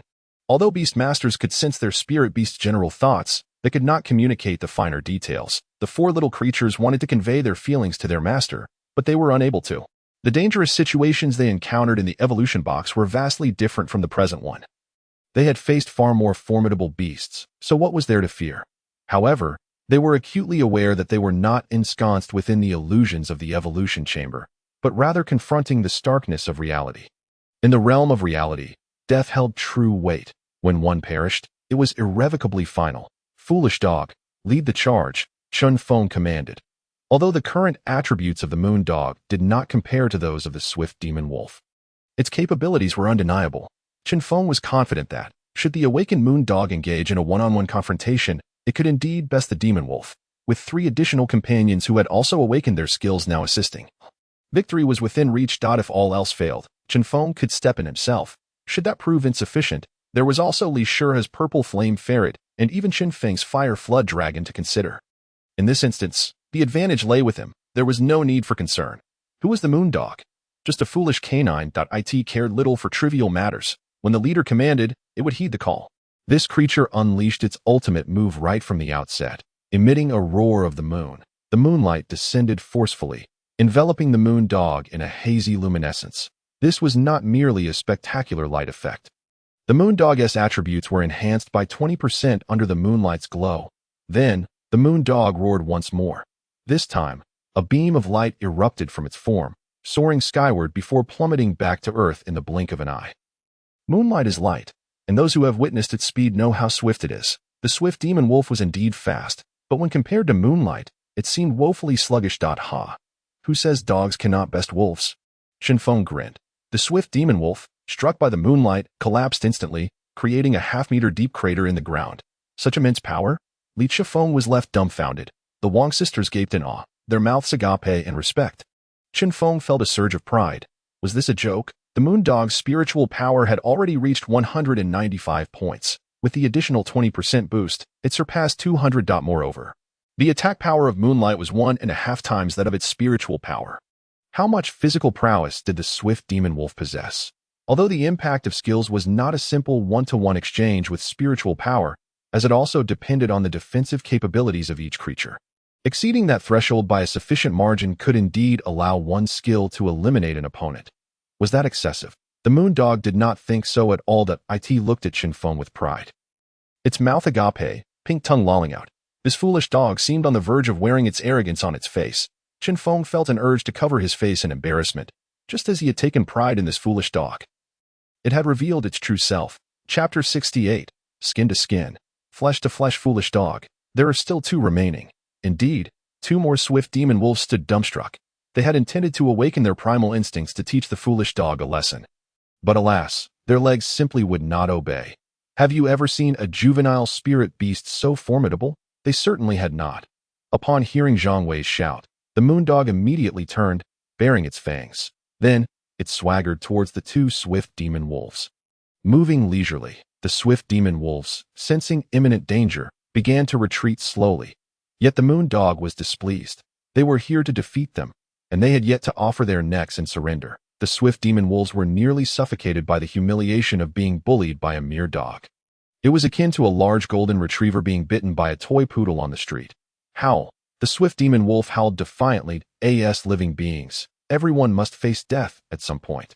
Yet some deaths weigh heavier than others. They aspired to be the heavyweights. In the next moment, the swift demon wolves unleashed their swiftest charge towards the moon dog. That instant, the moon dog also sprang into action, its speed only slightly lagging behind the 2 wolves. However, just as the snapping jaws of the swift demon wolves were about to close around the moon dog, it nimbly evaded their grasp. Not content with merely dodging, it countered with a swift slap to the swift demon wolf. Despite the moon dog's smaller stature, the force behind its paws was anything but weak. 1 wolf was sent flying, and 2 were knocked back. The moon dog remained unscathed. You are a dog, not a cat, Chen Feng reminded the moon dog, bewildered by its newfound agility. It seemed as though the moon dog had learned these tricks from somewhere. Its forepaws were a blur. The disoriented swift demon wolf, having tumbled several times, struggled to rise, dazed from the ferocious blow it had sustained. At that moment, a spike of earth abruptly erupted beneath one of the swift demon wolf's bellies.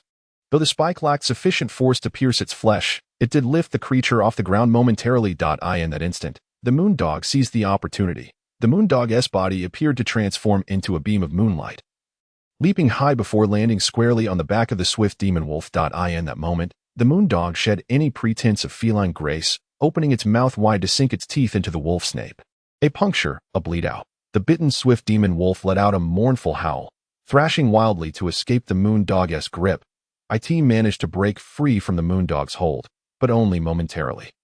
The moon dog's weight was insufficient to pin the swift demon wolf, yet its bite was unyielding. As the swift demon wolf's struggles intensified, the moon dog unceremoniously resumed its feline demeanor, shaking its head violently while raising its paw to incessantly rub against the wolf's skull. After 3 or 4 seconds of this, the swift demon wolf lay still. The other swift demon wolf had been eager to assist, but the remaining 3 little ones were not mere props. They unleashed various skills in a bid to hinder the swift demon wolf. Although their skills lacked the potency to threaten the wolf, they were effective at obstructing it. Once the moon dog had dispatched the first swift demon wolf and turned its attention to the last remaining one, that wolf turned tail and fled. Any hesitation was a disgrace to its own life. Ding! The swift demon wolf has been slain, unlocking the path to promotion, earning 22 experience points. What? Chen Feng exclaimed inwardly. He swiftly opened his attribute panel. On his panel, a new experience point appeared, along with a level that Chen Feng could comprehend. Currently, his level was 1. This was peculiar. Given his overwhelming attributes, how could he possibly still be at level 1? Chen Feng was displeased. The glaring level 1 felt like an affront to him. Moreover, if he was only at level 1, when could he ascend to the Black Iron tier, and at what level would he achieve that elevation? Ding! Every 10 levels grants a promotion. The current realm allows for the acquisition of 10 attribute points with each upgrade. Wait a minute. Attribute points as well? Chen Feng was no longer calm. Attaining 100 attribute points at level 10 was no small feat. Was the experience awarded truly appropriate? The swift demon wolf was no weakling. After all, ding, there are other methods to acquire experience. The host is encouraged to explore independently. Once again, explore independently. Chen Feng was exasperated. What are you doing? Lost in thought, Li Shihua approached Chen Feng. That it's nothing. I was contemplating the foolish dog's peculiar methods of attack. Don't you find it somewhat undog-like? Who cares? As long as it's effective. Li Shihua was quite easygoing, and she found the moon dog increasingly appealing. True enough. Let us see what the swift demon wolves were guarding. Chen Feng led the way forward, with the others following closely behind, each of them brimming with excitement. Despite their lineage from the three great families, this was their first real engagement in battle. They felt remarkably powerful, believing they could easily dispatch the swift demon wolves that had troubled over 100 individuals. They had slain 2 and frightened 1 away. Such accomplishments were indeed noteworthy. Chen Feng felt little sense of achievement, as he had not truly participated. He felt more exhilarated by the thought of outshining Qin Yang. The sensation of skin against skin, flesh against flesh was something one could only truly appreciate through experience. Look, there's a cave over there. Could it be the den of the swift demon wolves? Wang Yu suddenly pointed to a sloped area ahead. We'll find out by taking a look. Chen Feng, ever bold in his artistry, approached the cave entrance, glancing at the moon dog. The moon dog understood immediately, darting inside in a flash. It was quick to enter and just as swift to exit. Completing its reconnaissance, the cave remained quiet. It appeared devoid of any beastly presence. Let us go. Chen Feng took the lead into the cavern. The air inside was pungent and fishy, yet he paid little heed to such trivialities. For his gaze was drawn to the spirit crystals. They lay quietly scattered on the ground, glimmering like stars, seemingly numbering around 10. Spirit crystals, the Wang sisters exclaimed in astonishment. Although they were not short of wealth, the notion of earning money and merely having it were two distinct matters. Let's split the loot. Chen Feng chuckled. Such an unexploited secret realm was indeed splendid. One could stumble upon spirit crystals in any cave. Chen Feng was well aware of the value of spirit crystals. They were immensely precious. Chapter 69. Level Up. The division of spoils was a joyous affair. Li Shihua and her 3 companions each received 2 crystals, leaving the remainder for Chen Feng. Truth be told, they were reluctant to accept them, as they had contributed little during the earlier battle. However, Chen Feng's generosity compelled them to accept 2 each. Ding. Spirit crystal detected. Can be devoured. This was the second time Chen Feng had heard the system's notification. Initially, he had no time to consume it, and later, he found it hard to part with it. The child from a poor family understands the worth of a single spirit crystal, which could be valued at millions. To devour one would mean losing millions. How could he bear to do so? Yet now, he decided to consume one. Regardless of its worth, he felt compelled to taste its essence. Ding. Consumed spirit crystal. Experience points 100. Ding. Host level increased to level 2. Free attribute points 10. Wow. Chen Feng's eyes widened in disbelief. What happened? Li Shihua looked at him, puzzled by his sudden exclamation. Nothing, he stammered, slightly flustered. He cast another glance at his status panel. To progress from level 2 to level 3 required 200 experience points, which meant he could achieve it with just 2 spirit crystals. Earlier, Chen Feng had assumed that his rate of advancement would be exceedingly slow, certainly lagging behind Li Shihua and her companions. However, his attributes far surpassed those of others at the same level. Suddenly, it dawned on him. His rate of advancement was entirely linked to wealth. As long as he possessed enough spirit crystals, he could swiftly elevate his level. Should he consume them all? Chen Feng had 30 spirit crystals stored in his system space. If he could find more within this secret realm, he could elevate his level. Consume. One must grasp opportunities to reap rewards. Spirit crystals left untouched were mere lifeless objects. Hey, if I devour the spirit crystals obtained during the mission, will they still count towards the task? Chen Feng's only concern was whether consuming the crystals would diminish his task rating. Ding.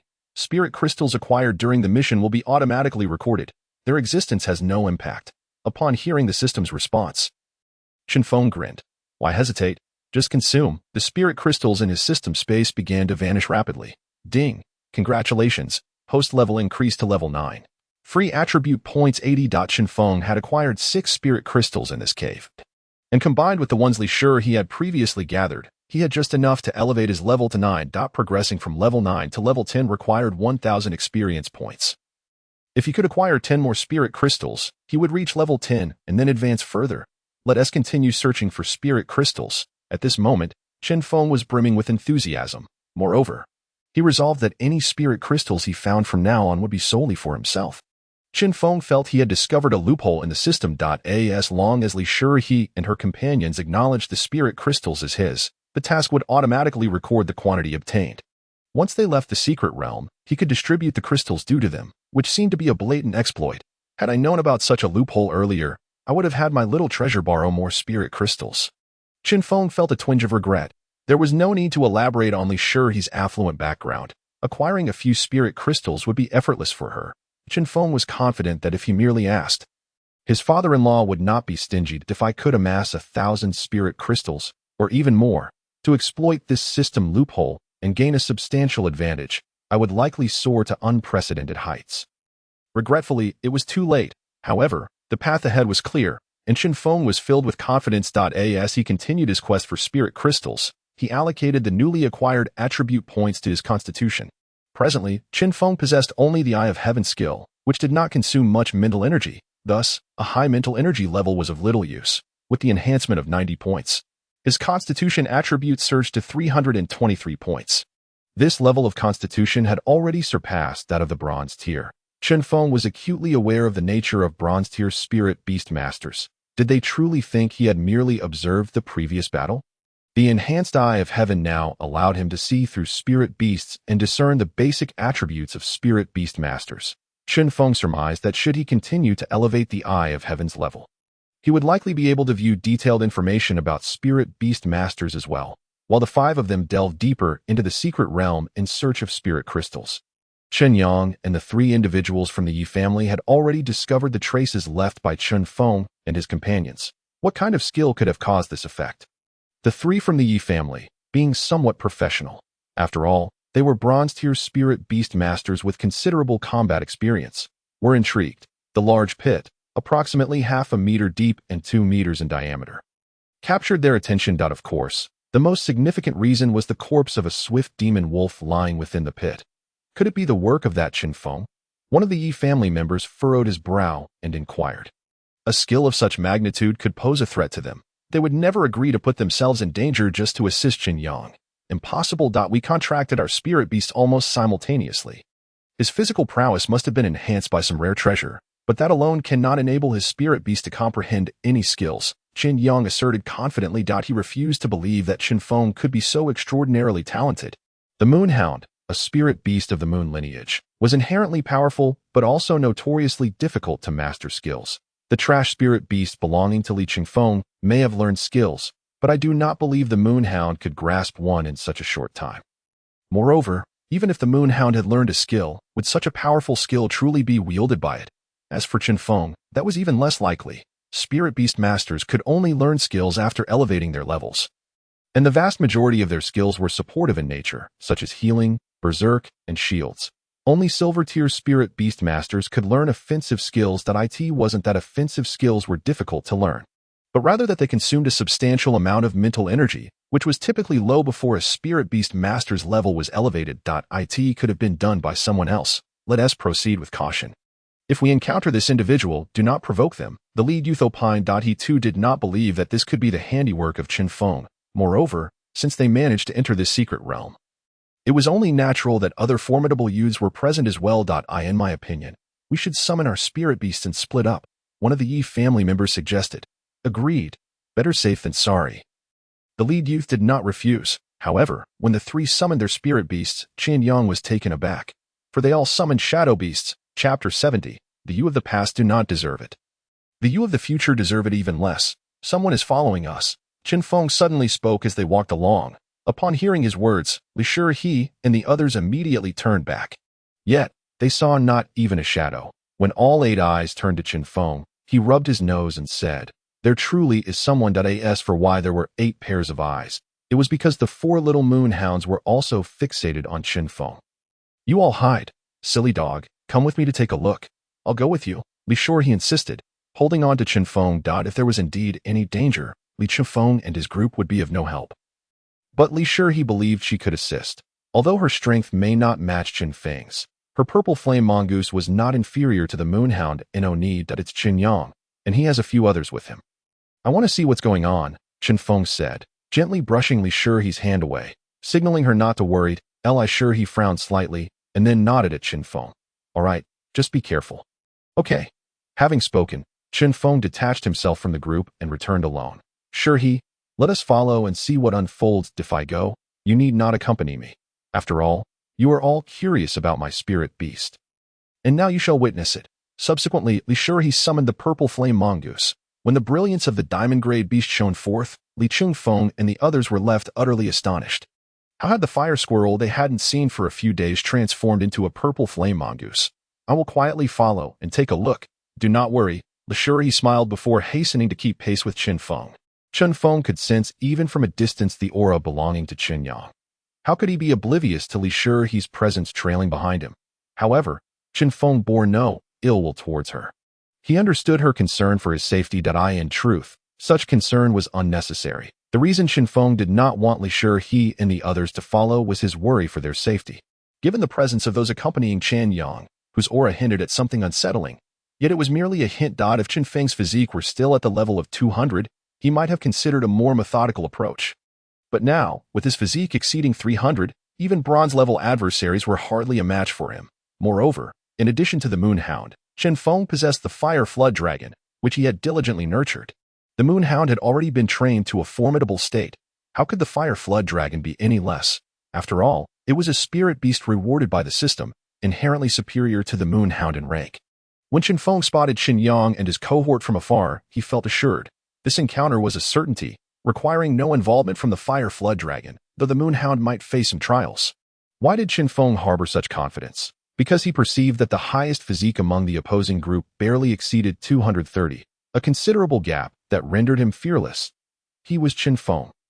Chen Yang pointed at Chen Feng from a distance, his tone laden with excitement, as though envisioning Chen Feng kneeling at his feet. My dear brother, I have yet to seek you out, and yet you present yourself so conveniently. Chen Feng, wearing a smile, did not even glance at the three from the Yi family, yet he was indeed curious. Their bond with Chen Yang was undoubtedly peculiar, given that each of their spirit beasts was a diamond-grade shadow beast. Based on their attributes, it could be inferred that their spirit beasts had only just entered their growth phase, slightly inferior to the Moonhound, but not by much. Presenting yourself, that is something I ought to say. Chen Feng retorted, here, there are no outsiders. Cease your pretenses. Chen Yang's remark was sharp, though half of it was directed at the members of the Yi family. Look, no outsiders here. How pleasant that sounds. Have you ceased your act? Chen Feng scrutinized the trio of shadow beast wielders with a discerning gaze. Kid, you were rather arrogant, the lead youth of the Yi family remarked with an unhurried demeanor. He had encountered many such arrogant youngsters before. Reality would soon temper their hubris, and he felt no urgency. Indeed, you are correct, Chen Feng replied, nodding as if it were a matter of course. I have already leveled up. What harm is there in being a bit audacious? My current arrogance is but 1%. Should you dare to stroll through my establishment, you would truly comprehend what 120% arrogance entails. This little one possesses some spirit. You truly believe that your connections with the Li family and that night patrolman grant you immunity? Oh, so you are indeed monsters, Chen Feng exclaimed, realization dawning upon him. Nonsense. You are the monster, the lead youth retorted, displeased. With whom are you speaking? Who are you accusing? Only a monster would recklessly seek my demise. Your murderous intent reveals you to be a monster. And dear brother, when did you forge ties with such creatures? Chen Feng, do not digress. There are no outsiders here, and I shall not put on a facade any longer. If you kneel now and dissolve your contracts with all your spirit beasts, I shall grant you a chance at survival. Chen Feng was taken aback by Chen Yang's audacity. He found it quite difficult to digest. This is troublesome. I had intended to eliminate you, yet you speak of sparing me. Indeed, such was Chen Feng's intention. Chen Yang was a scoundrel, and given the opportunity, Chen Feng would show no mercy. As for letting Chen Yang live to suffer, Chen Feng found that unnecessary. He believed it better for such a treacherous scoundrel to meet his end sooner rather than later. Kill me. You believe you are worthy? Chen Yang's eyes widened in indignation, his fury spilling forth. Yet, he could only glare. To confront Chen Feng directly was beyond his courage. His face still stung. What could he use to contend with Chen Feng? Enough of your prattle, since you refuse to comply. Then prepare to die. Chen Yang was done engaging in idle conversation, but he yearned to witness Chen Feng grovel before him. But with Chen Feng's noncompliance, he was resigned to his secondary goal, to eliminate Chen Feng instead. The three from the Yi family did not disappoint Chen Yang. As soon as he finished speaking, they sprang into action. Of course, it was merely their spirit beasts that advanced. Foolish mutts, as the three shadow beasts lunged forth. Chen Feng called out to the moonhound. The moonhound, unfazed by the presence of three growing spirit beasts, merely stood there, panting heavily while unleashing the roar of the moon. In truth, it was not a deliberate display. The moonhound was simply fatigued. Using skills required mental energy, and having just employed two, it was only natural for a young spirit beast to struggle with consecutive skill usage. Fortunately, Chen Feng had no intention of letting the moonhound engage in battle. He merely sought to borrow its moonlight. The ethereal moonlight illuminated the surroundings, effectively countering the shadow beasts. Unable to merge into the shadows, the shadow beasts appeared as docile sheep, staring vacantly and hesitating to approach the moonhound. The three young members of the Yi family were taken aback by the turn of events, left in a state of confusion. Fear not. That spirit beast skill will not last long. Just wait. The lead youth remained composed, quickly regaining his senses. However, while they were willing to wait, Chen Feng was not. Foolish mutt, do not move. Without regard for the moonhound's willingness, Chen Feng scooped it up and tucked it under his arm. Harnessing the moonlight, he charged toward the three from the Yi family. As Chen Feng approached, the three shadow beasts began to retreat hastily. Yet, Chen Feng paid no mind to the shadow beasts, having bypassed them. He swiftly closed the distance to within 5 meters of the lead youth from the Yi family. In truth, you are quite the actor. I detest those who feign grandeur before me. Before the lead youth could utter more than a word, Chen Feng's fist was already upon him. The rudiments of street fighting re-emerged. It proved that as long as one possessed speed and strength, the tactics of street brawling remained effective. The lead youth of the Yi family had never witnessed such audacity. As a beastmaster, how could one leap directly into a fistfight without so much as a word? Where was the decorum, the grace? Had he cast it all aside? Chen Feng was not courteous. His fist connected squarely with the lead youth's eye socket. The force behind Chen Feng's blow sent the youth reeling, causing him to stagger back 5 or 6 steps before collapsing onto the ground. Is that all? Chen Feng taunted, then took 2 large strides. Closing the distance of 5 or 6 meters, and mercilessly planted high. Chen Feng was not new to murder. His strikes were exceedingly ruthless. He shifted his feet, aiming directly at the heart of the leading youth. If he could crush that heart, not even a deity could save this fellow. Simultaneously, the other 2 members of the Yi family sprang into action. It was absolutely inconceivable for them to stand idly by and watch Chen Feng crush their companion. Are you going to move? Get lost. Chen Feng barked angrily, then swiftly kicked out twice to the sides of his body while standing on the leading youth. After Chen Feng forced back the 2 members of the Yi family, the shadow beast belonging to the leading youth could no longer remain passive. If Chen Feng were to kill the leading youth, it too would meet its end. The contract between humans and spirit beasts was inherently unfair. During the contract period, if the spirit beast died, the human would merely suffer a temporary weakness with no substantial loss. However, if the human were to perish, the contracted spirit beast would immediately die as well. This compelled the spirit beast to protect its master. Otherwise, it too would face death. It seemed that Chen Feng had no time to fend off the shadow beast attacking from behind. Yet, one must not forget that the moon dog was still sandwiched between Chen Feng and the beast. Just as the shadow beast lunged forward, the moon dog kicked off with both legs, fortuitously landing on the soft belly of the shadow beast. The piteous wail erupted from the shadow beast as it was sent tumbling to the ground. We are members of the Yi family. You had best recognize the situation. If you truly kill him, it will be a fight to the death. The words were spoken as if it were Chen Feng who had sought trouble with them. I'll kill him, and let us see how you intend to fight to the death. Anyone who tries to flee today shall be deemed a coward. Chen Feng continued to exert force beneath his feet. At that moment, the leading youth was truly finished. Fractured ribs had pierced into his heart. The shadow beast, propelled by the moondog's kick, emitted even more agonizing cries, as if its own heart had been skewered by bones. Why you dare? The remaining 2 members of the Yi family displayed expressions of sheer terror. This man, how dare he kill a member of the Yi family? Chen Feng grinned. Dare? Why wouldn't I? What is there to fear? If necessary, I'll just hide in my store. If the Yi family dares to retaliate by entering my establishment, I'll ensure they learn what pain truly is. Here, only those above the bronze rank were forbidden from entering. This was Chen Feng's natural hunting ground. Run. The alarm bells rang in Chen Yang's mind, consuming all his thoughts. He was acutely aware of how formidable the leading youth was. Yet such a powerful individual had been taken down in an instant by Chen Feng. Although Chen Feng had delivered several kicks, it was akin to a single blow. The prior presence of 3 bronze-ranked individuals had granted Chen Yang a profound sense of security, but now that sense was reduced to a negative value. It was easy to imagine that once Chen Feng dealt with the remaining 2 members of the Yi family, he would turn his attention to him.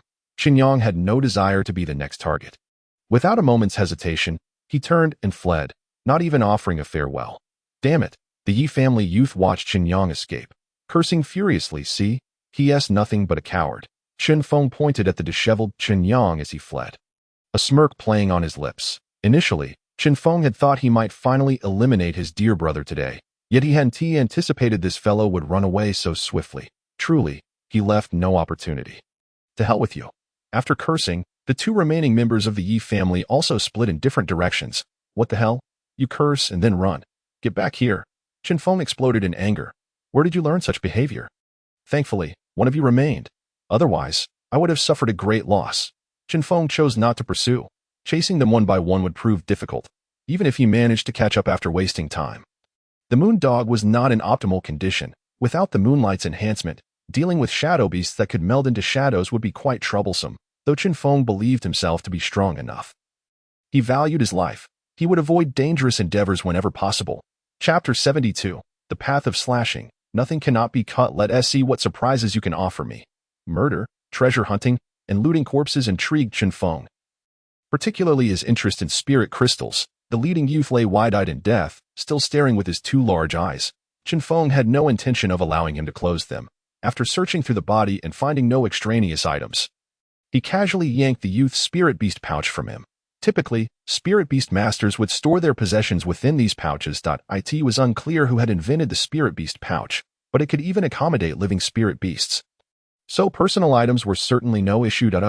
Unexpectedly, this is quite a catch. When Chen Feng opened the spirit beast pouch, he was astonished. Wasn't this enough spirit crystals for his upgrade? Chen Feng merely glanced at the other contents within the leading youth's spirit beast pouch, clothes, spirit herbs, etc., with no interest whatsoever. What truly caught Chen Feng's attention were the 20 or so spirit crystals contained within. What kind-hearted individual would carry such an abundance of spirit crystals? This fellow was undoubtedly a scion of a wealthy family. Even within the Yi family, he likely held some capability. Yet, Chen Feng couldn't care less. Having already killed him, what was there to be concerned about? Devour spirit crystals. 10 units. Ding. Devour successful. Experience 1000. Congratulations, host level has risen to level 10.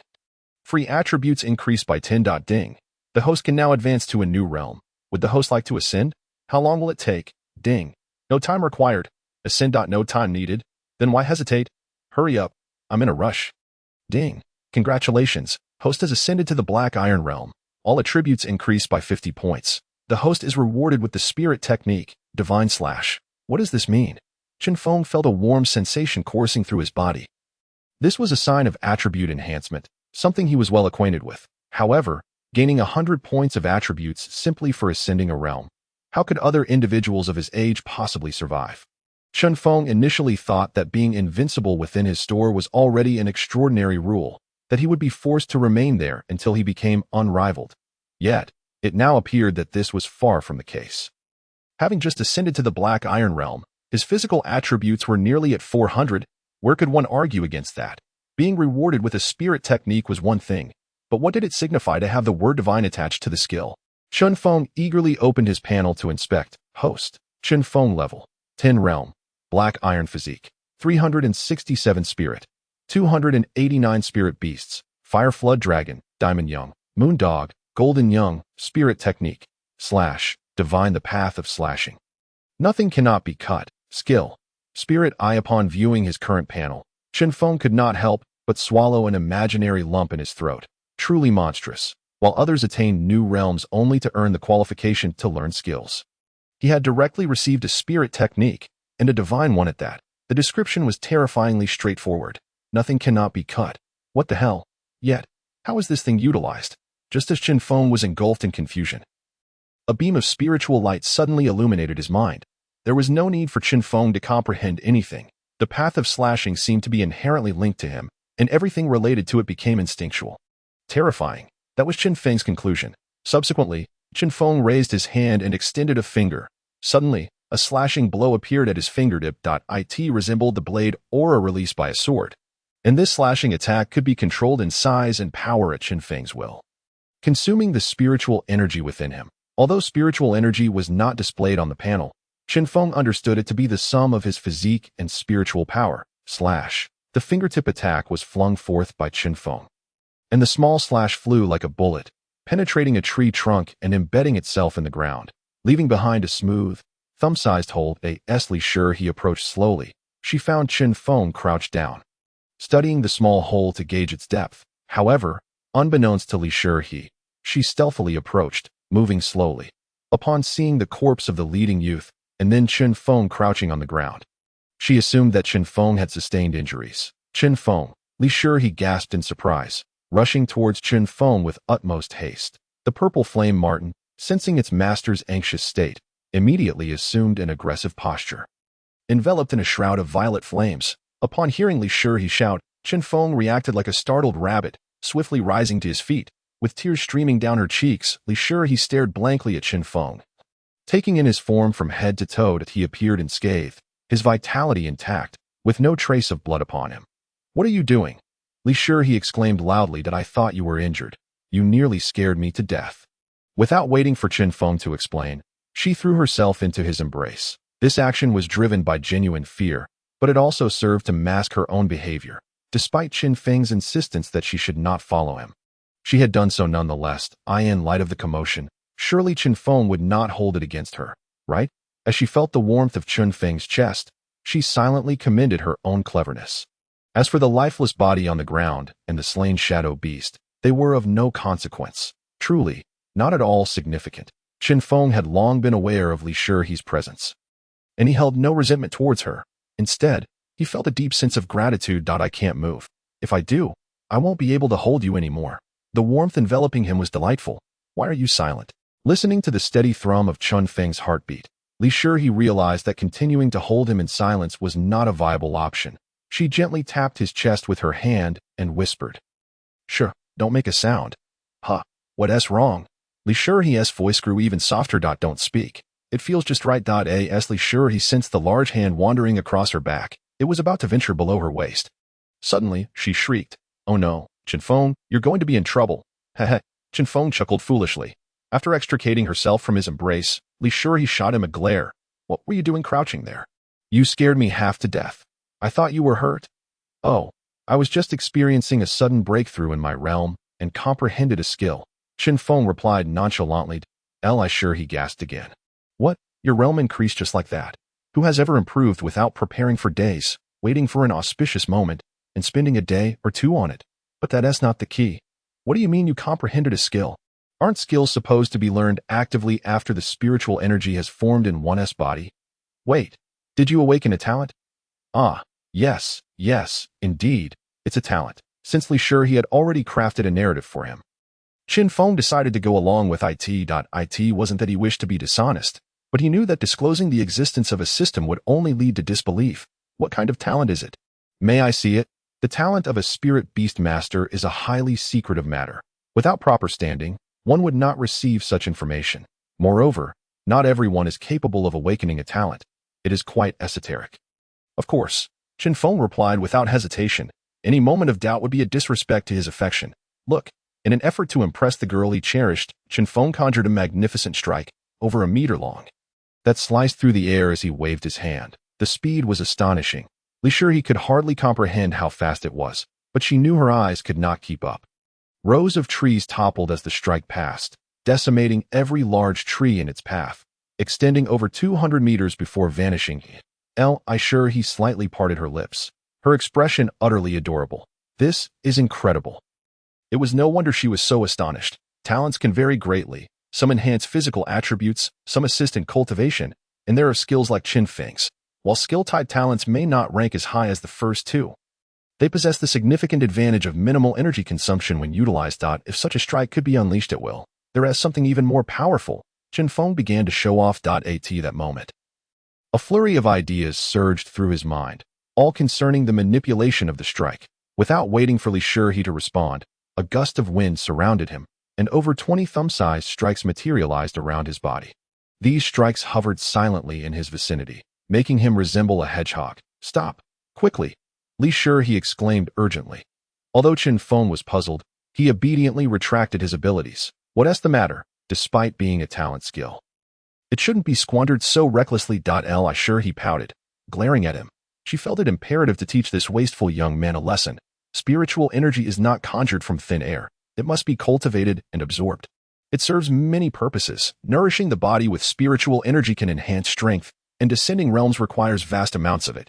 Typically, spirit beast masters are reluctant to waste their spiritual energy during combat.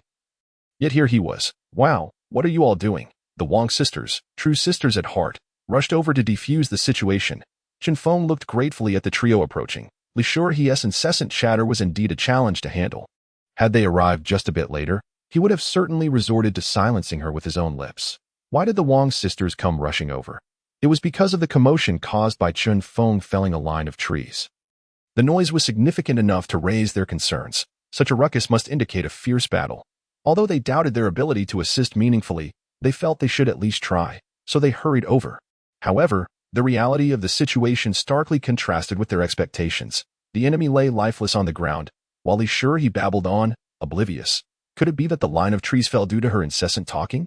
"Oh, you're here." Wang Yu's gaze darted between Li Shi and Chen Feng. "It's fine. It's fine. I have a question for you all. Is there only one exit to this secret realm?" Chen Feng suddenly shifted the topic. "Yes, secret realms typically have only one exit. It's common knowledge," Wang Shui replied without a second thought. Upon hearing this, Chen Feng's eyes lit up. "I have a brilliant idea." "What idea?" His words successfully piqued everyone's curiosity, and they all turned to him, eager for his next revelation. "Let us do this." Chen Feng's voice gradually lowered, growing more excited as he spoke, to the point he could barely contain a smile. "No way. Can that really work?" Wang Yu was the first to voice skepticism. Li Feng followed suit. "That won't do. Although you're strong, there are too many people here. What if they charge at us all at once? What's there to fear? This trial was set up by the Spirit Academy. They wouldn't dare rush in all at once. They'd have to obey. Besides, we're right by the entrance. If there's a riot, we can simply run." Chen Feng replied with unwavering confidence. What was his proposal? Block the entrance. After all, there was only one exit. To leave, one must pass through it. Since that was the case, why go through the trouble of searching for spiritual crystals? By blocking the way and charging a toll, wouldn't that lead to prosperity? Furthermore, Chen Yang and the other two would also have to use the main entrance to leave, unable to eliminate Chen Yang. Chen Feng felt an itch to test whether he could indeed block him. That seems to be the case. Li Feng instinctively felt there was something wrong with Chen Feng's words, but upon reflection, it seemed reasonable enough. "Let us do it this way. Once we gather spiritual crystals, you'll each receive a share, but it will only be distributed after we leave this secret realm." "All right, I agree." Wang Yu was the first to raise her hand. "Robbing the road, how thrilling. Just thinking about it is exhilarating. As for the spiritual crystals, they were of little importance, utterly trivial. Li Shi, he was already on Chen Feng's side. Whatever he said, she would follow, unless it posed a significant danger. She adhered to the principle of supporting friends over reason. Regardless of whether Chen Feng's actions were right or wrong, she would always stand by him. The subsequent events unfolded smoothly. They retraced their steps, but Chen Feng found Li Feng and the others too slow.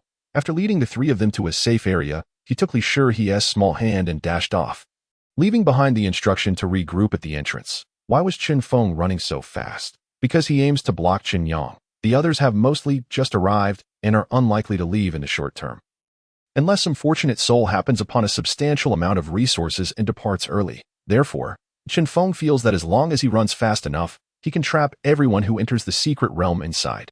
According to incomplete statistics, nearly 1,000 individuals have ventured into the secret realm. He doesn't need to charge much. A single spirit crystal as a toll from each person will suffice to keep Chen Feng well fed. You return so swiftly. Each individual is permitted only one entry into the secret realm. If you leave now, you will not be able to return. The entrance of the secret realm stands a mirror, within which the figure of a mentor from the Spirit Academy is reflected. After all, this secret realm is open to students of the Academy. While casualties are permitted, large-scale fatalities are not allowed. Chapter 74. Who dares to provoke you? You shall strike him, and I will support you. This is a treasured artifact. Although powerful beings cannot enter this primary secret realm, they can utilize this artifact to discern the general circumstances within. Should any wicked individuals commit nefarious deeds here, while outside forces cannot penetrate, neither can you escape. Exiting would mean certain death. Mentor, we will not be leaving, Chen Feng replied with a smile. Who is leaving? If we depart now, the rewards will surely be pitiful. Not leaving? The mentor from the provincial city's Spirit Academy was taken aback. If you're not leaving, what are you here for? To enjoy the scenery. Just as the mentor was puzzled, Chen Feng had already begun chopping down trees. He couldn't just stand there idly, could he? Chen Feng felled a tree large enough to be embraced by a person and then carried it back. The moonhound followed him like a little shadow, trailing wherever he went. Initially, the moonhound intended to assist Chen Feng in carrying the tree, but was firmly rebuffed by Chen Feng, with outsiders present. He certainly didn't want to leave the impression of employing child labor on this esteemed mentor at that moment. The royal-level mentor fell silent, not for any other reason, but due to the method Chen Feng employed to fell trees. A royal-level beastmaster felt a sense of threat from the skills of a mere black iron-level creature. Even through the artifact. It was utterly preposterous. How could this be possible? Then, the mentor conceded. As it truly was very plausible. After transporting the tree to the entrance, Chen Feng continued using his slicing technique to craft a bench. Under different circumstances, he would have even attempted to create a table. The mentor, observing closely, could ascertain that Chen Feng's skills could indeed inflict harm upon him. How could a black iron-level creature pose a threat to a royal-level one, even if he wasn't a physique-focused beast master? That shouldn't be feasible. Unbeknownst to Chen Feng, he had caused considerable disquiet to this mentor, who, with great satisfaction, remarked, "You must admit, this ability to carve wood is simply unparalleled." Not frequently using his slicing technique, Chen Feng felt no depletion whatsoever. The spiritual energy would automatically replenish, especially since the energy in this secret realm was considerably denser than that of the outside world. Come, have a seat. After admiring his handiwork, Chen Feng called to Li Shihe. Mentor, I apologize. My partner, Li Shihe, wishes to help Chen Feng salvage his image. However, after much contemplation, she could not devise a means to defend Chen Feng. The mentor waved a hand dismissively at Li Shihe, saying, "No problem, a childlike heart." Indeed, a childlike heart, Chen Feng chuckled. Look at that. The mentor is quite perceptive. It's no wonder they can serve in such a capacity. However, the mentor soon found himself at a loss. He wished to retract his earlier praise. I just complimented your childlike heart, and you immediately went and fashioned a piece of wood. Well, you did it, but do you even care to see what you wrote? Toll fees. 1 spirit crystal for those below bronze level, 2 spirit crystals for bronze level. If there are any objections, you are welcome to challenge me. Defeat means the toll doubles. Are you serious? The royal level mentor was utterly flabbergasted. He had seen arrogance and pride before, but seldom such a combination of both. Of course, Chen Feng nodded confidently. Then, with a tinge of hesitation, he glanced at the mirror. That wouldn't be disallowed, would it? There was no explicit rule against such actions.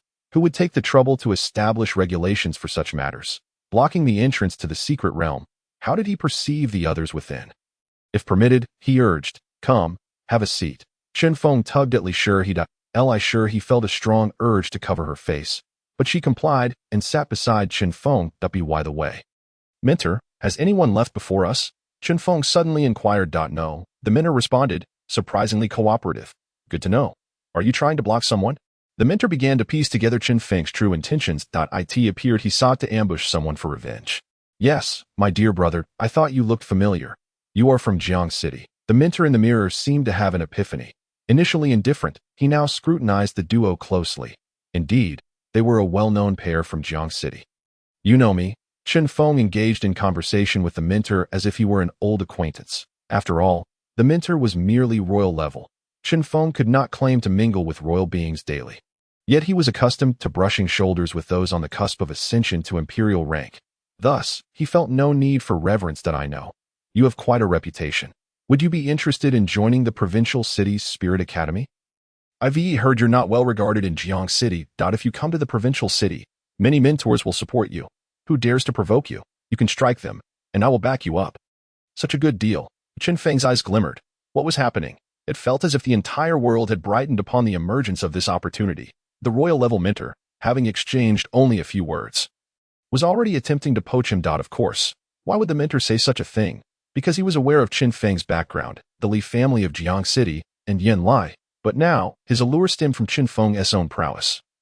especially his slicing technique. As long as they could bring Chen Feng over and assist the Moon Hound to ascend to maturity before reaching diamond rank, Chen Feng's future would be limitless, potentially surpassing even royal level. I appreciate the mentor's goodwill, but my primary vocation is not as a student.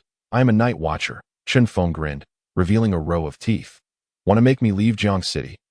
Impossible, absolutely impossible. My shop is my foundation. Unless one day I can expand my business to other cities, I will never depart from Jiang City. No matter the enticing conditions, it won't matter. You're so young. How can you be a night watcher? It wouldn't hurt to join the Night Watch after graduating from the Spirit Academy. I will recruit someone to help you retain your position. The mentor was quite earnest in his efforts to recruit Chen Feng. Chen Feng smiled broadly. Thank you for the mentor's kindness, but I currently have no plans to leave Jiang City. Sure, he tugged at Chen Feng's hand, saying, you don't have to do this for me. Chen Feng grasped his hand and gently shook his head. My shop cannot do without me. He offered a brief explanation. Chapter 75. Wait. Who are you? Sure, he finally realized. Indeed, is Chen Feng in need of resources? He knows how extraordinary his shop is. Those wondrous items are absent even in the provincial city. Sure, he beamed with a smile. The mentor in the mirror observed the two youngsters gazing at each other, their heads drawing ever closer. Goodness, should I block the signal? At this age, must I endure being force-fed dog food? Thankfully, Chen Feng and Sure he did not kiss. For someone had arrived at ISNT, this my dear brother's lackey. Chen Feng spotted a figure clad in a black hooded cloak. It not time for action. Mentor, is it permissible to kill? The mentor in the mirror gawked at Chen Feng's smile, utterly incredulous. You, at such a young age, are cheerfully asking if you can kill. It's best not to. This mirror has a recording function, and others can review it. All right. Thank you, mentor. Chen Feng had discerned the underlying implication of the words spoken. If it were solely the mentor's opinion, he would not hesitate to resort to murder. Indeed, he was quite the formidable mentor. Clearly, the young man from the Yi family was aware of this situation. He feigned ignorance of Chen Feng's presence, attempting to exit through the opening. Hey, wait a moment. Upon noticing this, Chen Feng felt quite displeased. Whether he was blind or not was of no concern. But if he believed that Chen Feng was indeed blind, he was gravely mistaken. What do you want?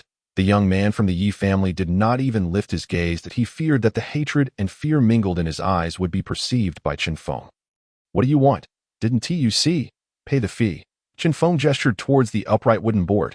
Pay the fee. The Yi family youth raised his head slightly, noticing the wooden board before Chen Feng. The handwriting is truly atrocious. But why should I pay a toll? Even if it were necessary, you have no right to collect it. After all, you did not construct this road. If you refuse to pay, you shall not pass. Chen Feng stood firmly at the entrance of the secret realm, making his intentions abundantly clear. Fine, I will pay. The young man from the Yi family was not foolish, with the mentor from the provincial city's spiritual academy watching.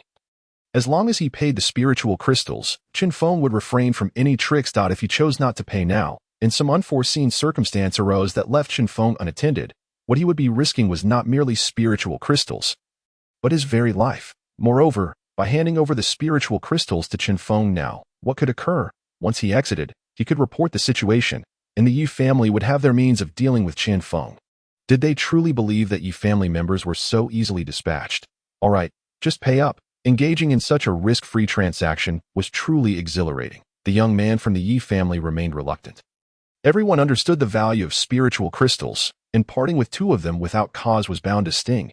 However, just pay and be done with it. He placed the spiritual crystals atop the wooden board, careful not to approach Chen Feng too closely, uncertain of whether Chen Feng might suddenly erupt into violence. Fortunately, Chen Feng was not one to engage in a one-off transaction.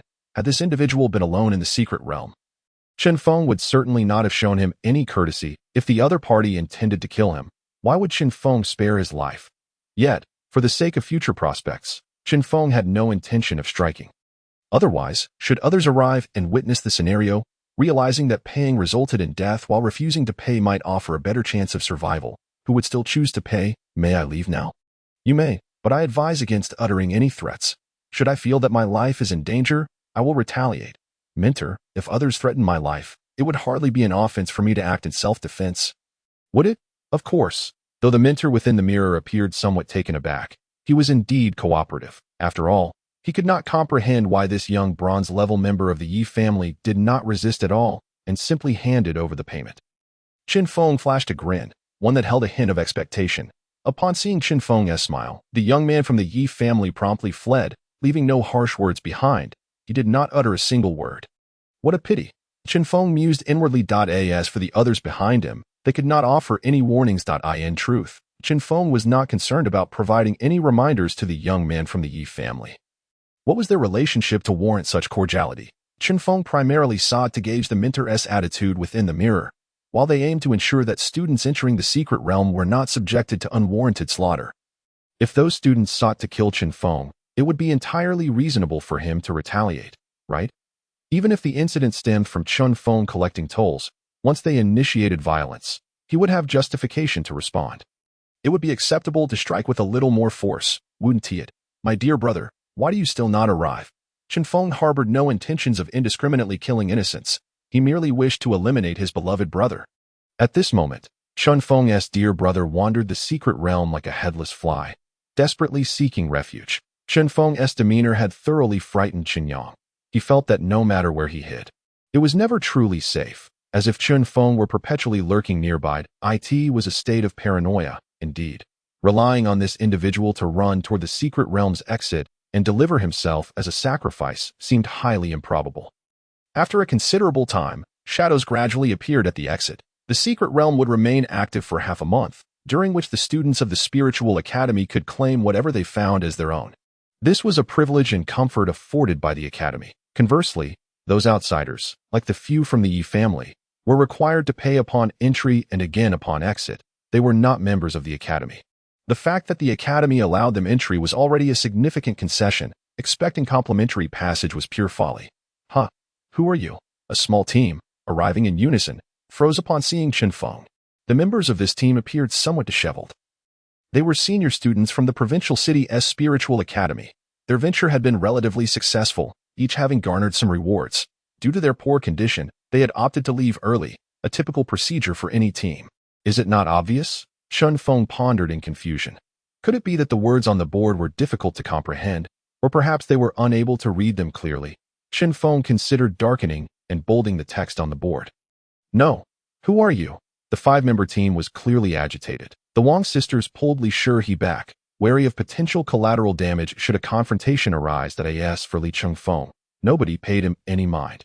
At this juncture, the two men ought to stand united at the forefront. However, if it truly came to a need for the three of them to take action, they would not hesitate. Chen Feng discerned that these individuals had realized his intentions. They simply did not wish to pay the fee. Pay the fee, or face the consequences. Choose wisely. Chen Feng cracked his knuckles. Having refrained from taking action for a considerable duration, he was now somewhat eager. If these individuals possessed any formidable spiritual beasts with robust defenses, that would be even better. He could employ slashing techniques for some practical combat experience. Chapter 76. Is this not the arrival of new blood? The team leader regarded Chen Feng and spoke slowly. Chen Feng nodded. What of the new students? Who decreed that new students cannot engage in robbery? Such arrogance. We are third-year students of the spiritual academy. Bronze-level spiritual beast masters. Are you certain you will not yield the way? The leader maintained a gentlemanly demeanor, speaking in a calm and measured tone, without any overt aggression. No wonder he could lead them. He possessed a commendable outlook, yet he still had to pay the toll. While Chen Feng complimented the leader, he showed no inclination to relent. If that is the case, we shall settle this through action. We will not be lenient. The leader grew serious. Each bronze-level member must surrender 2 spiritual crystals. This was clearly a jest. For a 5-member team, that would amount to an astronomical sum. Whose tolls were charged in such a manner? No. Who on earth permitted a mere black iron-level individual to collect tolls here? Even with 4 bronze-level members, he would not dare to act thus. Leader, you're injured. Do not engage. Allow me to handle this. The individual who appeared to be in the best condition within the team stepped forward.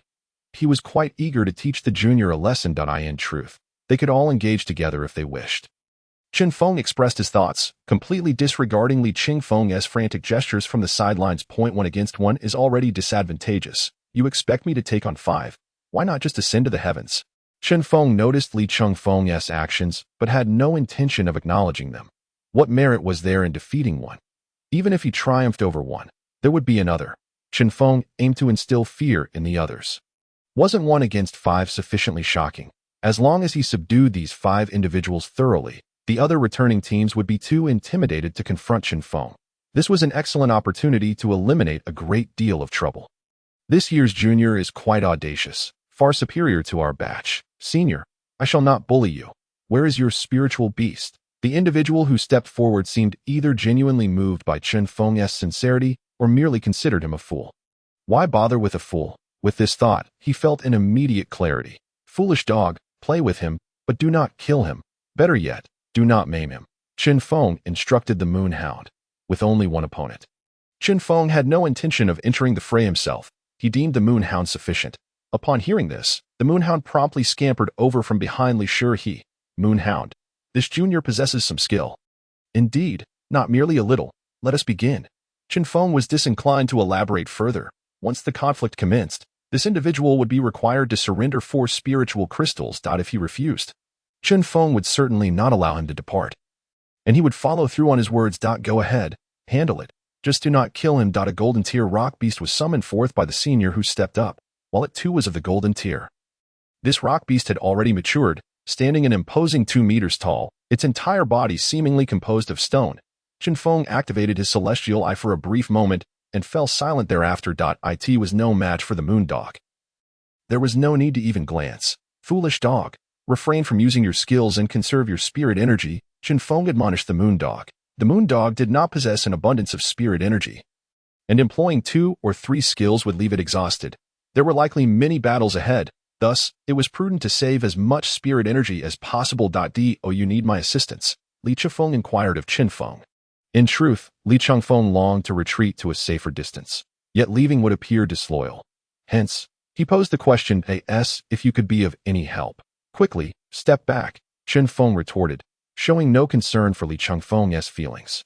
His disdain palpable. This was largely due to Li Changfeng's incessant inquiries about Xiaoying throughout the afternoon, which had soured Chen Feng's disposition towards him. Yet, Li Changfeng seemed quite pleased. All right. Take care of yourself then. I certainly do not wish to see Xiaoying distressed. Chen Feng shot a furious glare at Li Chifeng. Were it not for Li Chifeng being an important client, he would have relished the thought of delivering a decisive blow to teach him a lesson. How dare he be so distracted? The quality of the current batch was quite lacking. The bronze-tier senior opposite was growing impatient. I refrain from insulting you out of sympathy for your foolishness, but that does not grant you the liberty to disregard my authority as a senior. In the next moment, the rock beast charged forth. Albeit rather sluggishly at least in Chen Feng's eyes, it appeared to be moving at a leisurely pace. Such speed rendered it suitable only to be a plaything for the moon dog. Indeed, the moon dog was exponentially more agile, executing a sidekick, maneuvering behind, and aiming for the groin.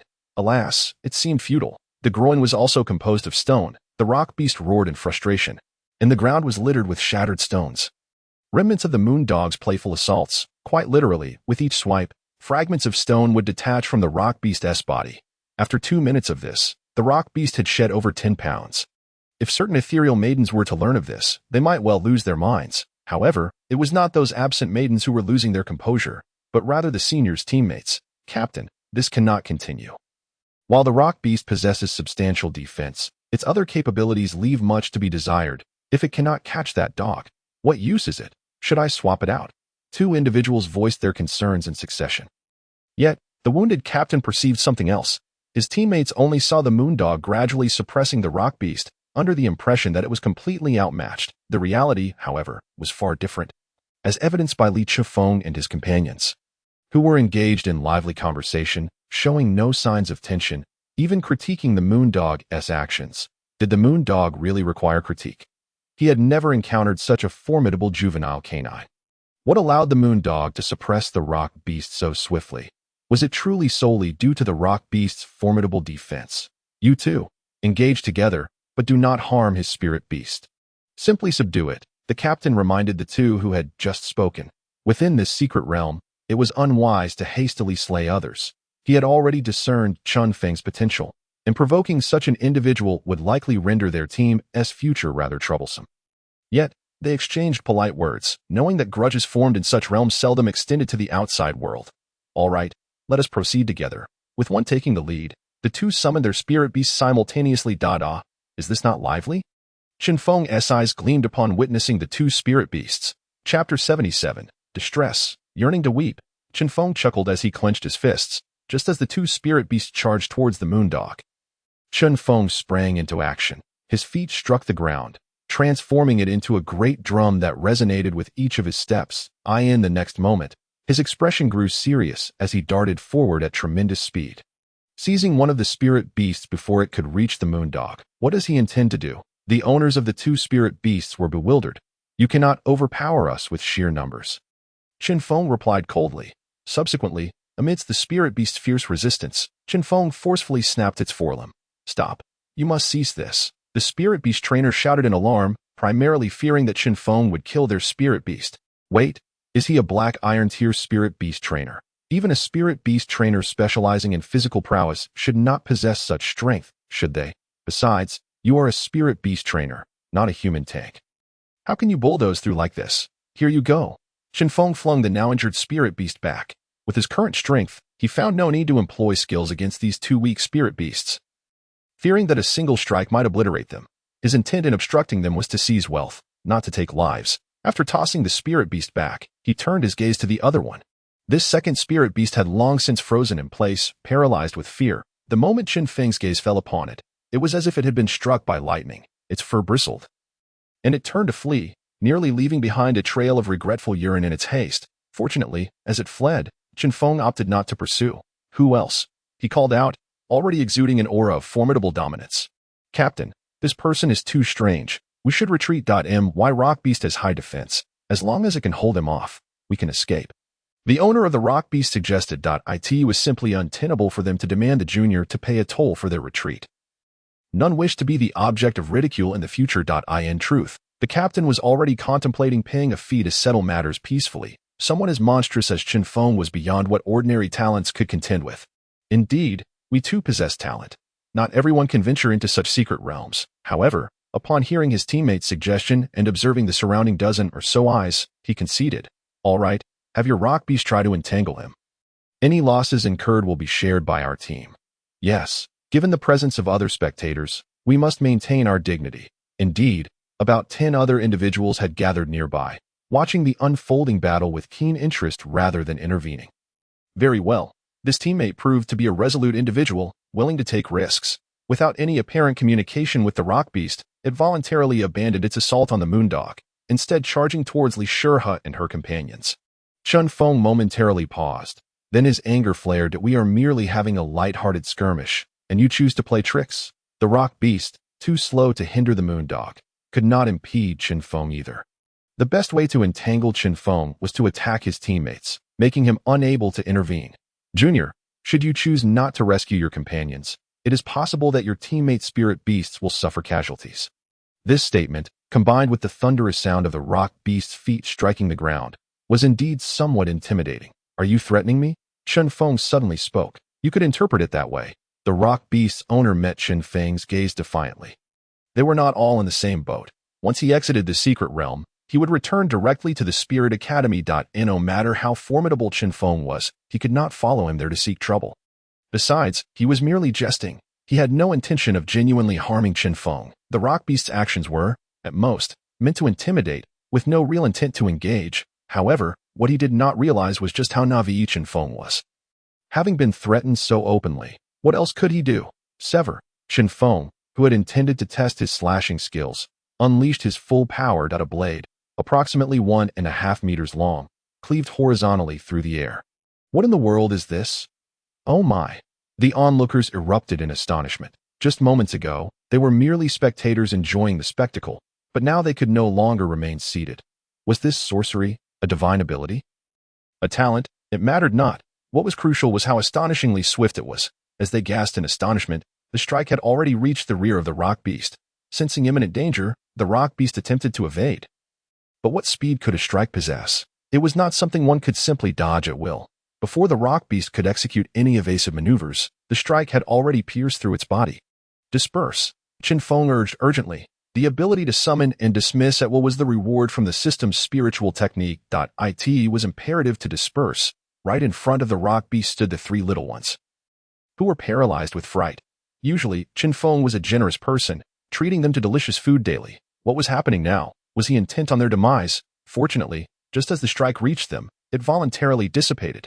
"Phew, you scared me to death," Chen Feng said, patting his chest. If he had inadvertently harmed the three little ones, how much would he have to compensate? Compensation was trivial. The main issue was the bond he had formed with them. Though these three little ones were not Chen Feng's spiritual beasts, he commanded them effortlessly. Aside from the lack of mental communication, they behaved as if they were his own. The earth black bear gazed at Chen Feng with a forlorn expression.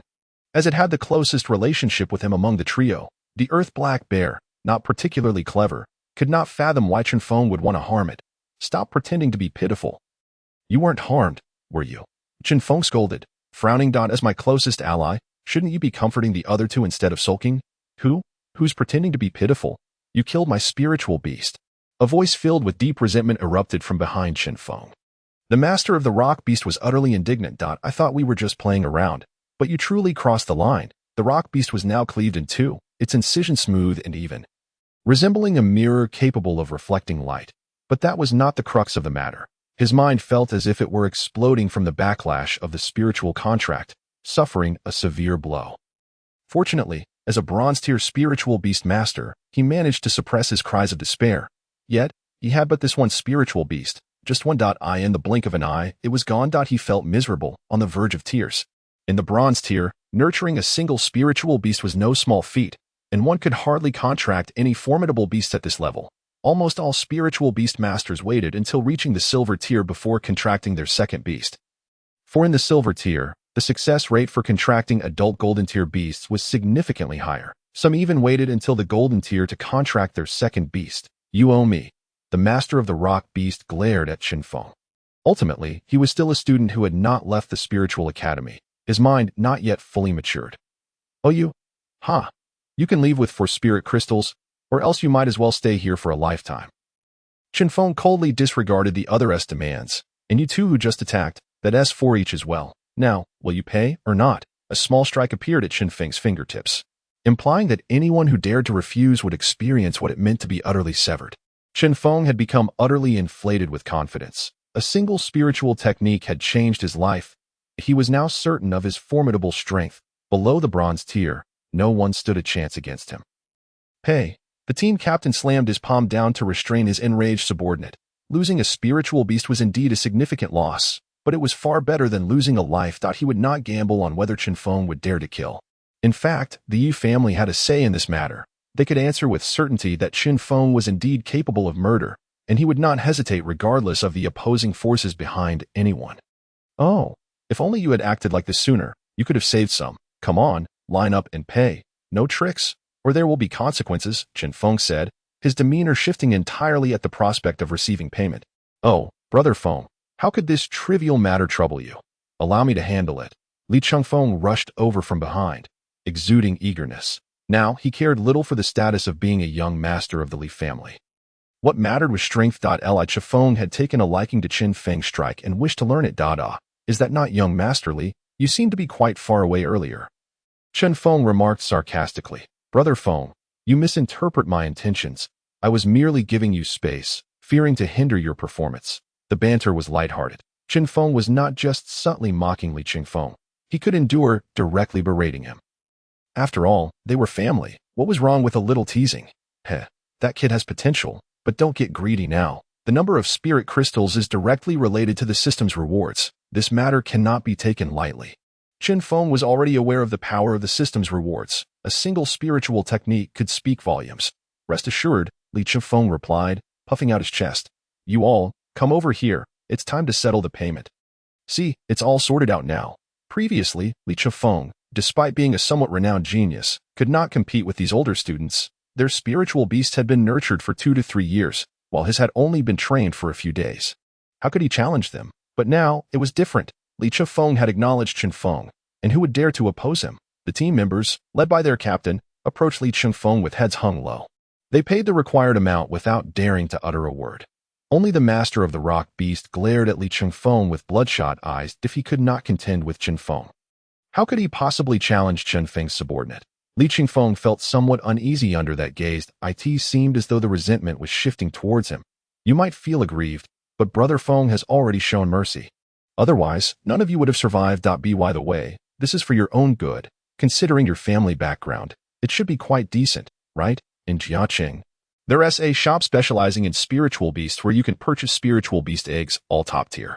This shop belongs to Brother Feng, and as for its reputation, you may inquire with the night patrols in Jiaqing. They are well aware. Li Feng was attempting to convert an enemy into a customer for Chen Feng's shop.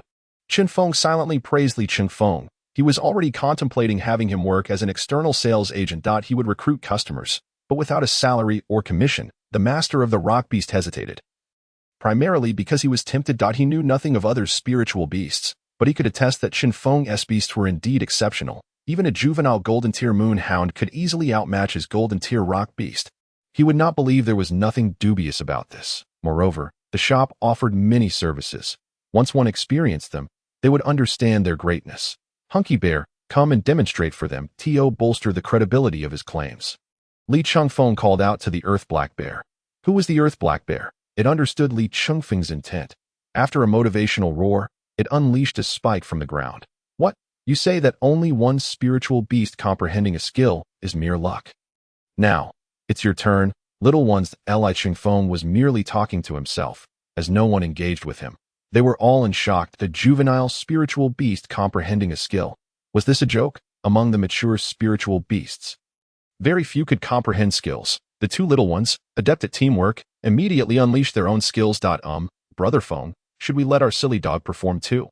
After receiving Chen Feng's nod, he directed, silly dog, attack the corpse of the rock beast. The moonhound immediately activated its moonlight ability. It had already showcased its moon roar, so there was no need to display it again. What the hell? I finally understand why that rock beast felt so humiliated. A juvenile comprehending two skills. I must be seeing things. The onlookers were utterly unsettled. Those who had just doubted Li Chen Feng were now fixated on Chen Feng with eager anticipation. One or two spiritual beasts might not signify much, but all of their beasts had comprehended skills. How could one explain that? If such wonders truly existed, then, no, it truly was miraculous. Some in the crowd were already contemplating visiting Jiangcheng after exiting the secret realm. Chen Feng grinned widely. He had not expected such a turn of events. Speaking of which, if a large number of people flock to my shop, I might just boost Jiangqing's GDP, right? I wonder if there are any rewards for that. Fine, as soon as I leave here, I will go. At this moment, despite experiencing a slight headache, the individual surprisingly felt quite exhilarated. Well, you are my first customer I've managed to entice. Allow me to share a little secret with you. The evolution box service and the spirit beast food are essential expenditures. Truly worth every penny. As Li Changfeng spoke, he continued to pat the head of the Earth Black Bear, bringing it closer to himself. Chapter 79. Since they wish to play, let us indulge them. Shall we? Is this really a secret? If it is, could you kindly lower your voice and whisper it to me? This is hardly different from announcing it through a loudspeaker. One of the onlookers interjected. Ahem, by the way, can our spirit beasts experience these services if we didn't purchase them in your shop? At this point, the captain of the team could no longer sit idly by. To be frank, he was swayed, even contemplating the drastic measure of eliminating his own spirit beast to cultivate a new one. Thankfully, it was merely an impulsive thought. Of course, now, hurry along, don't delay the next batch of customers. Li Changfeng urged, eager to usher them out as their presence was obstructing the arrival of new patrons. After leaving behind 16 spirit crystals, the small team departed. This was not an insignificant amount. How many spirit crystals had Li Shurham managed to extract from her father? This team had evidently done well in the secret realm, with each member having reaped some rewards. Otherwise, they would not be able to afford such exorbitant tolls. However, the next group of customers Li Changfeng anticipated did not materialize, and the spectators remained as onlookers. I must return to gather more spirit crystals, and then I shall venture to Jiangcheng, one remarked. Indeed, let's go together, another chimed in. Haha. I was thinking the same. The crowd had awakened to the prospect of visiting the spirit beast shop in Jiaqing, not necessarily to purchase, but merely to witness a miracle. This heightened their enthusiasm for exploring the secret realm, as it was clear that many undiscovered spirit crystals remained within. None could have anticipated that Li Changfeng's actions would yield such an effect. Chen Feng, is what that little creature just said true? The mentor within the mirror finally spoke up. Chen Feng had almost forgotten about this figure, as he had been too engrossed in the moment. And the mentor's presence was rather subtle. Indeed, it is all true. However, your spirit beast may find it challenging to comprehend new skills. Nonetheless, the effects of spirit beast food are certainly commendable, Chen Feng responded. As for the matter of comprehending skills, Chen Feng was genuinely unsure how that worked. In any case, spirit beasts that had never grasped a skill would inevitably learn something after one visit to the evolution box. However, those who had already comprehended skills were not afforded the same privilege. This was essentially stating the obvious. If one were to perish 100 times a day, surely they would learn something from the experience. As for the formidable spirit beasts, having accumulated extensive combat experience, they had likely grasped all they could. Expecting them to discover something new would require constant expenditure. If it is indeed true, I shall send my grandson to your shop to purchase a spirit beast egg. Do you have any golden grade spirit beast eggs? The grandson of a king-level mentor, regardless of his innate talent, would have no qualms about acquiring a golden grade spirit beast egg given his family's financial standing. Mentor, we even have diamond grade ones, let alone golden grade. What? The mentor was taken aback, the mirror visibly shaking. The people of Jiangcity are notoriously tight-lipped.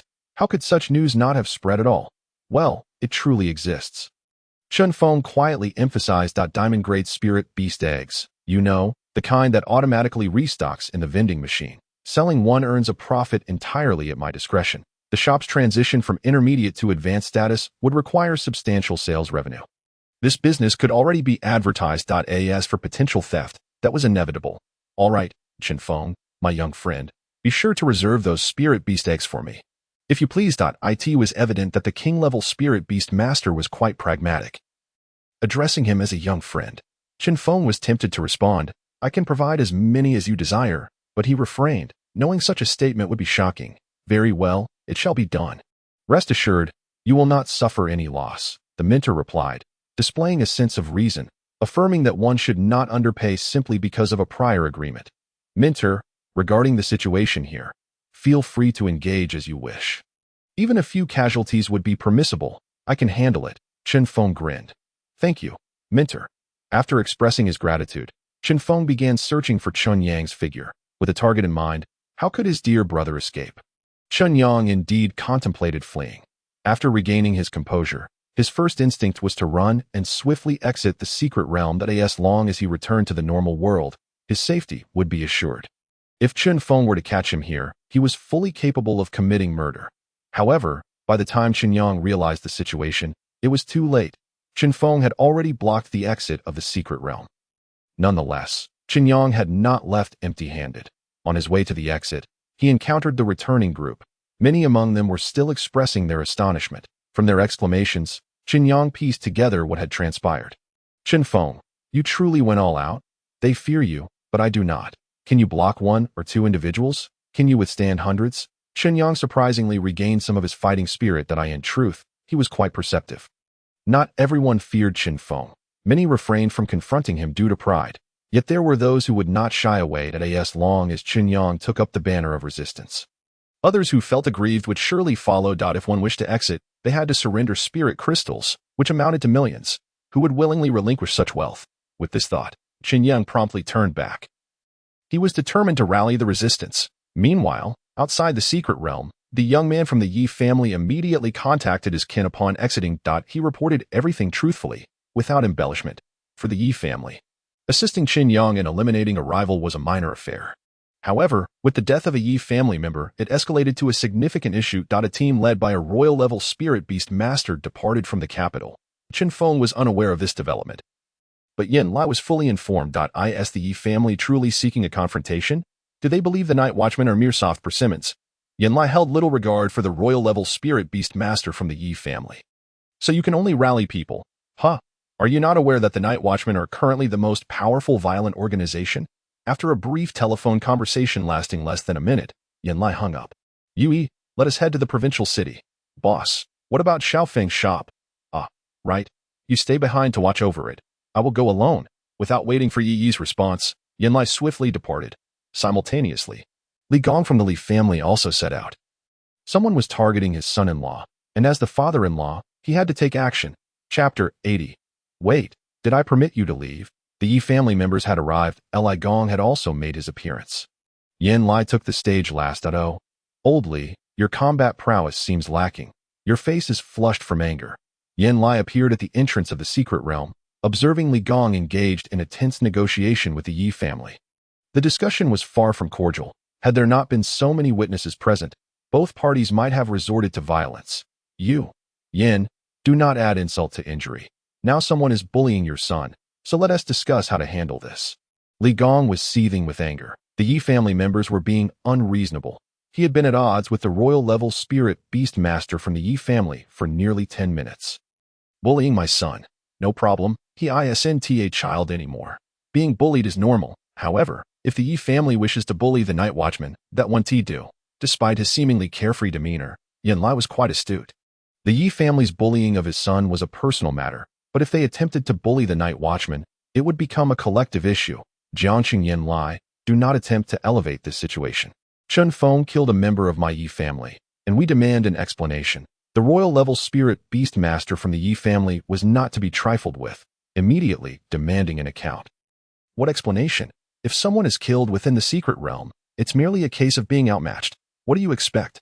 Yan Lai is decidedly unyielding towards his counterpart. Indeed, my son-in-law has taken a life through sheer ability. And the Spirit Institute has remained silent. The Yi family is simply overstepping their bounds. Li Gong, let me reiterate, he is still not your son-in-law. Upon hearing this, Yan Lai chuckled softly, realizing that these two had been embroiled in a heated argument over such a matter.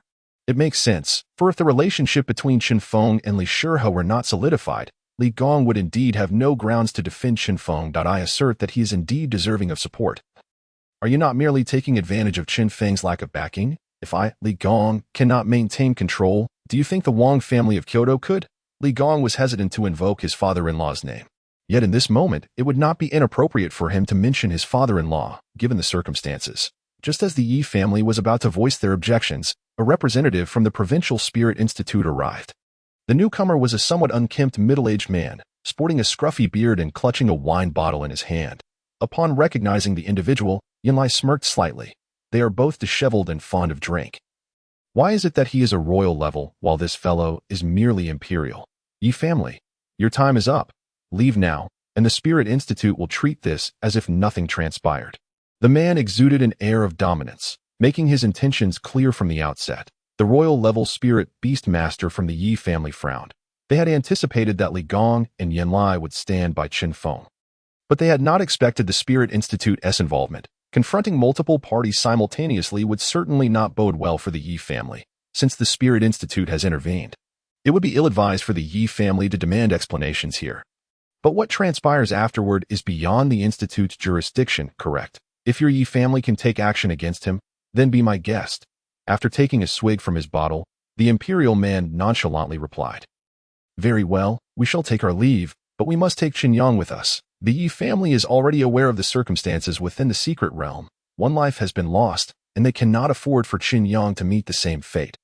As this is the unequivocal stance of the Yi family's elder, whether or not they can extract him depends on your own capabilities. In that case, I shall send a few individuals in.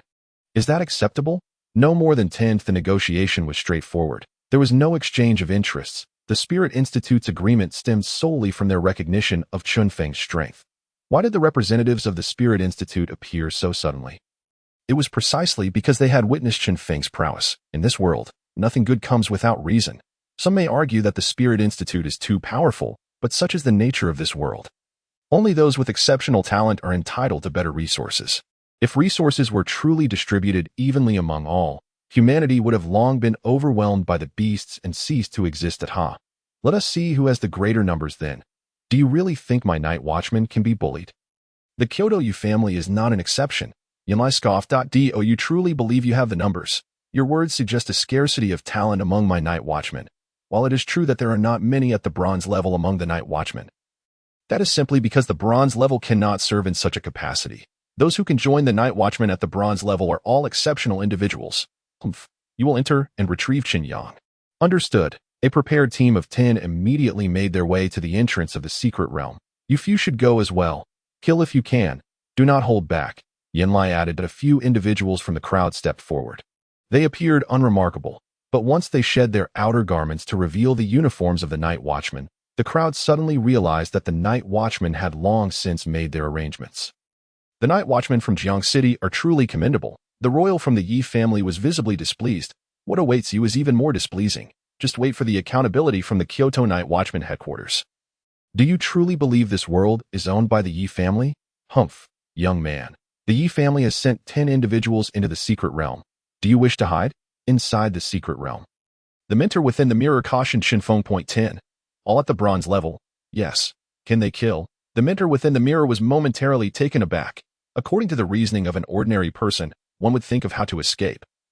Yet this fellow is always contemplating killing. Nevertheless, such spirited youth are indeed rare. They can. Outsiders are not protected by the academy and may kill as they please. The mentor within the mirror provided a clear response.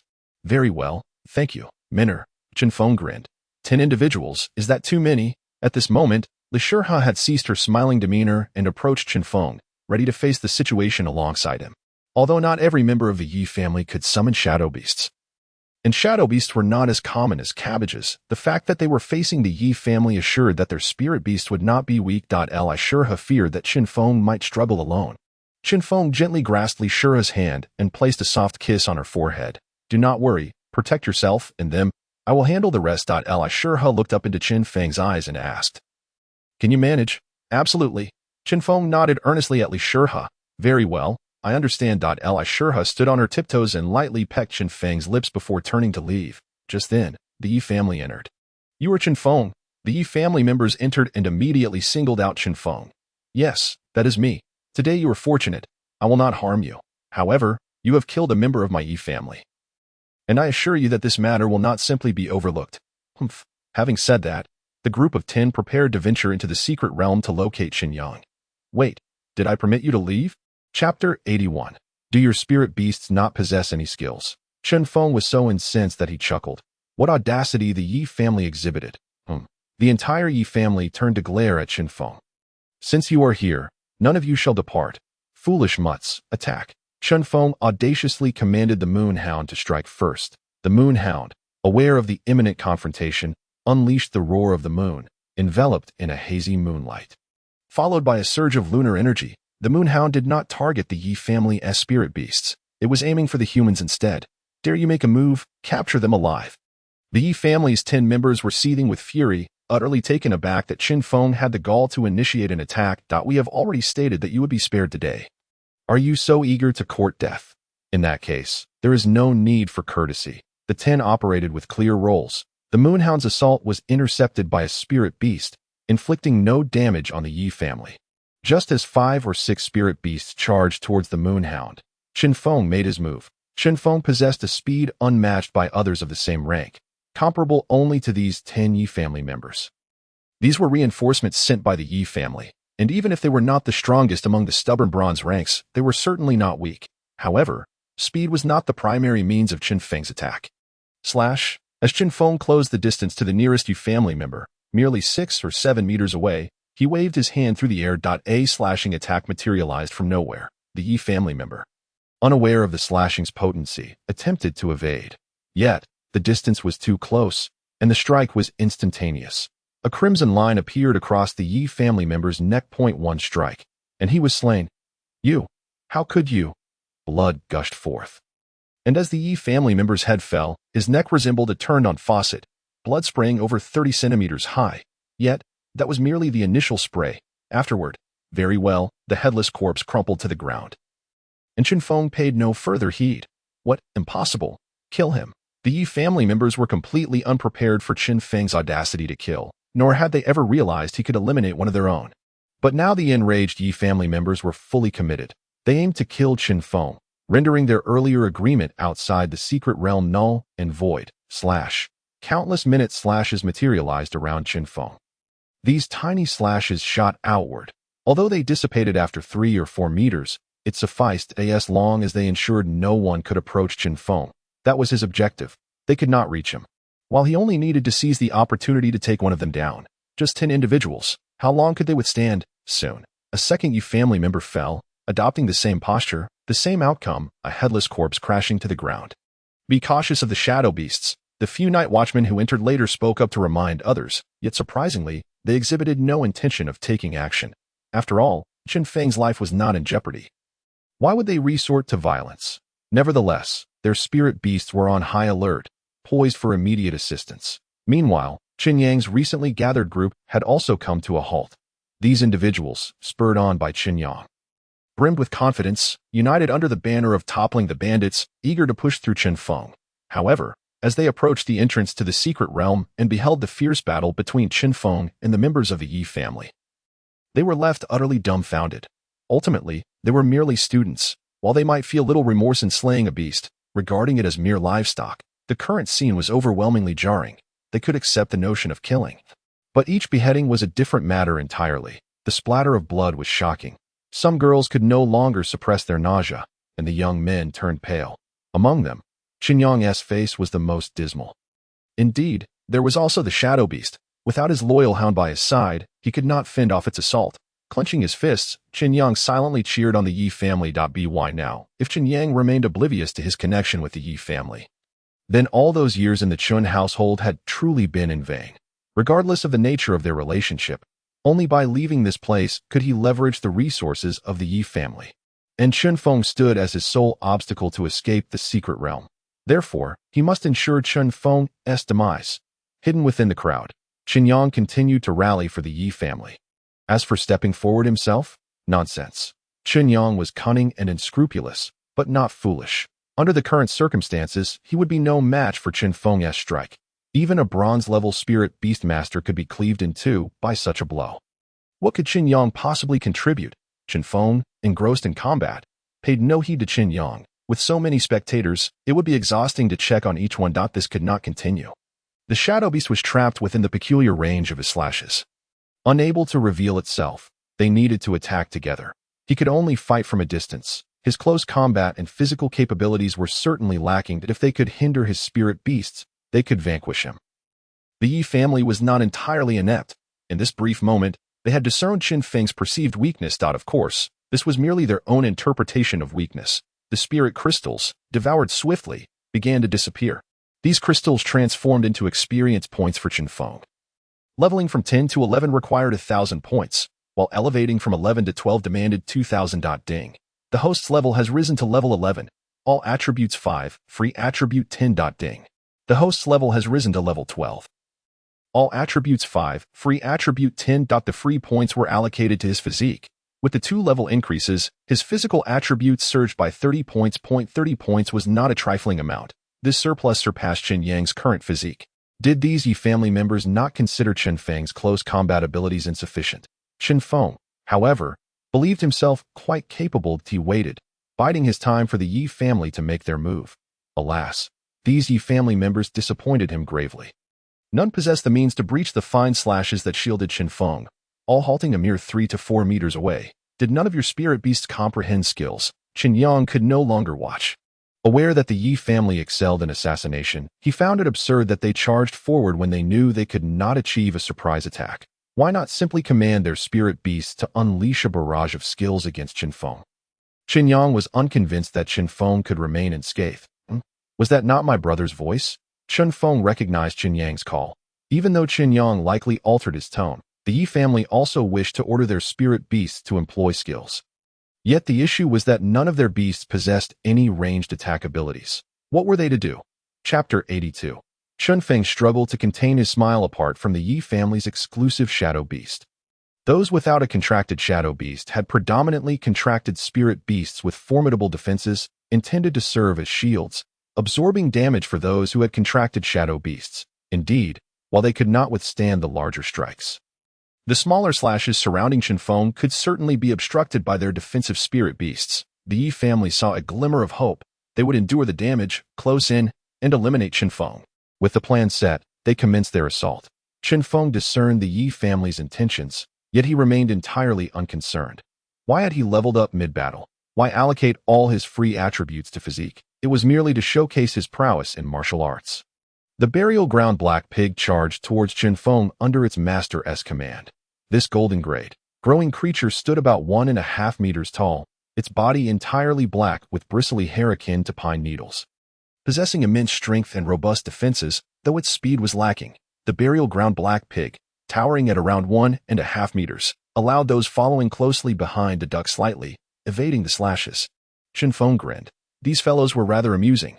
Who informed them that once a slash was unleashed, it could not change direction? A large slash might indeed be straightforward, with Chen Feng only able to make slight adjustments to its angle. However, the smaller slashes were far more manageable, capable of bending effortlessly. Yet, Chen Feng chose not to reveal this just yet, preferring to keep a trump card up his sleeve. The burial ground black pig's defense was commendable, primarily due to its resilience. The finer slashes could indeed breach the pig's surface defenses, leaving mere wounds without penetrating its body. In truth, at that moment, a single large slash from Chen Feng could cleave the burial ground black pig in two. But he refrained from doing so. The Yi family members were surprisingly swift in their retreat. Pursuing them one by one was impractical, should Chen Feng distance himself from the secret realm's exit. The comings and goings of others would no longer concern him. Eliminating the Yi family was crucial, yet collecting tolls was evidently even more paramount. Now was the time. The burial ground black pig was less than a meter away from Chen Feng, and those Yi family members following closely behind were equally near. The burial ground black pig charged first, aiming to impale Chen Feng with its tusks, seeking to let him experience the sensation of foreign objects entering his body. Humph! Chen Feng huffed coldly. A flurry of smaller slashes erupted at that moment. The burial ground black pig bore the brunt of it, as one slash pierced its eye, blood gushing forth, leaving the blinded pig to wail in agony. Those Yi family members, who had spread out behind the pig to encircle Chen Feng, fared no better. Each suffered various injuries. The most unfortunate among them collapsed, their body riddled with wounds, with over a dozen blood holes visible. "Kill him, quickly!" the pig's master screamed in a frenzy. The burial ground black pig, incited by its fury, disregarded its pain and charged towards Chen Feng. In response to the oncoming pig, Chen Feng stepped back, grounding himself before extending his hands to grasp the pig's tusks. The anticipated scene of Chen Feng being sent flying did not occur. Rather, no matter how forcefully the burial ground black pig pushed, it could not budge Chen Feng's stance. In a contest of strength, Chen Feng was unafraid. His physique now surpassed that of the pig. "This is impossible." The Yi family members were in disbelief. Those observing from the periphery were equally astonished, with only Chen Yang maintaining a semblance of rationality. This could not be happening. How could so many fail to eliminate him? "No, I must flee." At a critical moment, Chen Yang displayed a flicker of quick-wittedness. There was no room for hesitation. He understood that those who surrendered their spirit crystals would survive, yet they would undeniably perish otherwise. Seizing this opportunity, Chen Yang stealthily veered off the path towards the exit of the secret realm. Just then, a shadow beast sprang forth from Chen Feng's shadow, its sharp claws lunging directly at the nape of Chen Feng's neck. If it managed to grasp him, it would surely claim a chunk of flesh. Chen Feng had been on high alert for the beast's assault. It was akin to a ticking time bomb. One could not afford to be careless. As the shadow beast emerged, Chen Feng had already reacted. Without turning his head, he delivered a powerful elbow strike, connecting squarely with the creature's abdomen. The beast's claws, which had almost reached Chen Feng's neck, were thwarted, and the immense force not only halted its advance but sent it flying through the air. Before the shadow beast could touch down, Chen Feng leapt into the air, forcefully pressing down on the tusks of the burial ground black pig. A beautifully executed spinning kick struck the beast squarely on the head. The creature was propelled through the air like a cannonball, spewing blood as it soared. Shadow beasts, being typical high-attack, low-defense spirit creatures, were rendered incapacitated by Chen Feng's decisive blows. It was now the turn of the burial ground black pig, which transformed into a platform for Chen Feng's momentum. The remaining members of the Yi family, who had not been felled by his strikes, became his primary targets. In that moment, despair enveloped the Yi family members, who claimed he was incapable in close combat. "Step forward and witness how I bring about your demise. Retreat." After Chen Feng knocked down two more individuals, one of the Yi family members barked an order. They were simply unable to contend. The Yi family members quickly fell back, but only 4 managed to escape. As these 4 began to scatter, Chen Feng suddenly turned his gaze towards the exit of the secret realm. A sneaky figure had already reached the entrance. "Chen Yang." Chen Feng bellowed. He was genuinely taken aback that Chen Yang would attempt to sneak away while he was preoccupied with the Yi family. A miscalculation.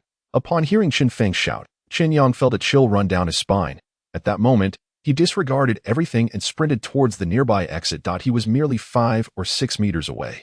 Chen Feng raised his hand and unleashed a slicing attack. The 1-meter-long strike hurtled towards Chen Yang. Though he was near the exit, Chen Feng had unwavering confidence in his attack, as he was still approximately 30 meters away. The strike would reach him in an instant. A smirk crept onto Chen Feng's lips. The thought of his dear brother meeting a gruesome end was nearly impossible to suppress. It was more challenging to contain than an AK's recoil. At that moment, all eyes were fixed on Chen Yang. Amidst the collective anticipation, a shadow beast intercepted Chen Feng's slicing blow. It was Chen Yang's contracted spirit beast. As expected, the creature was cleaved in two. The slicing attack's potency diminished slightly upon splitting the beast, yet it was still sufficient to inflict harm on Chen Yang. However, Chen Yang, valuing his life, had already donned a piece of inner armor on his back. Indeed, it was a draping armor, not one worn conventionally. This inner armor provided dual layers of defense on Chen Yang's back. The slicing attack arrived as anticipated. The armor's defensive capabilities were commendable, though it remained unclear who had prepared it for Chen Yang. Upon impact with the armor, a brief stalemate ensued, resulting in the shattering of the first layer. However, the force of the collision propelled Chen Yang forward uncontrollably, driving him towards the nearby exit, before he could breach the exit. The second layer of defense was torn apart, and a stronger wave of impact surged, successfully propelling Chen Yang through the opening. Alas, as he departed, he left behind a pool of blood. Chen Feng's eyes widened. Could it be? He glanced down at his own lower body. If his sight had not deceived him, his slicing attack must have indeed struck Chen Yang. The impact forced Chen Yang's body forward, transforming his fleeing stance into a forward lunge to eye in the final moments. Although Chen Yang successfully dove into the exit of the secret realm, the positioning of his head and legs resulted in a rather precarious situation. Chen Feng covered his mouth, fearing he might burst into laughter. If indeed that particular area had been severed, the sensation would be more gratifying than ending his life. Yet, what precisely had been cut? He could not discern. Chen Yang's escape had been a fleeting event, but Chen Feng was certain that something had been lost. At that moment, at the entrance of the secret realm, a disheveled figure tumbled out. A scream of agony echoed with piercing intensity. Chen Yang emerged from the secret realm, one hand clutching his head, the other desperately covering his blood-soaked groin as he rolled wildly on the ground. His head throbbed painfully. This was his second encounter with the demise of a spirit beast, his contract violently severed. The pain he felt now was far greater than the first, and as for his groin, he could only wonder if he had lost any parts. All he knew was the excruciating pain, a searing agony that he could not staunch. Chen Yang. It was indeed Chen Yang. The onlookers at the entrance gasped in astonishment. Before anyone could react, the Yi family members swiftly encircled Chen Yang to protect him. The foremost among them, a king-level spirit beast master, furrowed his brow and approached, swiftly rendering Chen Yang unconscious with a precise strike. Only then did he begin to assess Chen Yang's injuries. The severed contract left spiritual scars that this spirit beast master could not remedy. He could only await Chen Yang's self-recovery. Yet what of Chen Yang's groin? Who was responsible? The king-level spirit beast master of the Yi family roared like a furious lion. Two fine eggs, and one has been brutally severed. I demand an explanation from the Spirit Academy. And I demand it now. The Yi family's master glared at the royal-level mentor from the academy. You may seek an explanation from the Spirit Academy, but do you dare to demand it from me? Who gave you the audacity? At that moment, the royal-level spirit beast master's aura erupted, and a phantom beast had materialized behind him that a king was more than capable of dominating the entire scene. This was all without summoning his spirit beast. If he did, he could annihilate everyone present, including all the king-level individuals. None would escape. I acted impulsively. I need to understand the situation within the secret realm now. This Yu family member, displaying a degree of fortitude, continued to make demands even after apologizing under the weight of the royal presence. Humph. The royal-level mentor snorted coldly, but it was merely a dismissive sound. You wish to know what transpired within the secret realm? Why should I care? He had already shown sufficient courtesy to the Yi family. Did they now wish to overstep their bounds? Just as the Yi family king was about to utter more, someone suddenly emerged from the secret realm. It was evident that the individual was in a state of panic. Soon after, a second, then a third followed suit. Tell me, what occurred within the secret realm? The Yi family king immediately seized one individual, drawing him close. I am a student from the Spirit Academy, the individual stammered, casting a pleading glance toward the mentors. Just tell him the truth. No one will harm you, spoke the student's mentor in a deep tone. The actions of the Yi family had indeed been excessive, capturing their students in front of the mentors. Yet, he could also understand the Yi family's desperation. All right, I understand. Mentor, it was Chen Feng. Chen Feng is simply monstrous. Once the floodgates of disclosure opened, they could not be closed. The student recounted his eyewitness account. embellishing it with his interpretation of events. In short, it was nothing short of impressive. Yet, the faces of the Yi family members turned ashen. Among the 10 newly entered Yi family members, 6 had perished, and 4 were fleeing. In their subconscious, no one believed this to be true. Yet, the words of those emerging could not be ignored. It was not just 1 or 2. All who came out spoke the same, and now, like dumplings, more and more individuals were spilling from the secret realm. The inhabitants of the realm were not fools, having witnessed Chen Feng's overwhelming might. Who among them would dare challenge him? While others count their wealth until their hands cramp, Chen Feng is counting spirit crystals until his hands are sore. Of course, it is Li Qingfeng who suffers the cramp, while Chen Feng merely stands guard at the exit. With a precedent of Chen Yang escaping, Chen Feng certainly will not allow anyone else the chance to flee. The foolish dog and the clumsy bear are not idle either. They are busy rummaging through the bodies of the Yi family, collecting the spirit beast bags that are the spoils of Chen Feng's conquest. Soon, news of the events at the exit spreads rapidly within the secret realm, and nearly everyone inside becomes aware. The progress of exploring the secret realm surges once more, in the minds of all. Chen Feng has become synonymous with danger. They must quickly gather resources and make their escape, for no one knows what actions Chen Feng might take next. What if he raises the prices for those who follow? What if he decides to unleash a massacre? Unbeknownst to them, Chen Feng's actions have inadvertently accelerated the pace of exploration within the secret realm. The 4 members of the Yi family, oh no. 5. As the one who initially followed Chen Yang, is also present. Gathered together, their expressions grim, each more distressed than the last. Who could have anticipated that matters would unfold in such a manner? What should we do? Others have paid spirit crystals to leave. Can we do the same? Absolutely not. We must devise another way to escape. Allow me, I have a flying spirit beast that can draw his attention. As long as he leaves the exit, you all should dash out quickly. This, brother, how selfless of you. The other 4 are deeply moved by this act of sacrifice. When you escape, be sure to find a way to save me. If it comes to it, please take care of my family in the future. Rest assured, brother, your mother shall be our mother from now on. That's enough. Indeed, it suffices if these few were to proclaim that your wife is ours. I suspect his altruism might waver. Chapter 84. The profanity was truly filthy, as the saying goes. Time waits for no one, and the brave. Oh no, the fearless. Oh, whatever it in any case, this foolish spirit beast master has taken to the skies. He mounts his beloved spirit beast, the golden level fire crow. The fire crow is in its growth stage, not particularly large, barely able to carry 1 person. When Chen Feng catches sight of this individual, he is indeed somewhat taken aback, for flying spirit beasts are quite rare, at least in Jiang City. TSK, these fellows truly have a penchant for foolishness. Chen Feng casts only a glance before losing interest. Surely he understands what the Yi family is plotting. To lure the tiger away from its mountain lair. A group of novices dares to play tricks on me. How naive. He will not be fooled. The small fry on the fire crow calls out for help. Mustering the courage to ride high above and provoke Chen Feng, he has indeed gathered a fair amount of bravery.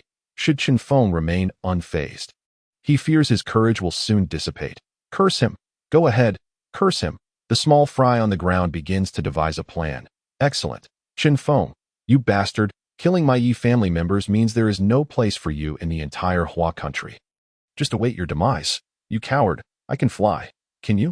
Your slashing skills are renowned. Come and strike me.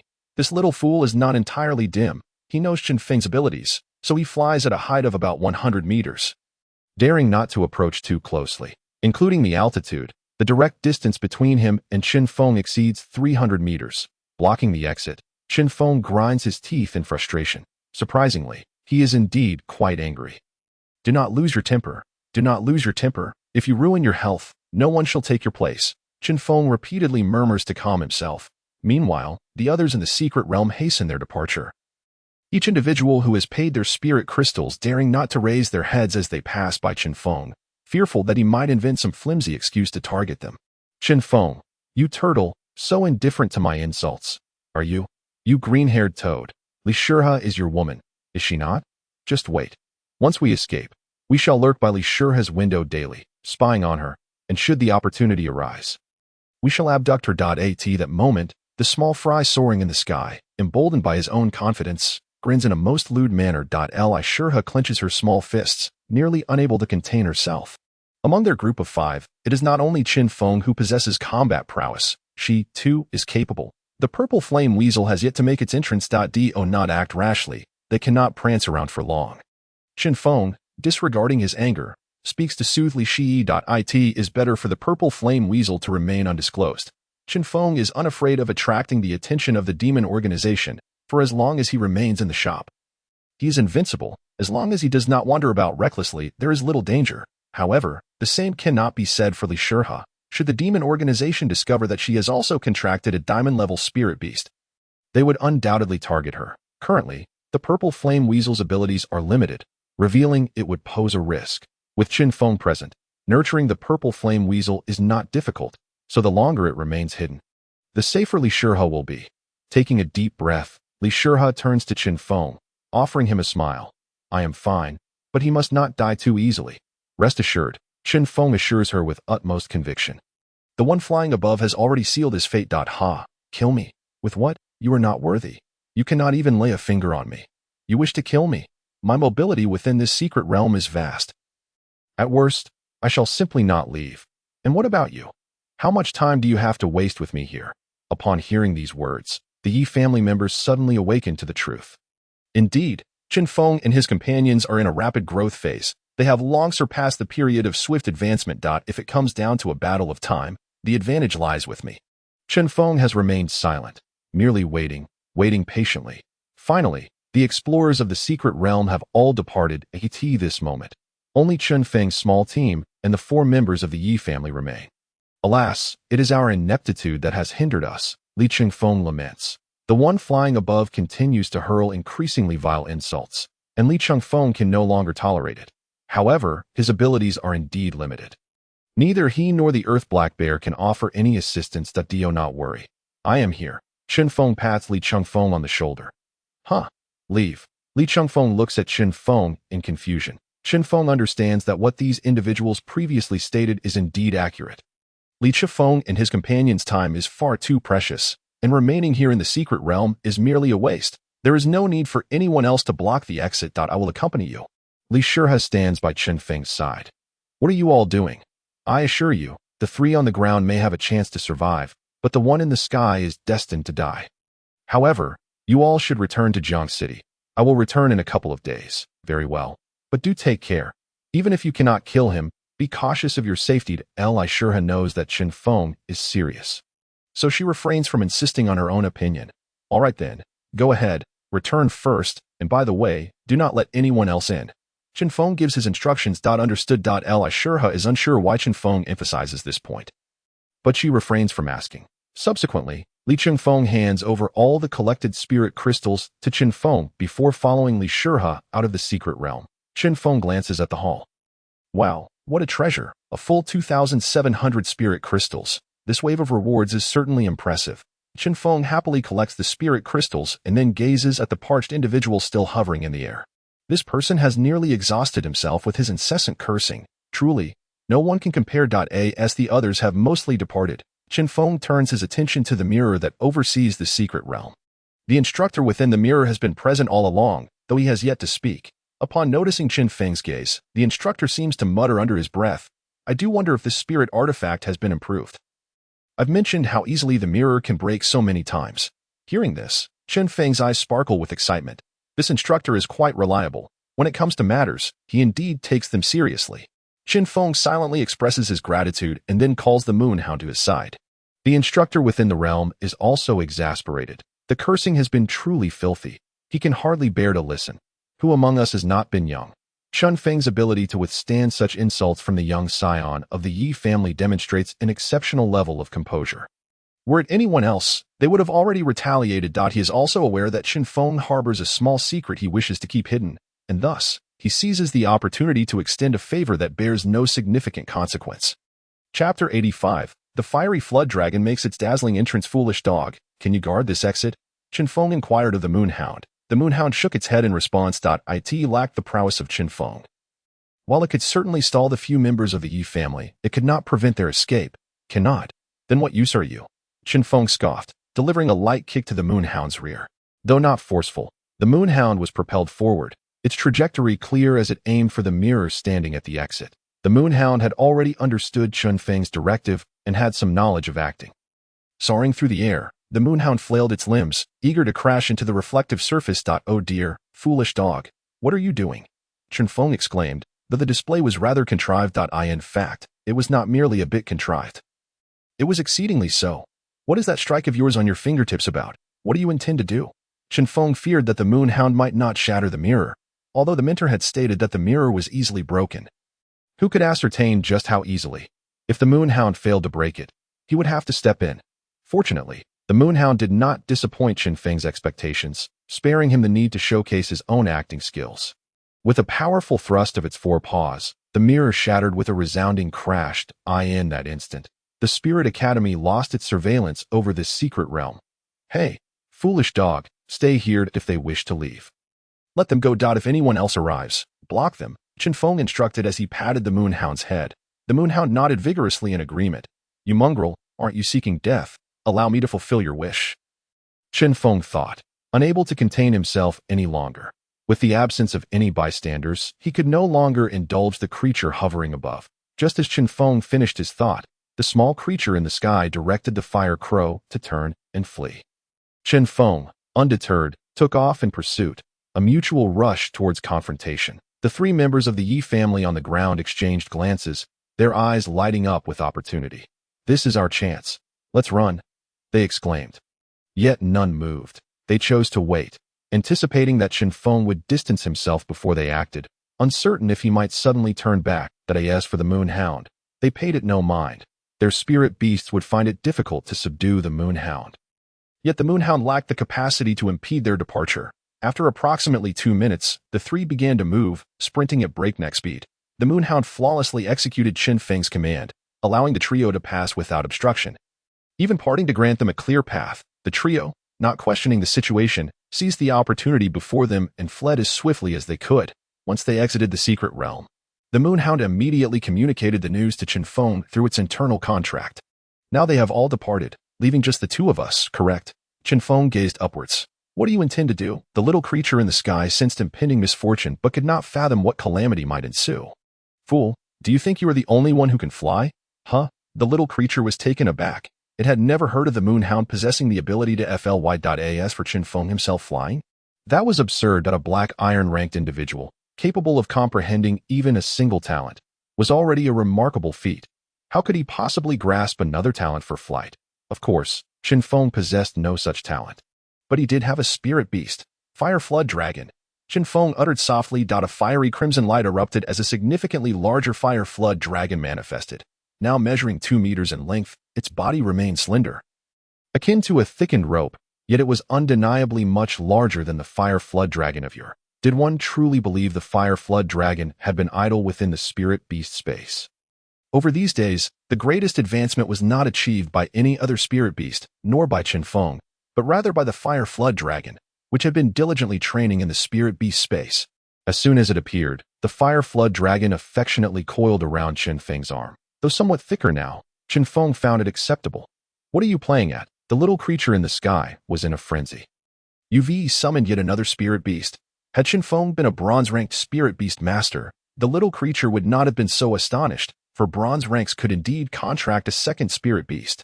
However, Chen Feng was undeniably a black iron rank. Why could he contract 2 spirit beasts? Moreover, why was this spirit beast of diamond quality? Was it not possible for it to transform into a dragon? Playing with you? Aren't you supposed to be flying? Go on, keep flying, Chen Feng taunted, brimming with arrogance. While the current Fire Flood Dragon could not bear him aloft, it could easily handle the creature above. This is impossible. How have you accomplished this? Who are you? You cannot be the Chen family's discarded son. The little creature's barrage of questions was understandable. Anyone in such a position would inevitably inquire. The background check it had conducted on Chen Feng revealed him to be a rather pitiful individual, yet the feats he was now showcasing were anything but pitiable. A dead man knows far too much. Chen Feng beckoned the flying creature with a flick of his finger. Come, continue your insults. Humph, Chen Feng, do not get too arrogant. The Diamond-class Fire Flood Dragon is indeed formidable, but it is merely in its juvenile stage. Juvenile stage? 2 of them. The creature hovering above was utterly confounded. What on earth was happening? Are you human or ghost? It was common knowledge that each individual could only contract one juvenile spirit beast. As it pertained to the future of the spirit beast mastered, no one had ever heard of someone contracting two juvenile spirit beasts. Double the growth, double the joy. Chen Feng might be enjoying himself. But what of others? Go on. Keep being arrogant. Chen Feng relished the expression on the creature's face. I can't believe this. The creature was flabbergasted, urging the fire crow to flee in haste, under the little creature's command. The fire crow took off towards the exit, its speed significantly enhanced, having increased by at least 50% compared to before. However, it was up against a diamond-class fire flood dragon, one nurtured through Chen Feng's fierce training and technological advancements. Eliminate them, Chen Feng commanded. The fire flood dragon surged forth with explosive speed, as though a cannonball had been discharged, leaving a trail of red light in its wake. A smirk graced Chen Feng's lips. I have made my move. How shall you respond? The answer was to bow their heads in defeat. The fire flood dragon easily caught up to the fire crow, ensnaring its neck, rendering it incapable of maintaining flight and threatening to crash. As the fire flood dragon unleashed its infernal flames upon the fire crow's head, the latter was instantly extinguished, its once vibrant head reduced to ash within moments. The little creature atop the fire crow felt a sharp pain in its skull, losing its grip on the fire crow's body and plummeting downwards in free fall. Chapter 86. Two royal classes, one near royal class. How does beneath the weight of the fire crow, the small creature? Xiaopakai strained to lift his head. He was unable to respond to Chen Feng, as blood and foam continuously erupted from his mouth. Keep flying, keep cursing. Ha! Rest assured, there will be others to accompany you. You shall not be alone. With that, Chen Feng rose and lifted his foot, first kicking the corpse of the fire crow aside, then stepping onto Xiaopakai's chest. Subsequently, with a decisive strike, a red line appeared around Xiaopakai's neck. The head was severed from the body. Even in his final moments, Xiaopakai continued to curse inwardly. Did you really need to step on me before killing me, to ensure a steadier and more precise strike? With another life extinguished, Chen Feng felt no remorse. He wiped the blood from his foot and collected Xiaopakai's spirit beast pouch. Return now. We must not allow others to see you. Chen Feng comforted the fire dragon, which obediently complied without resistance. Once his spirit beast was retracted into its space, Chen Feng made his way back to the exit of the secret realm. The moonhound remained vigilant at the exit, diligently on guard. However, it began wagging its tail from a distance, panting with tongue lolling out. Chen Feng approached and patted the moonhound's head. Let us go outside and see what is happening. The moonhound eagerly followed him. As Chen Feng crossed the threshold of the secret realm, a system notification echoed within his mind. Ding! Mission completed. Rating calculation in progress. Ding! The host has collected a total of 3,100 spirit crystals, receiving an SSS level reward. Ding! Congratulations to the host for gaining 100 constitution, 100 mental strength, in the spirit technique. Black coffin. A surge of warmth manifested within Chen Feng, as all knowledge pertaining to the spirit technique, Black coffin, flooded into his mind. Similar to the decisive strike, it required no training or comprehension. The moment it was acquired, it was at full mastery. If one were to inquire about the usefulness of a fully mastered skill, it would require a thorough explanation. Swift, precise, and fierce. Swift, immediate release. Precise, hitting the mark. Fierce, greater power. Little bastard, you shall die. Just as Chen Feng was savoring this moment of triumph, an enraged voice erupted. The king of the Yi family resembled an infuriated lion. How many had perished from the Yi family this time? 13 had entered. Only 4 survived. Adoptive father, father-in-law. What brings you here? Chen Feng paid no heed to the barking fool, his astonishment directed towards Yan Lai and Li Gong. Isn't it just a matter of a petty creature trying to bully the weak? Naturally, I had to come and observe. Yan Lai glanced sideways at the direction of the Yi family members, where the king-level spirit beast master gritted his teeth in fury. So, both the big and small are here to hurl insults, are they? Very well. Now that he had emerged, this was no longer of concern to your provincial spirit academy, right? The Yi family king cast a glance towards the royal spirit beast master of the provincial spirit academy. The latter maintained a nonchalant demeanor, merely nodding slightly. That is good. With that, the king-level shadow beast manifested, accompanied by 2 other king-level spirit beasts. These were all the spirit beasts of the Yi family's king-level master, who intended to forcibly engage in combat here. Yan Lai furrowed his brow, while Li Gong swiftly positioned himself in front of Chen Feng. Chen Feng grinned at a king level. Now this is somewhat troublesome. We can't possibly win this fight. Perhaps retreating into the secret realm would be wise? Just as Chen Feng contemplated whether to seek refuge, the Yi family made their move. First, the shadow beast vanished. This was no juvenile or transitional shadow beast. It had evolved to king-level status, far beyond the capabilities of mere small creatures. Do you truly believe I, as a night patrolman, am merely ornamental? Yan Lai scoffed. The Hellfire Tiger made its entrance. What the? A royal level? Onlookers could not help but exclaim in astonishment. Yan Lai was not particularly renowned in this area, as it was not Jiang City. However, everyone understood the significance of a royal-level spirit beast. The realms of spirit beasts were fundamentally tied to their masters. To put it plainly, possessing a royal-level spirit beast granted one a ticket to ascend to royal-level spirit beast master status. The same reasoning applied to other realms, which is fundamentally why spirit beast masters invest immense effort into nurturing their beasts. Why was the Hellfire Tiger able to evolve to royal level? It was, of course, due to Chen Feng. With the sustenance provided by Chen Feng in the upgraded shop, the Hellfire Tiger had strolled through the evolution chambers several times, having already reached the pinnacle of king level. Its realm naturally ascended. Roar. The Hellfire Tiger showed no mercy towards the shadow beast. Can you not hide within shadows? Come, enter my shadow. After a fierce roar, the Hellfire Tiger dashed into Chen Feng's shadow. At that moment, Chen Feng's shadow enveloped the Hellfire Tiger, and the next instant, the flames of hell ignited upon the tiger's form. This was the inferno from the underworld, its power needing no elaboration. Whether the shadow beast entered Chen Feng's shadow or that of the Hellfire Tiger, it was utterly futile. The Yi family's king-level spirit beast master was left dumbfounded. Yet, even more bewilderment was yet to come. Two figures descended from the void. They were two royal-level spirit beast masters. The Yi family must provide an explanation to my night patrolman. The newcomers had no intention of touching down, hovering majestically in the air, their presence imposing upon the Yi family. The Yi family's king-level spirit beast master was at a loss. With two royals and one quasi-royal, how could they possibly engage? Now, tell me, how shall we proceed?